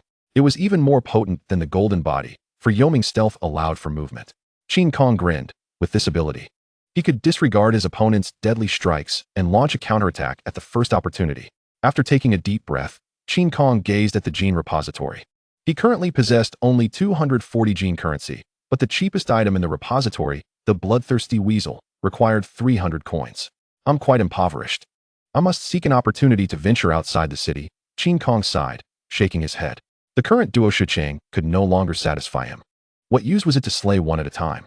He needed to eliminate a group to harvest a sufficient quantity of gene fragments. Conveniently, countless outlaws roamed outside the city. If he could venture out, Qin Kong would undoubtedly reap tremendous rewards. However, leaving the city required a hunting permit, which posed yet another hassle. Qin Kong pondered, but I could exploit the Lin family's smuggling channels to exit the city, thus saving time on permits. The hunting squad system was established by the Lord of Xingyue City to address the deficiencies of the city defense forces and create opportunities for idle beastmasters. However, for the sake of unified management, hunters must possess a permit, otherwise they would be regarded as smugglers. Since Qin Kong had chosen his own path, he certainly would not adhere to the norm. As long as he could fend off the beast tide, the city defense forces would undoubtedly come to curry favor with him. Why did you urgently call me back? Before long, Lin Yuyan and Lin Mei arrived at the arena. Observing the multitude of men in the ring, the beautiful proprietor inquired with confusion, "Isn't today a rest day? What are they planning to do?" "Naturally, they are here to fight." Qin Kong chuckled and explained, "Once I strike, it will either be death or injury. It would be more effective to let a group of D-class beastmasters surround Lin Wanru. Such a lesson would certainly leave a lasting impression on her." Lin Yuyan instantly grew anxious. "What are you doing?" "I merely wanted to scare Wanru." "Are you trying to kill her?" "Hurry and make them stop." "It cannot be stopped. That girl is oblivious and has already angered all the contestants." Qin Kong shook his head, directly ignoring the proprietor's command. Witnessing someone disregard orders, Lin Yuyan stomped her foot in frustration. "You needn't worry, Yuyan. Qin Kong is right here watching. He certainly has confidence in his abilities," Lin Mei reassured. "Moreover, Wanru is also a formidable expert with strong defenses." How could a group of ordinary D-class harm her? Helpless, Lin Yuyin could only sigh. Had I known, I wouldn't have asked you to confront her. Rest assured, you will be satisfied. Qin Kong smiled slightly. You are quite attractive, but what gives you the confidence to face 100 opponents? The contestants pressed closer to Lin Wanru, demanding answers. They feared Titan, for he was unfathomably powerful, both mad and ruthless. But why would an unknown C2 Beastmaster dare to roar in the arena? After all, a multitude of ants can still bring down an elephant. Humph. Lin Wanru did not want to waste words and directly activated her beast transformation. Boom. A colossal crocodile beast erupted onto the scene, kicking up a whirlwind of dust. Its entire body was a dusty yellow, measuring 10 meters in length and 3 meters in height. With a menacingly gaping jaw and a tail poised to strike, it was nothing short of a prehistoric giant crocodile. Furthermore, the giant crocodile was encrusted with hard stones, forming an incredibly formidable rocky armor. Wow, this woman is something else. The contestants gaped, astonished that their opponent was a beastified giant crocodile, an exceedingly ferocious creature. Don't panic, follow my lead. Let us launch a coordinated assault. A seasoned contestant immediately rallied the others. All right. The men activated their beast transformations, forming a siege around the giant crocodile, effectively trapping it. Lin Wanru glared fiercely, charging at the contestants. Sister Yuyan, I will definitely stay by your side. Chapter 42. Reconciliation. The battle raged fiercely, and outside the arena, Lin Yuyan clenched her fists, seemingly worried about her cousin. Despite her disdain for Lin Wanru's orientation, she still cared deeply for this distant cousin. After all, both had endured tragic childhoods, and shared suffering naturally leads to solidarity. Bang! The rocky giant crocodile swung its tail, knocking down those who attempted to ambush it. Its strength was not to be underestimated. Ordinary D-class could hardly last a second against it. Do not be afraid. We are many. Just draw her attention. The contestants encouraged each other, sending a portion to confront the giant crocodile directly. They launched a frantic assault, each strike a desperate gamble. Although Lin Wanru was protected by her rocky armor, she had to expend significant energy to safeguard her vulnerable areas. However, another group of contestants had already charged in from the flanks, avoiding the powerful tail to attack the crocodile's midsection, even attempting to climb onto its back for an aerial assault. The execution of such tactics in a short time indicated that many among the contestants were seasoned hunters. Hey, go save her. Lin Yuyin grasped Qin Kong's arm, calling out urgently. Qin Kong remained unmoved, even calmly stating, You must see for yourself. Lin Wanru is no longer the lonely little girl of the past. She is now a fearsome C2 Beastmaster. At this remark, Lin Yuyin was taken aback. She stared vacantly at the center of the arena, where the rocky giant crocodile was fiercely battling against the throng of beasts. Indeed, Lin Wanru had grown up. Observing her cousin's silence, Lin Mei stepped forward to comfort her. I understand your sharp tongue and soft heart. On the surface, you seem to disdain Wanru, but you genuinely wish for her to live well and not get entangled with you. However, how can you expect her to let go? In the past, you were the only one who cared for her and rescued her. Is it wrong for her to want to repay you? Bang! Before Lin Yuyin could respond, a tremendous crash echoed through the arena. The rocky giant crocodile was unexpectedly toppled, exposing its vulnerable belly. This was Lin Wanru's fatal weakness. Ah! Lin Yuyin gasped, covering her mouth with tears brimming in her eyes. She seemed to see again the little girl who had been bullied and hurt years ago. No one can stop me. Lin Wanru roared hoarsely, suddenly rolling in place, stirring up a cloud of dust. It is well known that crocodiles possess the deadly rolling technique. However, Lin Wanru used it defensively, preventing her opponents from approaching her. Do not fear. Let her roll. Let's see who exhausts their stamina first. The contestants immediately retreated to avoid being caught in the giant crocodile's path. As expected, Lin Wanru soon halted, gasping for breath. After all, this was not a water environment, and rolling on solid ground consumed far more stamina. Go. She is out of strength. The contestants snarled, propelling themselves forward. They were numerous, and soon shattered the rocky armor on the giant crocodile.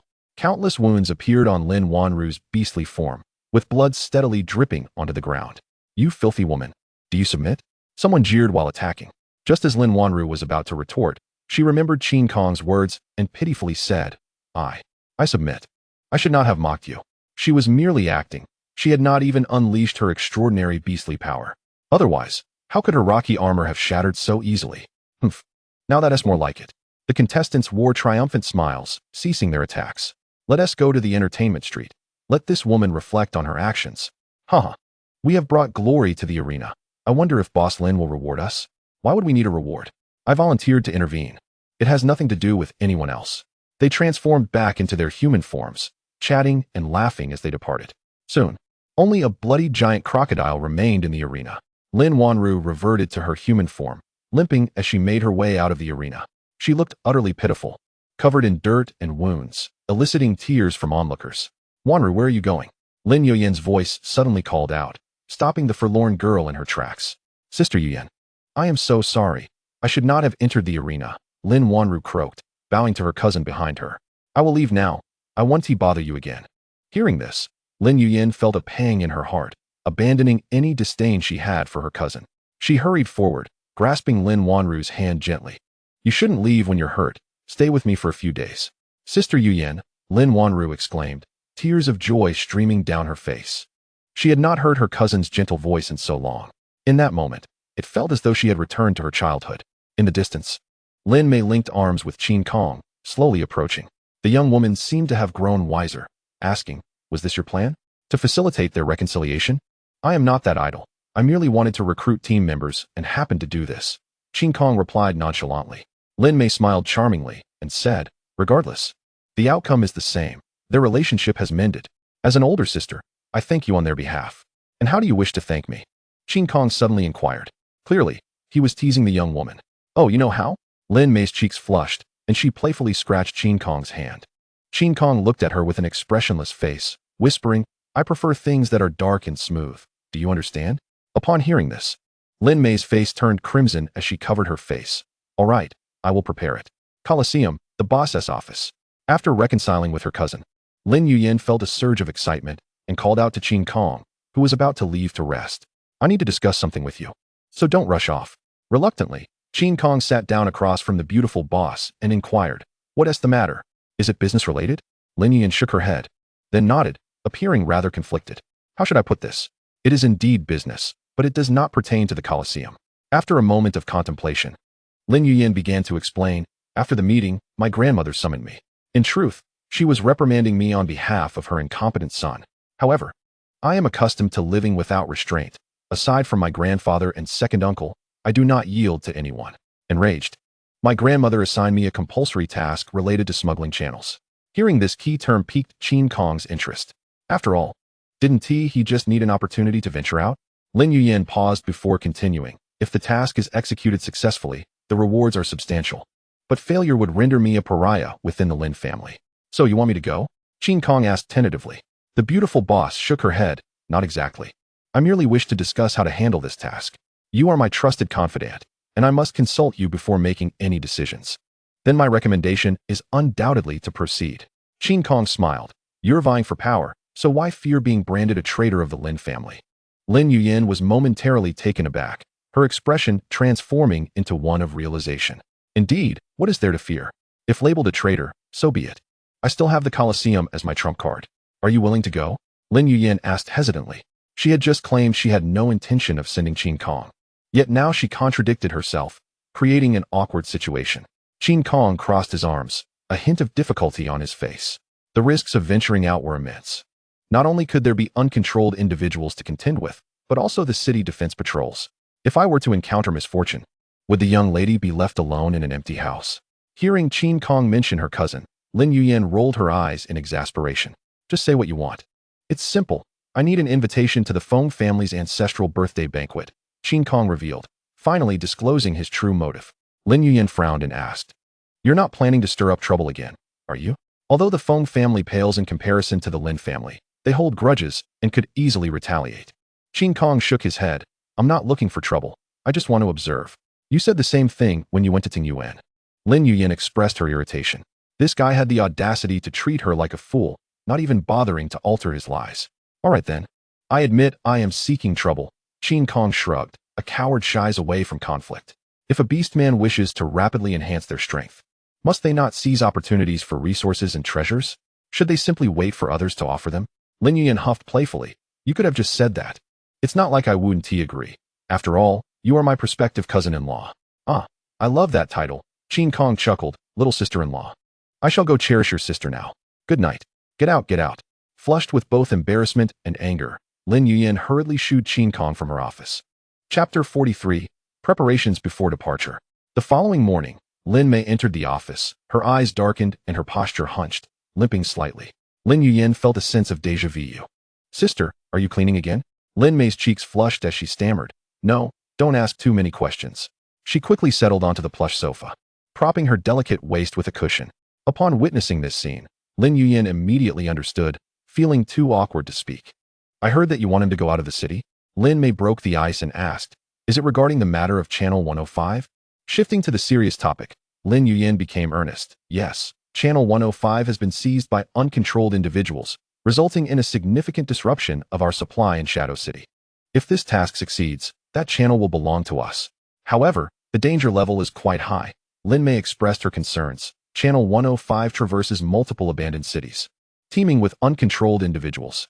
Upon hearing this, Lin Yuyan also felt troubled. Qin Kong was now half her brother-in-law, and she had to consider his safety. If his life were to be lost for a smuggling channel, Lin Mei would become a widow. Do you still not trust me? Qin Kong entered the office with a smile. I have absolute confidence in my ability to venture out. Mere uncontrolled individuals pose no threat to me. His confidence was not unfounded, as in a previous life, beastmen had already discerned the various behavioral patterns and weaknesses of the uncontrolled. Thus, in this rebirth, no one understood them better than Qin Kong. The true enemy of Earth Star was the myriad of celestial races. The uncontrolled were merely beasts. Such creatures devoid of intelligence could only be dealt with in the early stages. I know you are quite formidable, but please speak more respectfully, Lin Yuyan retorted. I have gathered the necessary information. Do you need anything else? The beautiful boss handed him a folder, which Qin Kong opened to find maps, passes, and information about contact personnel, along with a Lin family pendant for identification. No need, I'll manage with Duan Feng. Qin Kong closed the folder. Lin Yuyan found it odd and asked, aren't you taking the other two team members? They could at least help scout the way. Qin Kong shook his head. Their combat capabilities are lacking. They would only be a burden and need to be urged to train. Very well, if you need anything else, just let me know, and I will assist you. Lin Yuyan acquiesced. When do you plan to depart? Tonight. I must also attend the Feng family's birthday celebration. Qin Kong smiled. He picked up the folder and stepped toward the office door. However, just as he neared the exit, he turned back to Lin Mei and said, little fool, don't slack off while I'm away. Otherwise, when I return, I'll make your life miserable, just like last night. Upon hearing this threat, Lin Mei's face turned beet red. She quickly nodded, indicating that she would diligently train. Qin Kong chuckled silently, his figure vanishing from the office. Sister, do you like him that much? Lin Yuyan wondered aloud. She couldn't comprehend what merits this guy possessed that would make him likable. Lin Mei reclined lazily on the sofa, her long, black silk-clad legs crossed elegantly. With a smile, she replied, because he does not love me. That is why I am drawn to him. What a peculiar rationale. Lin Yuyan was taken aback. Everyone knows I am beautiful, yet he remains indifferent. Lin Mei twirled her wavy hair, explaining slowly, the way he looks at me holds no hint of infatuation, as if I were a mere doll easily discarded. Lin Yuyan immediately displayed her disdain, having always detested such men. Had she known, she would not have referred to that guy as her brother-in-law. It truly felt like a curse. But I sense he is different from all other men. Lin Mei's beautiful eyes sparkled with excitement. He harbors the vastness of the stars and oceans within him. He will undoubtedly become a being that looks down upon all others. Lin Yuyan scoffed, indeed. I have noticed that too. This fellow possesses grand ambitions. But what does that have to do with your affection for him? An ambitious person may abandon everything. No, you are mistaken, Lin Mei immediately countered. He is ambitious, yet he possesses emotions that are deeply buried in the past. Think about it. How could an 18-year-old be so mature? This indicates he has a profoundly mysterious past, which has made his nature exceedingly cold. That makes sense. Please continue, sister. Lin Yuyan urged, captivated. Because he has changed me, I wish to thaw the ice within his heart. Lin Mei smiled gently. Even if Qin Kong were to cast me aside halfway, it would only prove I was unlucky and failed to succeed in my challenge. After hearing these words, Lin Yuyan fell into contemplation. After a long pause, she finally raised her head and said, the notion of being love-struck is truly terrifying. I will never fall in love. Haha, you cannot escape it. Lin Mei shook her head, her smile carrying a deeper meaning. Du Xiaocheng Xuanliangguan. This young lady is truly formidable. She must have held back yesterday. It's obvious, after being injured yesterday, today she seems completely unfazed. This fellow unleashed a torrent of fury. Why hit so hard? You are a girl after all. Within the venue, the lamentations of the competitors echoed one after another. They were unexpectedly bested by a young girl, who savagely pummeled them in human form. Lin Wanru spat disdainfully and discarded her gloves onto the ground. She surveyed the arena and cursed hoarsely. Useless. Not a single capable opponent among you. This individual harbored a deep-seated desire for revenge, although her injuries from yesterday were not severe. She could not swallow her pride without retaliating. Observing the ferocity of Lin Wanru, Daiheng sighed. This is too intense. Are we truly going to be her teammates? Huh. I sense you will definitely be on the receiving end of her wrath. Li Jingde patted his brother's shoulder, cautioning him to refrain from speaking carelessly, lest he provoke that explosive girl. Daiheng scratched his head, feeling somewhat troubled. With a female Tyrannosaurus added to the Dark Guard team, how could he still act carefree? Lao Duan, go fetch Lin Wanru. I have matters to discuss with you all. Qin Kong appeared suddenly behind the three, holding a folder. Duanfeng promptly obeyed and went to call for her near the arena. The duo stood up straight, fearing to displease their captain. What are your levels now? Is there any chance of breaking through to sea level? Qin Kong inquired. Li Jingde felt quite embarrassed. He remained at E level, stuck without a breakthrough. Daiheng, understanding his brother's predicament, quickly explained, I'm still a bit short. Perhaps in 2 months I can advance, but Lao Li's situation is a bit special. His level is stuck. And we don't know why. Why didn't you mention this to me earlier? Qin Kong questioned, perplexed, his tone growing more intense. Do you not trust me as your captain? Li Jingde began to panic, hastily shaking his head in denial. No, no, no. Captain, you've misunderstood. I cannot even enter D level, and I feel embarrassed to ask for advice. Is face more important than strength? Qin Kong reprimanded, his expression stern. I see you have grown too comfortable. Forgetting the days when you barely survived in the cellar at 18. Li Jingde felt shame wash over him, lowering his head, too afraid to respond. As long as you have the attitude and determination to grow stronger, I will assist you. However, if you are indifferent, then simply be a transparent person in the team. Qin Kong scoffed. For Daiheng's sake, I will not dismantle your duo, but I hope you do not hold him back. Captain, please give Lao Li a chance. Daiheng stammered. He is just too introverted and struggles to communicate, but he is certainly willing to grow stronger. Qin Kong remained silent, merely staring at Li Jingde. Captain, please help me. I wish to break through, and I absolutely will not drag Lao Dai down. Li Jingde clenched his fists, his voice trembling with resolve. Excellent. I appreciate team members who acknowledge their mistakes. Qin Kong pointed to an empty space beside them. You go over there and initiate beast transformation. I will help you seek the reason shortly. Yes. Li Jingde quickly bowed and ran to the side. At that moment, Duanfeng returned with Lin Wanru. Welcome to the Dark Guard team. However, I must first establish 3 rules with you. Qin Kong fixed his gaze on Lin Wanru's eyes, articulating each word with care. Firstly, you are not allowed to express romantic feelings toward your cousin. Qin Kong spoke slowly. There are many ways to show gratitude. Blind infatuation will only lead her to disdain you once more. All right, I agree. As long as I can protect Yuyanjia, Lin Wanru replied decisively. She had come to realize that there could be no outcome with her cousin, so it was better to suppress her feelings and be a good younger sister. Secondly, you must obey my commands. Qin Kong continued. It is evident that you have grown accustomed to the laxity of your previous team, but upon entering the Dark Guard team, you must follow orders. Otherwise, I will expel you. Understood, Lin Wanru responded nonchalantly. Ultimately, her wish was fulfilled. As long as she could assist her cousin, she was willing to pay any price. Qin Kong paused before adding, lastly, do not reveal your identity as a Dark Guard. Is that all? Lin Wanru asked, somewhat incredulous. She had expected Qin Kong to impose a plethora of demands. Indeed, just that simple. Qin Kong nodded and continued, I must leave shortly. I have a task for you. You must strike Daiheng and Li Jingde once a day. Huh. Daiheng, overhearing this, was utterly bewildered. He had been considering restraining himself to avoid attracting the attention of the female Tyrannosaurus. Little did he expect the captain to instruct Lin Wanru to strike them. Beat them half to death? Lin Wanru's interest was piqued, surprised by the peculiarity of her first task. Yes, but they can hide in the shadows of the city. If by midnight you have not caught up to them, then that day's task will be deemed a failure. Qin Kong chuckled, promising. I will be away for about a week. If you can strike them 7 times, I will help you heal your voice.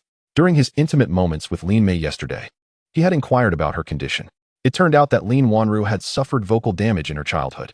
A group of Lin family members had bullied her, forcing her to drink industrial waste, which severely damaged her throat. Were it not for Lin Yuyan passing by, the young girl might have become a corpse in the sewer. Discussing her physical ailment, Lin Wanru's mood darkened. She gazed into Qin Kong's eyes and asked, "My voice cannot be healed. Yin Jia has sought many doctors for me. You are a beast transformer. I will certainly employ the methods of a beast transformer to treat you." After explaining, Qin Kong encouraged, "Keep at it. And I wish you success in your task." Lin Wanru took a deep breath and replied hoarsely, "Thank you, Captain. I will give it my all." Dai Heng observed the two, feeling a wave of frustration. Yes, if the female Tyrannosaurus completes the task, there will be a reward. But the targets of the task are the two brothers. They must flee to the sewer. The female Tyrannosaurus is too large to fit. Dai Heng pondered this in his mind. The sewer was indeed the brothers' old haunt, whether it was to evade debts, escape danger, survive, or vacation. It was always the first place they thought of. "Go do your own thing. The task will not be counted until midnight," Qin Kong said. Lin Wanru nodded but kept her eyes fixed on the cat and mouse, seemingly memorizing their features. Qin Kong approached Li Zhengde, who had already transformed, and observed him closely. This fellow's form was that of a plague rat, measuring 1.5 meters in length, with a body exhibiting a ghostly green hue. "Attack me," Qin Kong instructed, crossing his arms. Upon hearing this command, Li Zhengde's body trembled slightly. Nevertheless, he quickly acted, unleashing a torrent of venom from his mouth. As the venom was about to strike Qin Kong, a bolt of lightning flashed out of nowhere. The extreme heat vaporized the liquid instantaneously. Sensing the faint beast energy within the toxic gas, Qin Kong had already deduced the answer. "Your beast form is rather unique. It does not rely on vitality for advancement, but rather requires a substantial amount of toxins." Qin Kong beckoned for Li Zhengde to revert to human form. "I will have Yinshua transfer funds to you. Procure various types of toxins from the black market, and find an appropriate opportunity to consume them in beast form." Upon hearing this, Li Zhengde was immensely excited, bowing deeply to Qin Kong. "Thank you, Captain. I will strive for sea level." It turned out he was not weak. He had simply been training in the wrong direction. He only needed to consume toxins to grow stronger, which was far quicker than the usual vitality method. Dai Heng grinned, feeling happier that his brother's issue was resolved than if he had advanced himself. "Captain, shall we head to the black market?" Li Zhengde became quite proactive, eager to advance to D-level as soon as possible. Qin Kong nodded, casually waving his hand. Once the cat and mouse, along with Lin Wanru, had departed, Duanfeng stepped forward and whispered, "Boss, is there a task you need me to do?" The three individuals are members of the Anwei team, while Duanfeng is the true subordinate of Qin Kong. This is the reason why Qin Kong only brought him along. "Indeed. You should inform your wife that we must venture outside the city this week." Qin Kong spoke calmly, instructing, "Wait for me at the entrance of Yining City at midnight." "All right, I will return home now." Duanfeng nodded and promptly turned to leave. Although the dangers outside the city are immense, he would never refuse a request from Qin Kong. Furthermore, the outside world is rife with opportunities. Should he chance upon one or two, his wife could recover sooner. Strangely, where has Wang Miao disappeared to? Looking at the tightly shut door of the Wang residence, Director Gao Rue of the reverse scale was somewhat troubled. For the past week, he had searched for Wang Miao every day after work. However, that fellow seemed to have vanished without a trace. Could it be that he has offended someone important and been captured or even killed? Gao Rue scratched his head, pondering. Wang Miao's temperament is notoriously violent, and he has a tendency to show off, which indeed might have angered a formidable opponent. "Ah, is this not our diligent Director Gao?" Just as Gao Rue was about to leave, a haughty voice rang out behind him. It was Wang Miao. Gao Rue quickly turned around and asked, "Where have you been all this time?" A man who bore some resemblance to Wang Yin emerged from the shadows, his expression brimming with arrogance, dismissing everyone around him. "I've made a few new friends," Wang Miao grinned. "They've provided me with a good opportunity, so I no longer intend to work at reverse scale." Gao Rue's expression darkened as he scolded, "Impudent. Do you think you can come and go from reverse scale as you please? You signed a confidentiality agreement when you joined." "Huh, a confidentiality agreement?" Wang Miao scoffed. "It's nothing but a worthless piece of paper. Do you really think the headquarters would send someone to apprehend me? Director Gao, perhaps you should be more concerned about how to escape." As soon as he finished speaking, several powerful figures surged from the shadows, immediately surrounding Gao Rue. Chapter 45, The Butterfly Effect? "You ambushed me?" Gao Rue's heart sank. Wang Miao chuckled. "Who told you to keep searching for me? I happen to be in need of a token of allegiance, so I'll just borrow your head." This man not only openly betrayed his organization, but also plotted to murder his superior, a crime of grave magnitude. "Seize him. Send Director Gao to the underworld." With that, a chorus of ferocious beast roars erupted. They were all C3 level warriors, just a step away from B rank. Wang Miao burst into wild laughter, instantly transforming into a colossal azure-eyed green bull. This fellow is a B1 level expert, known as the Mad Wave Green Bull. His strength and speed are extraordinary, and his beastly power is unparalleled, allowing him to challenge opponents of higher ranks. Though I am B2 level, I lack combat skills and must avoid direct confrontation. Gao Rui's expression turned grim as he cautiously scanned his surroundings while initiating his beast transformation. His beast form is the luminous mystical butterfly, a powerful support-type beast shifter capable of healing allies and enhancing attributes. However, the cost is that he possesses no means of self-defense when confronted with danger. He can only rely on his butterfly wings to flee. Do not let Director Gao take flight. Secure the airspace. Wang Miao evidently understood Gao Rui well and had prepared accordingly. With no other recourse, Gao Rui resorted to stall for time. Do you not fear that killing me in Xingyue City will invite a joint manhunt by reverse scale and the city defense forces? A manhunt?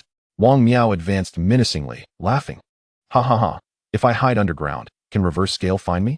His beastly hooves suddenly stomped the ground, launching a ferocious charge. The C3 level experts responded immediately, converging from all directions to attack. I must escape. Gao Rui's butterfly mouth swelled, seemingly filled with something. As the attackers closed within 10 meters, the luminous mystical butterfly suddenly released a dazzling flash, illuminating the night sky. After merely 2 seconds of exposure to the light, tears streamed from the eyes of the attackers, and they were forced to shut their eyes due to the excruciating sting. Wang Miao, with his beastly eyes closed, shouted skyward, "Do not let him escape. Maintain control of the airspace. Brother Wang, we can't see. Our eyes are too painful." Soon, frantic responses echoed from above. Damn it, he has activated his trump card. Realizing this, Wang Miao understood that his ambush had failed. It was his own fault for talking too much. Had he used his extraordinary beastly power from the start, how could Gao Rui possibly escape? Once the blinding light faded, Gao Rui's figure had indeed vanished. Well, if I couldn't kill him, there will be other opportunities. Wang Miao reverted to human form, sighing, "Let us head to Yining City immediately. Boss Lin should have arrived by now." Understood. The attackers once again melted into the shadows. Wang Miao took one last glance at his own home before turning to leave. In Xingyue City, at the city wall, as Qin Kong and Duan Feng were hastily making their way, a sudden rush of wind echoed above them. The two immediately adopted a defensive posture, only to witness a figure plummeting from the sky, crashing heavily before them. Qin Kong furrowed his brow and cautiously approached. Director Gao Rui. How could it be him? Upon recognizing the familiar face, Qin Kong was taken aback. This man was his superior from his previous life, to whom he owed a debt of gratitude. Quickly inform reverse scale, Wang Miao has betrayed us. Despite his hazy consciousness, Gao Rui struggled to relay the information. Overexerting his beastly power had drained his vitality. Noting Gao Rui's poor state, Qin Kong quickly produced a vial of qi and blood elixir from his belongings and administered it to him. For the grievances of my past life, I must repay this kindness, especially for such a small vial. As the qi and blood entered his system, Gao Rui's complexion improved significantly, though he remained unconscious. Wang Miao's betrayal struck Qin Kong as peculiar. In his previous life, Wang Miao had defected from the rebel forces. How could he have done so much earlier in this life? Could it be that my rebirth has triggered a butterfly effect? Contemplating this, Qin Kong's expression grew serious. His foundations rested upon 2 pillars, his past life memories and the genetic system. If the memories of his previous life were altered, the path ahead would require even greater caution. Yet, such a change would significantly slow his growth. He must not overly rely on experience. Practicality must prevail. Qin Kong reminded himself. At that moment, Gao Rui slowly regained consciousness. He struggled to sit up and touched the remnants of the elixir at the corner of his mouth. Inquiring, "You must be the ones who saved me. I am immensely grateful." Qin Kong nodded, replying, "It was a mere act of kindness. The city defense forces camp is just 500 meters ahead. It should be quite safe. Could you accompany me there?" "I have yet to regain my strength and cannot walk alone," Gao Rui stated weakly. "I have a badge in my pocket. Take it. It can procure assistance from reverse scale." Agreed, that is a fair transaction. Qin Kong supported Gao Rui, while simultaneously reaching into his pocket to take the badge without hesitation. Kindness is one matter, but he would not refuse a reward willingly offered. "Old Duan, keep an eye on our surroundings in case pursuers arrive," Qin Kong instructed as he assisted Gao Rui forward. Duan Feng immediately complied, following closely behind while scanning the area. They soon reached the city defense forces camp, and upon seeing the 3 men approach, the guarding soldiers promptly aimed their weapons. This is a military stronghold. No unauthorized personnel allowed. Failure to comply will result in indiscriminate fire. Upon hearing the warning, Gao Rue quickly produced his identification and called out laboriously, "I am Director Gao Rue of Reverse Scale. I was ambushed in the city and request assistance." The soldiers, upon hearing this, approached swiftly. After verifying his identity, they immediately lowered their weapons and saluted Gao Rue. "My apologies, Director. We did not recognize your identity. We will report immediately." Gao Rue waved his hand dismissively, indicating that he had no time for reports. "Take me to see Yang Shichong immediately. There is a significant crisis in the city." The soldier glanced at Qin Kong and his companion before responding to Gao Rue. "Of course, but we still need to verify their identities." Before he could finish, Qin Kong interjected, "We are merely benevolent passers-by and do not require entry. There is no need for identity verification." Gao Rue promptly expressed his gratitude. "Thank you, kind sir. I will remember your kindness." Qin Kong nodded and turned to leave. Outside Xingyue City, with the pass provided by Lin Yuyan, the two arrived at the city outskirts without hindrance. Countless hunting teams had gathered, forming a lively temporary camp. "We need a D-grade powerhouse to team up for hunting the Shurchin fox. Are there any C-grade beauties among you? We are willing to be your subordinates." Hearing these familiar calls, Duan Feng sighed. "I once hunted for a while myself, but alas, it is too perilous outside the city. My wife forbade me from continuing." In truth, the out-of-control beasts are quite manageable. "This time, you should make enough to cover your wife's medical expenses," Qin Kong chuckled. "That would be splendid." "I am in dire need of funds lately," Duan Feng replied, his anticipation growing. Suddenly, the campfire was violently kicked aside, drawing the attention of everyone present. A fierce voice boomed, "Monday has arrived. It's time for your protection fees." Qin Kong glanced curiously. In the center of the camp stood a group of intimidating figures, 7 individuals. 5 men and 2 women, comprising 1 C2 level, 3 C1 level, and 3 D-level members. Such a formidable hunting team was indeed rare, giving them the audacity to act arrogantly. "I forgot to collect the protection fees from the past few weeks, so you must pay in full today." The speaker, a burly man, appeared to be the leader. "What is this nonsense? If you do not come to collect, how can you blame us for not delivering?" Another voice protested. "Exactly. This camp was never yours to begin with. Do you truly consider yourself important?" The crowd shouted back, showing no respect. Protection fees were inherently a product of unwritten rules. If missed, they should not be chased. Furthermore, the man's demand for a lump sum left the uninitiated hunters in a predicament. "Captain, it seems that after a month without action, some have forgotten the strength of our Broken Star team," a flamboyant woman in the group giggled. "I believe we ought to teach them a lesson." The burly man, his expression cold, nodded. "What could have been resolved with payment, they choose to gamble with their lives. In that case, let us eliminate a few troublemakers to establish our authority." He struck his chest with a fist, instantly transforming into a beastly form. With a roar, a fearsome silverback gorilla materialized, towering at 5 meters in height, its body a deep black with a mane of silver gray fur along its back. The sheer muscle mass made it resemble a titan among apes, exuding an overwhelming aura. Captivated by this beastly form, Qin Kong felt a surge of interest. As gorillas bore some relation to the great apes, the silverback displayed its sharp teeth and unleashed a wild roar, charging forward on all fours and swiftly tackling a man. "Was it you who just told me to leave?" The gorilla grinned menacingly, and before the man could respond, it struck him with a powerful blow. With a crisp sound, the man was reduced to a puddle of mush. "And you?" The silverback did not pause, leaping again to stomp on another protester. The man, filled with terror, pleaded, "I will pay. Do not kill me. I will pay double."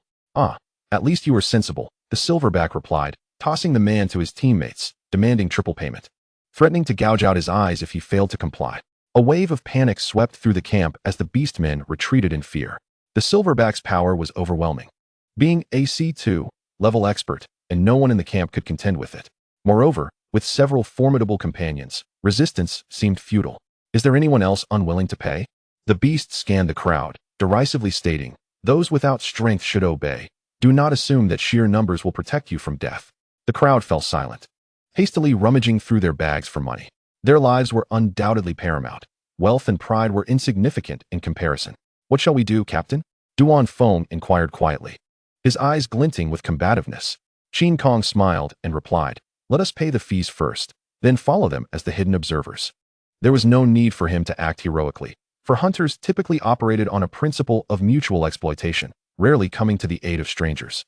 This was a chaotic world, ruled by the law of the strongest. After paying the protection fees and seeing off the Broken Star team, the remaining hunters sighed deeply, lamenting their misfortune. Just as we began, we are already in debt. I have lost the will to hunt. My savings are gone. I might as well head home and rest. Such teams were truly infuriating, treating them like mere chives to be harvested. What can we do? Isn't it our lack of strength that led us here? As the hunters complained, two figures quietly vanished from the camp.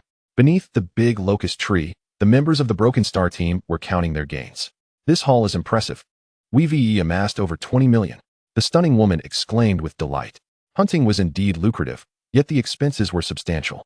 Be it living supplies, cultivation resources, or combat equipment. All required a significant financial investment. Receiving over 20 million in protection fees was unexpectedly gratifying. It's insufficient. We need to acquire the Fire God Cannon, which will require at least another 20 million. Captain Su Yaoyang remarked nonchalantly. It is essential for entering Juhu City. To excavate treasures, we must procure it. The Fire God Cannon, a high-tech beast-mounted weapon, was developed by the Qiangshuang City's Apex Technology Company. Capable of being mounted on beast bodies and unleashing power akin to that of a B-grade beastman. A single cannon could sweep in all directions at high speeds, rendering it a deadly weapon against the rampaging, out-of-control beasts. That device is exceedingly pricey, but the treasures of Juhu City are irresistibly alluring. It is worth the pursuit. A silver-haired man in the team remarked. Why not seek out the next camp to extort? Su Yaoyang shook his head, dismissing the suggestion. Hunters maintain communication. Having just extorted one camp, the others will undoubtedly be aware of it. What about kidnapping? The stunning woman proposed. We could target isolated individuals and have their families or teammates pay for their release. Hearing this plan, Su Yaoyang grinned. Well said, you Black Widow. Your thoughts are indeed sharp. Let us proceed with this strategy. Tang Minmin smiled charmingly. Only bad women can empower themselves. Good women are merely playthings. Very well, prepare yourselves. We shall set out to find our target. Su Yaoyang waved his hand, signaling the team to stow the cash. Just as they bent down, an overwhelming pressure surged forth like a tidal wave. Enemy attack. Su Yaoyang, the strongest in the team, reacted instantly. He transformed into a silverback gorilla, roaring at the direction of the impending threat. However, in the next instant, a more ferocious and domineering roar erupted from the wilderness. The campfire beneath the big locust tree was extinguished in an instant by the beast's roar, plunging the area back into a disconcerting darkness. Tang Minmin scrambled up the big locust tree, desperately using her spider-like eyes to scout for enemies. When a terrifying 7-meter-tall ape beast came into view, even this so-called Black Widow was frightened enough to fall from the tree. Run! It's a monster! A monster is coming! Tang Minmin shouted incoherently. She even suspected that the ape beast was an out-of-control beast, having never encountered a creature radiating such a murderous aura. Su Yaoyang steadied his mind and whispered, there is no escape, it has arrived. Upon hearing this, the members of the Broken Star team lifted their heads to gaze. A towering and formidable beast struck with a thunderous punch, its colossal arms crackling with serpentine-like lightning. Chapter 47, Vital Intelligence. With a resounding crack, the great locust tree was obliterated by the force of the blow, sending countless splinters scattering across the ground. The members of the Shattered Star team, unable to heed the scattered currency at their feet, hastily retreated to a safer position as Qin Kong charged toward them. Such ferocity cannot merely be classified as C1 level. Exercise caution. Su Yaoyang cautioned in a hushed tone. He could certainly perceive the level of the giant ape, but its display of power surpassed his own significantly. Old Duan, those 3D level ones are yours. Qin Kong commanded as he rapidly advanced, glancing at the massive wolf dog beside him. Duan foam grinned, his beastly limbs propelling him to the flank. I shall tear them apart. The thunderous sound of the giant ape's charge sent a shiver through Su Yaoyang. The beast, larger than himself, exhibited astonishing speed, even outpacing predators known for their swiftness, such as leopards and goats. Bats, grant me your enhancement. He bellowed, positioning himself at the forefront of the team. The enormous bat circling above immediately unleashed an invisible sound wave toward its captain. This peculiar energy seemed to possess a strengthening effect. Soon, a crimson aura enveloped the silverback gorilla, elevating Su Yaoyang's presence to nearly C3 level. Let me see if you are merely posturing. Facing the leaping titan gorilla, Su Yaoyang steeled himself and unleashed a punch. Boom. As their fists collided, a tremendous shockwave erupted at the center, rapidly radiating outward. The wilderness was swept by a fierce wind, as though demons lurked in the shadows. The silverback gorilla trembled, its powerful hind legs struggling to support its massive form. This strength is akin to a near-B-level existence. Su Yaoyang thought in terror, hastily retreating. Without the presence of extraordinary beast power, a single punch could have shattered his arm. Su Yaoyang's extraordinary beast power, known as explosive strength, allowed him to accumulate power like a timed bomb, delivering it to his opponent's body and detonating it at the opportune moment. He could control his own strength and even convert the enemy's power. The terrifying shockwave he had just experienced was, in fact, the manifestation of Qin Kong's power transformed into explosive force, merely displaced into the air. Had Su Yaoyang not converted it in time, he would have been gravely injured. A most intriguing, extraordinary beast power, Qin Kong remarked with a grin, charging forward once more. This time, a tempestuous lightning surged around him, and a celestial blue light emanated from his beastly eyes, resembling a deity descended from the heavens. How frightening! Could this be his extraordinary beast power? Su Yaoyang dared not face the giant ape any longer and turned to flee. Had he known that the lightning was merely a common genetic ability of Qin Kong, he might have collapsed in despair. Scatter, we are no match for him. Su Yaoyang shouted as he sprinted, urging his teammates. The 3C1 level members reacted swiftly, dispersing in all directions. However, the D-level team members fared poorly, as their escape route was blocked by the black-backed wolf dog, leaving them with no opportunity to flee. Think you can escape? Qin Kong chuckled coldly, clenching his right fist. In an instant, immense gravity bore down upon them, as if a great mountain were collapsing, intent on crushing them to dust. Boom! The 3C1 level members fell instantly to the ground, even sinking into the muddy earth. Should the gravity continue to intensify, they would face the grim fate of being buried alive. Witnessing his teammates' plight, Su Yaoyang felt his heart race with fear. He too was affected by the overwhelming gravity. As though he had plunged into a quagmire, even lifting a leg proved to be an arduous task. Great One, I am willing to surrender all my possessions. Just spare my life. As the giant ape approached, Su Yaoyang immediately knelt. The disparity in power was so vast that even a desperate struggle seemed like a distant wish. A mere flick of the giant ape's power could subdue 4 C-level members, clearly indicating a strength nearing B-level. No need, Qin Kong replied nonchalantly. Spare you. Only for you to return and seek revenge? I have no interest in such a cliched and tedious tale. No sooner had he spoken than the gravity intensified once more. Su Yaoyang found himself utterly immobilized, unable to even muster a final desperate strike. In a state of despair, he cried out, Great One, I shall not seek revenge. In this wilderness, the law of the jungle prevails. All who dwell here understand this truth. Do you think I believe you? Qin Kong smirked, raising his powerful leg and stomping down. He had acquired the following genetic fragments, 7 from power plunder, 10 from explosive strength, allowing activation of corresponding genetic abilities, and 50 from omnivorous gene. Qin Kong did not rush to utilize the fragments. Instead, he resolved the 3C1 level foes before examining his system repository. The bat had yielded only a plethora of inferior genetic fragments, failing to provide the ability associated with the enhancing sound wave. The gecko granted the ability of tail regeneration, which could be utilized for fusion enhancement. The wild boar offered a considerable amount of defensive genetic fragments, a rare attribute indeed. Qin Kong now understood that the gene system's plunder was probabilistic. For instance, the extraordinary beast power of the silverback gorilla was acquired in one fell swoop. Yet the bat yielded not a single fragment of its extraordinary ability. Must one wash their face before plundering henceforth? Qin Kong quipped, after utilizing the fragments. He made his way toward Duan Feng. Boss, this woman claims to possess vital intelligence. I decided to keep her for now, Duan Feng indicated, pointing at Tang Minmin. It was not out of pity, as he had already torn apart another female beast transformer. What intelligence could she possibly have? She merely seeks to extend her life. Qin Kong scoffed, recognizing Tang Minmin's intentions. She was undoubtedly a scheming woman. In a bid for survival, she had transformed into human form early, deliberately exposing her fair shoulder to elicit sympathy. Ah, it seems the boss's insight is indeed sharp, Duan Feng remarked, revealing his fangs as he prepared to move closer. Tang Minmin, terrified, hastily pleaded her case. Great One, I truly wish to live, but I possess crucial information.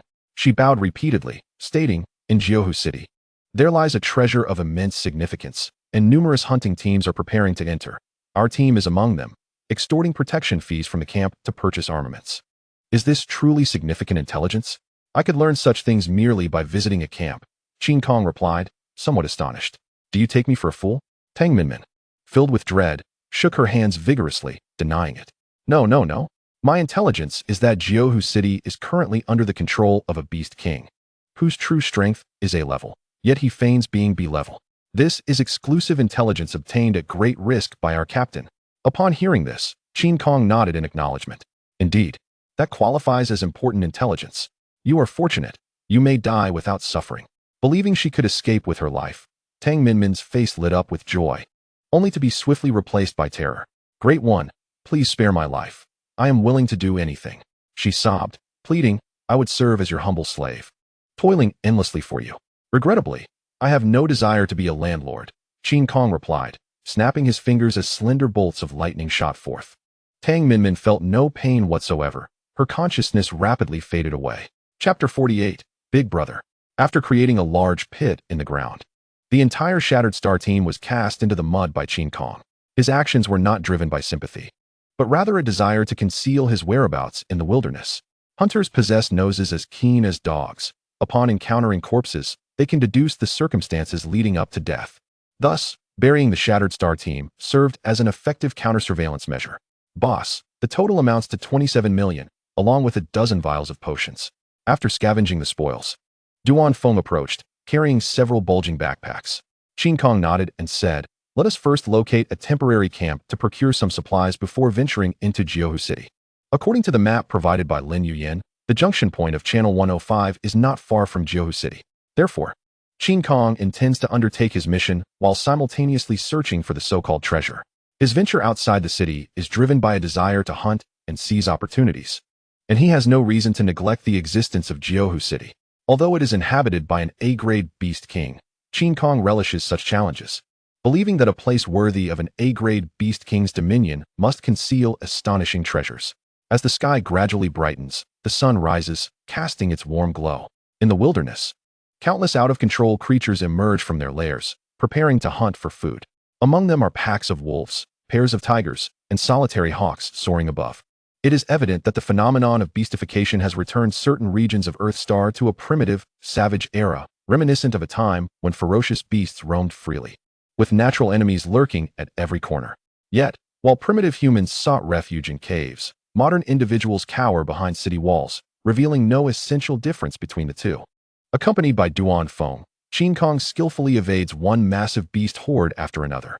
He finds no merit in wasting time hunting E-grade creatures, as the returns do not justify the costs. Reaching Jiuhu City remains his primary objective.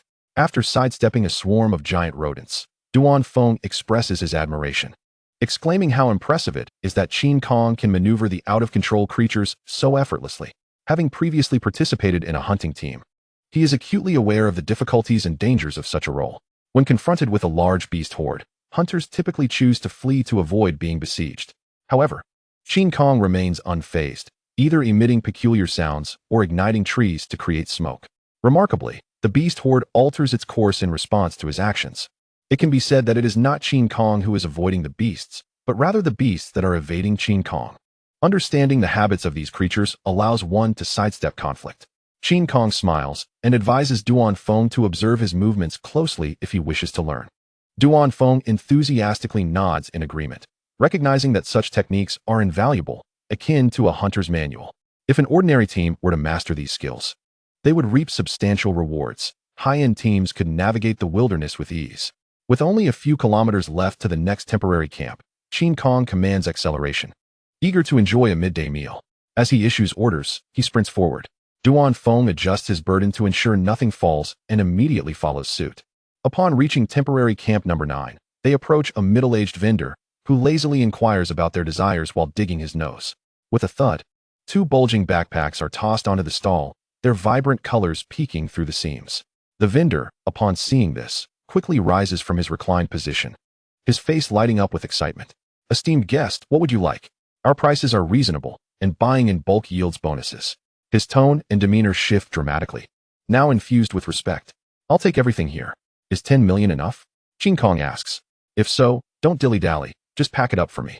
The vendor nods vigorously, affirming that it is indeed sufficient, and promptly begins to prepare the order. He has never encountered such a wealthy and straightforward customer, one who neither haggles nor engages in idle chatter. Here are the items you requested. I have packed them all. The vendor respectfully hands over the bundle. After accepting it, Qin Kong inquires, you conduct business here, so you must have your ear to the ground. I've spent 10 million. How about sharing some intelligence? The vendor readily agrees, asking what type of information Qin Kong seeks. Given the profit he stands to gain, he is willing to provide multiple pieces of information. What is the situation in Jiuhu City lately? Qin Kong asks. The vendor scratches his head, responding, a significant number of people have gathered there. But no one dares to enter, as there appears to be a B-grade out-of-control creature blocking the way. Approximately how many people are gathered? Qin Kong further probes. The vendor counts on his fingers and, after a moment, replies, to my knowledge, there are at least 400 to 500 people. And it seems experts from Fengshuang City have also arrived. Upon hearing this news, Qin Kong gains a clearer understanding. Thank you. I will return when the opportunity presents itself. Ah, esteemed guest, safe travels, and may you reap a bountiful harvest. Returning to Duanfeng, Qin Kong casually picks up a meat skewer and begins to eat. They had split up earlier, one group purchasing supplies while the other sought food. It is worth noting that the temporary camp does not provide cooked meals. Hunters must prepare their own. As an adult, Duanfeng, of course, does not cook and opts to buy meat for grilling. Boss, this pork is ridiculously expensive. Duanfeng complains, lamenting how the vendors in the camp are profiting immensely. Qin Kong chuckles and explains, this meat comes from the breeding farm in Xingyue City, and given the distance traveled, it naturally comes at a premium. Do you wish to consume the flesh of out-of-control creatures instead? Duanfeng sighs in resignation and devours the grilled skewer. Though the out-of-control creatures have reverted to beasts, their meat is utterly inedible.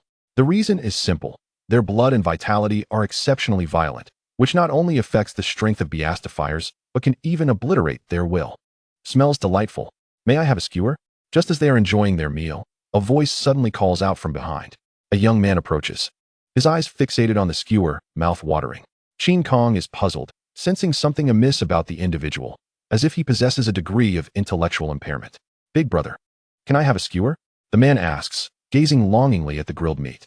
He appears to be in his 20s, yet addresses the 18-year-old Qin Kong as big brother, indicating he is likely a person with a disability. Sure, you can have one, Qin Kong replies, handing him a skewer. He then asks, where are your guardians? Why are you here alone? The man takes small bites of the skewer, timidly responding, they told me to find food on my own. But I became very hungry after transforming, nearly fainting before I dared to ask you for something to eat. Upon hearing this, Qin Kong and Duanfeng exchange glances. Realizing the unfortunate situation of this young man, he cannot even obtain food. You can eat all of this. We are just about full. Qin Kong is not a complete villain. He operates according to his own principles, helping those he chooses and eliminating those he sees fit, driven purely by his emotions. The young man beams with joy, setting aside half-eaten skewer and pulling out a crumpled bill from his pocket, presenting it to Qin Kong. Big brother, you are so kind. Here is my salary for the month. Seeing the 50-unit bill, Qin Kong sighs but accepts it nonetheless. Eat slowly. Let me know if you need more. Chapter 49. Jiuhu City. After resting for half a day, Qin Kong and his companions set off again toward Jiuhu City. As for the young man, he departs alone after finishing his meal. After all, it was merely a fleeting encounter, and Qin Kong does not dwell on it. As they near Jiuhu City, the wilderness begins to buzz with activity. Numerous small teams are setting up camp along the roadside. Hunters gather in small groups, openly boasting and chatting. When can we finally enter? I can hardly wait to dig for treasure. Are you in such a hurry to become cannon fodder? A B-grade beast king is no trivial matter. It can easily take on 100 foes. Such opportunities will certainly be seized by the big shots, while the skilled will savor the spoils. We'll be left with the scraps, and rushing 1T change that. I'm just afraid if we delay, there will be nothing left. Navigating through various tents, Qin Kong and Duanfeng finally arrive at the entrance of Jiuhu City. This once thriving modern city has been abandoned for over a decade. Once a renowned tourist destination in Yanhua, it has now become a lair for the Beast Kings to reign. Esteemed guest, do you seek information? A shifty-eyed man suddenly appears, evidently a professional information broker. I have established cooperative relationships with numerous teams, and the information is absolutely authentic. Buy 2, get 1 free. Qin Kong cast a sidelong glance at him and inquired. Enough with the chatter, just quote the price. He preferred a straightforward approach when making purchases. He would first ask for the price, buy if it was reasonable, and leave if it was not. The verbose sellers always made Qin Kong feel an overwhelming urge to strike them. The information broker shrank his neck and tentatively extended 5 fingers.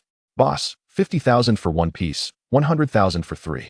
Upon hearing this offer, Qin Kong turned to Duanfeng and said, give him 100,000. The man immediately broke into a grin and began to relay the intelligence he possessed. The first piece of news concerned the forces in Fengshuang City. Professor Lu Wuxin from Cheongding Technology Company is conducting experiments near Jihu City. He has also brought along an elite armed force, which is likely to participate in the treasure hunt in Jihu City. The second piece of information pertains to elite hunting teams. As of today, several teams such as Xian Huang, Mechanical Demon, and Lingpa have already established a presence near Jihu City, all possessing at least one B-level powerhouse. Notably, there is deep-seated animosity between Xian Huang and Lingpa. After delivering these two pieces of intelligence, the middle-aged man abruptly paused. Boss, the third piece is complimentary. You may ask me anything. Qin Kong nodded and inquired. I have heard that a Beast King resides in Jihu City. What form does it take, and what is its strength? This Beast King is referred to as the Bai Yin Chan Tuo, an astonishing creature, reportedly as tall and wide as a building, with its pair of emerald eyes being the size of trucks. The information broker hesitated for a moment before continuing. However, the Bai Yin Chan Tuo has yet to make a move. It merely allows its beast horde to deter hunters. Qin Kong nodded, falling into deep thought. Observing his demeanor, the information broker wisely pocketed the money and swiftly departed. If I can establish contact with Cheongding, acquiring beast-appropriate weaponry could significantly enhance my temporary combat capability. Qin Kong mused. Cheongding Technology Company stands as a titan of industry, rivaling Tung Yuan Biotechnology. One specializes in beast-oriented armaments while the other focuses on biological agents, capturing a significant share of the Yanhua market. Unlike Tung Yuan, which adopts a civilian approach, Cheongding prefers collaboration with the city defense forces. Consequently, it primarily produces standardized weaponry, such as the Fire God Cannon, Hurricane Shoulder Cannon, high-powered mechanical limbs, and flexible expanding armor. Ordinary beast-empowered individuals cannot afford such armaments, but hunters and major factions are loyal clients of Cheongding. As for the elite hunting teams, they are formidable contenders for treasure. Pondering further, Qin Kong considered deepening their internal conflicts to sever any potential collaborations. Based on experience, elite teams are likely to unite and exclude rogue hunters, gradually seizing ownership of the treasures. This strategy would reduce uncertainties and minimize the chances of outsiders profiting from the situation. The name Xian Huang rang a bell. It seemed familiar. Qin Kong shook his head and said to Duan Feng, "Let us first check the Lin family's rendezvous point. We cannot enter here for now." Duan Feng promptly grabbed his backpack and quickly followed his leader. Following the map, the two soon arrived at the Lin family's rendezvous point. This place could be considered a semi-camp, small in scale but fully equipped, typically catering to the Lin family's smuggling teams. I am the representative sent by the Lin family. You may call me Captain Qin. Upon meeting, Qin Kong presented the Lin family pendant, as it was the only means to prove his identity. The manager looked at Qin Kong in astonishment, not expecting someone so young to be sent by the employer. Hello, Captain Qin, I am Li Lian, responsible for managing this rendezvous point. Manager Li quickly invited Qin Kong and his companion inside, serving them tea and food. The 105th channel has been interrupted for nearly 3 weeks. Many smuggling teams have perished in the beast hordes, suffering tremendous losses. Li Lian sighed. No worries. I am here to resolve this matter. Please, Manager Li, elaborate on the current difficulties, Qin Kong confidently stated. Li Lian promptly retrieved a map, indicating various coordinates as he began to describe the situation. There is a C2 level runaway beast here, and approximately 3 kilometers ahead, there is another C1 level runaway beast. Numerous beast hordes are lingering along the entire channel, making it difficult for smuggling teams to progress. Based on the actual circumstances, Qin Kong quickly deduced the cause. I see. The 105th channel has been influenced by Jihu City. Li Lian appeared somewhat dazed and asked, Captain Qin, are you referring to that B-level Beast King? Yes. Because the Beast King occupies Jihu City, it cannot tolerate 2 tigers on one mountain. Those runaway beasts that originally inhabited the abandoned districts had no choice but to flee. The 105th channel, not far from Jihu City, has now become their new territory. Doesn't that complicate matters? Li Lian's expression turned bitter as he sighed. The B-level Beast King drives away the runaway beasts, and the runaway beasts in turn will try to expel our smuggling teams. Qin Kong chuckled and reassured him. Just eliminate them all. It will ensure stability for several months. Captain Qin, but the smuggling teams are dwindling in number and lack strength. Li Lian expressed his concerns. If the smuggling teams were completely annihilated, even a minor manager like him could not bear the responsibility. The smuggling teams only need to focus on their operations. I will handle the task of clearing the channel, Qin Kong said. patting Li Lian's shoulder before rising to leave the room. He had never considered utilizing the smuggling teams. His and Duan Feng's efficiency in hunting was already sufficient. Chapter 50. Power surpassing 100 under the blazing sun. Intense heat enveloped the wilderness. A gigantic hippopotamus rested in a shallow waterhole, occasionally opening its massive jaws to yawn. Measuring a staggering 8 meters in length and nearly 3 meters in height, it resembled a heavy-duty truck from a distance. Most striking was the incredibly thick layer of armored skin covering its body, adorned with moss and sharp spikes. This served both as protective armor for the hippopotamus and as lethal weaponry against its foes. The iron spike hippopotamus is classified as a C2 level runaway beast.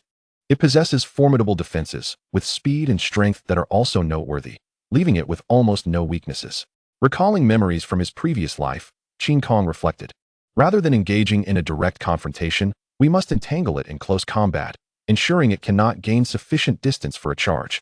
We must also be cautious of that enormous mouth. The biting force of a hippopotamus is astonishing, capable of crushing even iron bones. What should we do? Duan Feng squinted, fixated on the target in the waterhole. They were currently ambushed behind a small sand dune, approximately 300 meters away from the iron spike hippopotamus. We need to be swift. Therefore, we must attract its attention and aim for a decisive strike. After a moment of contemplation, Qin Kong instructed, "You will first harass it from the side. Once you draw its ire, run away immediately." Duan Feng nodded, stating, "My speed can barely keep up with you, boss. If I give it my all, it shouldn't be able to catch me." Whoosh. In the next moment, a 2-meter-tall black-backed wolf dog leaped over the dune and swiftly charged toward the iron spike hippopotamus. The leisurely hippopotamus took a sip of water and playfully sprayed it into the air. Before the droplets could fully descend, a ferocious roar erupted from its right side. This intimidating sound seemed to emerge from the depths of its throat. The hippopotamus instantly became enraged, abruptly rising from the waterhole. How dare an unseeing beast disturb its tranquil moment? It would surely tear it apart and devour it. Roaring, the iron spike hippopotamus thundered as its 4 stout legs stomped the ground, creating deep impressions in the earth. It was poised to charge, determined to crush the wolf dog. Realizing the plan had succeeded, Duan Feng turned and fled, his speed soaring to its utmost limit, leaving only an afterimage in his wake. Yet the iron spike hippopotamus thundered after him, akin to an armored vehicle racing at full throttle. Wherever it passed, trees toppled, the ground cracked, and even the air was left far behind. So fast, Duan Feng's heart raced with alarm. With gritted teeth, he had no choice but to accelerate once more, even going so far as to ignite his vital energy. A crimson mist erupted around the wolf dog, its speed dramatically increasing, leaving the C2 level iron spike hippopotamus far behind.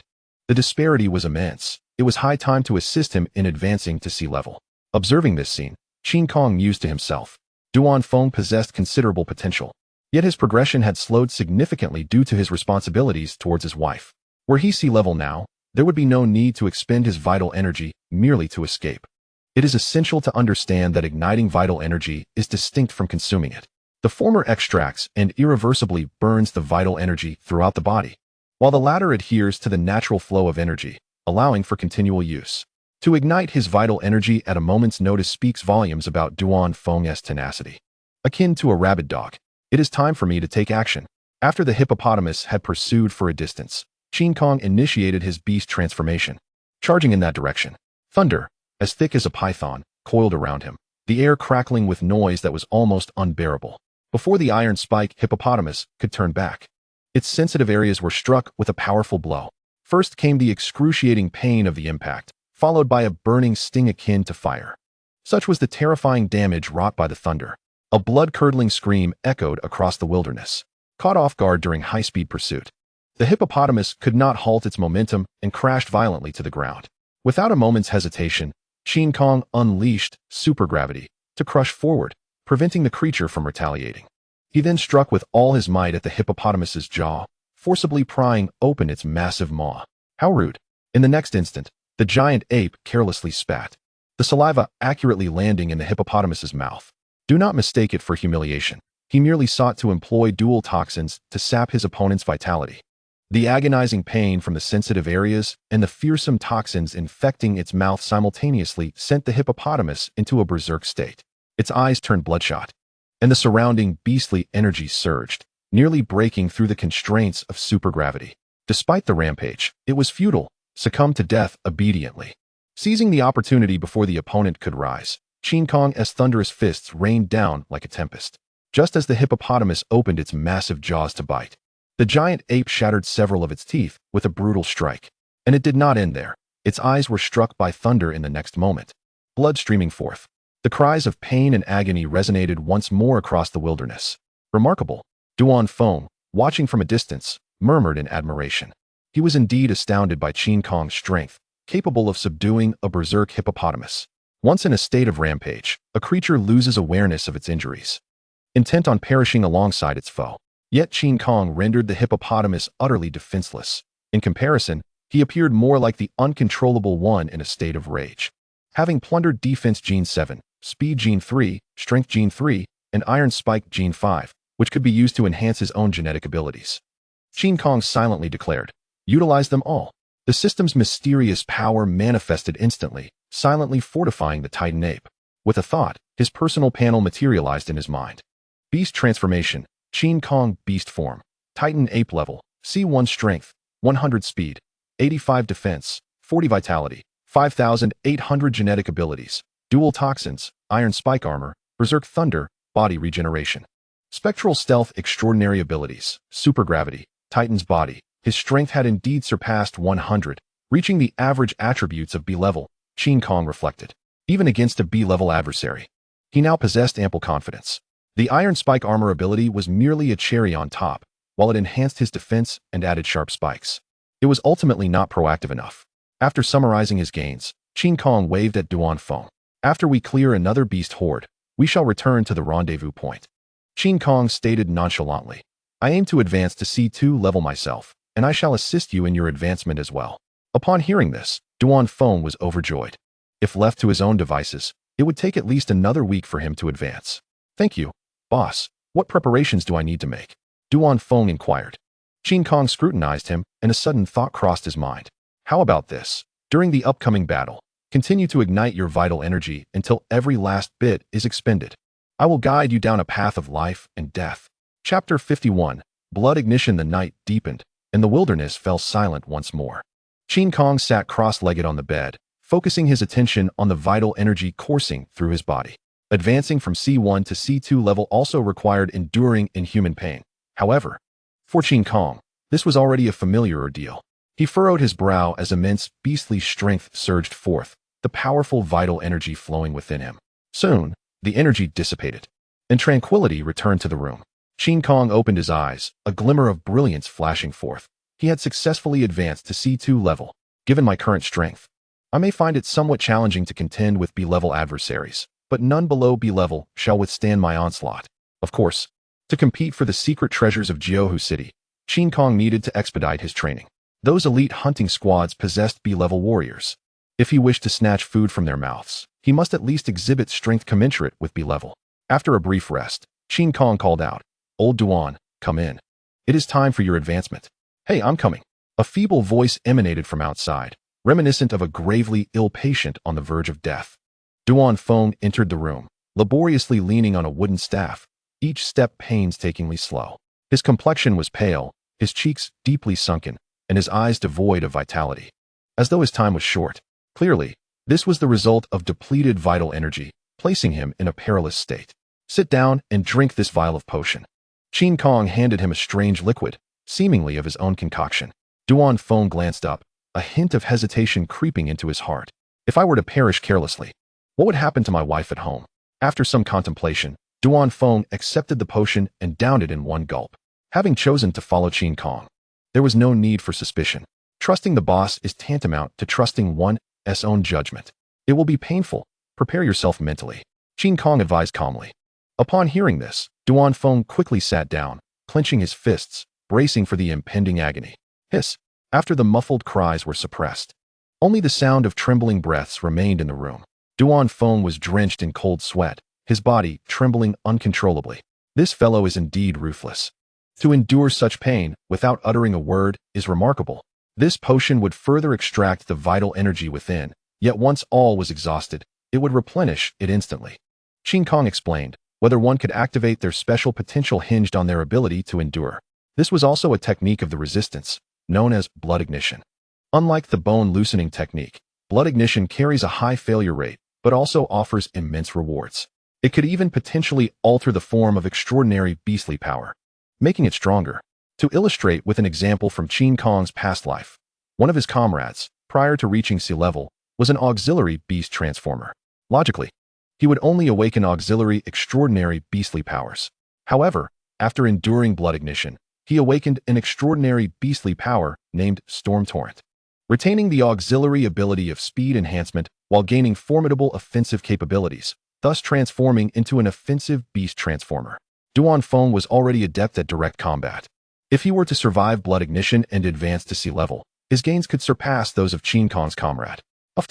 The tiny blood vessels on Duan Feng's body burst open, crimson blood gushing forth, instantly soaking his clothing. Had he failed? Qin Kong pondered, sensing the relentless rise of beastly power.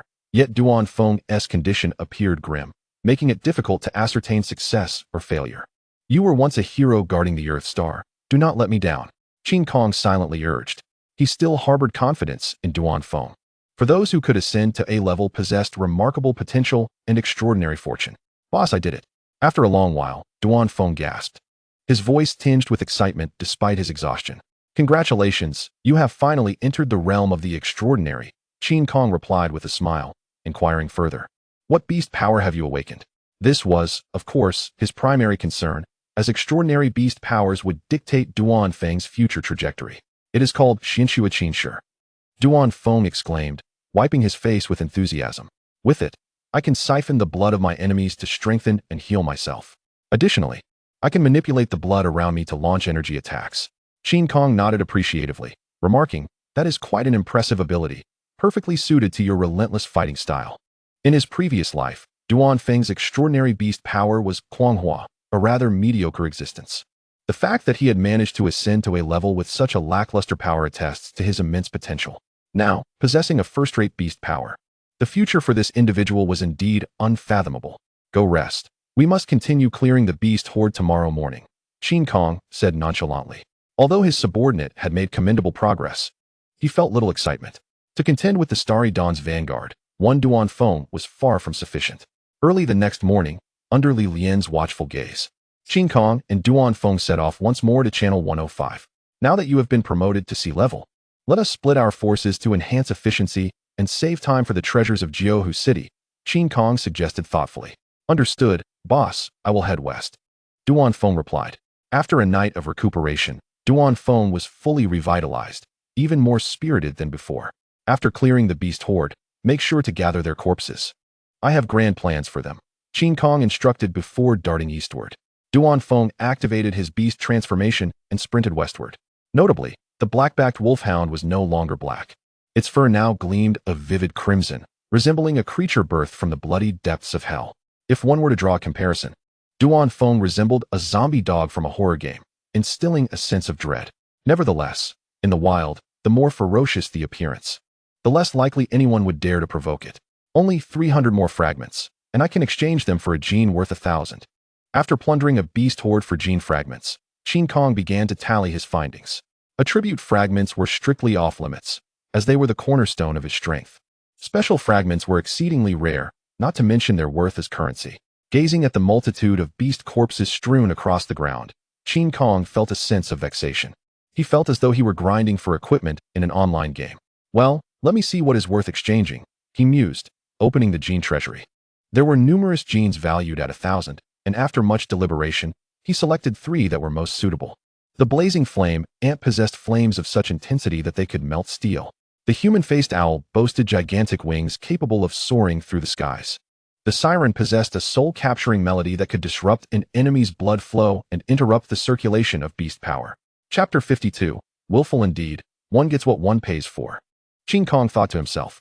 Compared to the Titan genes, these 1,000-value genes offered rather mundane abilities, lacking any distinctive features or highlights. With my wrathful element of thunder, fire has no immediate use. Qin Kong first dismissed the blazing flame ant gene. As for the ability to fly, he certainly desired it, as it would enhance his mobility and combat strategies. Yet, he scratched his head, realizing something amiss. His gigantic gorilla form was far too massive. Relying solely on a pair of wings would likely be insufficient. He would need at least 2 pairs. After much contemplation, he ultimately settled on the siren. Disrupting an enemy's blood flow and beast power circulation was indeed a clever tactic. It would be his choice. With a clear objective in mind, Qin Kong hastened his pace in clearing the beast horde. As the sun began to dip low in the sky, a haunting melody echoed across the wilderness. It seemed to emanate from the vast ocean, yet also appeared to arise from unfathomable depths. The song was both ethereal and eerie, reminiscent of a maiden's whisper and a demon's murmur. Boom! As the uncontrolled beasts collapsed, Qin Kong abruptly ceased his singing.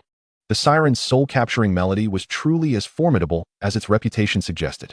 Upon hearing the melody, the raging blood within the uncontrolled beasts would come to a sudden halt, leading to irreversible internal injuries. Thus, it could be inferred that when beast transformers faced the siren's melody, they too would suffer internal injuries. Humans, after all, possessed wisdom. The soul-capturing melody must be employed as a surprise tactic. Otherwise, should beast transformers be forewarned, they could simply cover their ears and withdraw their beast power, rendering the melody ineffective. As Qin Kong ambled westward, he spoke to himself. He needed to plunder the fragments from the beast horde that Duan Feng had slain. Akin to harvesting crops. Alas, they have all been drained to mere husks. Observing the numerous desiccated beast corpses across the wilderness, Qin Kong shook his head in resignation. Ever since Duan Feng acquired extraordinary beast power, he had been constantly siphoning blood without a hint of fatigue. Let us not call him a rabid dog. Let us just name him a vampire. After swiftly plundering the gene fragments, Qin Kong continued his journey westward. He needed to locate Duan Feng and then check the entrance to Jiuhu City. Surely, after 2 days, the group of hunters would have discovered a way inside. Roar! A fierce roar echoed from afar, seemingly from a bear. Qin Kong narrowed his eyes, dropping to all fours as he sped towards the source of the sound. His primary concern was that Duan Feng might encounter a formidable uncontrolled beast. Given his temperament, he would likely attempt to engage it in battle. Get lost, foul mutt, or we will resort to violence. Feng Yuxuan pointed at the blood-colored wolfhound in the distance, chastising it with brazen disdain. This girl, despite her delicate and charming appearance, spoke with a haughty and rude demeanor, embodying the essence of a willful and capricious young lady. A group of handsome young men followed behind her, echoing her insults. Scram! Stupid dog! You cannot afford to provoke us. Disgusting, that dog looks like it's infected with a virus. Seeing that the blood-colored wolfhound remained unfazed, Feng Yuxuan swiftly commanded the burly man beside her, "Dachi, tear it apart for me." "Yes, Mississippi." The man, as sturdy as a bear, immediately bowed his head in response and stepped forward. With a sudden stomp, he transformed into a 6-meter-tall black bear. Surprisingly, a swarm of metallic fragments swirled around the giant bear, seemingly a manifestation of its extraordinary beast power. Related to metal? Duan Feng observed coldly, immediately adopting a defensive stance. This giant bear was C2 level, possessing considerable strength, and its aura surpassed that of ordinary beast transformers. One last warning, get out now, these beast corpses belong to me. Bolstered by the presence of the giant bear, Feng Yuxuan shouted arrogantly. Today, she had come out with her friends for a hunting excursion. But after considerable time spent without success, she had stumbled upon a solitary wolfhound that was hunting. Egged on by her companions, she felt compelled to seize it. After all, her family, the Feng clan, was powerful, and her words held significant weight in Xingyue City. A mere idle hunter posed no threat to her. Fine. If that is the case, I shall yield to you. Duan Feng was no fool. Although he was courageous and combative, he could discern the situation. With a C2 level giant bear present, the strength of this group of young masters and ladies appeared formidable. Blindly engaging them would only lead to his demise. Ha, stupid dog. Why not just leave sooner? You waste my breath. Feng Yuxuan rolled her eyes, her lovely face twisted with sharp sarcasm, making one wish to deliver a punch. Duan Feng shook his head and turned to leave.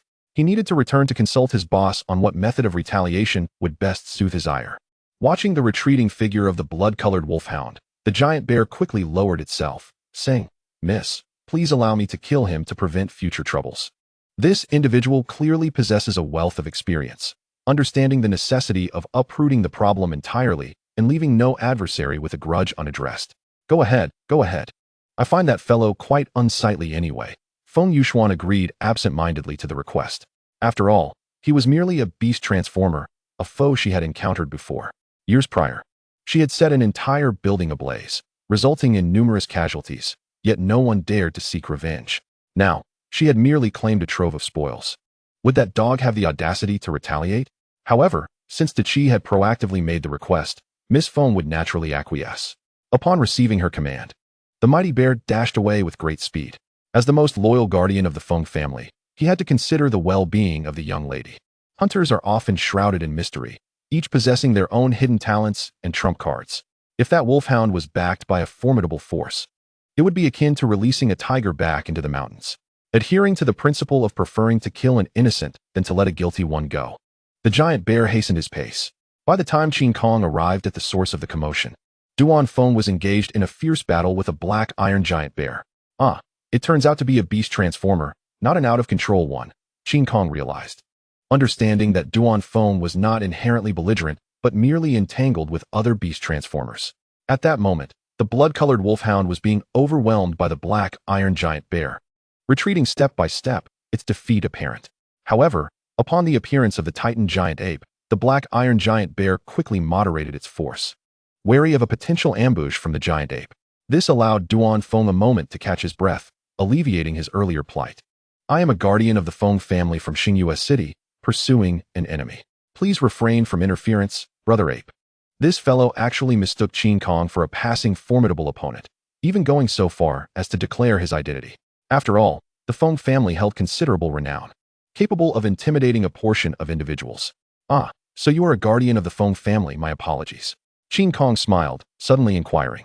But why does my person appear as an enemy of the Feng family? Qi had just intended to offer pleasantries when he finally grasped the latter half of the statement. This wolfhound and giant ape were allies. Boss, 1 kilometer to the west, there is a group of young masters and ladies. They are the masters of this giant bear. Duan Feng suddenly shouted. Qin Kong nodded and replied, you keep him occupied. I shall go meet the younger generation of the Feng family.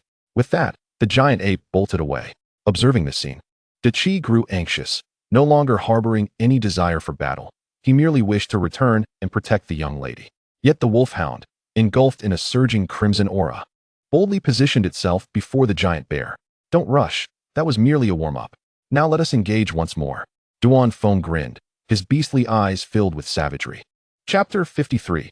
Do not overestimate your cleverness. Pulling out her phone, with her back turned to the field littered with beast carcasses, Miss Feng began to take selfies. Come join me for a photo. We can boast about it later and see who dares to look down upon us. Feng Yuxuan waved to her companions.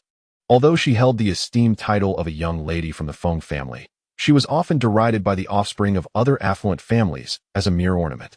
Thus, this outing served dual purposes, to seek enjoyment and to accrue some noteworthy experiences. Other aristocratic youths would hardly dare venture outside the city for hunting.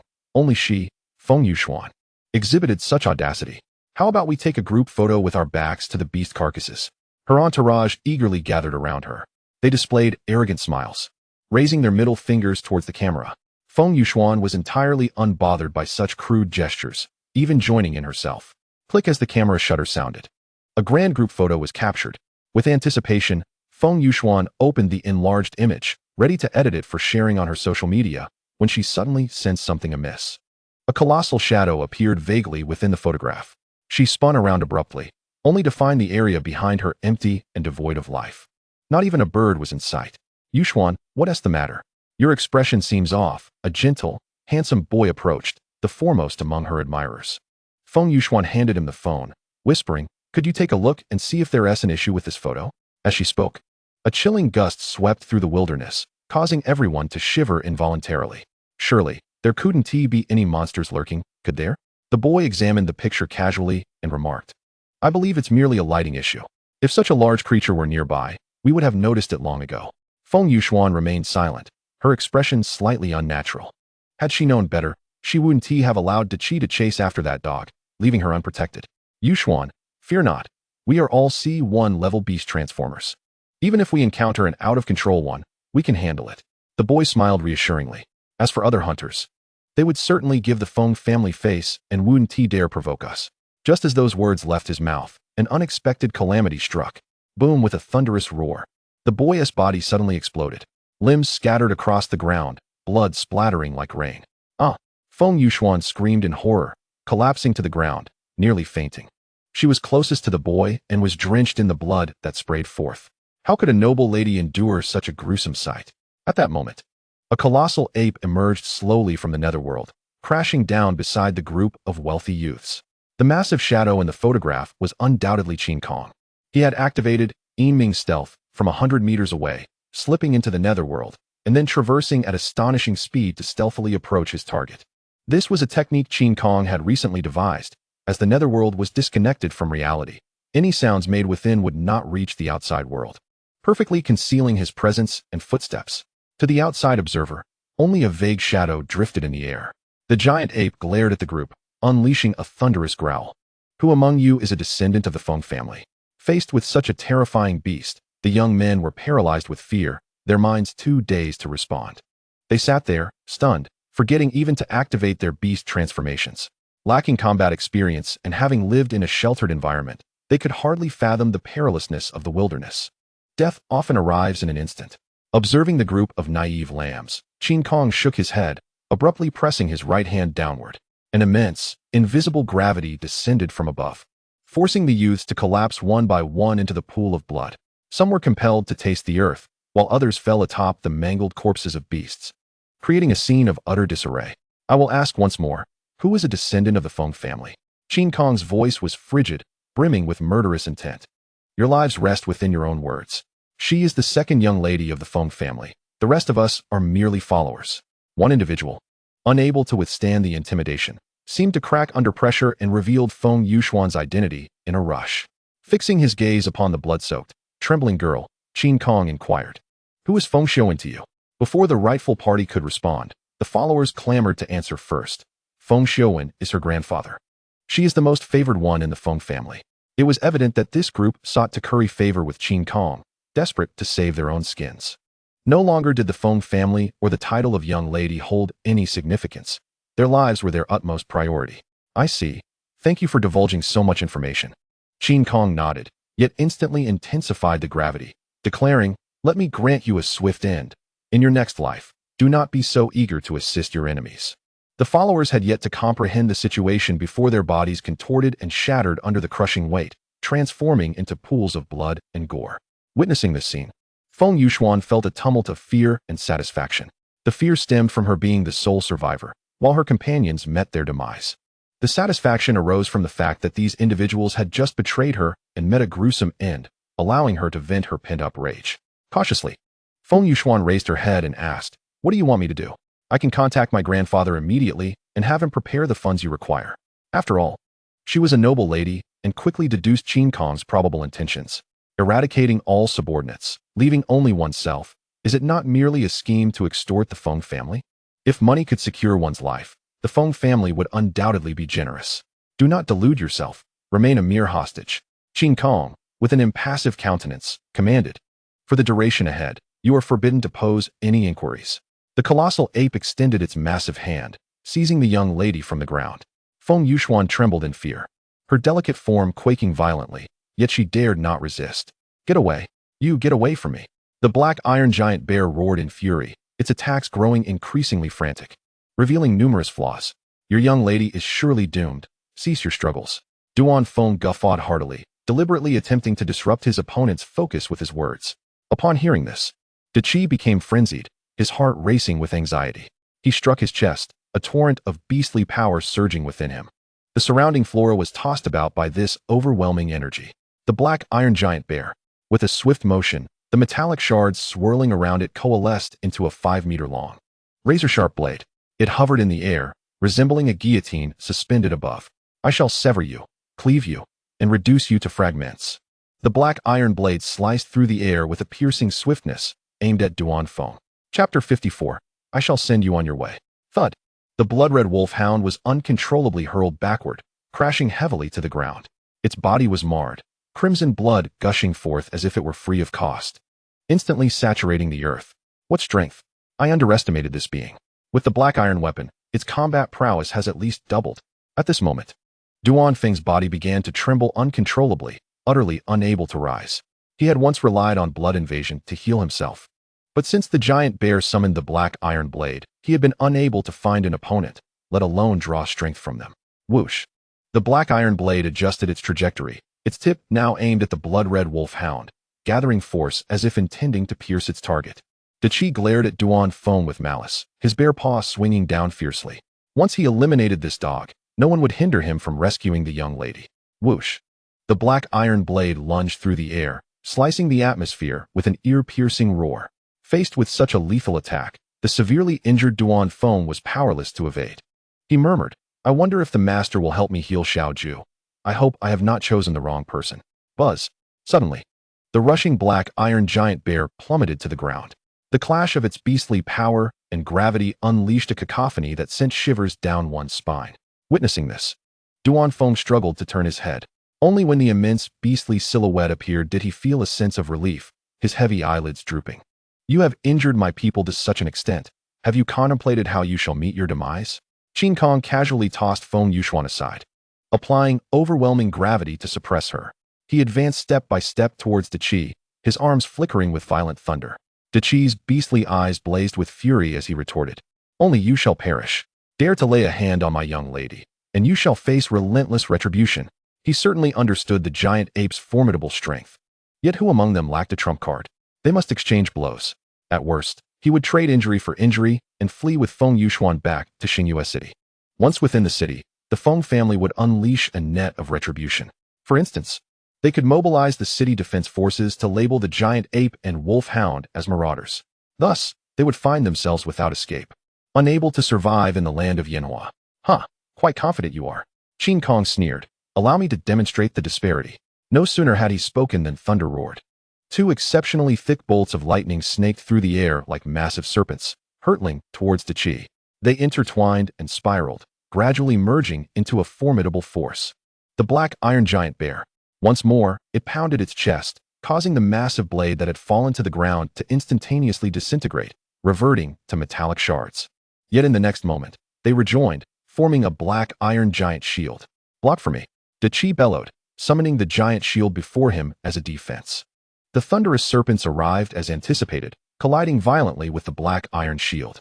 In that instant, the sky darkened, and an invisible energy rapidly radiated in all directions. So powerful, Qi's muscles tensed, beastly power surging forth to reinforce the black iron shield. If he relaxed even slightly, the shield would falter. "Can you withstand the thunder? Can you withstand me?" Qin Kong's voice suddenly echoed from above. Qi looked up abruptly, only to see the giant ape leaping toward him. It raised its right arm, launching a ferocious elbow strike with its black spikes aimed at the foe. Bang! When the black spikes collided with the black iron shield, a tremendous sound reverberated across the wilderness, akin to the tolling of a great temple bell. Even Duan Feng, on the brink of unconsciousness, was roused by the noise. Crack! Following the resounding impact came the shattering of the black iron shield. "This is how one breaks through a defense," Qin Kong scoffed, swinging his left fist in a fluid motion, still stunned by the shattering of the giant shield. Qi could not react in time and was sent staggering back several steps from the force of the blow. "You cannot possibly be C2 level." The giant bear clutched its swollen face, incredulous. "You are undoubtedly B level, concealing your true strength. Within the realm of C level, no one could breach his black iron giant shield." This was a conclusion Qi had reached through repeated testing. That the giant ape could shatter the shield with a mere elbow strike indicated its B-level prowess. "Huh, your understanding is still far too limited." Qin Kong taunted as he pursued relentlessly. His legs crackled with lightning, propelling him forward at astonishing speed, reaching the giant bear once more in the blink of an eye. "Without a shield, I still possess a blade," Qi roared, the metallic shards coalescing again into a giant blade. However, this time, the blade was considerably shorter, measuring merely 2 meters in length. "I see now. As long as I shatter your giant weapon, I can deplete your metallic shards." Qin Kong discerned the pattern. When he had broken the black iron shield, countless metallic shards had fallen to the ground, no longer swirling around the giant bear. Thus, it appeared that these shards, capable of forming weapons, were indeed consumables. Qi's expression faltered, anxiety swelling within him. His opponent had quickly identified his weakness, and the ensuing battle would undoubtedly be unfavorable. Whoosh! He swung the black iron long blade fiercely towards the giant ape's chest. Yet Qin Kong did not evade, at the moment of imminent injury. A spiked bone armor materialized over his exterior. Clang! The black iron long blade was deflected with a resounding clang, its edge chipped from the collision with the spikes. Qi inhaled sharply, retreating to distance himself from his opponent. He could not fathom how many abilities the giant ape possessed. First, it wielded thunder and gravity, then spiked armor for protection, all while exhibiting remarkable strength, truly devoid of weaknesses. What do you truly desire? If you are willing to release the young lady, our Feng family can undoubtedly accommodate your requests. Having fought thus far, Qi had lost all will to fight and resorted to a position of submission. Were it not for the young lady still in Qin Kong's grasp, he would have turned and fled. You are but a lowly guard who cannot make decisions. It would be best for you to perish sooner, Qin Kong replied coolly. However, I can assure you that Miss Feng will not perish, for she is my vital bargaining chip. There is no need for such extremities. We can discuss any matters. Qi, still clinging to hope, attempted to negotiate. The Feng family is vast and powerful, with experts aplenty. How can you stand against us alone? Let us sit down and negotiate, whether it be monetary compensation or treasures. The family head would not be stingy, for the young lady is his most cherished granddaughter. Upon hearing this, Qin Kong smiled faintly. I certainly wish to negotiate, but the initiative must rest solely with me. Enough of this chatter. It is time I send you on your way. Qi's countenance darkened, and he could only summon the black iron long blade to his front, assuming a combat stance. The colossal ape was impervious to reason, leaving no choice but to fight with utmost desperation. Chapter 55, Loyalty. Roaring, Qi refused to succumb to fate, brandishing his long blade and charging forward. Confronted with such a formidable opponent as the giant ape, mere evasion would lead to a slow demise. It was far more prudent to confront the challenge head-on and seek survival amidst the perilous strife. Qin Kong silently hoped to seize the ability of the black iron weaponry. As he boldly approached the immense bear, the two titans clashed in a fierce melee, each blow resonating with visceral intensity, each strike drawing blood. With every swing of Qi's blade, Qin Kong retaliated with two swift punches. A relentless exchange ensued. Yet, it was evident to the discerning that Qi was merely resisting in vain. His black iron blade shattered repeatedly, reforming yet again, but its length dwindled with each iteration. Eventually, the black iron blade was reduced to a mere fragment, scarcely half a meter long. You have forced my hand, Qi bellowed, his voice laced with despair and defiance. In a moment of desperation, he plunged the broken blade into his own chest, reigniting the beastly power within. The fragment disintegrated, releasing a multitude of metallic shards that surged like ants, frantically burrowing into the bear's flesh. Is this your trump card? Qin Kong cautiously retreated, wary of Qi's potential eruption. He observed as the bear's muscles began to writhe violently, its dark fur shedding in clumps. In less than 3 seconds, the creature transformed into a terrifying, hairless metallic monstrosity, seemingly devoid of its carbon-based origins. The transformation suggested a metallization of its body, albeit with significant side effects. After a brief analysis, Qin Kong summoned lightning, channeling it into the ape's arm. Metal possesses conductive properties. Perhaps the lightning would yield unforeseen effects? If I can severely wound the giant ape, the young lady should have a chance to escape, he thought, preparing for a final, desperate gambit. Qi inhaled deeply, resolved to fight to the last. Trained from a young age as a guardian of the Feng family, his loyalty was unwavering, even at the cost of his life. He could not allow any harm to befall the young lady. With a thunderous roar, the metallic beast launched itself forward, driven by the intention of mutual destruction. Its speed was astonishing, exponentially greater than before its transformation, catching Qin Kong off guard. Supergravity. Qin Kong pressed his palm downward, exerting immense gravitational force to slow the beast's advance. The ground trembled and collapsed beneath them. Yet, the metallic creature responded with remarkable agility, leaping above the sinking terrain and lunging at Qin Kong with reckless ferocity. At that moment, Qin Kong's supergravity reached its limit, and he could not increase it further. He unleashed 2 violent lightning serpents, striking Qi fiercely. To his astonishment, the metallic beast seemed entirely unaffected by the lightning. With a single stomp, it redirected the electrical energy into the ground, nullifying it instantly. You have run out of tricks, haven't you? Qi exclaimed with a hint of exhilaration, roaring. Now it is my turn to strike. The metallization granted him a temporary escape from the constraints of carbon-based biology, rendering him immune to ordinary energy attacks. However, the price of such power was death. A tempest of attacks descended upon Qin Kong, who could only evade the onslaught and rely on his iron-spiked armor for defense. Nonetheless, he sustained numerous wounds, though his regenerative abilities allowed for swift recovery. Witnessing this, the flicker of hope in Qi's heart was extinguished once more. The duration of his metallization was limited, If he could not severely injure the giant ape, he would soon meet his end. Impossible. How can you possess such a multitude of abilities? Qi roared in madness, his assaults growing increasingly ferocious. With no retreat left, he gambled everything on the hope that Qin Kong's trump cards had been exhausted. Time's up. I shall no longer entertain you. Qin Kong's gaze turned mocking as he clenched his right hand, activating explosive force. This extraordinary ability, derived from the captain of the Shattered Star team, allowed him to accumulate power within his opponent's body, lying in wait for the opportune moment to unleash a catastrophic eruption. Boom. A series of resounding explosions erupted from within the metallic beast. Qi was filled with terror as he felt an immense force surging within him, rampaging uncontrollably. When did it even enter? Could it have been during our fierce struggle? Boom. The explosive force detonated violently, shattering the metallic beast into a myriad of fragments scattered across the ground. As the sun dipped below the horizon, the last rays of light offered no mercy to Qi. In his final moments, he summoned every ounce of strength to cry out to Qin Kong. Do not harm my lady. Please, spare her. Indeed, a fiercely loyal guardian. Shall I grant you a proper burial? Qin Kong remarked blandly as he surveyed the devastation. Though they had fought for their lives, he held no animosity towards Qi, but rather a sense of respect. For even in death, the warrior had not begged for mercy nor betrayed the Feng family. Had I possessed such a comrade in my past life, would I have faced such a tragic fate?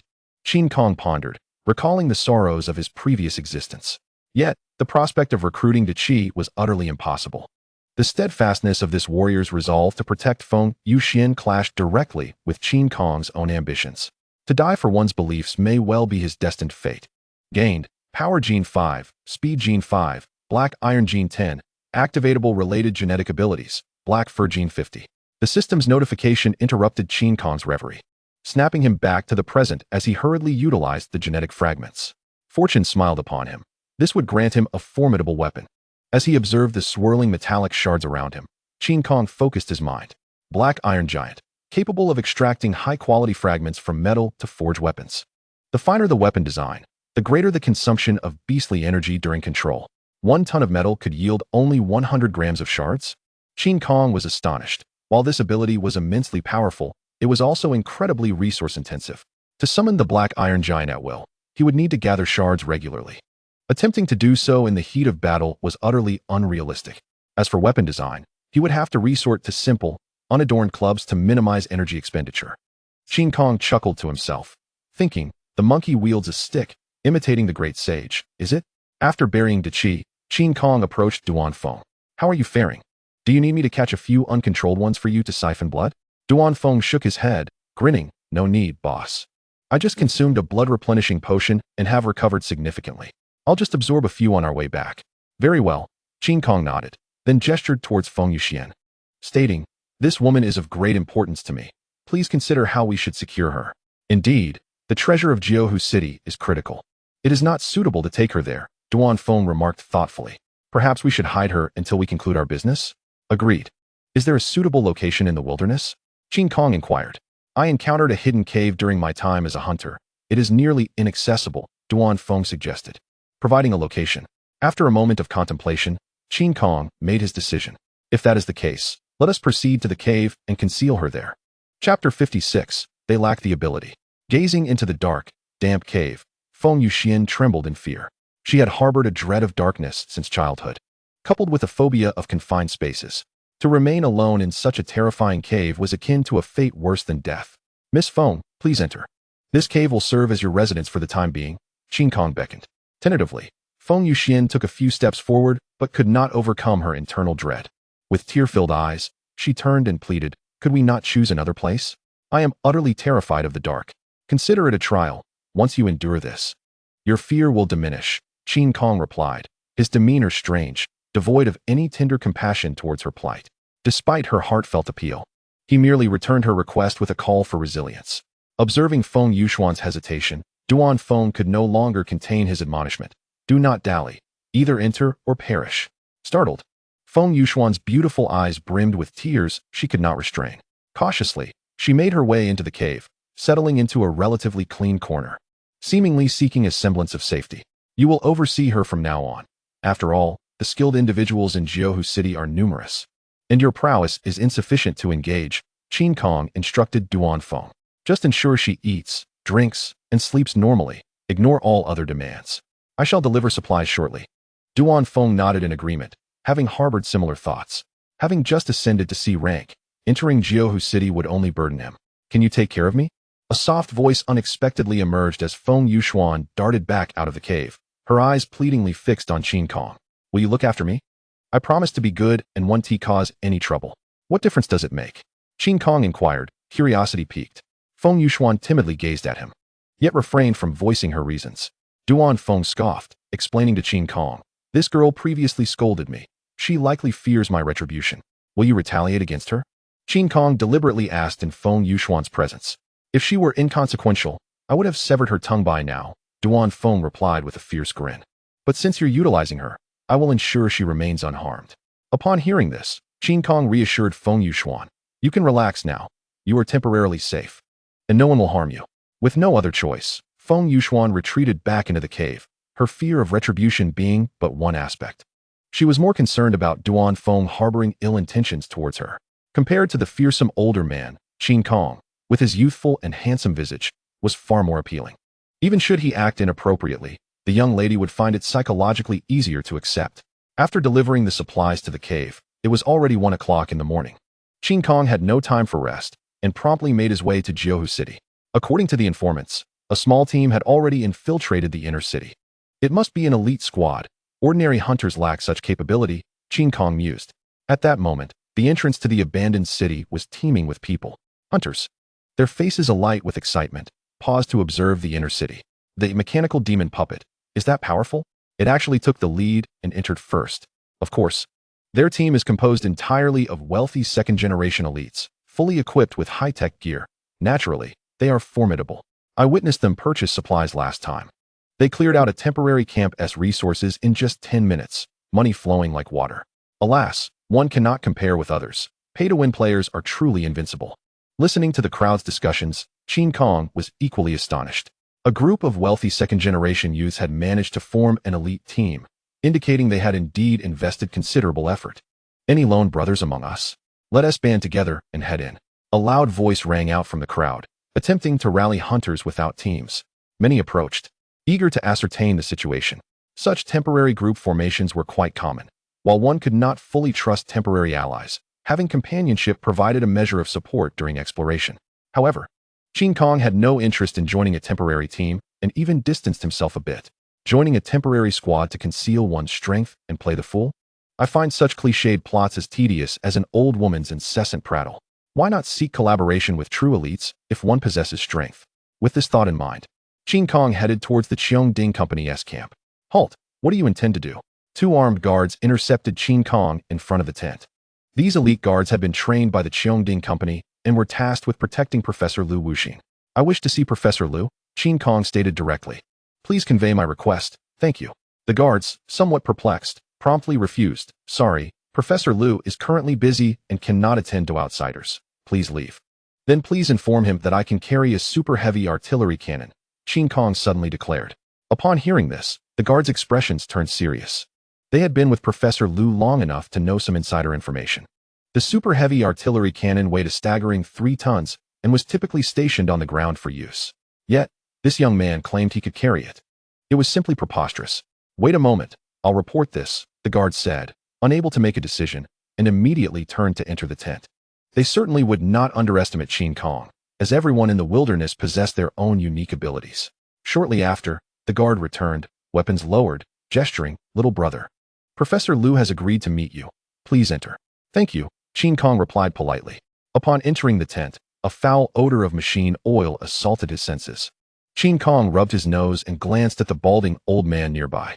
The elder was tinkering with several dark components, smudging oil across his body and face. Hello, Professor Lu, I am Qin Kong, he introduced himself. Without lifting his head, Lu Wuxin continued twisting screws while asking, You say you can carry the super heavy artillery cannon? Is that true? Indeed, my beast form is that of a giant ape, making it the ideal candidate for carrying the artillery cannon, Qin Kong replied with a faint smile. Hearing this, Lu Wuxin was astonished and laid down the components. He raised his head and inquired, How do you know the artillery cannon is designed for primate beasts?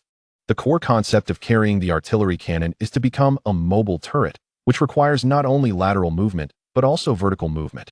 Only primate beasts can accommodate such requirements. Qin Kong articulated with conviction.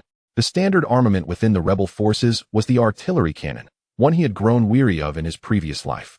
Lu Wuxin was momentarily taken aback before striking the table with his fist. Damn it, none of my students are as clever as you. They spend all day pondering how to equip lions, tigers, and leopards with artillery cannons. Can they even manage it? They lack the capability, you know? Chapter 57, The Heroine. The sizes of lions, tigers, and leopards are insufficient. Forcing them to carry the artillery cannon would only hinder them. Qin Kong chuckled softly, stating, weapons must be tested in actual combat. Designers must engage personally in battles to truly understand battlefield necessities. Exactly, that makes sense. I shall have them venture outside the city to hunt. Staying in the lab has turned them into bookworms. Lu Wuxin concurred with Qin Kong's perspective. He casually pulled over a chair and invited Qin Kong to sit. Qin Xiaoga, from which place do you hail, and what brings you to seek out old Lu? Qin Kong took a seat and replied, I am from Lin's family in Xingyue City, here to discuss collaboration with Professor Lu. Lin's family? The affluent clan reputed to be the Shadow City? Lu Wuxin exclaimed in realization. Though he hailed from Fengshuang City, he had heard of Lin's family's illustrious name. As Lin Chan, the patriarch, had long established business in Fengshuang City. Is Lin's family also interested in the treasures of Jiuhu City? Lu Wuxin inquired curiously. Logically speaking, the Lin family preferred smuggling ventures and rarely engaged in treasure hunts. The reason was simple. Smuggling channels were exceedingly fragile. If enemies targeted them, it could lead to significant losses. Thus, the Lin family chose to forego treasures to minimize enmity, opting instead to be mere spectators. After all, the vast majority of secret treasures ultimately flowed into the black market of the Shadow City. Not quite. I am here solely on personal business, Qin Kong smiled, explaining. While on a business trip, I thought I might join the excitement and earn some extra income. Lu Wuxin nodded, understanding Qin Kong's approach. Young and already possessing C2 level prowess, he was undoubtedly reluctant to live under someone else's roof. Since it is a collaboration, what do you seek, and what can you offer me? Although Lu Wuxin appeared to be a scatterbrained scientist, he was, in fact, a significant shareholder in Xiongding Technology, possessing considerable strength and vision. I wish to collaborate with Professor Lu in treasure excavation, Qin Kong stated directly. In return, I can assist you in testing beast armaments, such as the mobile siege artillery. Upon hearing that term, Lu Wuxin was taken aback, abruptly leaping from his chair. How do you know of its existence? Have you stolen our company's secrets? The mobile siege cannon is the latest armament developed by Xiongding. The samples intended for the city defense army are still stored away in the warehouse. How did this young man acquire such information? Professor Lu, please do not panic. If I had indeed stolen confidential information, how could I so brazenly present it to you? Qin Kong smiled slightly, producing the emblem of the reverse scale organization. To be honest, I have a good relationship with Director Gao from Xingyue City. By sheer coincidence, I came across some relevant information. Upon hearing this explanation, Lu Wuxin approached with a mixture of skepticism and curiosity. Only after confirming the authenticity of the emblem did he feel a sense of relief. The reverse scale is a specialized department of the Yanhua Kingdom. Thus, possessing the secrets of corporate giants is quite normal. As long as there are no internal traders or competitors involved, Xiongding would certainly accept it. The reverse scale is indeed something. They can manage others expertly, yet are a mess when it comes to their own affairs. Lu Wuxin still harbored some dissatisfaction, though his grievances had shifted towards the reverse scale organization. Qin Kong tucked away the emblem, appearing utterly unperturbed, as if nothing were amiss. Far away in Xingyue City, Gao Rui had inexplicably become the scapegoat. I have a question. Should we be fortunate enough to seize the treasure, how shall we divide it? Lu Wuxin resumed his seat, broaching a sensitive topic. Throughout history, how many comrades have turned against each other due to inequitable distribution? Qin Kong chuckled, articulating his thoughts. Of course, the distribution will be based on contributions made during the treasure hunt. Professor Lu, you are a straightforward person and will not unfairly seize my share. Very well. Given your trust in me, we can establish a partnership. Lu Wuxin decisively agreed. I would like to pay a visit. Professor Lu, please inform me. Outside the tent, another striking woman approached. She resembled a celestial fairy, ethereal and exquisite, standing apart from the world. Others could gaze upon her from afar. Yet she commanded a presence that dissuaded even the boldest from approaching. She appeared as a divine ice sculpture, breathtakingly beautiful, yet exuding a chilling aloofness. Miss Xinhuang, our Professor Lu is currently attending to a guest. Please wait a moment. The guards recognized this enchanting beauty, treating her with utmost respect. Oh, Does Professor Lu have other guests? Lu Qing queried, somewhat puzzled. For this period, she believed she was the only one visiting Lu Wuxing. Indeed, the guest is a young boy who entered just 10 minutes ago, the guard disclosed, responding to the goddess's inquiry. In that case, I shall wait here. Lu Qing crossed her arms and stepped aside. Before long, the tent's entrance swung open. Qin Kong and Lu Wuxing were engaged in animated conversation, exiting while closely exchanging ideas. They were discussing the combat strategies for the fire god cannon and the potential for fully armed beast metamorphoses. Naturally, this was a topic deliberately introduced by Qin Kong to capture Lu Wuxing's interest. Professor Lu Qing was about to interject, but inadvertently met Qin Kong's gaze. Why does this young man exude such a heavy aura? And why does this woman's visage seem so familiar? In that moment, both were enveloped in their own questions. It seems Miss Xian Huang has arrived. I apologize for the inadequate hospitality. Lu Wuxing interrupted their thoughts. He first offered an apology to Qin Kong before addressing Lu Qing. Miss Xian Huang, I regret to inform you that I have pressing matters to attend to today. Very well, I shall not disturb you further, Professor Lu. Lu Qing nodded slightly and turned away, her long legs gracefully striding off. As she walked, she glanced back unexpectedly, her eyes shimmering with uncertainty. Unsure of whom she truly beheld. Professor Lu, who was that? Qin Kong inquired, intrigued. Lu Wuxing casually explained, she is the leader of Xian Huang, named Lu Qing, and she sought me out to procure a batch of specialized armaments, though the price is yet to be negotiated. Lu Qing, Qin Kong pondered deeply.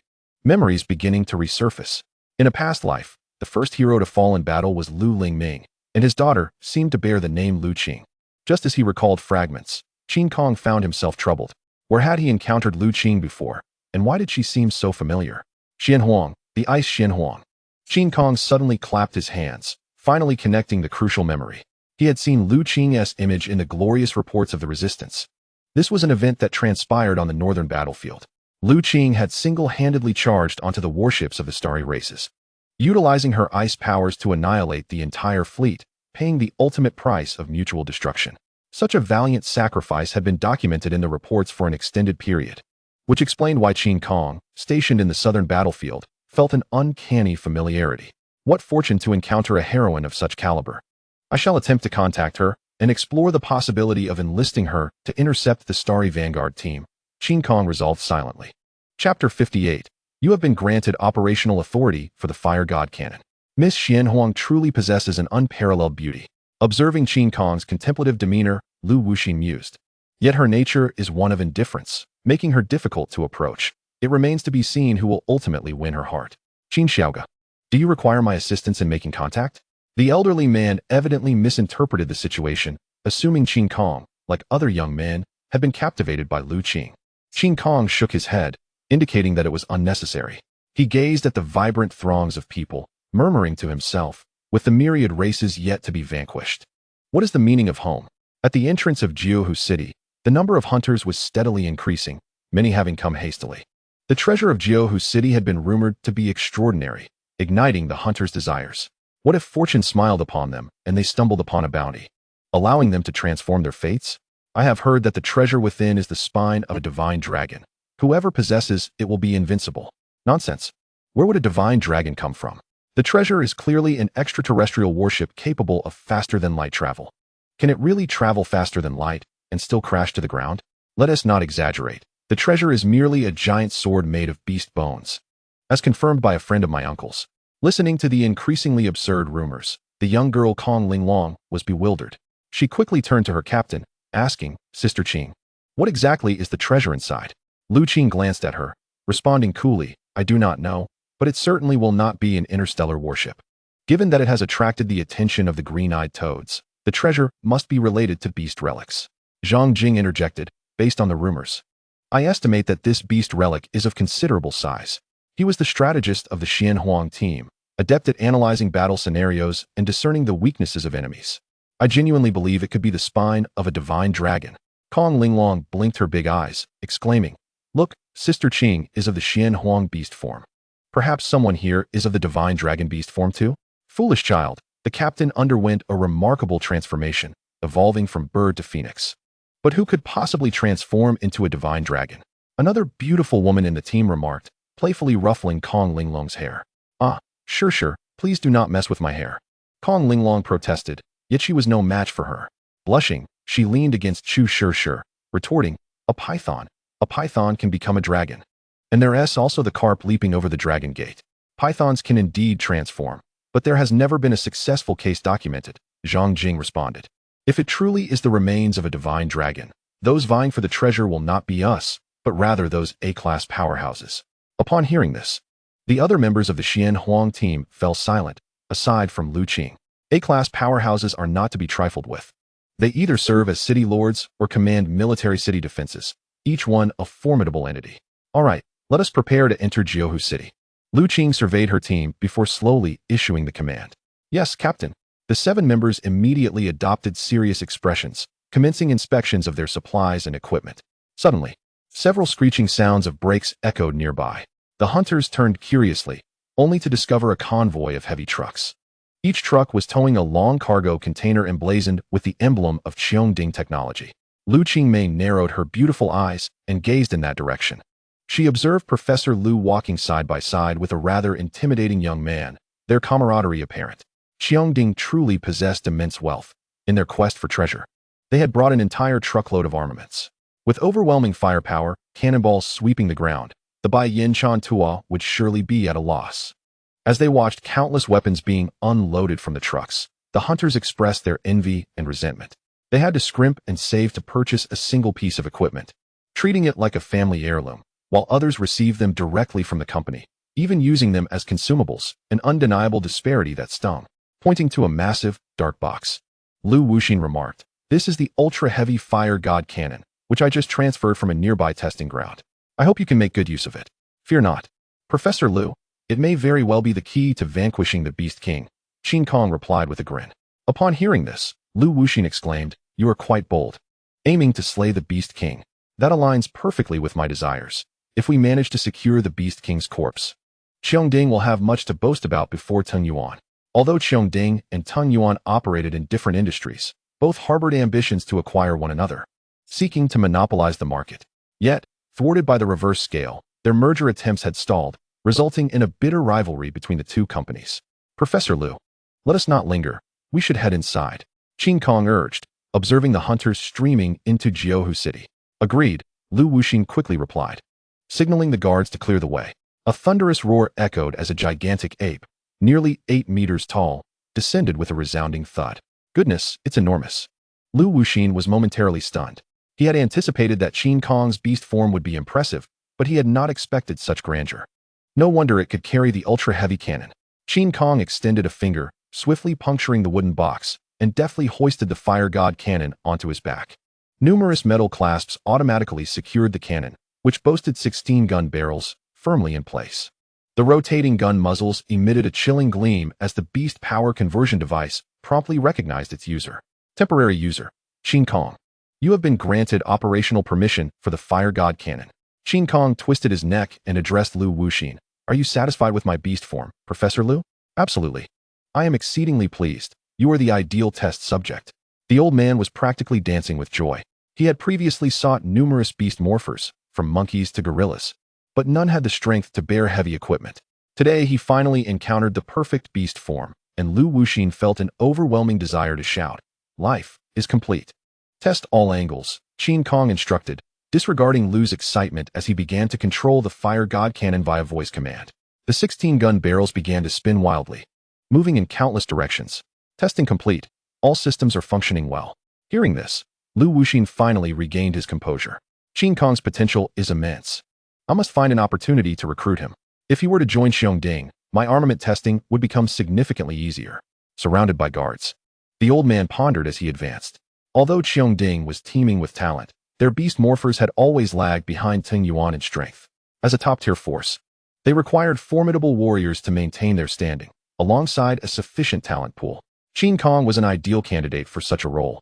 If he could be successfully recruited, Cheongding would be more secure for the next decade. What would appeal to a young man of his age? Beautiful girls, luxury cars and watches, or perhaps a substantial fortune? Lu Wuxin mumbled, I do have a few beautiful students. Should I arrange for them to befriend Qin Kong? Chapter 59. The beast-tide that gigantic ape appeared rather peculiar. As they walked, Zhang Jing'an suddenly remarked, though he is only at C2 level, his aura is exceptionally formidable, almost rivaling that of the captain. Lu Qingmei gently nodded in response. Indeed, this young man possesses a significant malevolence, reminiscent of an invincible veteran. I have only seen such a presence in my father. Hearing the captain's words, Kong Linglong turned curiously to look back. She stared at the towering ape, shivering inexplicably as she thought, one punch from him could reduce me to a pulp. The girl's thought process was quite odd. She was worried about whether she would be crushed by the giant ape. Chu Shirshir chuckled helplessly. What are you thinking? With so many of us here, how could you possibly be harmed? Oh, I was just imagining it, Kong Linglong replied, her small pride surfacing. We must remain vigilant. Any hunter could become our adversary. Shirshir Jia, you should learn from me. Chu Shirshir pinched her round little face, saying, all right, I will learn from you. Hearing the banter of her teammates, Lu Qingmei glanced at the giant ape and then said to Zhang Jingyan, find an opportunity to get to know him and explore his relationship with Qiongding. Understood, Captain. Zhang Jingyan nodded in agreement. As dawn approached, the roars of beasts began to echo through the city of Jiuhu. Upon hearing this sound, the hunters quickened their pace, hastening along the abandoned streets toward the city center. A golden light burst forth from the center, soaring into the sky, visible to all within 100 miles. Clearly, the treasure was located there. Moreover, based on the intensity of the light, its rarity was exceedingly high, warranting a full-scale contest for possession. If I could obtain such a treasure, I would certainly reserve all the establishments in Shadow City. Look at your aspirations. Young men should not be so lecherous. You'll end up meeting your demise in bed, someone retorted. Please, is being lecherous not part of being young? Enough of that. Do you feel the ground shaking? At this, the hunters fell silent, focusing intently on their surroundings. They soon realized that the ground beneath them was trembling at a peculiar frequency. The beast tide is upon us. It's the beast tide, a seasoned individual shouted.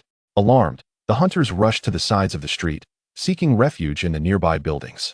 Such a move could very well lead to encirclement by the beast tide, but climbing higher was the only way to evade the initial wave of onslaught. When thousands of uncontrollable beings surged forth, individual strength became negligible. No one wished to be the fool who stood in front of a moving vehicle. The giant ape bent its legs slightly and launched itself upward, using its hands and feet to swiftly scale a nearby rooftop. However, its weight was too great, and it soon placed the low building in a precarious state. With no other choice, Qin Kong sought a taller structure, deliberately moderating his weight to maintain stability. Lu Wuxin and the Qiongding guards took shelter in a nearby shopping mall, equipped with communication devices to maintain contact with Qin Kong. Professor Lu, I have found a hiding spot, Qin Kong casually stated. The communication device quickly responded, we have also found a location. Let us regroup after the first wave of the beast tide passes. As the first rays of sunlight broke through the dawn, the massive beast tide surged forth onto the streets, instantly filling the once spacious roadway. Their eyes glowed crimson, drool dripping from their jaws. As they trampled forward in a frenzy, everything in their path was crushed beneath their iron hooves. Witnessing this scene, the hunters were filled with dread, unable to utter a sound. Such a colossal beast tide should only appear during an assault by the uncontrollable. The city of Jiuhu had long been abandoned by humanity. Was it truly worth the Beast King's attention to command so many of the uncontrollable? Goodness! A beast tide of this magnitude near Xingyue City.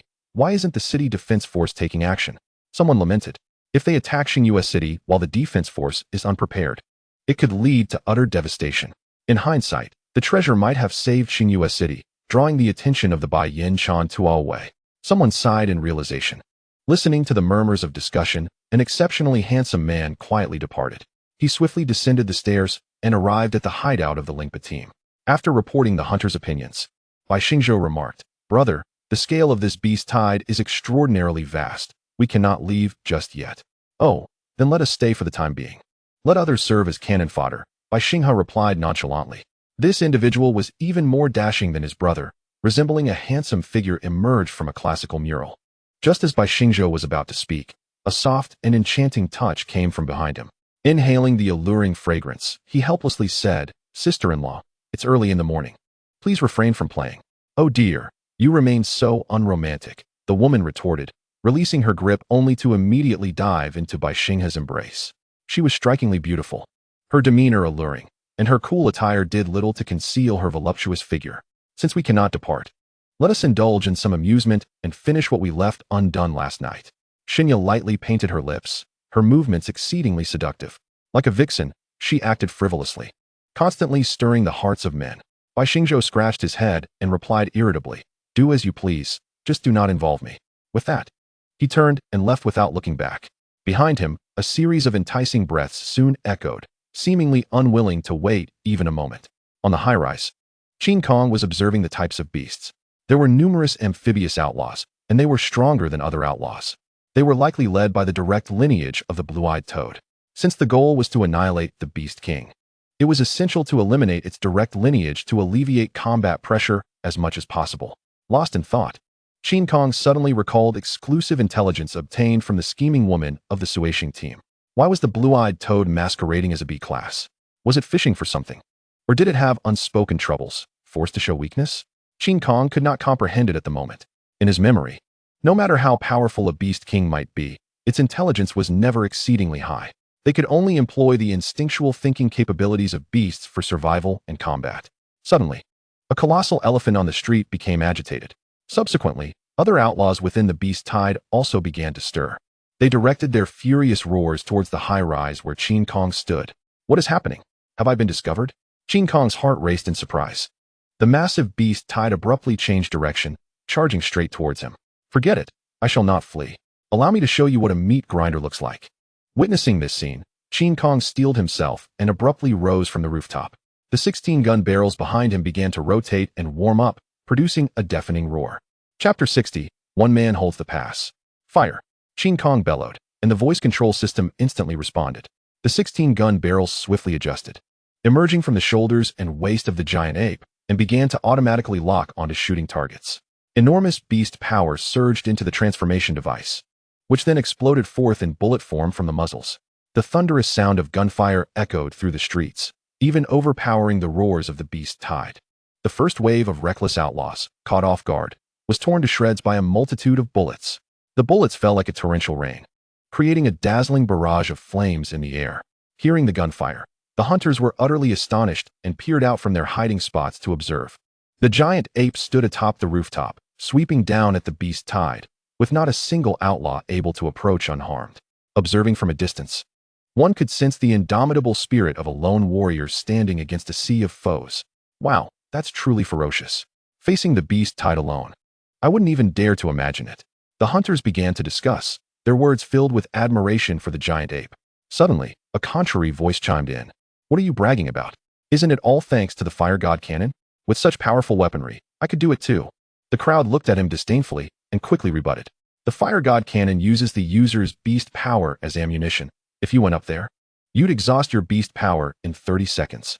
Indeed, the giant ape has been shooting for nearly 2 minutes, and the fire god cannon has not stopped once. Do you have that much beast power? Under the collective critique, the man appeared quite embarrassed, yet he stubbornly retorted, even if he has sufficient beast power, he still relies on the fire god cannon for output. Only by not using external forces can he prove his strength. Just as he finished speaking, the frenzied gunfire abruptly ceased. The man revealed a look of triumph and said, I told you, the giant ape can't hold on any longer. He will soon be crushed by the beast tide. You should come and see for yourself. The others are forced to stop firing because the fire god cannon is in a mandatory cooldown state. The hunters replied, exasperated. The man rushed to the window for a closer look.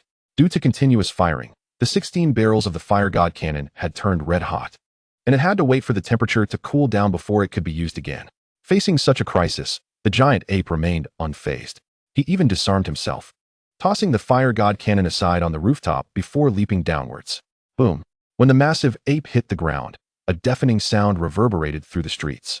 His arms crackled with dazzling thunder, as if he were ready to confront the tide of beasts alone, using his very body to resist the onslaught. Some were valiant, others merely stubborn. Witnessing this spectacle, the hunters began to mock him sarcastically. The man grinned sheepishly, shrinking his neck in silence. Regardless of whether the giant ape could withstand the beast tide, his courage to battle alone was worthy of everyone's respect. Do you think he can hold on? After the mockery, the hunters resumed their discussion. The fire god cannon's cooling system would take about 3 minutes. If the giant ape could endure until then, he would be able to shoot again. 3 minutes was indeed a considerable challenge. Everyone sighed. Those targeted by the beast tide had only 2 options, to withstand it or flee. Yet here in Jihu City, the streets were filled with outlaws, and other districts similarly harbored beast tides. If the giant ape attempted to escape, the pursuing outlaws would only increase until they attracted the attention of the Beast King. Within an abandoned mall, Lu Wuxin paced excitedly, his face alight with enthusiasm. The fire god cannon seemed tailor-made for him. How could there be such a fitting individual?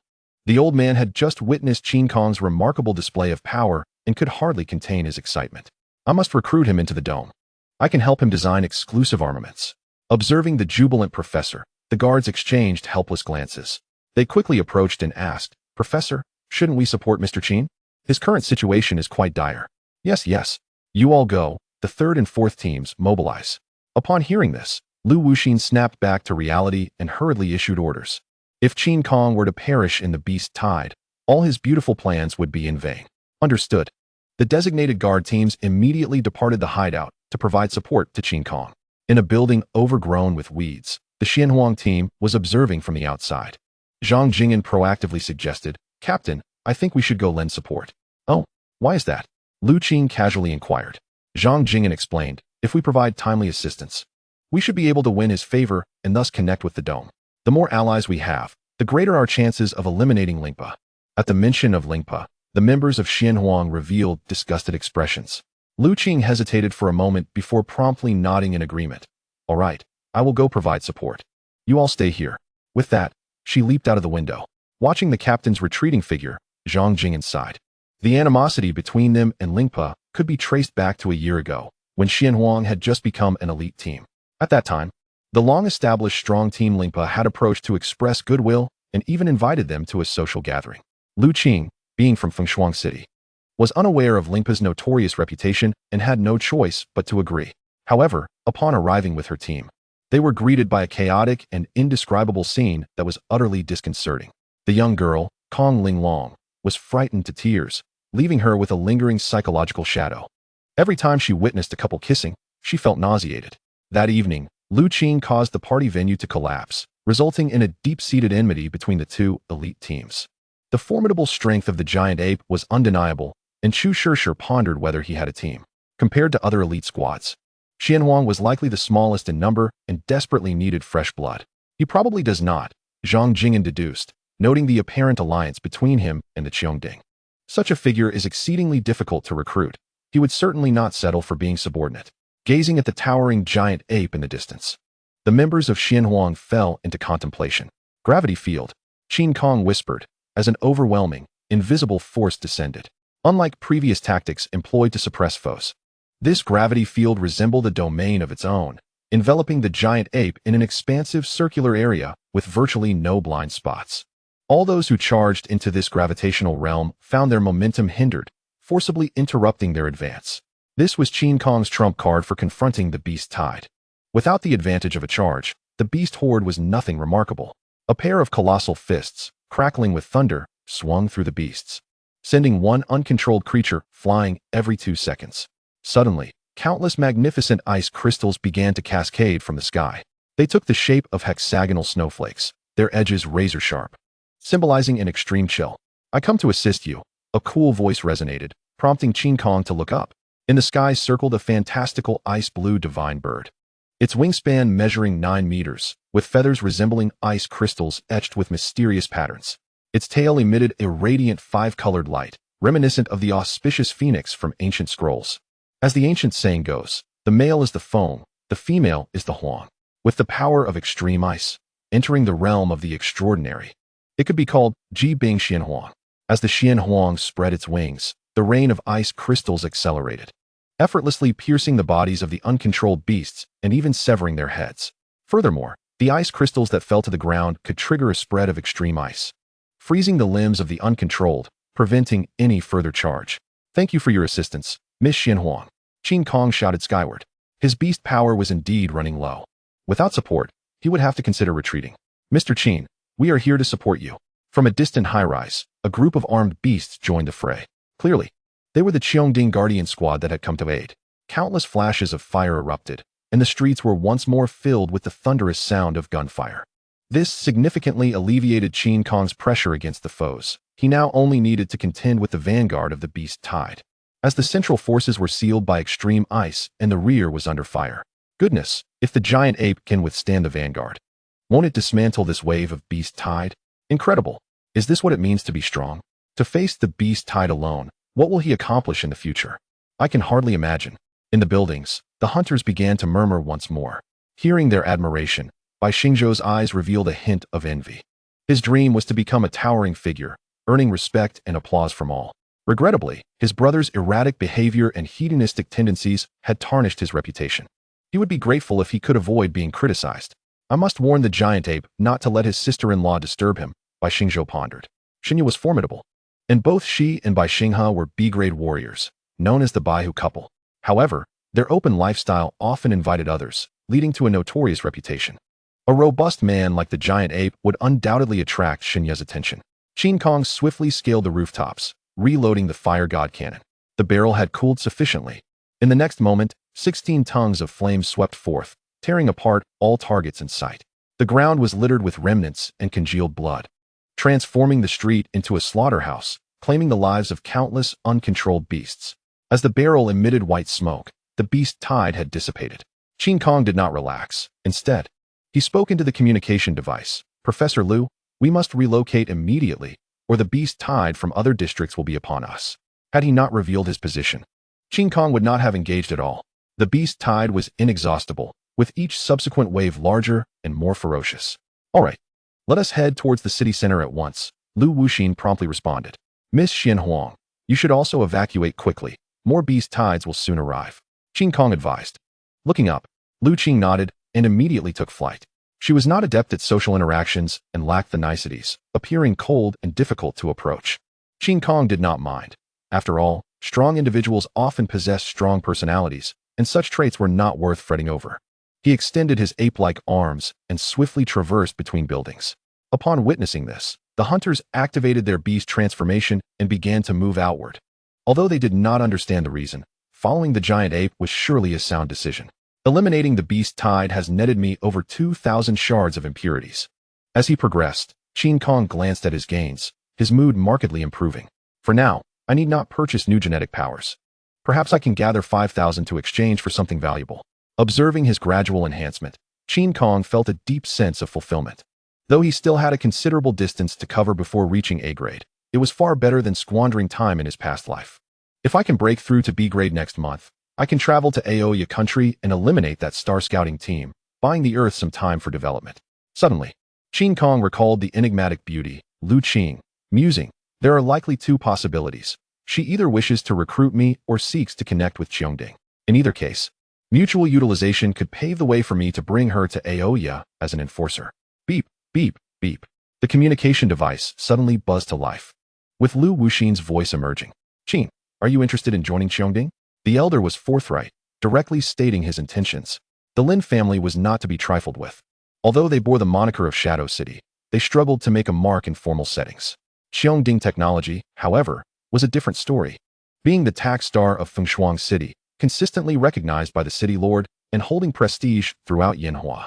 This was a classic case of elevating one while diminishing another, clearly indicating that the faction to which Qin Kong should pledge allegiance was of lesser significance. If you are willing to join, I assure you that the company will channel various resources to assist your rise to B-grade. To bolster his persuasive appeal, Lu Wuxin began to outline the benefits. Provided you perform well, you will gain access to exclusive armaments, a guardian squad, and even company shares. Additionally, you'll be paired with not just one, but multiple highly educated, gentle, and exceptional female assistants. Hearing such enticing terms, Qin Kong chuckled. Professor Liu, these conditions are indeed tempting. However, I currently have my own plans and am simply unable to divide my focus. His aim in joining Shadow City was not to be an employee, but to vie for power, such as leveraging Yu Yan against the Lin family. To become a mere clock-punching worker at Qiongding would be to repeat past mistakes. A top-tier faction would always take precedence over a high-paying position for an ambitious individual. Please reconsider. Many terms can be negotiated over time, Lu Wuxin urged, clearly flustered, having never anticipated rejection from Qin Kong. How could a young man not desire beautiful assistance? Professor Liu, some matters cannot be forced. We can certainly keep in touch for long-term cooperation, Qin Kong suggested. Lu Wuxin sighed. Understanding this individual was resolute and difficult to persuade. Very well, let us first establish a friendship. There is plenty of time ahead. Qin Kong smiled in response. Indeed. I hope to maintain a friendship with you, Professor Liu. As the conversation unfolded, a tremendous wave of sound emanated from the direction of the city center. Seemingly instigated by an extraordinary beast's power, The deafening noise reverberated throughout the entire urban area, inciting further frenzy among the beast tide. Professor Liu, I surmise the commotion is caused by the mechanical puppets. As the first team to enter, they should have reached the city center by now. Qin Kong spoke slowly into the communication device. Chapter 62. Who is the fisherman? In the heart of Jiuhu City, the Changhua building stood as a symbol of the city, yet after lying abandoned for over a decade, it had finally met its demise. A colossal toad, towering over 60 meters, merely nudged its head, causing the 100-meter edifice to collapse with a thunderous roar. Dust and debris filled the air, enveloping the city center in a thick haze that reduced visibility to a mere 2 meters. Yet, beneath the cloud of dust, a 10-man squad advanced rapidly. Curiously, each member bore a dark gray mechanical sphere affixed to their beastly forms, roughly the size of a human head. How exhilarating! Yang Lu exclaimed excitedly. Under the captain's leadership, he had just accomplished a significant feat, awakening the jade-eyed toad. What is so thrilling about that? It's merely a beast king, Miao Zixin scoffed, adding. Our captain once led us into the city defense army's camp. That was truly heart-stopping. Upon hearing the words of the beautiful senior, Yang Lu was momentarily taken aback. Having only joined the team a month prior, he was unaware of the illustrious past exploits.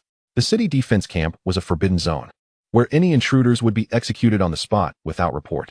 I want to experience such excitement too, he remarked, regaining his composure. Rest assured, there will be opportunities in the future. Our squad thrives on danger. I would never bring you here for mere thrills, Captain Yiting replied. Laughter erupted among the team, who recognized Yiting's penchant for seeking excitement.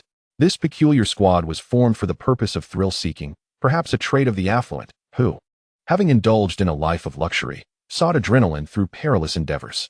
All right, let us find a good spot to observe, Yiting remarked nonchalantly. Let those cannon fodder face the Beast King. We shall play the role of the fisherman. With that, he accelerated ahead, and the team swiftly followed, vanishing into the swirling dust. By the time Qin Kong and his companions reached the city center, it was already midday. The scorching sun hung high in the sky, searing the urban landscape, and the oppressive heat rendered the air nearly unbreathable. The jade-eyed toad, Lu Wuxin, gazed into the distance, soon spotting the enormous creature. Its body was a striking shade of green, marred by unsightly black lumps, yet the most arresting feature was its eyes, which were larger than trucks, occupying nearly 2/3 of its head, instilling fear in those who looked upon it. At that moment, the Beast King lowered its head, fixating on the ground.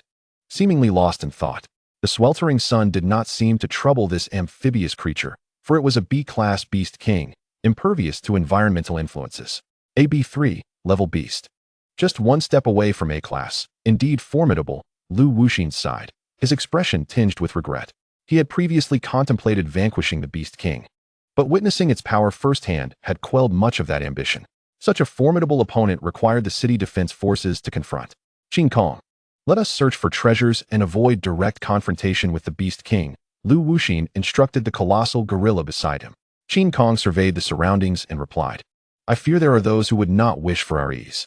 It was evident that the jade-eyed toad had been awakened by someone, as indicated by the collapsed building. But where were the culprits?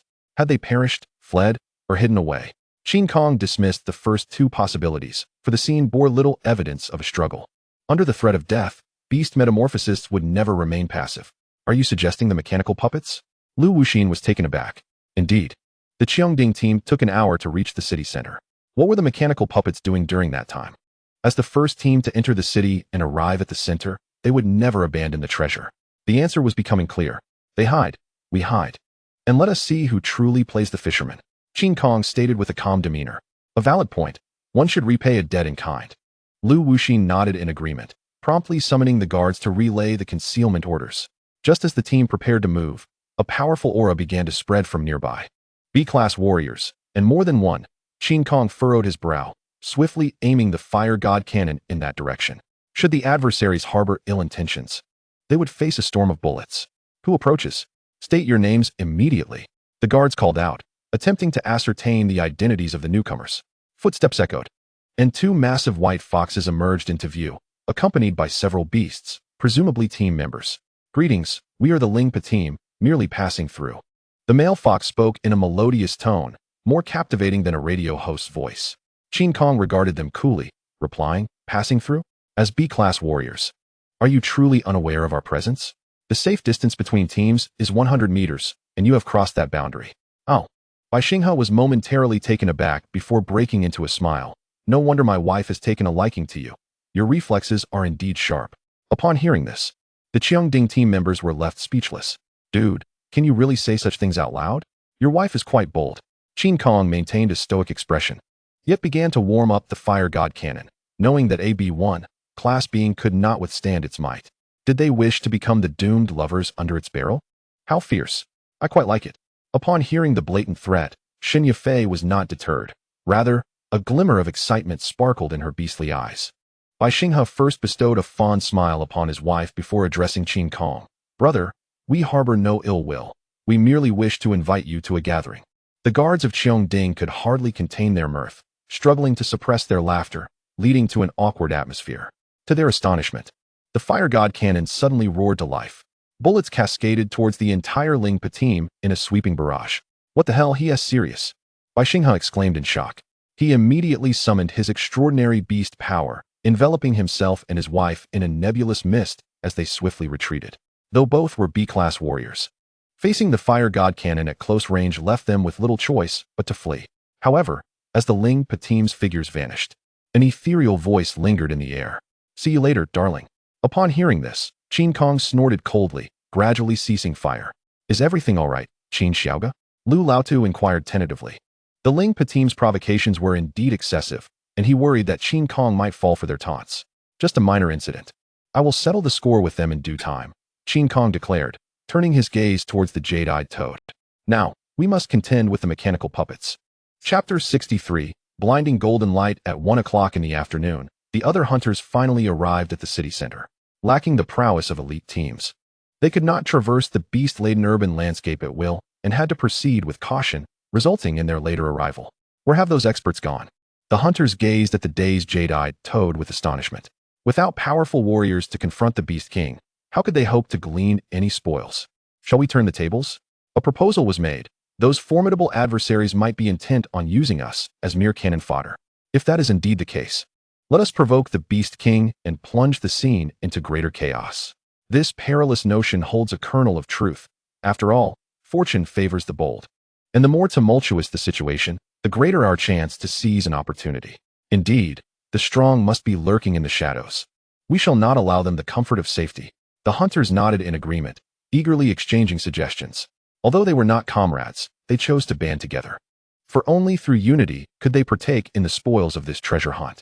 Everyone resorted to ranged attacks, and once we strike, we shall flee. Someone took charge. Boom. Hundreds of hunters simultaneously summoned extraordinary beastly powers, unleashing a kaleidoscope of energy towards the emerald-eyed toad. The energies swayed mid-air before plummeting rapidly, bombarding the back of the Beast King. Yet, despite the relentless onslaught, the emerald-eyed toad remained unscathed, though its eyes glinted with disturbed fury as it slowly turned to roar at the now deserted street. With a deafening roar, the ground trembled with alarming frequency. Countless fetid, murky waters gushed forth from the earth, and the pipes within the low buildings burst, releasing equally nauseating liquid. Within a mere 5 minutes, the central square transformed into a veritable swamp. Aside from the towering structures, there was no longer a single place to stand. At a cursory glance, the water level appeared to be 2 to 3 meters deep. Furthermore, the objects submerged in the putrid waters began to corrode at a slow pace. The Beast King was indeed fearsome. With but a single roar, it had converted the city center into a perilous realm. Witnessing this, the hunters couldn't help but feel a chill of dread. Fortunately, they had managed to ascend to higher ground in time. Otherwise, they would have been engulfed by the murky flood. Do you see that? Is it glowing? Someone with keen eyesight suddenly pointed towards the distance, raising a question. The hunters turned their gazes, and the next moment, their eyes widened in astonishment. For beneath the Beast King lay a resplendent golden light. Under the collective gaze, the emerald-eyed toad seized the golden glow and embedded it within the nearby towering structure. Clearly, the golden light was the secret treasure hidden in Jiuhu City. The Beast King, wishing to shield it from the corrosive waters, had placed it high above, away from the water's reach. Everyone squinted intently, finally discerning the entirety of the treasure. It was a bone measuring 3 meters in length, radiating a golden hue, elongated in shape, resembling an enormous gold bar magnified hundreds of times over. Indeed, it was a relic of a beast. This item would surely fetch an astronomical price. Sell it. Only a fool would do so. With this bone, we are guaranteed to ascend to power. After such deliberation, someone inquired about its origin. What kind of formidable creature could have left behind such a precious relic? Given its length, the owner must have been quite large, perhaps a colossal elephant? Amidst the discussions, several hunters quietly departed, heading towards the golden glow. On the rooftop of an office building, Lu Wuxin clicked his tongue in amazement at the blinding golden light. Having lived for over 50 years, he had never before encountered such a treasure. Shaoli, does our company have any relevant records? Lu Wuxin asked the captain of the guard beside him. Li Qing shook his head, replying, there should not be any. I just checked the company database. And even the founders left no information regarding such treasures. The old man sighed, his expression somewhat perplexed. Professor Lu, we need not dwell on its identity. Let's secure it first. Qin Kong interjected, prepare yourselves. Those lurking in the shadows should soon make their move. He was acutely aware of the golden bone's significance, but deemed it unnecessary to divulge this to others. This beast relic, known as the Gene Spine bone, belonged to a being that was mere moments away from transcending into a dragon. Unfortunately, it had perished midway, entombed beneath Jiuhu City, only to be unearthed by the emerald-eyed toad. Lu Wuxin paused, turning to the guards. Everyone, heed my command. Remain vigilant and alert the moment you detect any other teams. Open fire immediately. Once the treasure appeared, the camaraderie between teams would dissipate. If one does not guard against and retaliate, others will turn against you, seeking your demise. However, the Qiongding team held a considerable advantage. They were the largest in number, armed to the teeth, and ordinary teams would not dare confront them. Only teams like the mechanical magic puppets, who had heavily invested, would dare to compete with Qiongding. Elite teams such as Xianhuang and Lingpe, which relied on individual prowess, also preferred to avoid the might of beastly armaments, opting instead to confront the uncontrolled. Suddenly, a piercing shriek shattered the air, startling everyone into covering their ears. Some of the weaker individuals turned pale, their legs trembling in fear. Above the city, a creature with the body of a lion and the head of an eagle soared through the sky. It shot forth like a swift arrow, slicing through the air towards the golden relic. Witnessing this, Qin Kong furrowed his brow and murmured, is that a griffin? Chapter 64, Spare its life. With a swift motion, the griffin spun through the air, deftly darting past the colossal form of the Beast King. Its speed was astonishing, and its agility unparalleled, leaving a trail of brownish-yellow light in its wake. Incensed by the audacity of this small pest, the emerald-eyed toad erupted in fury. It abruptly turned, opening its gaping maw, with numerous thick, long tongues shooting forth like tendrils, cascading towards the griffin. The Beast King is indeed formidable. Once it strikes, it spells imminent danger. The griffin suddenly folded its wings, adjusting its head position and plummeting towards the ground. This seemingly absurd maneuver allowed it to evade the Beast King's tongue attack. The thick tongues collided with a distant building, shattering countless stones and steel. Just before falling into the corrosive waters, the griffin flapped its wings and soared back into the air. Impressive control. It is quite the promising specimen, Qin Kong thought, offering rare praise. As an A-ranked powerhouse in his previous life, his discernment was high. Seeing the tongue attack miss its target, the emerald-eyed toad became even more enraged. Just as it was about to spew corrosive water at the griffin, a group of flying beast humans charged in.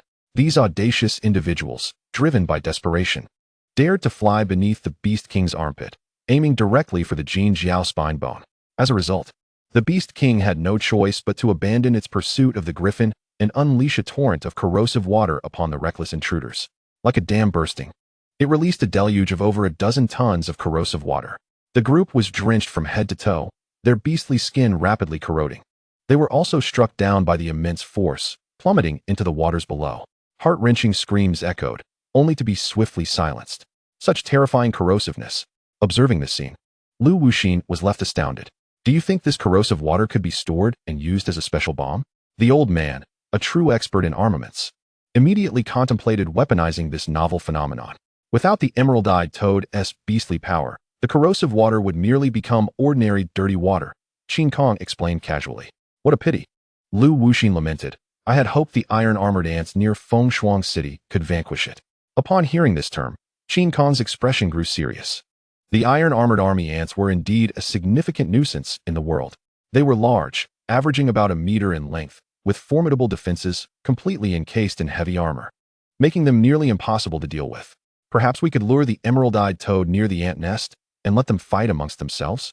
Qin Kong suggested, as it was not an opportune time to seize the treasure. Hearing this, Lu Wuxin's eyes lit up. Indeed, that holds a degree of feasibility, the old man exclaimed, slapping his thigh. It is only natural for a toad to eat ants. Qin Kong smiled. Then we must ensure it retains its life. He indeed harbored the intention to eradicate the bi-eyed toad and seize its genetic fragments. However, upon hearing of the ant swarm near Fengshuang City, his thoughts underwent a transformation. Wouldn't a mutually destructive scenario align more closely with his interests? The challenge of luring the Beast King was another matter that required careful deliberation. Lu Wuxin sighed deeply. Qin Kong consoled him, suggesting that they should first focus on the treasure, assuring him that a solution would eventually present itself. Suddenly, the conversation was interrupted by the thunderous roar of gunfire. Professor Lu, the mechanical puppets have appeared, Li Qing reported hastily, having just issued the order to fire. Upon hearing this, Lu Wuxin and Qin Kong quickly turned their gaze to the right front. A group of ferocious beasts, each carrying mechanical spheres, was being heavily suppressed within a narrow alley. Well done. Qin Kong grinned and exclaimed, Professor Lu, continue the suppression. I will seize the treasure. He had awaited this moment for a long time, for only by subduing the equally armed mechanical puppets could he confidently pursue the treasure. All right, go ahead. Lu Wuxin nodded in agreement. Using supergravity, once more, Qin Kong enveloped himself in a circular field of gravity. He leaped from the building, the immense force instantly pushing the putrid water aside, revealing a pockmarked ground that served as a landing point. The formless water, when subjected to gravitational pressure, naturally flowed away in other directions. The corrupted waters created by the bi-eyed toad posed no hindrance to Qin Kong. Thus, wherever the giant ape roamed, the putrid water parted as if the sea were meeting the Dragon King. The hunters were left astounded. Could such a display of skill even be achieved? Encouraged by this sight, they hurriedly pursued Qin Kong. Suddenly, a flurry of ice crystals filled the air, with the giant ape joining the fray. The Xianwang Phoenix could no longer remain concealed. It burst forth from a bell tower, soaring into the sky before rapidly descending towards the golden dragon's spine. Meanwhile, two white foxes manipulated the mist, their massive forms floating just above the ground, reminiscent of the fox spirits from ancient tales, seemingly riding the clouds. In that moment, all hunters, save for the mechanical puppets being suppressed by firepower, raced towards the same direction. Chapter 65. The Treasure Heist in the Alley. The members of the mechanical puppets hid behind cover, too frightened to show themselves. Outside, a torrential downpour of bullets rained down from above. And even if they wished to retaliate, they had to wait for an opportunity. Damn it, we are being targeted. Miao Zixuan cursed vehemently. Why is the dome bothering us? That old man Lu Wuxin is utterly arrogant. I shall have my father lodge a complaint against him. Ko Hao retorted. His father was a top-tier investor in Fengshuang City, holding significant shares in the dome, and wielded considerable influence within the company, often putting Lu Wuxin in his place. Yi Ting paid no heed to her teammates' complaints and seized the moment to deploy the mechanical sphere attached to her. The sphere shot up rapidly along the building, transforming mid-air into a finely crafted drone. It concealed hundreds of tiny gun barrels within, resembling a honeycomb structure. After 3 seconds, launch the puppets in different directions, and we will commence our counterattack. Yi Ting commanded. Upon hearing this, Yang Lu questioned, Captain, if we use the puppets now, how will we deal with the Beast King? Do not question my commands. Yi Ting shot him a cold glare, her demeanor stern. You are a newcomer. This will be your only warning. Yang Lu, feeling embarrassed, quickly activated the device and joined his teammates in launching it. 12 mechanical puppets ascended simultaneously, transforming into diminutive unmanned combat drones. Some were armed with firearms, others bore miniature bombs, and some were equipped with sonic weapons. This armament was custom designed by Yi Ting, and only their team within Yanhua possessed such capabilities. The name Mechanical Puppets stemmed from this very fact. Their team relied on drone assistance in combat, often creating situations where they were outnumbered. Fire. As the puppets reached the altitude of the enemy, Yi Ting immediately issued the command. With the detonation of several mini Beast Force bombs, the firepower of the dome team was halved in an instant. The guards, caught off guard by the surprise assault from 13 drones, had no choice but to divert some of their attention to defend themselves. Yi Ting's expression sharpened, and she dashed through the increasingly sparse hail of bullets. You all stay back and continue to retaliate against the dome. I will pursue the treasure. Understood. Qin Kong sprinted down the street, causing a thunderous commotion. Just 300 meters away, he was on the verge of reaching the base of the building that housed the golden dragon's spine. However, the bi-eyed toad had already sensed the giant ape's approach. It opened its maw wide, and its long tongue shot forth like lightning. Raging thunder. Qin Kong clapped his palms together, summoning a tremendous thunderbolt.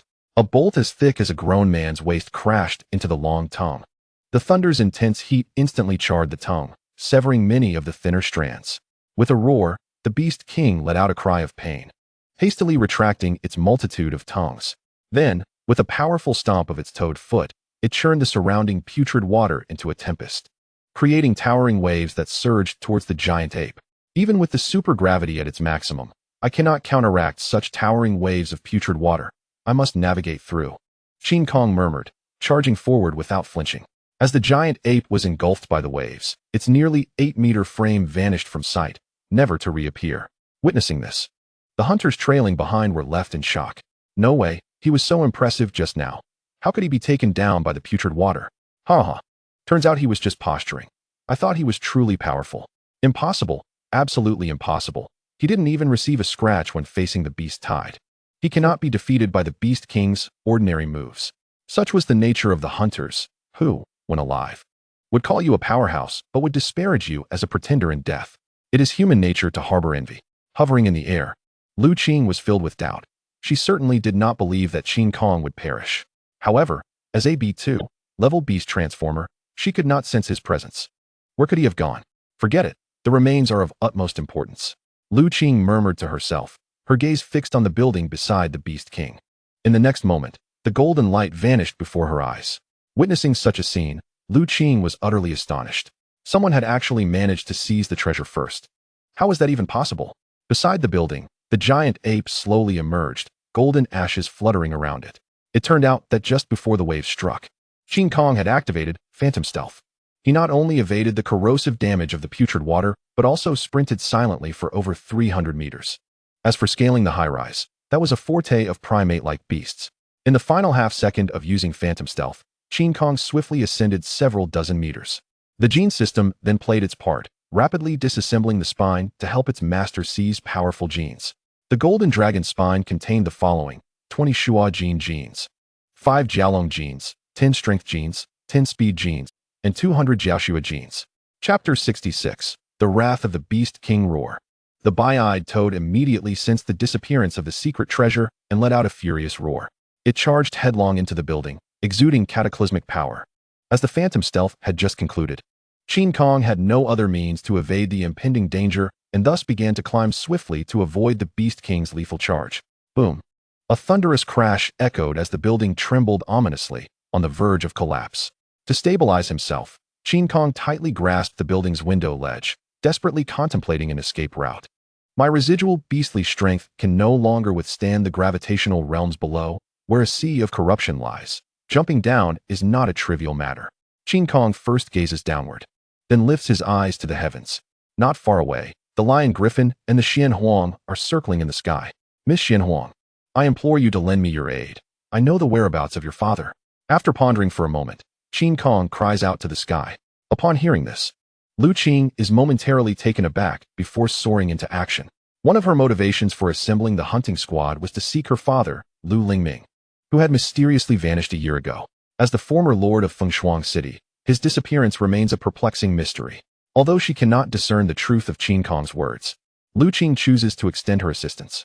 With a powerful flap of her wings, the Xian Huang conjures a storm of ice crystals that swiftly descend upon the city. Within mere seconds, they plunge the temperature in the city center below freezing. Vast expanses of corrosive water instantly freeze, no longer able to churn with abandon. Despite its formidable corrosive properties, the water cannot withstand the transformation of physical states. Seizing the opportunity, Qin Kong leaps from the crumbling edifice. Crack! The ice formed from the corrupted water shatters under the weight of the colossal ape, its feet fully submerging in the corrosive liquid. With a grunt of pain, Qin Kong quickly extracts his legs, regaining his footing. Suddenly, a shadow eclipses the sun above, and a tempestuous gust of wind roars behind him. Without a moment's hesitation, Qin Kong sprints forward, employing the utmost speed he has possessed since his rebirth. Boom! The immense form of the Beast King descends from the sky, shattering the ice beneath Qin Kong. The sheer force of the impact sends the previously frozen water into chaotic waves, even stirring up surges reaching several meters in height.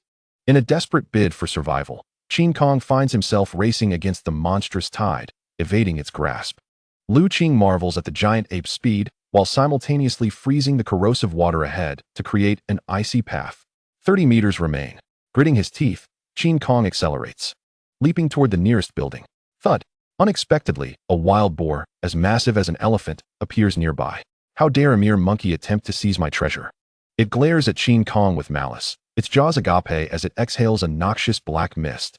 Iron spike bone armor. Qin Kong, suspended in midair with no leverage to exploit, can only brace himself against the impending assault with his bone armor. Bang! The giant ape finally lands atop the rooftop, narrowly avoiding the pursuing tide.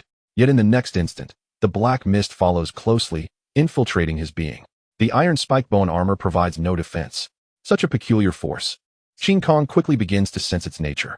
After penetrating his body, the black mist begins to rapidly devour his beastly strength, much like a sponge absorbing water. I must escape the city center. The Beast King poses the greatest threat. Unable to deal with the black mist at the moment, Qin Kong opts to continue his flight. Fortunately, he has now exited the corrosive water's influence and no longer requires the ice crystals for traversal. Roar! Seeing the thief make his escape, the azure-eyed toad bellows in rage. In the next moment, it leaps into the air. The ground trembles violently as the corrosive water surges wildly, causing the surrounding buildings to sway precariously. Waves of tremors radiate outward, heralding a dreadful earthquake in Jiuhu City.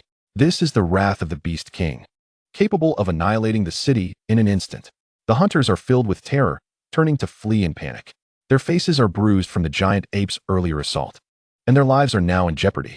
The Cheongding squad hastily retreats from the urban chaos. Lu Wuxin quickly issues orders. He transforms into a golden-furred giant monkey, leading the guards in a frantic dash. The elder had intended to send Li Qing for support, but Qin Kong's ferocity was utterly unexpected. Not only did he boldly seize the treasure, but he also managed to evade the Beast King's relentless pursuit with ease. How could Qin Kong know the whereabouts of the city lord? Was he not a resident of Xingyue City? With these suspicions weighing heavily, the elder quickens his pace. Damn! After reuniting with his team, Yiting cannot help but curse. That fellow clearly fell victim to my Black Yin Luo, yet for some reason, he still managed to escape. Could it be due to the power of that golden bone? Miao Zishuan speculates that such an extraordinary relic might possess unique abilities. Hearing this analysis, Yi Ting's expression softens.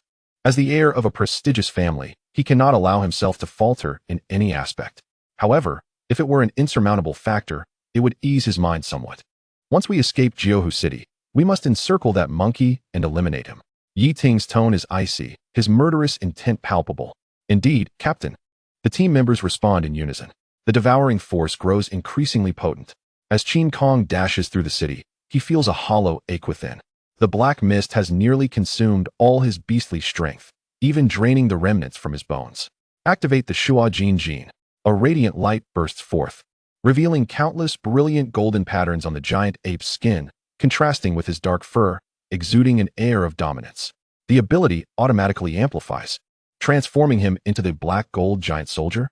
Although he has gained enhanced abilities, Qin Kong cannot rejoice, for the black mist still lingers within him. Activate the Jiao Long Jin. Qin Kong bellows once more. With the system's response, a golden light erupts from the giant ape. Faintly, it seems as though a phantom of a dragon swirls around his spine. Roar! Qin Kong's voice resonates, infused with a faint dragon's roar. A surge of black mist erupts from the giant ape's mouth, dissipating into the air. Sensing that his beastly strength is beginning to return, Qin Kong breathes a sigh of relief and continues his frantic escape. He looks remarkably handsome. Just look at those muscles and that golden pattern. I'm almost entranced. Suddenly, a charming voice echoes from above. Qin Kong's countenance darkens, his muscles tensing as he prepares for battle. Yet he feels uncertain, for his beastly strength has not fully recovered, rendering him incapable of wielding the fire god cannon.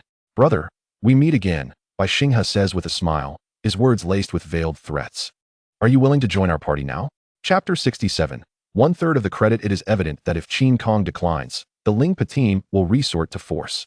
Have you two lost your minds? Qin Kong sighs. This couple, instead of seeking the treasure, is fervently inviting him. It's utterly incomprehensible. Shinya smiles seductively and replies, life is short. One must seize happiness. In this wilderness filled with slaughter and conflict, do you not wish to unwind? Indeed, we possess ample experience. We can ensure you have a splendid time. Bai Xinghe interjects.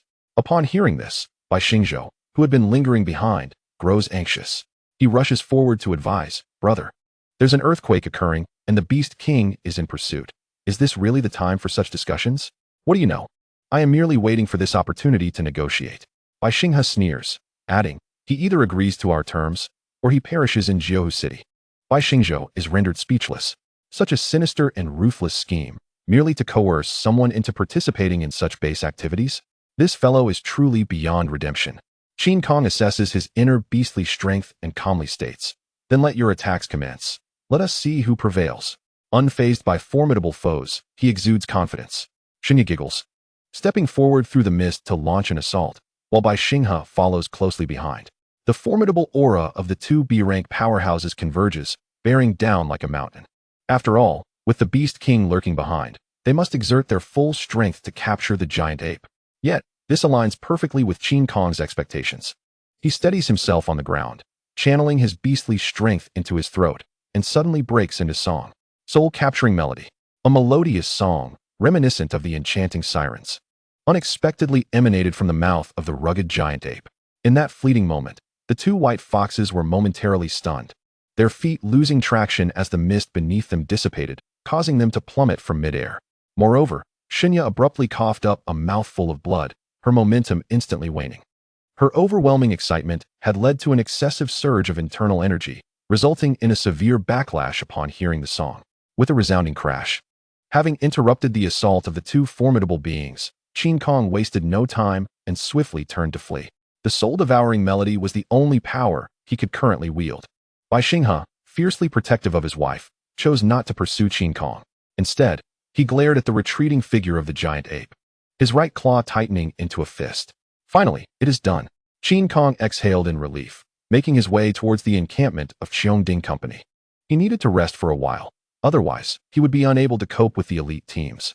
After all, without the golden serpent's spine, those coveting treasures would undoubtedly seek him out. As for the Beast King, there was no immediate cause for concern. If it could not slay Qin Kong in the city center, it would be even less capable of doing so outside. That creature possessed limited intelligence and many ways to evade it. Approximately half an hour later, the encampment became bustling with activity. The hunters, having narrowly escaped, dared not linger, hastily commencing their retreat. Who could predict when the Beast King and the Beast Tide would emerge? With the treasures gone, what purpose remained for them to stay? It was a dismal affair, nothing gained, and they had lost 2 team members. Our captain is dead. It seems we must find a new team. The giant ape's actions were absurd, suddenly appearing to seize treasures, only to vanish just as abruptly, leaving all the spoils to him. It felt as though a new elite team would soon emerge in the wilderness, prompting us to tread carefully in the future. The hunters sighed collectively, eager to vacate the area. Lu Wuxin, accompanied by his guards, swiftly entered the tent. Upon spotting Qin Kong, the old man finally felt at ease. Is Qin Xiaoga unharmed? Lu Wuxin inquired with concern. Qin Kong shook his head, responding, "I'm fine. I merely exhausted my beast energy." Speaking of which, what happened to the golden bone? Lu Wuxin asked, his curiosity piqued. The golden bone, measuring 3 meters in length, was cumbersome to carry. Did Qin Kong hide it away? To be honest, it has turned to ashes. Qin Kong feigned regret, weaving a tale. I'm unsure what transpired. As soon as I touched the golden bone, its power surged into my body. Is that so? Lu Wuxin frowned, considering the implications. This complicates our profit-sharing agreement. After all, he was a senior member of Cheongding Company. It was unreasonable to expect Qin Kong to work for free. Professor Lu, you have contributed significantly, and I certainly won't treat you as an ingrate, Qin Kong stated sincerely. Perhaps you could propose a request, and I shall do my utmost to fulfill it. Lu Wuxin scratched his head, contemplating. Well, how about this? I'll personally cover the expenses for this expedition and seek reimbursement from the company. Seeking reimbursement would require him to report the spoils of the mission. Cheongding was a profit-oriented organization, and they wouldn't just burn money without cause. As for requests, I naturally wish to recruit you, but you likely wouldn't be keen, Lu Wuxin sighed. Let us do this. You can have a nominal position in my lab, and when I have armed testing needs, I'll invite you to assist. This request was reasonable, and Qin Kong immediately nodded in agreement. Cheongding had provided him with the fire god cannon and thwarted the mechanical puppets. He certainly owed them a third of the credit. Lu Wuxin proved to be a man of integrity, not forcing Qin Kong to join the company and even covering expenses from his own pocket. This demonstrated that the old man was indeed worthy of Qin Kong's trust. Having concluded their discussion, Lu Wuxin expressed concern for the elite teams. They won't easily relinquish the golden bone, he remarked. When soldiers come, we must stand firm. At the very least, Xian Huang won't allow me to come to harm. Qin Kong replied. Hearing this, Lu Wuxin suddenly recalled an incident in the city center. Qin Kong had secured Lu Qingzhu's whereabouts in exchange for Lu Qing's assistance. Thus, until the reward was received, the Xian Huang team would not allow him to meet with misfortune. At that moment, a guard's voice echoed from outside, Professor Lu. Miss Xian Huang has come to pay a visit. Speak of the devil, and he appears. Qin Kong and Lu Wuxin exchanged glances before rising to exit. Where's my father? Upon seeing Qin Kong, Lu Qing eagerly approached with her inquiry. She had searched for her father for a year without finding any trace. Leaving her frantic with worry, Qin Kong gestured for the striking woman to come closer. This is classified information. If outsiders overhear, your father may be in grave danger. Then let us speak privately. Lu Qing inhaled deeply, suppressing her anxious emotions. Turning to Lu Wuxin, she asked, Professor Lu, may we use your tent? The old man readily agreed, even personally opening the door for them. Your father is imprisoned in the underground lair of Donghu City. As soon as they entered the tent, Qin Kong divulged this information. Lu Qing gasped, quickly asking, Isn't Donghu City in the north? How could my father be captured there? Miss Lu, I have already revealed your father's whereabouts. Qin Kong replied nonchalantly. Therefore, the questions you now ask will require an additional payment. Chapter 68. Swatting flies. Upon hearing this, Lu Qing frowned. What do you want? Just say it. It's simple. When someone attacks me later, I would appreciate Miss Lu's assistance, Qin Kong said. Locking eyes with the striking woman, Lu Qing suddenly understood. After seizing the golden bone, Qin Kong feared being overwhelmed by the crowd. She had assumed he possessed many other trump cards. I agree to this condition. Now please answer my question quickly, Lu Qing stated without hesitation. Qin Kong nodded, explaining. Your father was lured to Donghu City. The conspiracy behind it involves the position of city lord. You can check with the military camp in Fengshuang City to see what they did a year ago. In his previous life, the disappearance of Lu Lingming was a sensational case in Yanhua, and Qin Kong, having ascended to a high-ranking position in the reverse-scale organization, was well aware of the details. Are you implying that the current city lord is a suspect? Lu Qing's expression reflected disbelief as she murmured, Impossible. He was my father's only student. Qin Kong chuckled softly. Siblings, parents, and children can turn against one another. What does a teacher-student relationship matter? The power of a great city can drive people to madness, compelling them to act without scruples. However, I advise you not to act rashly. You cannot resolve a situation your father couldn't. You are equally incapable. Qin Kong's warning stemmed not from pity, but from a desire to prevent Lu Qing from recklessly rushing to Donghu City to rescue her father, thereby risking her life in vain. If that happened, it would diminish the manpower available to thwart the Star Chaser advance team. Thank you for the reminder. Lu Qing was no fool. She would not act blindly. After all, she was the captain of an elite team, having navigated numerous plots and schemes. Suddenly, a cacophony of gun chambers being loaded erupted outside the tent, likely a preemptive alert from the guards. Qin Kong glanced at Lu Qing before turning to exit. Professor Lu, please have that monkey gentleman come out to talk. Yi Ting's voice dripped with mockery. Referring to the giant ape as a monkey was a means of ridiculing Qin Kong, an outlet for his pent-up frustration. Lu Wuxin furrowed his brow. What kind of speech is that? Is there no courtesy? You and your crew can put on a show for others, but what do you think you're doing in front of me? Standing alongside Qin Kong, he would not allow outsiders to insult his partner. You old man think you're so impressive, huh? Kohao stepped forward, snarling. When I get back, I'll have my dad remove you from your position. Lu Wuxin regarded him with the incredulity reserved for the foolish, exclaiming, The only one in your team who resembles a person is Yi Ting. The rest of you are more foolish than the last. Go find your father or your deceased grandfather. Upon finishing his words, he suddenly gestured sharply. All the guards simultaneously raised their weapons, directing the barrels firmly at Kohao. Do you dare to kill me? The foolish boy pointed incredulously at himself. What is there to fear? You are no longer the heir of the Ko family. Lu Wuxin chuckled, stating, The upper echelons of the company are well aware that your father has fathered dozens of sons outside. What does your death matter? Stunned by this revelation, Kohao was taken aback, unaware of the existence of so many illegitimate siblings. Clearing his throat, Yiting stepped forward to ease the awkward atmosphere, saying, Professor Lu, we merely wish to have a conversation with that individual. Just as Lu Wuxin was about to respond, the flap of the tent nearby opened. I have emerged. What do you wish to discuss? Qin Kong inquired with a stoic expression. At that moment, Liu Qing also exited the tent, standing beside him, clearly indicating her stance to outsiders. Naturally, We wish to discuss the ownership of the golden bone. Are you certain you wish to take that object? Yeting's gaze reflected a mixture of wariness towards Liu Qing and greater trepidation towards Qin Kong. Whoever obtains it shall claim it. Your name is not inscribed upon the golden bone, Qin Kong replied nonchalantly. By the way, I should inform you that it has already turned to ash. You shall never seize it. Yeting, of course, did not believe Qin Kong's words, as one would require a week to absorb a beast's massive remains. Your attitude will lead you to a grim fate. Yeting suddenly initiated beast transformation, morphing into an enormous, pitch-black wild boar.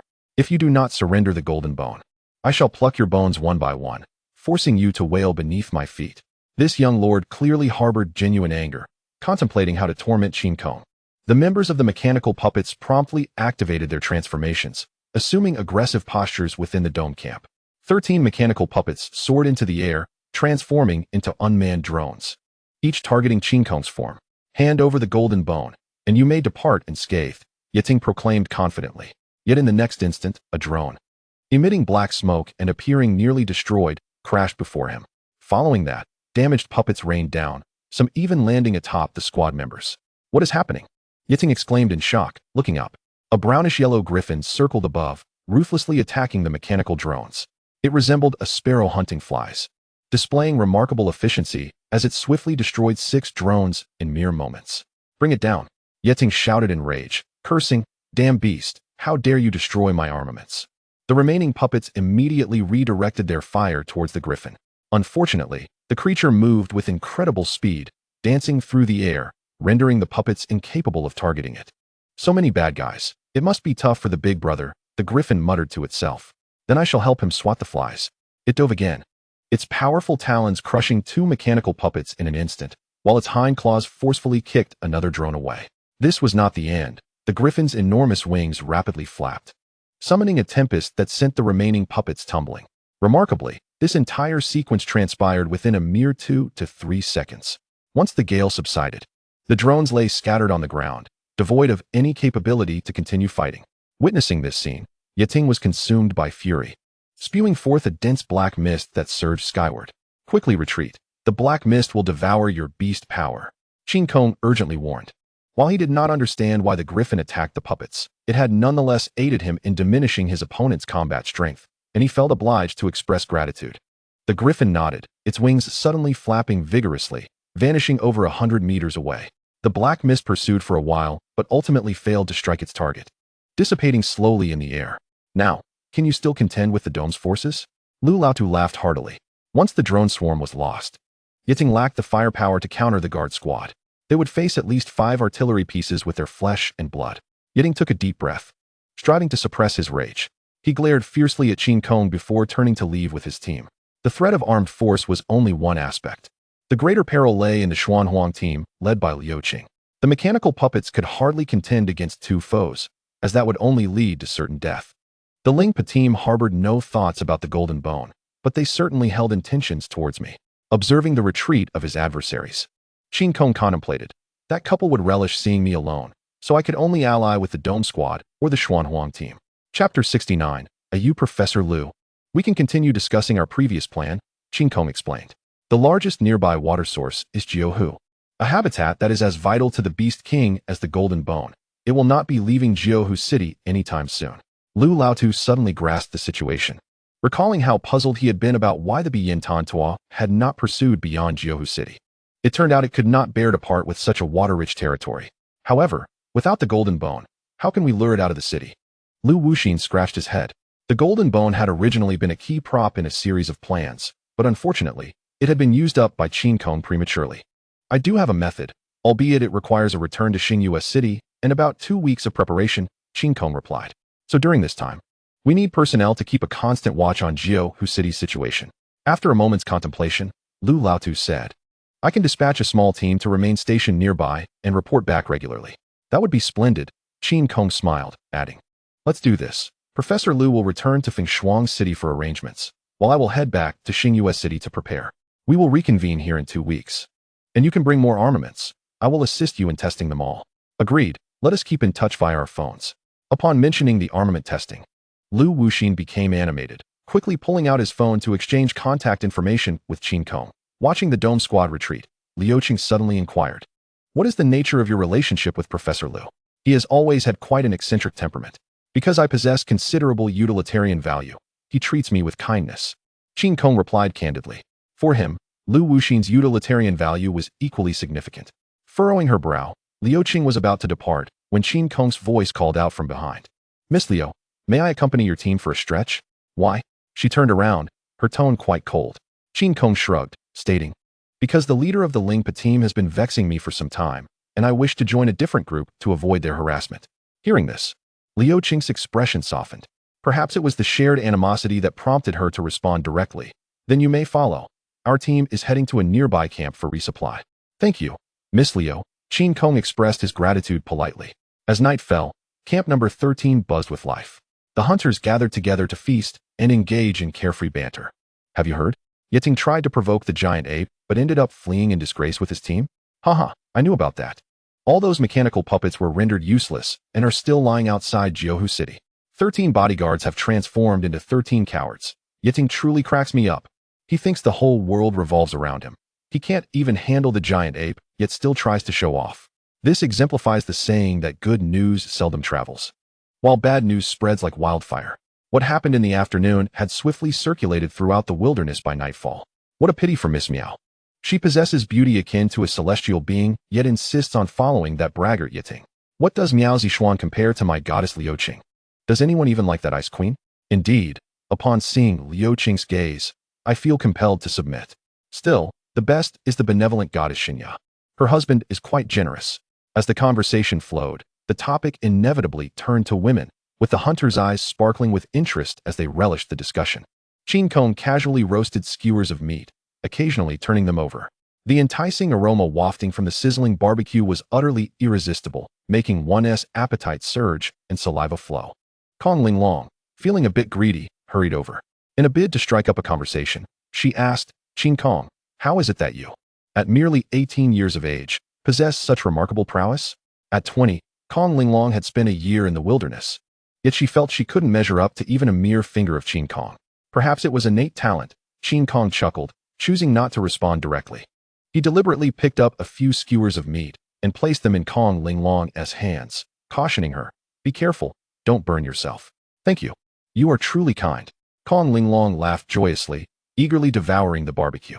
She hadn't anticipated Qin Kong's friendliness. He felt more like a neighborly elder brother. Despite her being older than him. Who's hiding over there? Zhang Jingyan suddenly stood up, addressing a dim corner with authority. His keen senses had detected something amiss long before Qin Kong and Lu Qin could notice. Gurgle. A strange sound responded to Zhang Jingyan. The members of the Xianhuang team quickly surrounded the area, only to discover a peculiar-looking man crouched in the grass, seemingly frightened, clutching his head with his hands. Hey, aren't you the fool who came to ask for food a few days ago? Qin Kong recalled.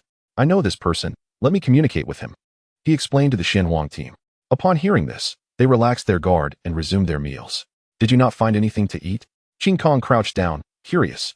The man shook his head vigorously, whispering, no, there are too many people here. I didn't know where to find food. And then I caught a whiff of the barbecue. It's all right. I'll treat you to a meal, Qin Kong replied, slightly exasperated. They seem to have a strange bond. By the way, I still don't know your name. I'm called Fool. That's what they all call me. The man looked up, his eyes filled with confusion. With a sigh, Qin Kong inquired, what do you think your name should be? Feather. The man suddenly laughed. After I transform, I have many feathers. I particularly like feathers. Then we shall call you a Yu from now on. Let us go eat. Qin Kong extended the invitation. A Yu nodded enthusiastically and quickly got up to follow. Watching a Yu stuff meat into his mouth, Kong Linglong's expression turned curious. She cautiously approached Qin Kong and asked softly, Big brother, is this gentleman hungry for several days? Perhaps his family doesn't treat him well, Qin Kong explained simply. How pitiful. I'll go fetch some drinks for him, so he doesn't choke. The kind-hearted girl hurried off to get something. A Yu struggled to swallow a large piece of meat and asked, Big brother, will those bad people appear again? Qin Kong was momentarily taken aback by the nonsensical question and quickly replied, What bad people? The ones who wanted to harm you. I even knocked their flies down. A Yu said while munching on meat. If they come back, I will still help you, big brother. Chapter 70. You have your life, are you that griffin? Qin Kong was taken aback. A Yu nodded dumbly, not understanding why the big brother reacted so strongly.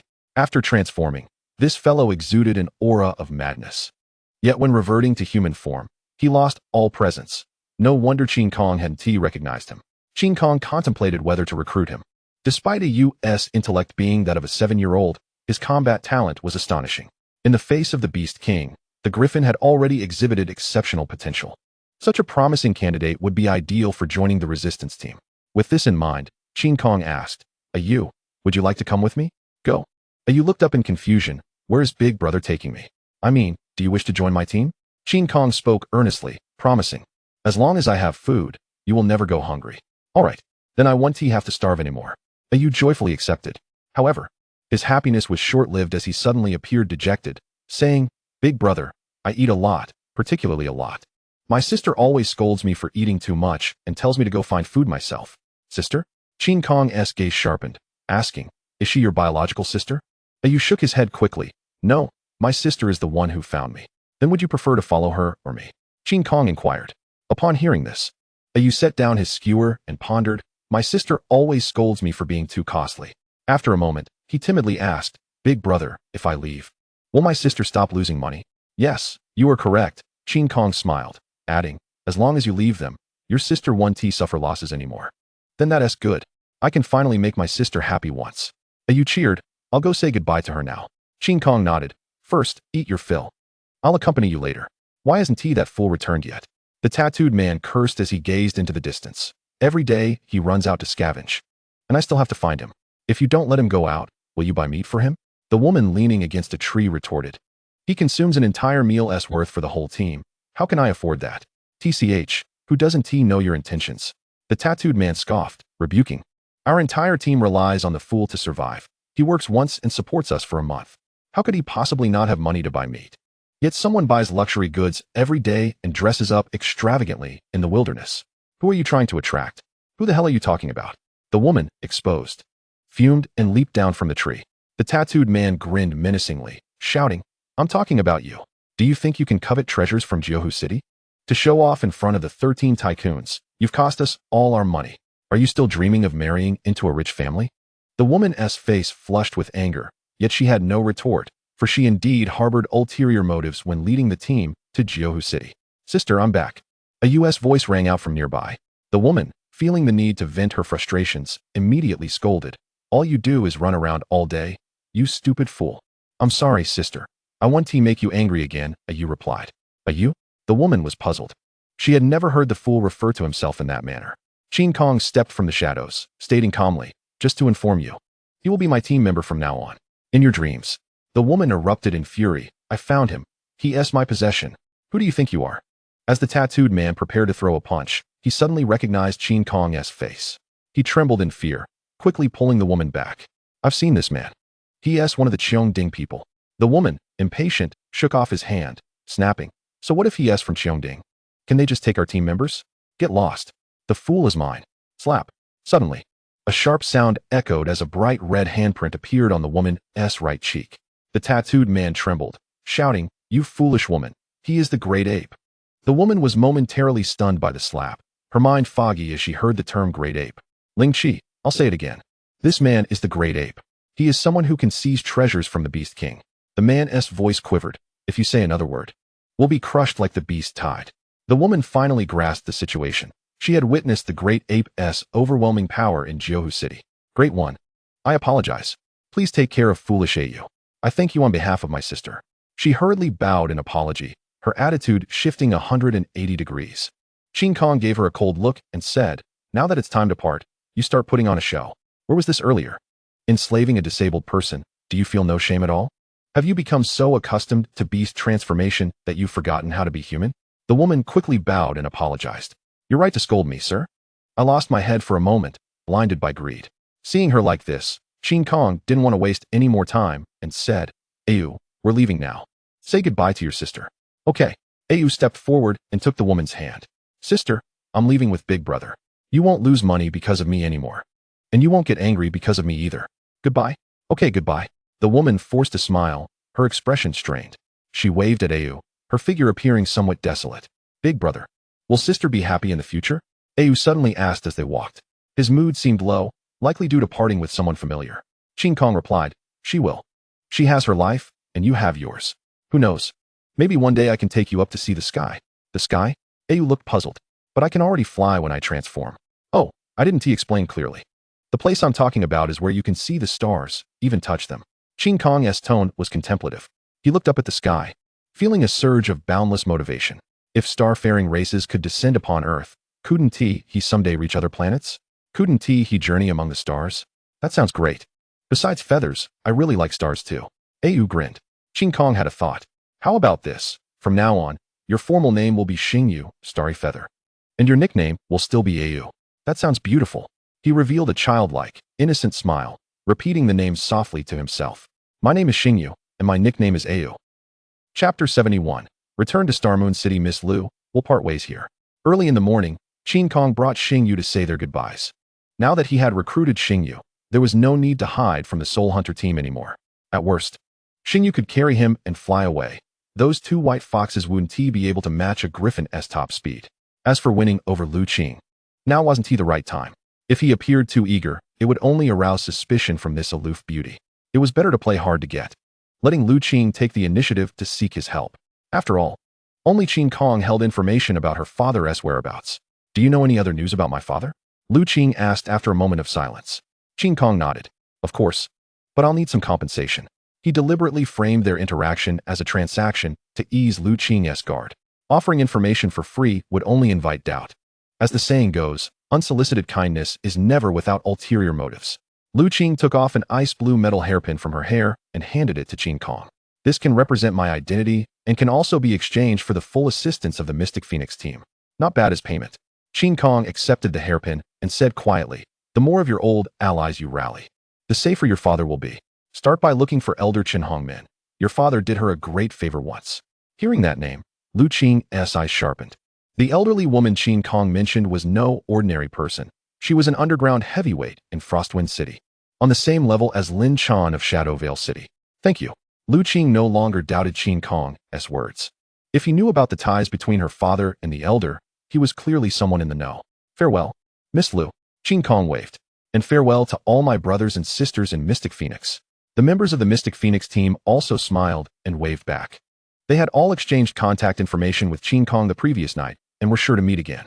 Qin Kong seemed so amiable, nothing like a cold, ruthless powerhouse, Kong Linglong remarked with a sigh. Zhang Jing sighed helplessly. You're still too young, little girl. You didn't sense the killing intent around him at all. Linglong, go take a look under the big tree east of the camp later, and you'll understand. Chu Shishir added with a sigh. Someone like Qin Kong surely has countless faces. The one he showed you was just the friendly mask. Kong Linglong looked puzzled. Really? What is east of the camp? Before Chu Shishir could reply, a group of hunters with urgent expressions hurried past them, rushing frantically toward the east. Damn, that bitch is dead. She still owes me money. Inside a dark, damp cave, Feng Yuxuan was devouring a piece of bread in large bites. This once elegant and dignified young lady had, over her days of captivity, developed the bad habit of eating ravenously. There was no other way. She was simply too hungry to prevent her from having any energy to resist. Duan Feng strictly limited her food, giving her only the bare minimum to survive. But Feng Yuxuan was at an age of vigorous vitality, with high energy expenditure. So she was always starving. I really want to eat caviar. Feng Yuxuan thought of the luxurious delicacies at home as she chewed on the bread. Tears fell in large drops, dripping onto the bread, a truly pitiful sight. Hey, pack up. We're leaving. Duan Feng's voice came from outside the cave.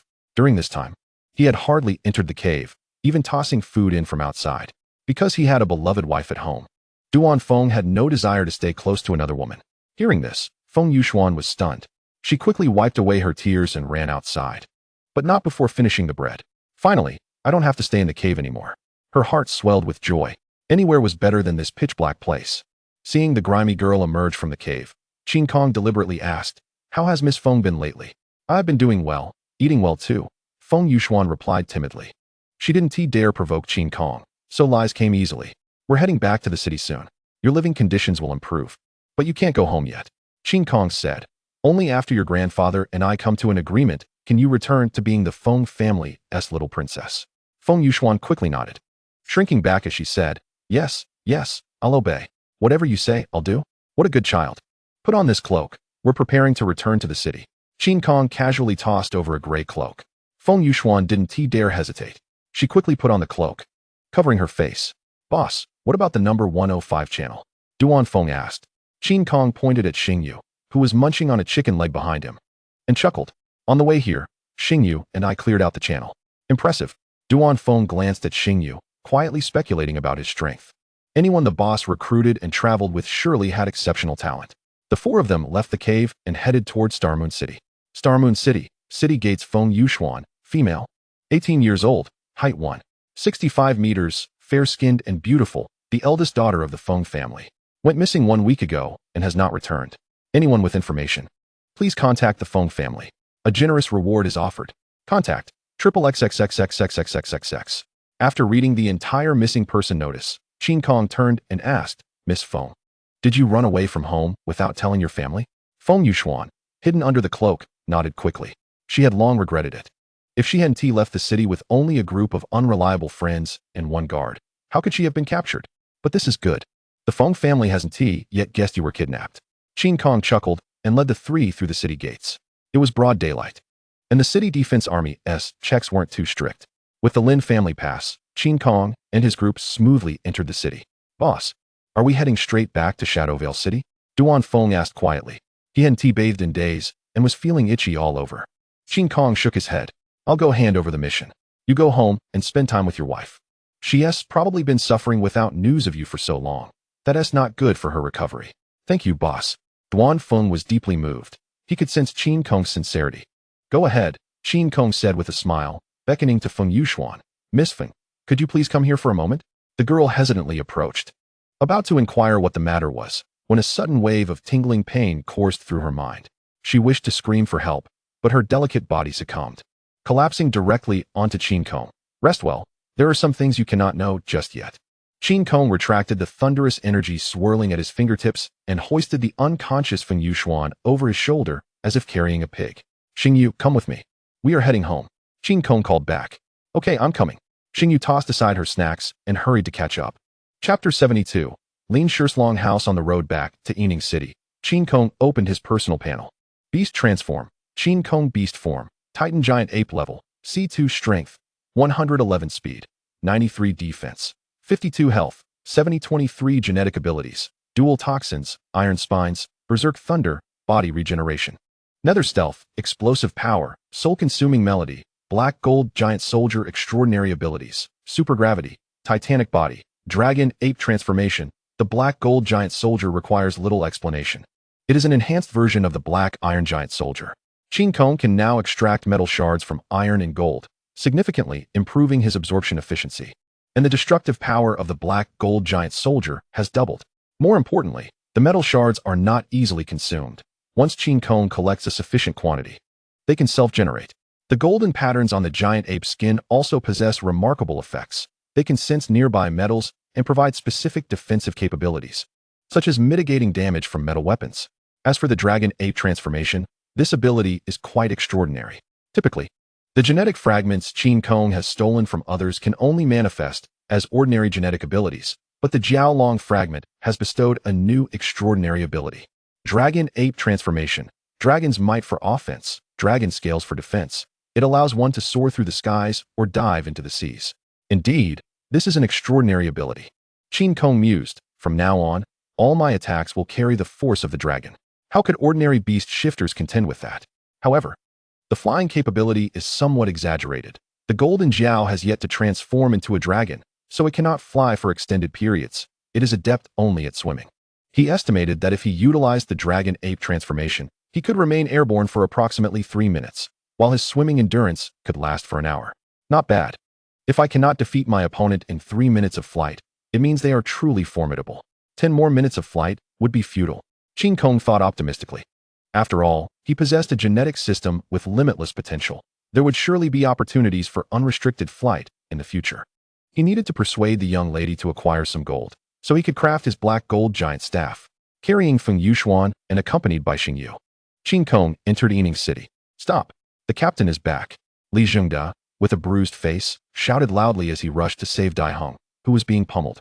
Lin Wanru let out a disdainful scoff and had no choice but to cease her actions, wiping the sweat from her forehead. Today was the last day.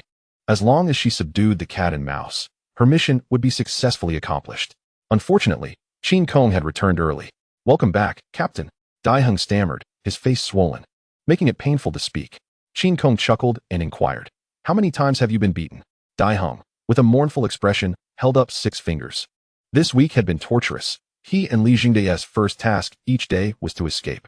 Lin Wanru had been even more relentless, refusing to sleep and continuously chasing them down to beat them. "I just remembered, the deadline for the mission is midnight tonight," Qin Kong remarked pointedly at Lin Wanru. "Haha, you're all doomed." Upon hearing this, Lin Wanru let out a raspy laugh and charged forward again. "Run!" The cat and mouse cried in unison, desperately fleeing. Witnessing such a peculiar scene, Xingyu asked blankly, "Brother, are they playing cat and mouse?" "Indeed, in the future, little you can join in. You can be the cat." Qin Kong replied with a smile. "Yay, I love playing games." Xingyu cheered joyfully, entering the office. Qin Kong was surprised to find his young lady seated in the boss's chair. Lin Mei had been handling business and looked up in delight upon hearing his voice. She quickly rose to embrace Qin Kong, exclaiming, "You're back. I missed you so much."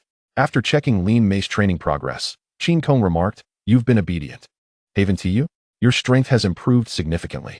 "Of course. I promised I would only listen to you," Lin Mei replied, nuzzling against his chest, savoring his warmth without minding the sweat. "Where's Lin Yoyan? Why are you sitting in her place?" Qin Kong asked as he pulled his young lady closer, settling into the boss's chair.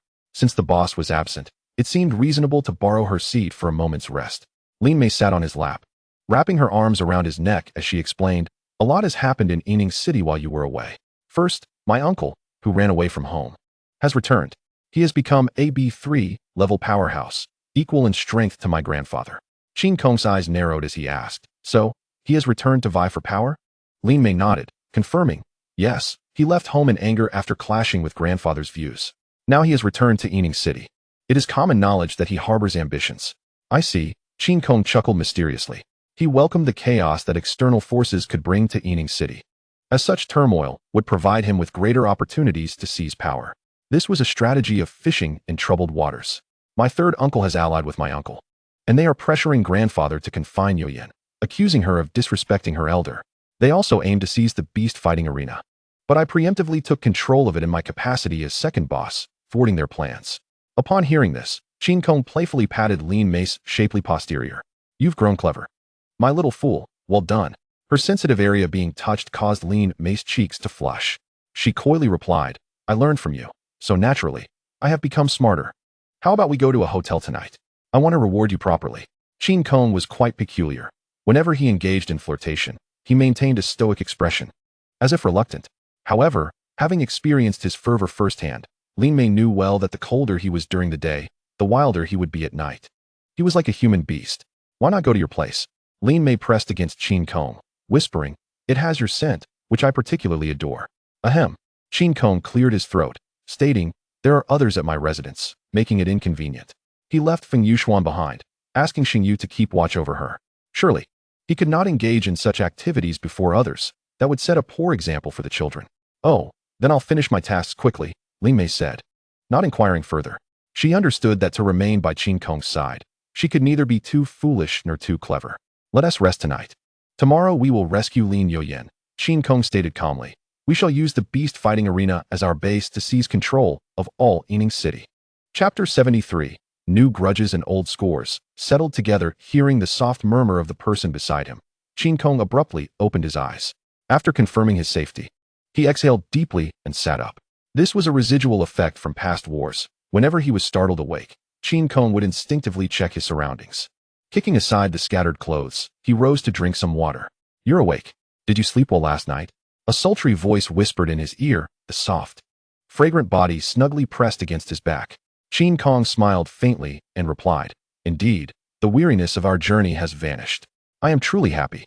For it is only in your company that I find joy." Lin Mei whispered as she leaned on Qin Kong's shoulder. "That is splendid. Please tidy up quickly. We must go rescue Lin Yuyan." Qin Kong gently patted the young woman's head and added, "By the way, could you assist me in procuring some gold? I require it to enhance my combat prowess." Upon hearing this, Lin Mei fell into deep thought. After a moment, she responded, "I have quite a number of gold bars stored in the bank, and most of the gold sold in the black market belongs to my father. Whatever amount you need, I can certainly help you acquire it." Qin Kong was somewhat astonished. He was aware of Lin Mei's wealth, but had not anticipated that her father possessed such a vast quantity of gold to supply the black market. First, retrieve your gold bars. If that is insufficient, then we shall seek assistance from my uncle. Qin Kong did not regard himself as an outsider, directly requesting everything from the young woman. All right, I will notify the bank shortly, Lin Mei replied cheerfully. The fact that Qin Kong referred to her father as uncle was a testament to their close relationship. You silly darling, come give me a kiss. Mua. In the Lin ancestral hall, Lin Chan observed his granddaughter engrossed in a book and curiously asked, Yu Yan, why are you not the least bit anxious? Your uncle is making quite a commotion, leaving even me feeling somewhat helpless. Ha! Lin Xingfeng is merely a nouveau riche who, upon gaining power, begins to flaunt it. He will not last long, Lin Yuyan replied disdainfully. She held little regard for the other elders of the Lin family, respecting only her second uncle and grandfather. Moreover, once Qin Kong returns, this situation will naturally be resolved. Lin Yuyan closed her book, speaking with utmost confidence. Although confined to the Lin ancestral hall, she had heard some rumors. In the wilderness, dozens of kilometers away, a titan great ape is wreaking havoc. Although Qin Kong has performed admirably, can he truly be trusted? Lin Chan inquired, curious. He was well aware of Qin Kong's exploits in the wilderness. After all, the Lin family's smuggling channels extended beyond the city, allowing them to gather information swiftly. Grandfather, please trust my judgment, Lin Yuyan asserted emphatically. Lin Chan could only nod. He had wished to converse with Qin Kong, but had regrettably missed the opportunity. This young man had managed to gain Yu Yan's trust and capture Mei Er's heart. Could he possibly possess extraordinary charisma? Father, please hand the beast arena over to Yu Xian. A voice suddenly rang out from outside the ancestral hall. It was Lin Qingdong and his son. Behind them stood a man with a defiant gaze, seemingly of considerable strength. This woman has already been confined, and the beast arena is now leaderless. It requires someone to manage it. Lin Qingdong pointed at Lin Yuyan, addressing her as if she were a sworn enemy, unwilling to even utter her name. Who says it is leaderless? Mei Er is managing it quite well, Lin Chan remarked leisurely as he lifted his teacup. Lin Qingdong scoffed. That foolish girl can manage nothing. It is a miracle if she does not sell herself. Do not let your second brother hear that. You may criticize him, but do not insult his daughter. Lin Chan's demeanor turned cold as he admonished. Mei Er may indeed be somewhat naive, but what of your son? He cannot even maintain a single entertainment street, and yet dreams of controlling the beast arena? Hearing his grandfather's ridicule, Lin Yuxian felt deeply embarrassed. He indeed lacked ability. But like father, like son, he could only blame his father's shortcomings. Ahem, Lin Old Master, your words are misguided. The defiant man suddenly interjected. Those destined for greatness need only to be adept at utilizing others. Hands-on owners will surely exhaust themselves. So, you believe yourself to be capable? Lin Chan asked with a bemused smile. Those familiar with him knew this was a sign he was about to become enraged. Indeed, I am Wang Miao, serving the Lin Patriarch, currently assisting young Master Yu Xian, Wang Miao said with a grin, locking eyes with Lin Chan, perhaps emboldened by a powerful backing. This fellow exhibited remarkable audacity. Oh, your brother is the one who perished on the entertainment street, is he not? Lin Yuyan suddenly interjected, her expression tinged with mockery. She had learned this art of sarcasm from Qin Kong, striking at her opponent's most sensitive spot right from the outset. You. Upon hearing this, Wang Miao's eyes widened in fury, veins bulging on his forehead. This was his most painful memory. He had intended to surprise Wang Yan, only to learn of his brother's tragic demise upon entering Shadow City. You will regret this. I will make you witness the slaughter of the Titan. Wang Miao clenched his fists, gritting his teeth. Were it not for Lin Old Master's arrangements, he would have sought vengeance long ago. Yes, Lin Yuyan. Your arrogance will not last long. In an effort to bolster his own position, Lin Yuxian spoke up. The majority of the elders have reached an agreement with my uncle. The beast arena will inevitably belong to me. Upon hearing this, Lin Chan's expression darkened. Lin Xingfeng had promised the Lin family members that he would not seize their assets, thus garnering the support of the vast majority. A decision originally intended to invigorate the clan had been twisted by Lin Old Master to win hearts. Were it not for Lin Chan's considerable prestige, that group might have directly nominated Lin Xingfeng to ascend. The world is bustling, all for profit. The world is tumultuous, all for gain. A youthful voice rang from outside the ancestral hall, drawing the attention of all. Qin Kong, alongside Lin Mei, strode into the hall as he spoke. The Lin clan members may ally with you for short-term gains, but they will surely abandon you for their own safety.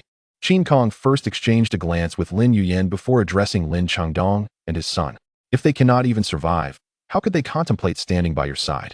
This was a blatant threat, a ruthless means to shatter the status quo.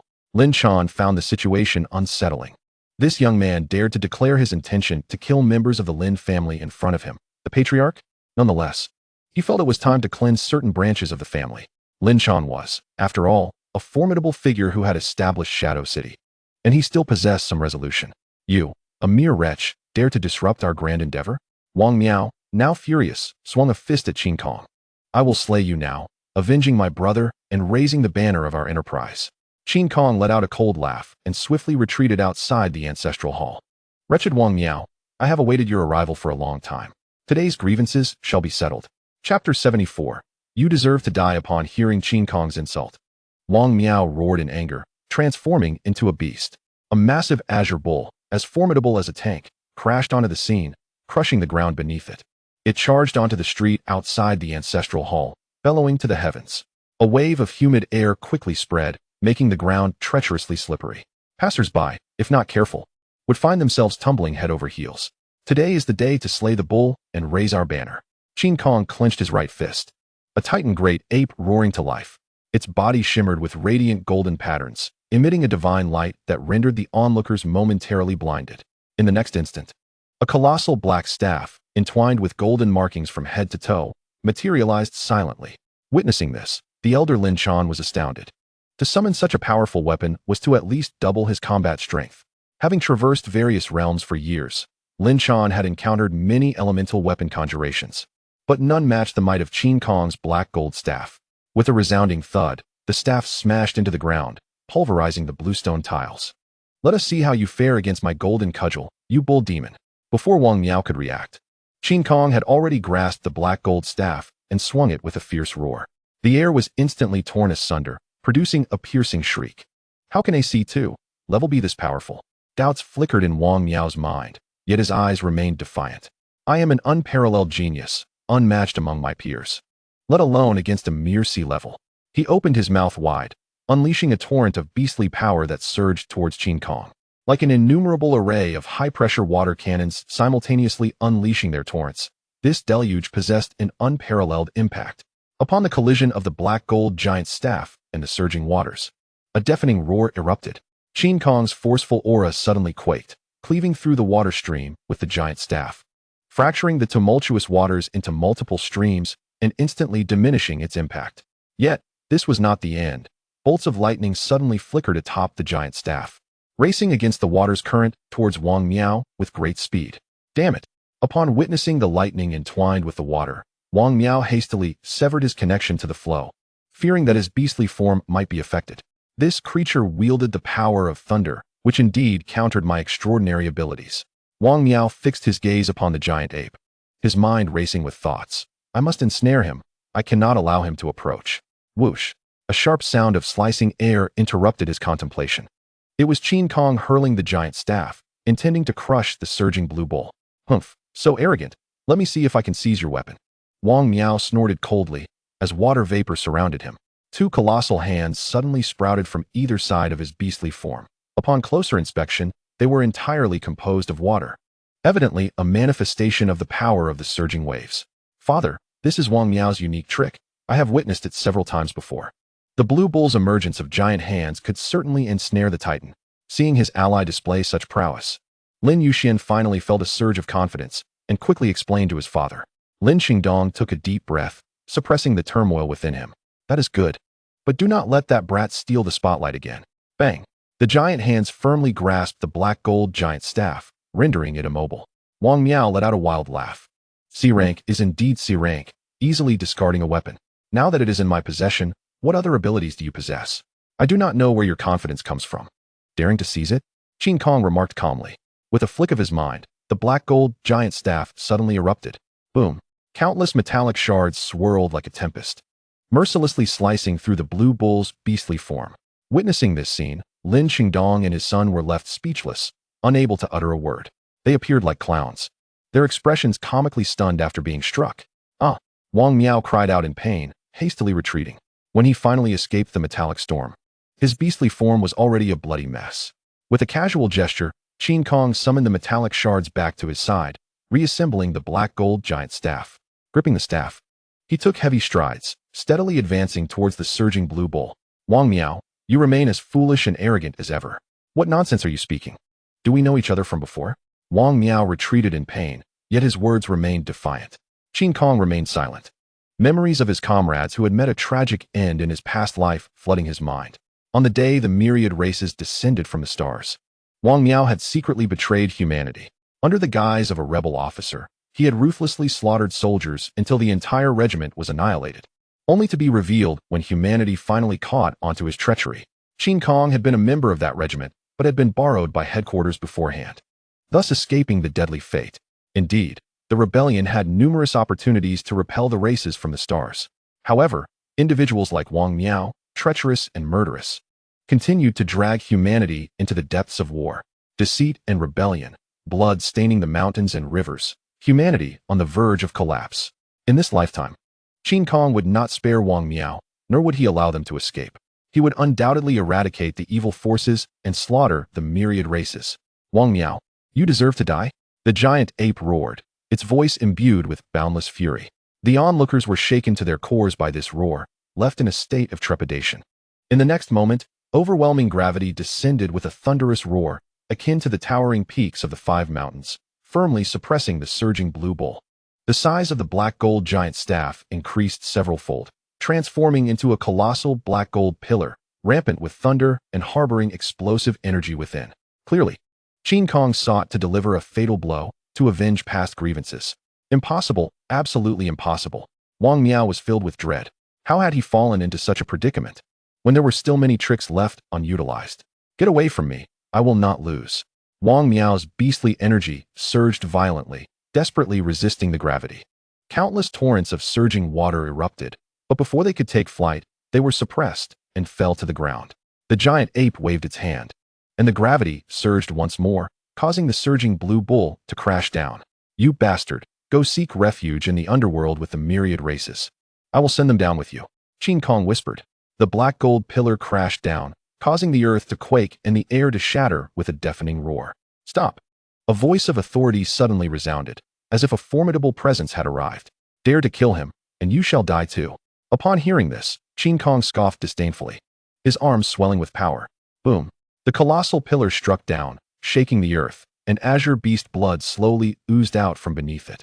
I have acquired the Power Gene 5, Speed Gene 3, Bullhide Gene 50, Surging Wave Gene 3, collect 10 water elemental fragments to activate gene abilities. Damn it!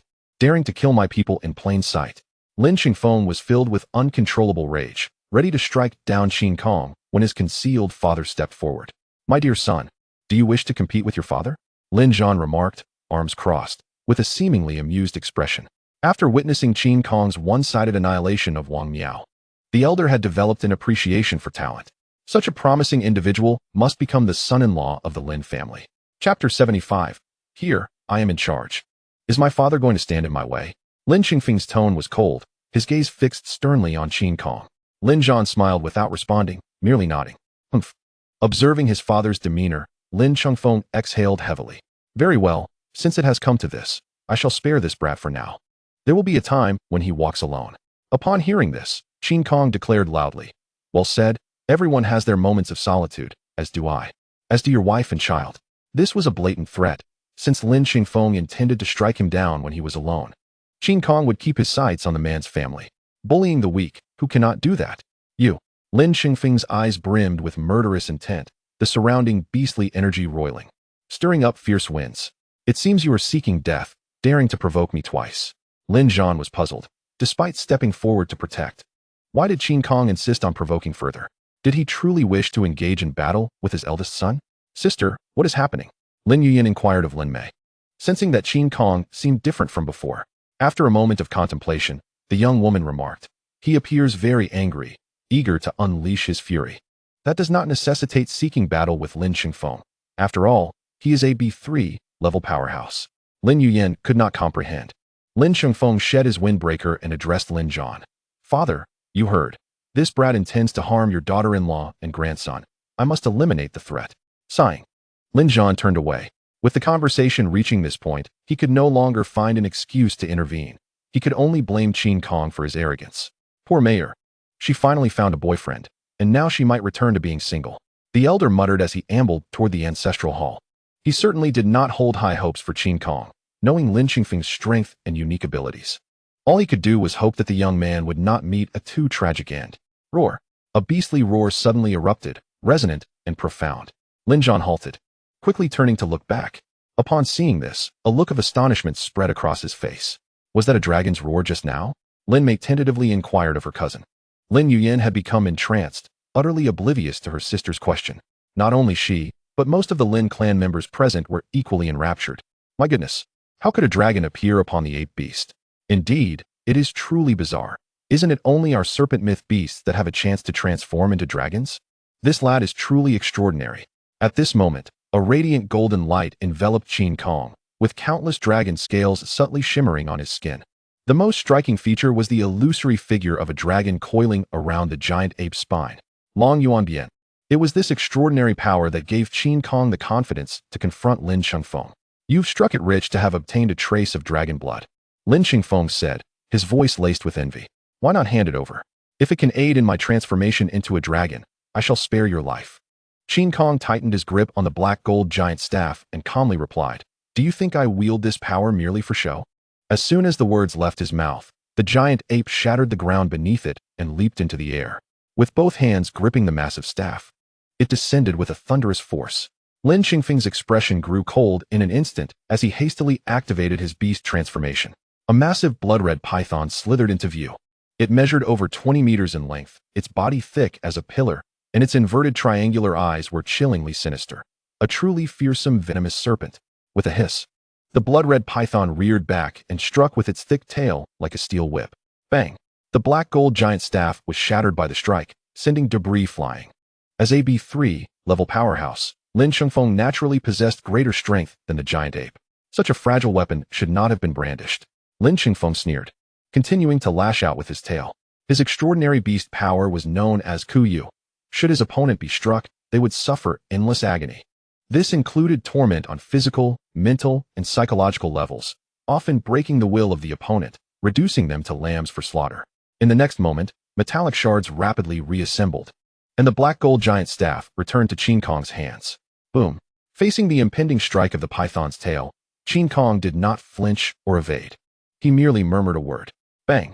The tail of the blood-red python was suddenly thrust aside by an inexplicable force and slammed into the ground. Nearby Lin clan members were startled and hurriedly fled. Watching the spectacle was exceedingly perilous, as one could easily be caught in the crossfire. What just happened? What force struck my tail aside? Lin Qingfeng, feeling intense pain within his tail, was utterly bewildered. He had shattered the giant staff, yet somehow he was the one suffering. The truth was simple. Qin Kong had employed an explosive technique. The force generated upon the collision between the staff and the tail had been entirely redirected into the opponent's tail. To lower Lin Qingfeng's guard, Qin Kong had deliberately allowed the black gold giant staff to shatter, creating the illusion of weakness. I merely employed a slight trick to render your tail temporarily incapacitated. Qin Kong taunted. I thought you were a master, but it turns out you've merely consumed some expensive potions to forcibly elevate your power. Through countless wars in his past life, Qin Kong had honed a keen eye. Just one exchange revealed Lin Qingfeng's shortcomings. A truly formidable B3 level expert would have sensed something amiss the moment the explosive force penetrated their body. Clearly, Lin Qingfeng was not that kind of person. He remained oblivious to the truth until the explosive force detonated, indicating he was nothing more than a failed attempt at forced advancement. This is tedious. Fighting someone of your caliber is a sheer waste of my time. As Qin Kong disengaged from the Long Yuan transformation, he self-deprecatingly remarked, I can't believe I revealed my trump card because of you. What a disgrace. Furious, Lin Qingfeng shouted, What are you pretending for? It was merely a clash. If you dare, come again. I could crush you with my blood pressure even at your C2 level. Indeed, you are correct. I cannot engage you in prolonged combat at this moment. Qin Kong chuckled. But I have allies. You cannot kill me. Lin Qingfeng's gaze sharpened as he declared, arrogant. I shall first slay you, then deal with your allies. The blood python slithered forward at breakneck speed, closing the distance to Qin Kong within 2 breaths. TSK. The esteemed Lin is but an unfilial son attempting to kill his father. Qin Kong even reverted from beast form to human, confronting the blood python directly. Old man, your family education leaves much to be desired. As soon as he finished speaking, a massive dark python descended with a thunderous roar. a billowing mist shrouding the skies as if a demon had emerged. It coiled before Qin Kong, howling at the blood python. Lin Chengfeng, get out of my way. The city of shadows is under my command. Upon witnessing this, the blood python screeched to a halt. Father, do you really intend to protect this arrogant brat? Is your grandson not more important than this fellow? Ha! Do not attempt to play that card with me. Lin Chan roared. If you truly wish to protect your wife and child, return home and watch over them. I will persuade Qin Kong. As long as I am here. You cannot touch him. Very well. Lin Qingfeng's eyes glinted with malice as he decisively reverted from beast form and turned to leave with his subordinates. He understood that this was not the time to confront his father. Once the situation was settled, he would settle the score later. Watching his uncle depart, Lin Mei hurried to Qin Kong's side. She leaned close to his ear and whispered, "Are you still angry? Is your mood any better?" Qin Kong was somewhat puzzled. How did the young woman know he was upset? He indeed felt angered upon recalling the tragic plight of humanity in his past life, which led him to seek revenge against Wang Miao and desire a confrontation with Lin Chengfeng to vent his frustrations. However, that fellow lacked true capability. Although he was at a higher level, Qin Kong could easily toy with him using combat experience, rendering the fight meaningless. Much better. If someone would play a flute tune, it would lift my spirits even higher, Qin Kong said lightly. Yes, I'll see to it. Lin Mei's ears flushed a deep red, resembling a bashful maiden. When the dual allure of maturity and youthful charm coalesced within one woman, she became an undeniable beauty. Meanwhile, the elder gradually approached, having reverted from beast form. He glared at Qin Kong and grumbled, "Why did you provoke that unfilial son?" Wasn't the old man pleased by the outcome? Qin Kong chuckled. My provocation has revealed Lin Qingfeng's weaknesses. Upon hearing this, Lin Chan's eyes twinkled with appreciation. Qin Kong was indeed talented, having discerned his thoughts. Currently, the greatest source of turmoil in the City of Shadows was that unfilial son Lin Chengfeng. He was powerful and ambitious, yet adept at concealing his true nature. Remaining in the shadows, he typically communicated through his subordinates and other Lin clan members, making it challenging to uncover weaknesses. Had Wang Miao not acted in the ancestral hall today, Lin Chengfeng might not have revealed himself at all. As a father, Lin Chan could not directly test his son. For the moment they engaged in combat would be the moment chaos erupted. Thus, Qin Kong, an outsider, was the most suitable to provoke him. He was neither a member of the Lin family nor lacked the strength to protect himself, allowing him to uncover Lin Chengfeng's vulnerabilities. Mayor, quickly bring Xiao Kong in. I have long wanted to speak with him, Lin Chan said cheerfully, using a more affectionate term. After all, Qin Kong was his granddaughter's boyfriend, and it was only natural to be more familiar. After saying this, the elder walked away with his hands behind his back, humming a cheerful tune as he headed towards the ancestral hall. It seems grandfather quite likes you, Lin Yuyan remarked. Throughout my life, I've never seen anyone gain grandfather's favor. Qin Kong smiled and replied to the beautiful proprietor, because your grandfather knows that I am of the same ilk as him. What kind of ilk? Lin Yuyan was somewhat puzzled. Qin Kong did not respond, instead making his way towards the ancestral hall. I believe both he and grandfather are formidable figures. Lin Mei mused. Lin Yuyan looked at her cousin with exasperation. I know your boyfriend is impressive, but does he truly deserve the title of formidable figure? Grandfather at least commands the City of Shadows. What does Qin Kong have? Qin Kong is indeed younger than his grandfather. He is merely 18 years old. Where do you suppose he will be in 10 years? Lin Mei shrugged her shoulders. Lin Yuyan was at a loss for words and could only resort to sarcasm. You must be bewitched by Qin Kong, always leaning towards him. I am quite pleased. I enjoy listening to his words. Xiao Kong, how does it feel to be on business in the wilderness? Lin Chan inquired casually, lifting his teacup. Qin Kong shook his head and replied, to speak frankly, I do not have much of a sentiment. I merely find the Lin family's arrangements in the wilderness to be utterly chaotic. Upon hearing such blunt criticism, the old man's brows twitched involuntarily. What do you mean? He was not angry, merely curious as he asked. Smuggling has always been under the management of Uncle Cheng. Is there a flaw? Qin Kong took a sip of water and explained, the troubles with Channel 105 are not significant. They simply lack capable individuals to resolve them. The manager at that transfer point, Manager Li, is too weak. When a crisis arises, he is utterly powerless to address it. Xiao Kong may not know that managers are primarily commercial talents. Without their guidance, the smuggling plan could fall into disarray. Lin Chan chuckled as he elaborated. Young people often have their grievances, which is entirely normal. Indeed, without their guidance, Channel 105 would not have been blocked for an entire month. Qin Kong smiled faintly and said, clearly, if they were to mobilize the smuggling teams at the surrounding transfer points, they could swiftly clear the beast horde. Yet to avoid responsibility and refrain from making mistakes, they would rather do nothing at all. After hearing this, Lin Chan furrowed his brows tightly. Such dreadful circumstances exist. Why hasn't he, the second son, reported this to me? After a moment's contemplation, the old man turned to his granddaughter and said, Mayor, quickly call your father over. Grandfather has questions for him. Lin Mei complied and left. Observing this scene, Lin Yuyan felt somewhat speechless. What is Qin Kong doing, bringing trouble to his future father-in-law? In light of this, does Xiao Kong have any good solutions? Lin Chan inquired of Qin Kong again. Emphasizing culture over martial prowess is certainly inadequate, Qin Kong stated slowly. Leadership cannot be solely entrusted to the managers. It would be prudent to disband a portion of the smuggling teams and integrate them into management. A balance of culture and martial prowess is essential for effective results. Precisely, the smuggling teams have extensive experience operating within the channels. They can provide combat strength for the managers while also preventing their inaction. Lin Chan said with delight, Xiao Kong is truly talented, possessing formidable combat abilities and a keen understanding of management. Would you be interested in working with me? This is an attempt to poach my granddaughter's suitor. That old man is quite cunning. Grandfather, you must not take Qin Kong away. The beast arena still requires his vigilance. Lin Yuyan exclaimed in a panic. Rising to her feet. Ha ha ha. Are you so reluctant to part with Xiao Kong? Lin Chan laughed heartily. Hearing such a misunderstanding, Lin Yuyan felt both anger and embarrassment and could only sit back down. Old man, I am a person of unwavering loyalty, having followed Yuyan. I naturally will not change allegiances, Qin Kong said with a smile. Moreover, since you two are united against a common enemy, it makes no difference whom I serve. Indeed. United against a common enemy. Lin Chan immediately ceased his laughter, his expression growing serious. Pray tell, what is that unfilial son's weakness? Chapter 77, Stir-fried bamboo shoots with meat. Qin Kong smiled silently, leisurely sipping his tea. Lin Chan remained patient, not pressing for an answer. Lin Xingfeng's strength is quite unusual. He is not a traditional B3 level powerhouse. Qin Kong began to explain. He must have consumed an expensive potion, suddenly elevating his strength from B1 to B3, which is why that fellow lacks relevant combat experience. Yet I cannot perceive it. His external performance even seems superior to mine. Lin Chan said, half in disbelief.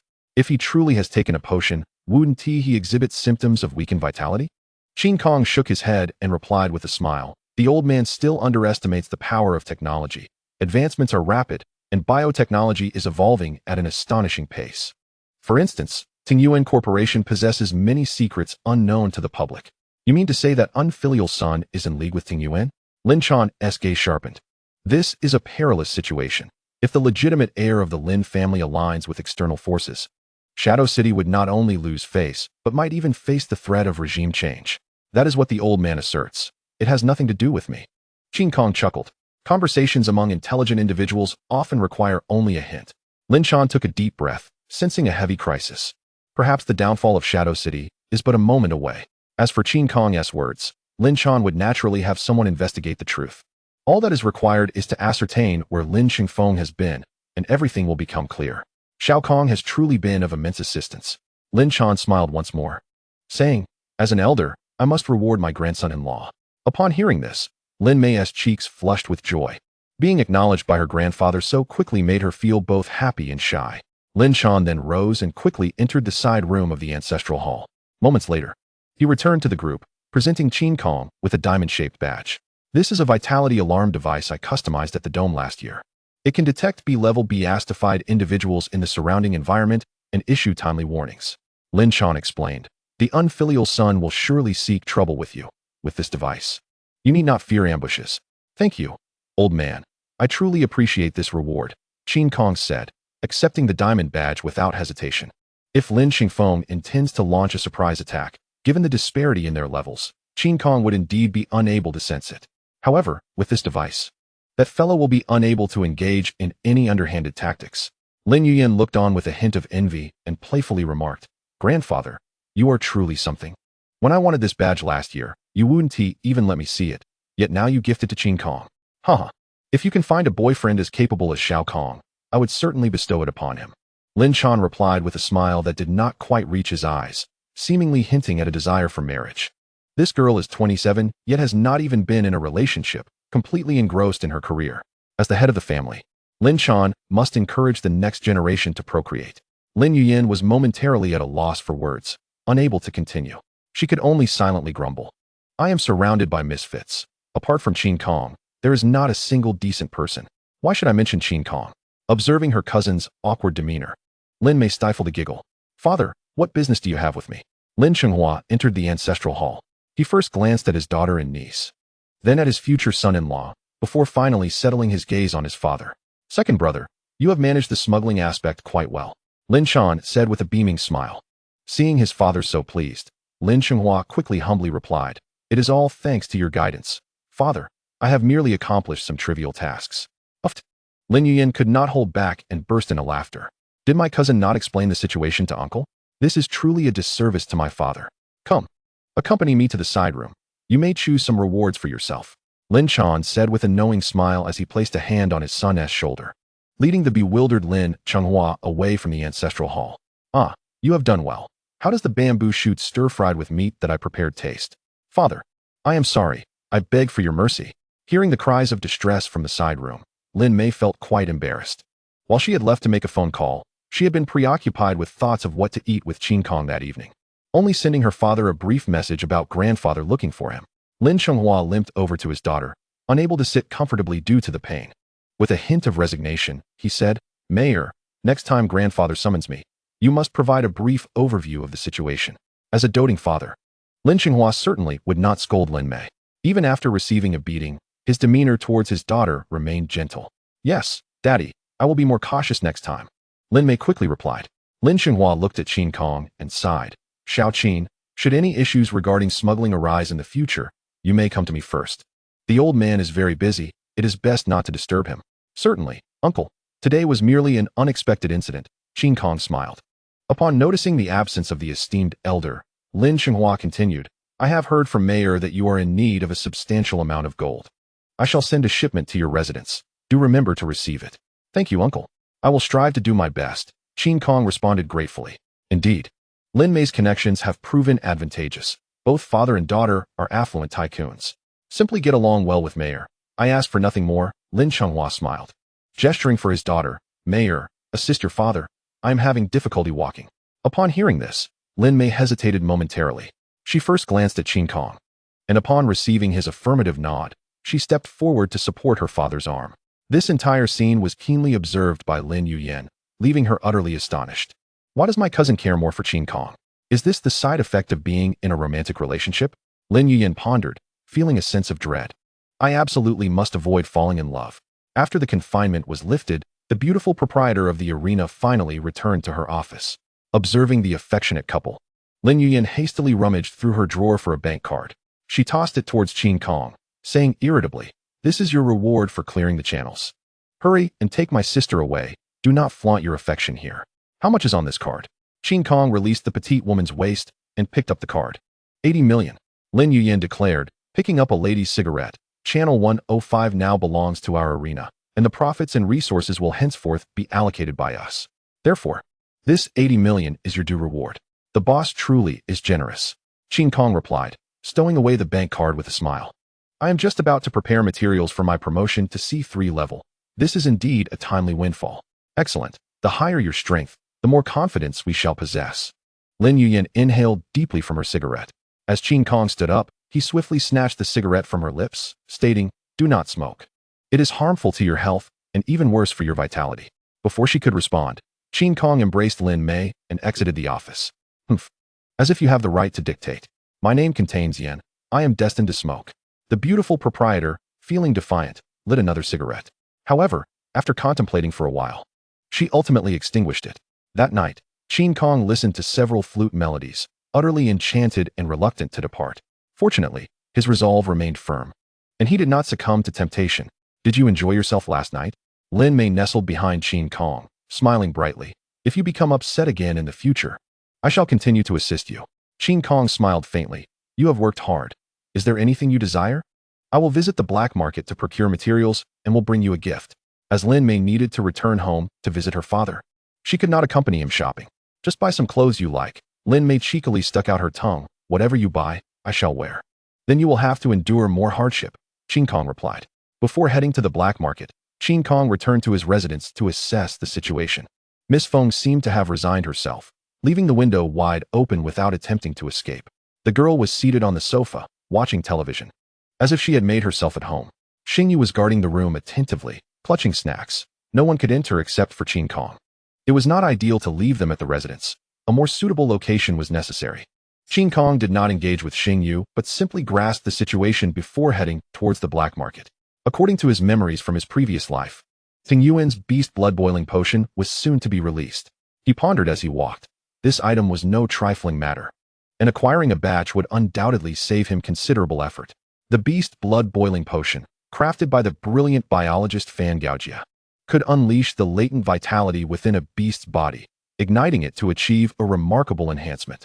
The effects of this potion resembled a combination of the Song Gu Fa and Ran Shui Fa, devoid of any pain, with the sole drawback being its exorbitant price.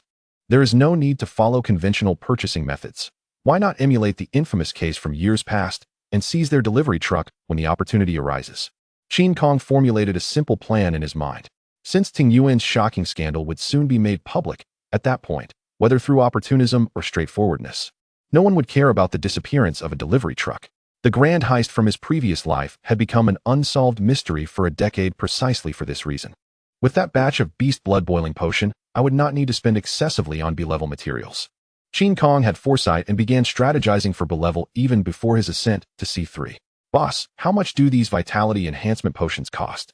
He approached a small stall, directly inquiring about the price. 10 million for the entire batch. No negotiations, the vendor replied, focused on his phone video without looking up. Qin Kong deemed the price unreasonable and turned to leave. Initially, the vendor did not pay him much mind, but when he glanced up, he realized something was amiss. Holy cow, isn't that the Titan boss? His exclamation stirred the surrounding vendors into action. Where is our Titan brother? The Titan has returned? Wasn't he slaying foes in the wilderness? He Laosan had no time to engage with others and hurriedly pursued Qin Kong. Please wait, if you are buying, I will give you a direct 50% discount. Qin Kong, slightly puzzled, paused to ask, why such a generous discount? He Laosan's eyes sparkled with excitement. Because I am your fan. I have watched every match of yours at the arena. Ah, I see. Thank you for your support. Qin Kong had not anticipated such an encounter and decided to chat with He Laosan. To be honest, my combat power is now too high, and I will have fewer opportunities to compete in the future. Starting from sea level, battles between beast shifters become clashes of extraordinary beast strength. Such matches lack the appeal of D and E-level melee combat. Thus, the arena rarely held C-level matches. Ticket sales were poor, finding contestants was challenging, and venue limitations existed. Furthermore, since Qin Kong had entered management, there was no need for him to toil in competitions. It is all right, as long as the boss can dominate in the wilderness. We are content. He Laosan handed over his phone, explaining, there is a team in the wilderness that specializes in filming grand battles. They captured your prowess in Juhu City. I have watched it several times. Looking at the video of himself facing a beast tide, Qin Kong felt rather speechless. This was a covert recording. Could he possibly sue for invasion of privacy? Forget it, as long as they do not invade my personal life.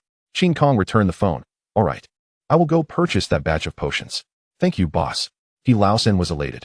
This was akin to a successful fan encounter. He would boast to his friends upon returning. Titan brother, I love you. Welcome to the black market. We offer you a 50% discount. Our side offers 30% off. Who do you look down upon? I love Titan brother most. I will gift it to you. As Qin Kong approached, the surrounding vendors erupted in cheers. They expressed their fervent admiration for Qin Kong by engaging in discount competition. Boss, nearly everyone here is your fan. We even formed a fan group with thousands of members. He Laosan, noticing Qin Kong's confusion, hurriedly explained. Is that video truly that captivating? Qin Kong shook his head, feeling somewhat helpless. He Laosan eagerly nodded, his expression exaggerated, facing a beast tide, one against thousands. How could that scene not be exhilarating? Not only in our Shadow City, but even in the Upper Star Moon City, your video is circulating. Qin Kong indeed had not anticipated that his incidental actions would lead to his newfound fame. Everyone, please remain calm. Once I purchase these items, I will take a group photo with you all. Qin Kong quickly accepted the reality. Upon hearing this, the vendors joyfully returned to their stalls, awaiting Qin Kong's arrival. At the entrance of the black market, a throng of foreign individuals with golden hair and blue eyes surged forth. Their eyes were filled with arrogance, their expressions disdainful, exuding an air of haughty nobility. Mr. Lin, what are those people discussing? Bruce, sporting a pair of small mustaches, inquired with a hint of confusion. Hastily asking in broken Mandarin, Lin Yuxian replied respectfully, It appears they are vying for customers, with stall owners undercutting each other, and some even offering items for free. Free? At this revelation, the burly men surrounding Bruce's side brightened with interest. Is this not their favorite zero-cost purchase? If such things can happen in Ulu, can they not also occur in Yanhua? Mr. Bruce, we wish to take a look, the muscular men eagerly requested from their boss. Bruce stroked his mustache and elegantly stated, "Go ahead, see what treasures this black market holds." It finally dawned on Lin Yuxian that this group of foreigners intended to pilfer from the black market vendors. However, before he could voice a protest, the stout men surged forward. Chapter 79. Borrowing flowers to present to the Buddha. You foreign devils, think you can snatch things in broad daylight? Just after Qin Kong completed his payment, a commotion erupted behind him. Turning to look, he was astonished to see several white men wrestling items from other stalls. What is happening? Qin Kong wondered, hastening to investigate. FUC. One of the burly men roared after receiving a punch from a vendor. He smashed the item he held onto the ground, seemingly intent on entering a feral state. Qin Kong would not allow him to harm his fans. With a flicker of lightning at his fingertips, he struck hard against the man's right leg. With a loud crack, the foreigner stumbled and fell, his teeth shattered, blood streaming from his mouth. Bravo! The vendors cheered for Qin Kong, eager to fight alongside their idol. They rushed forward to pummel the fallen foreigner. Stop! Cease this at once! Lin Yuxian shouted as he hurried over. I am Lin Yuxian. Anyone who dares to strike again shall leave Shadow City. Upon hearing this, the vendors reluctantly halted, yet not without spitting at the white man on their way out. Witnessing such a scene, Bruce's expression darkened. As a noble of Ulu, he was accustomed to respect wherever he went. Yet, his subordinates had faced such treatment in a foreign land. Mr. Lin, is this how you treat your guests? Bruce tightened his coat, stating coolly, I am somewhat skeptical about our future cooperation. This was a blatant threat, compelling Lin Yuxian to rectify the situation. Mr. Bruce, please wait a moment while I ascertain the circumstances. Lin Yuxian felt compelled to comply, for his uncle had instructed him to host these foreign dignitaries with utmost care. This foreign devil attempted to steal my belongings, and even spoke of giving them away. If I were to offer gifts, they would be for Titan, not for these ruffians. Such foreigners often possessed an inflated sense of self-importance, believing the world was theirs to command. Haha, I just gave that fellow a kick. He won't have descendants now. The vendors laughed heartily, having no fear of repercussions. After all, the foreigners had broken the rules first, and the Lin family would never tarnish their own reputation. Are these fellows hired by Lin Xingfeng? Qin Kong pondered quietly. They possessed considerable strength and seemed backed by a powerful force. He would need to find an opportunity to test them. If Lin Xingfeng continued to invite external forces, the chaos in Shadow City would only escalate, necessitating that Qin Kong consider even more factors. Why did you choose to assault him? Could we not have simply called the black market guards? Lin Yuxian could find no fault with the vendors, resorting to petty criticisms. Blaming the victim for their rightful defense was utterly shameless and despicable. Very well. When I strike you later, do not resist. We shall see once the guards arrive. Qin Kong replied calmly as he stepped out of the crowd.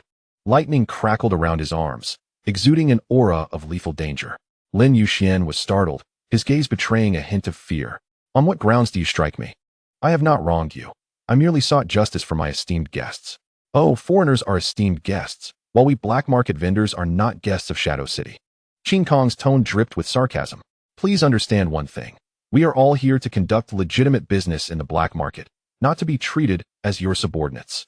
This statement struck at the heart, potentially breeding discontent among the vendors towards the Lin family. Should Lin Chan hear this, Lin Yuxian would undoubtedly face severe consequences. When have I ever treated them as subordinates? Lin Yuxian retorted, agitated. You, with your ill intentions, seek to sow discord between us and the Lin family. Qin Kong sneered. Then do not play double standards. Your foreigners smashed our goods. You must compensate. Upon hearing this, the vendors erupted in fury, shouting in unison. Yes, pay up. Tenfold for what you broke. This is the rule established by the Lin family. If you dare to shirk your responsibility, I will set up shop at the Lin family temple. Seeing the situation spiral out of control, Lin Yuxian hurriedly sought to calm the crowd. Very well, I shall compensate. I will bear the losses incurred today. He dared not escalate matters, for Lin Chan was still the head of the family, and managing a grandson was a simple task. Watching his subordinate pay the vendors their compensation, Lin Yoshuan's heart bled. Having abandoned the entertainment street, he had lost all sources of income. And now he was parting with his reserves. Haha, today we made a fortune. Later, I will go support Titan. Boss, I made back my investment today. All of this merchandise is a gift for you. We shall also give freely. Having vented our anger, Consider it our gratitude to Titan. Before Lin Yuxian could fully comprehend the situation, the vendors turned to present Qin Kong with lavish gifts. Since it is so, I shall not be polite. Let us dine together later. As a means of friendship, Qin Kong said cheerfully. With such enthusiastic fans, why should he hesitate? Witnessing this scene, Lin Yuxian gritted his teeth in frustration. Being overshadowed in front of him was too humiliating. Before he could simmer down, Bruce's cold voice reached him from behind. Humph. It seems Mr. Lin lacks sincerity. Our cooperation may need to be postponed. What can I do if your subordinates acted unjustly? Lin Yuxian grumbled, spinning around to chase after Bruce. Mr. Bruce, allow me to explain. Mr. Lin, who was that young man earlier? Bruce inquired nonchalantly in the luxurious clubhouse. He is a subordinate of my sister, known as Titan. His strength is formidable, Lin Yuxian replied, a cunning glint in his eyes. Titan is the youngest powerhouse in Shadow City, unmatched among his peers. Nonsense. The bruised, burly man interrupted, scolding. Had I not been ambushed, I could have easily smashed his head. Mr. Buck, Titan has the ability to defeat opponents 2 levels above him. This incident occurred just yesterday. Lin Yuxian's expression turned peculiar. Upon hearing this, the foreigners were momentarily taken aback. To surpass 1 level is impressive, but to surpass 2 levels, what manner of monster could accomplish that? Mr. Lin, what is your intention in revealing this information to us? Bruce inquired, his expression unchanging. It seems you and Yanhua possess an ancient saying, to elevate the strength of others is to diminish one's own prestige. My meaning is simple. Please do not provoke Titan, as it could easily bring calamity upon yourselves. Lin Yuxian's expression was earnest, yet his tone was slightly off. Chapter 80. Do you wish to return to the sewers? Upon hearing this, Buck's face flushed red as he shouted, bring calamity upon ourselves? Watch me not stuff that fellow's head into his own. Calm down. I merely wish to offer a cautionary reminder, Lin Yuxian interjected. Lin Yuxian hastily reassured him, saying, Titans generally only roam near the beast arena, so it is unlikely for you to encounter one. Humph, the beast arena, is it? I must tear that place down. Buck cursed, his expression distinctly displeased. Seeing his plan come to fruition, Lin Yuxian secretly chuckled within. He turned to Bruce and respectfully said, Please, everyone take a moment to rest. I shall prepare the luncheon as an apology. That would be much appreciated, Mr. Lin, Bruce replied with a calm demeanor, nodding slightly. Once Lin Yuxian departed the private room, the anger on Buck's face vanished instantaneously, as if the furious individual from moments ago were a different person entirely. With a disdainful look, he remarked, This man is utterly foolish, thinking I would fall for his tricks. If he were truly wise, he would not have been assigned as our host. Bruce chuckled lightly. On the contrary, I have high hopes for that Titan gentleman. To be able to eliminate an opponent 2 levels above him certainly indicates a remarkable potential. Indeed, the Titan's extraordinary beast power appears to be thunder. After being struck by him, I was completely paralyzed, incapable of resistance. As he spoke, Buck's demeanor remained unperturbed, showing no concern for his recent beating. You've worked hard. Your bonus for this month will be doubled, Bruce stated with an elegant British gentleman's tone. After this trial, I believe Lin Qingfeng still requires further evaluation. His influence is not as significant as we had imagined, making him unsuitable for long-term collaboration. It turned out that the zero-cost purchase was merely a ruse to test potential partners. Boss, why not engage with Lin Qingfeng's rivals? Buck suggested, rubbing his bruised face. Perhaps that Titan gentleman could become our new ally. Bruce nodded thoughtfully and suddenly called out, Lanaya, go have a chat with the Titan gentleman. You young people should have plenty in common. Uncle, I understand, came a light and graceful female voice. Goodbye, big shot. After the gathering, the fans waved goodbye to Qin Kong, each one beaming with joy. Their fortuitous encounter with Qin Kong had yielded photographs and autographs. Sharing this in the fan group would surely evoke envy among others. Farewell, let us meet again when the opportunity arises, Qin Kong smiled in response. As the crowd dispersed, he turned to the pile of potions that loomed like a small mountain.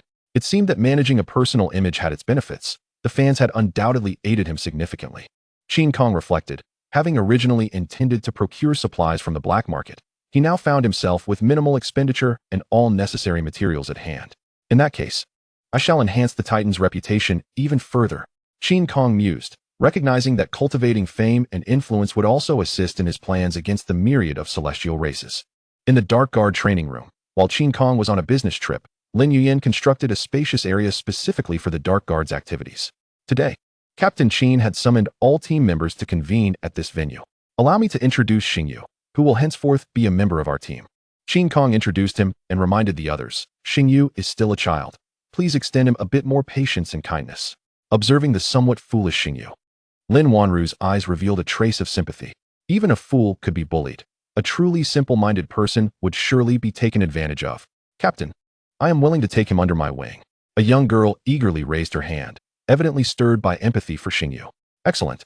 I hope you both enjoy each other's company. Qin Kong nodded and transitioned to another topic.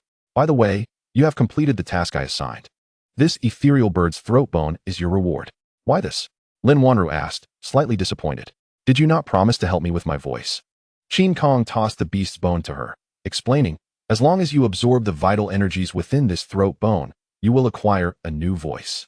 This is the treatment plan I mentioned for beast morphers. Upon hearing this, Lin Wanru hurriedly caught the throat bone and gently caressed it. So it can work this way? Thank you, Captain. Her joy at finally receiving a chance for vocal healing was palpable. Qin Kong then turned to Dai Hung, frowning as he said, Old Dai? Why have you not yet advanced to sea level? Dai Hung quickly stepped forward, responding, I have been too busy escaping lately to focus on training. Then there's no other choice. Prepare for the bone loosening. Qin Kong replied nonchalantly. The upcoming mission requires full team engagement, and there is no time for you to train. Dai Hung's expression stiffened. He did not understand what bone loosening entailed, but it sounded ominous. Captain, what about me? Li Jingde asked hastily. Do I need to undergo bone loosening as well? He and Dai Hung shared a close bond, and naturally, he did not want to be excluded. You can forego that.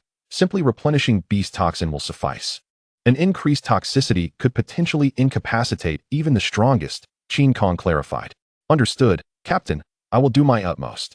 Li Jingde, feeling helpless, cast a sympathetic glance at Dai Hung. Lie down, you must endure the pain. The more indifferent Qin Kong's tone became, the more anxious Dai Hung felt. Pain is pain, I've endured it before. After a mental struggle, Dai Hung lay on the ground. Qin Kong grasped his shoulder blade and began to exert force. Dai Hung let out a piercing scream as beads of sweat instantly formed on his forehead. The excruciating agony of his bones separating was beyond what an ordinary person could withstand. Oldly stuffed something in his mouth. Qin Kong commanded fiercely. If you cannot endure the first phase, you are even weaker than a woman. Li Jingde clumsily rolled up a towel and forcefully stuffed it into his brother's mouth. Although he felt a pang of reluctance, he dared not defy the captain's orders. Dai Hung bit down hard on the towel, his body shaking violently from the pain. Think about living in the sewers. If you do not strive to grow stronger now, will you wait until you are old to return? Qin Kong's tone was stern, his voice frigid. I must grow stronger. Dai Hung cried out desperately through the towel. Qin Kong remained silent, quickening his movements and increasing his strength. He felt a flicker of curiosity about what extraordinary beast power Dai Hung would possess without the thunder leopard's skull. Chapter 81, Hostage Syndrome. Panting heavily, Dai Hung lay on the ground, his breath ragged.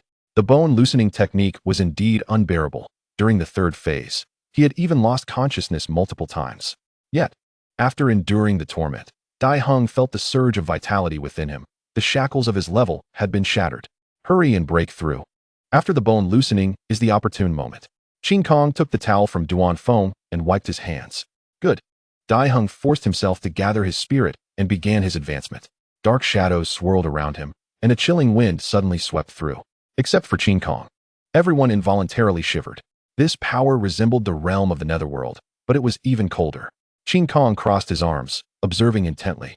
If the netherworld is an existence beyond reality, then these shadows embody the extremely frigid aspects of the real world. Suddenly, the shadows surrounding Dai Hung erupted, charging towards the shadows of others. This is related to shadows. It seems suitable for assassination. Qin Kong urged his team to retreat. He was not afraid of the shadows. He merely worried that intervening would disrupt Dai Hung's ascension. After forcing everyone back, the shadows promptly returned to their master's side, acting as loyal guardians in the realm of shadows. Half an hour later, Dai Hung slowly opened his eyes, a ghostly glow flickering forth. Captain, I have advanced. He exclaimed boisterously. Ghost Shadow, my extraordinary beast power, is named Ghost Shadow.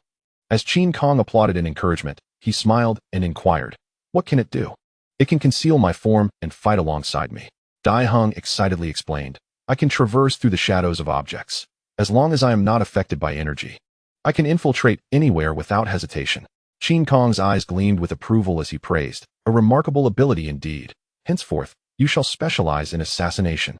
In his previous life, Dai Hung, who had obtained the skull of the thunder leopard, was known as a direct and aggressive beast master, but in this life, he was destined to become a partner in the shadows alongside Li Zhengde. All right, everything is prepared. I shall issue the task now.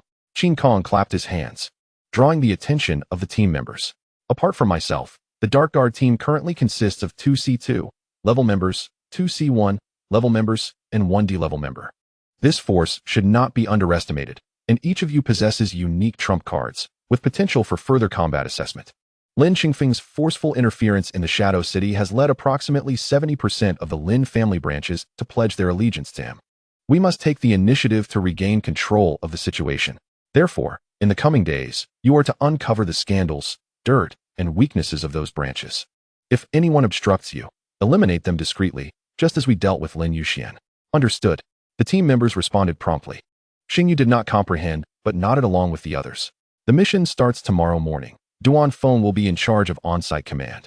If you find yourselves unable to cope, call upon Xingyu for assistance. If still unable, seek me out. Qin Kong waved his hand. The group turned to leave, leaving Xingyu standing there in a daze. Brother, what exactly are we going to do? He scratched his head, perplexed. Qin Kong smiled and replied, of course. We are going to deal with the villains. If you encounter any difficulties, fly back to find me immediately. Got it, brother. Xingyu beamed and hurried after the other team members. Once everyone had exited the venue, Qin Kong leisurely made his way deeper inside. He pushed open a heavy door and unlocked a second door's combination lock, entering a well-equipped room. Inside, Feng Yuxuan was nestled with a pillow, engrossed in watching television. Her demeanor hardly resembled that of a hostage, but rather that of someone on vacation. Ahem, Qin Kong deliberately cleared his throat. Startled by the sudden sound of a man's voice, Miss Feng panicked and quickly shielded her face with the pillow. However, upon seeing Qin Kong, she swiftly calmed down, which seemed rather peculiar. Are you here to electrocute me again? Feng Yuxuan asked timidly. This was because, when she had been transferred from Qin Kong's residence, she had also been knocked unconscious beforehand, leading to her current psychological shadow. Qin Kong shook his head, stating, I am not here to electrocute you. Merely to have a chat. We have met so many times, yet have never truly gotten to know each other. Sure. Feng Yuxuan surprisingly appeared somewhat excited, but quickly realized the inappropriateness of her enthusiasm and timidly added, what would you like to know? Qin Kong seized upon this detail, curiously inquiring, you seem quite happy. What is the reason behind it? I don't know. I just feel happy whenever you appear. Feng Yuxuan's voice dwindled to a whisper, becoming nearly inaudible. Could it be Stockholm Syndrome? Qin Kong mused inwardly.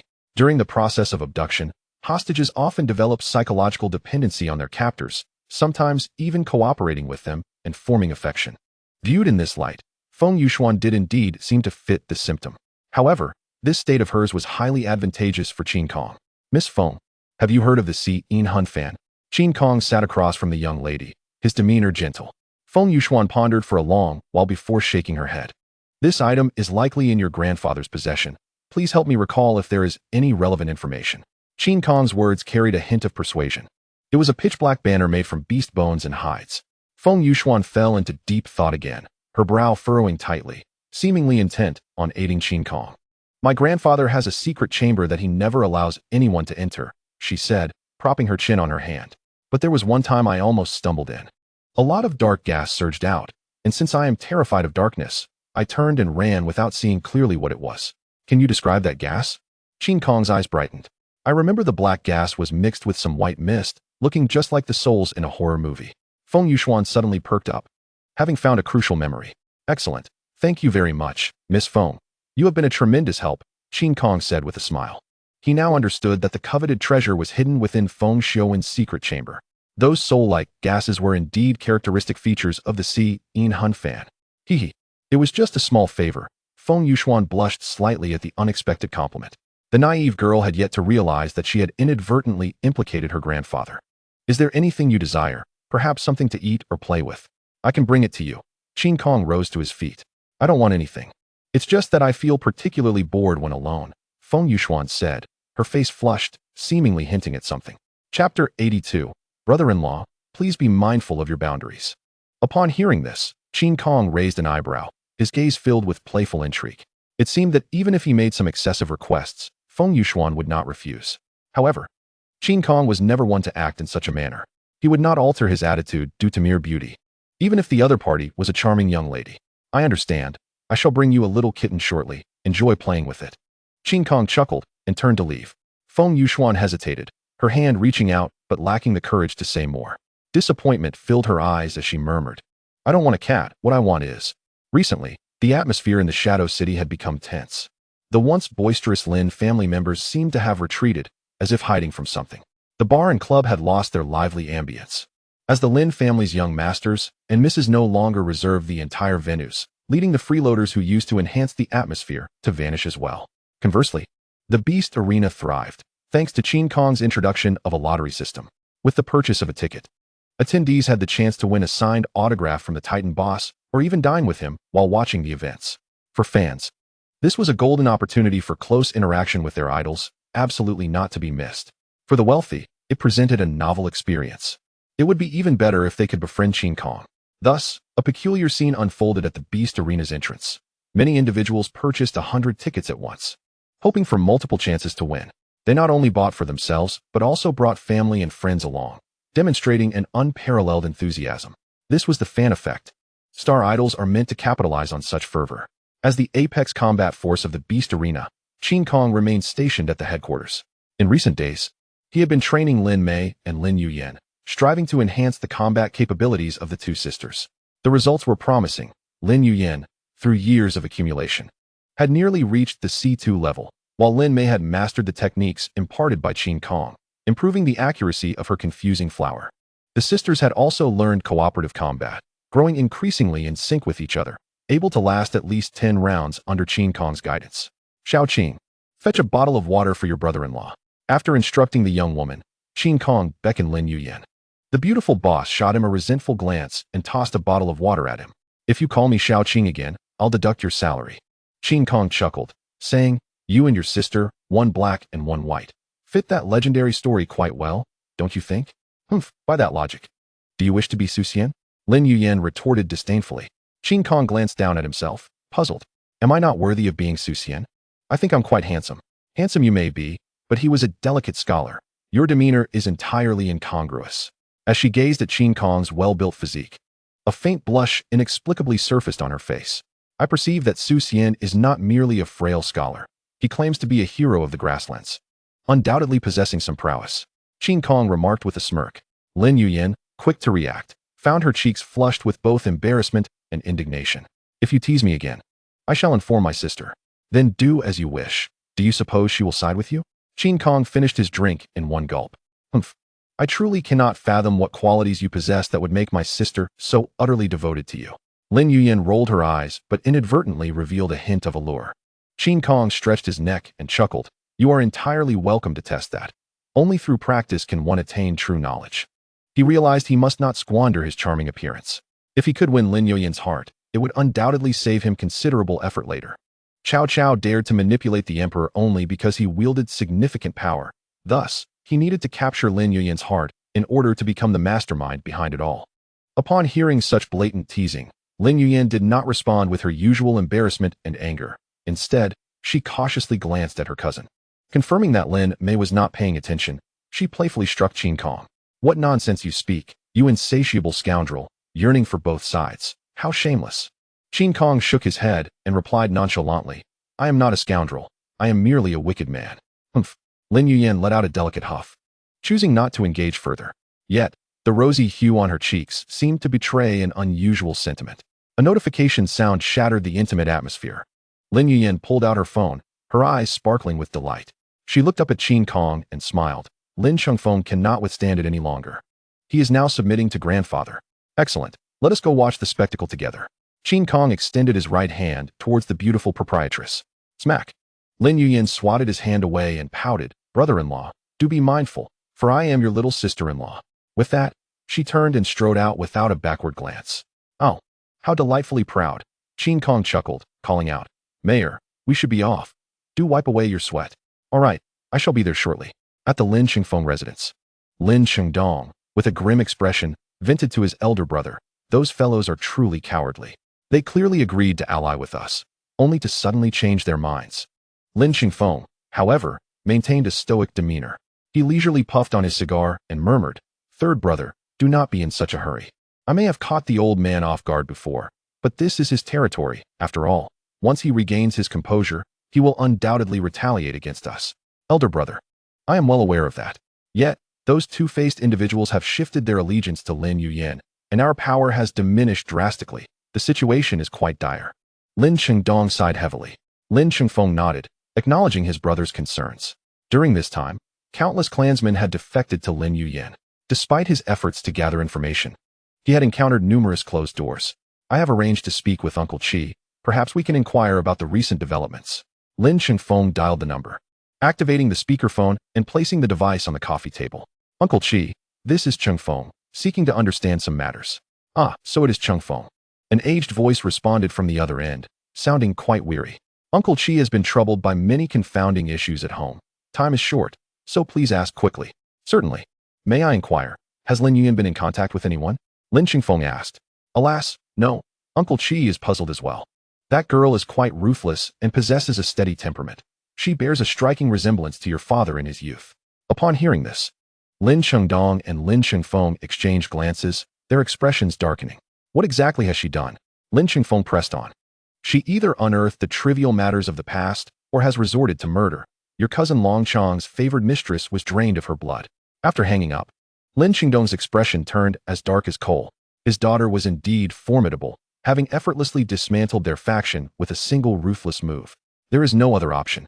We must pay our respects to grandfather. Lin Chengfeng exhibited a degree of flexibility, displaying a semblance of a cunning leader. Yet, after this hurdle, we shall commence our full-scale counterattack.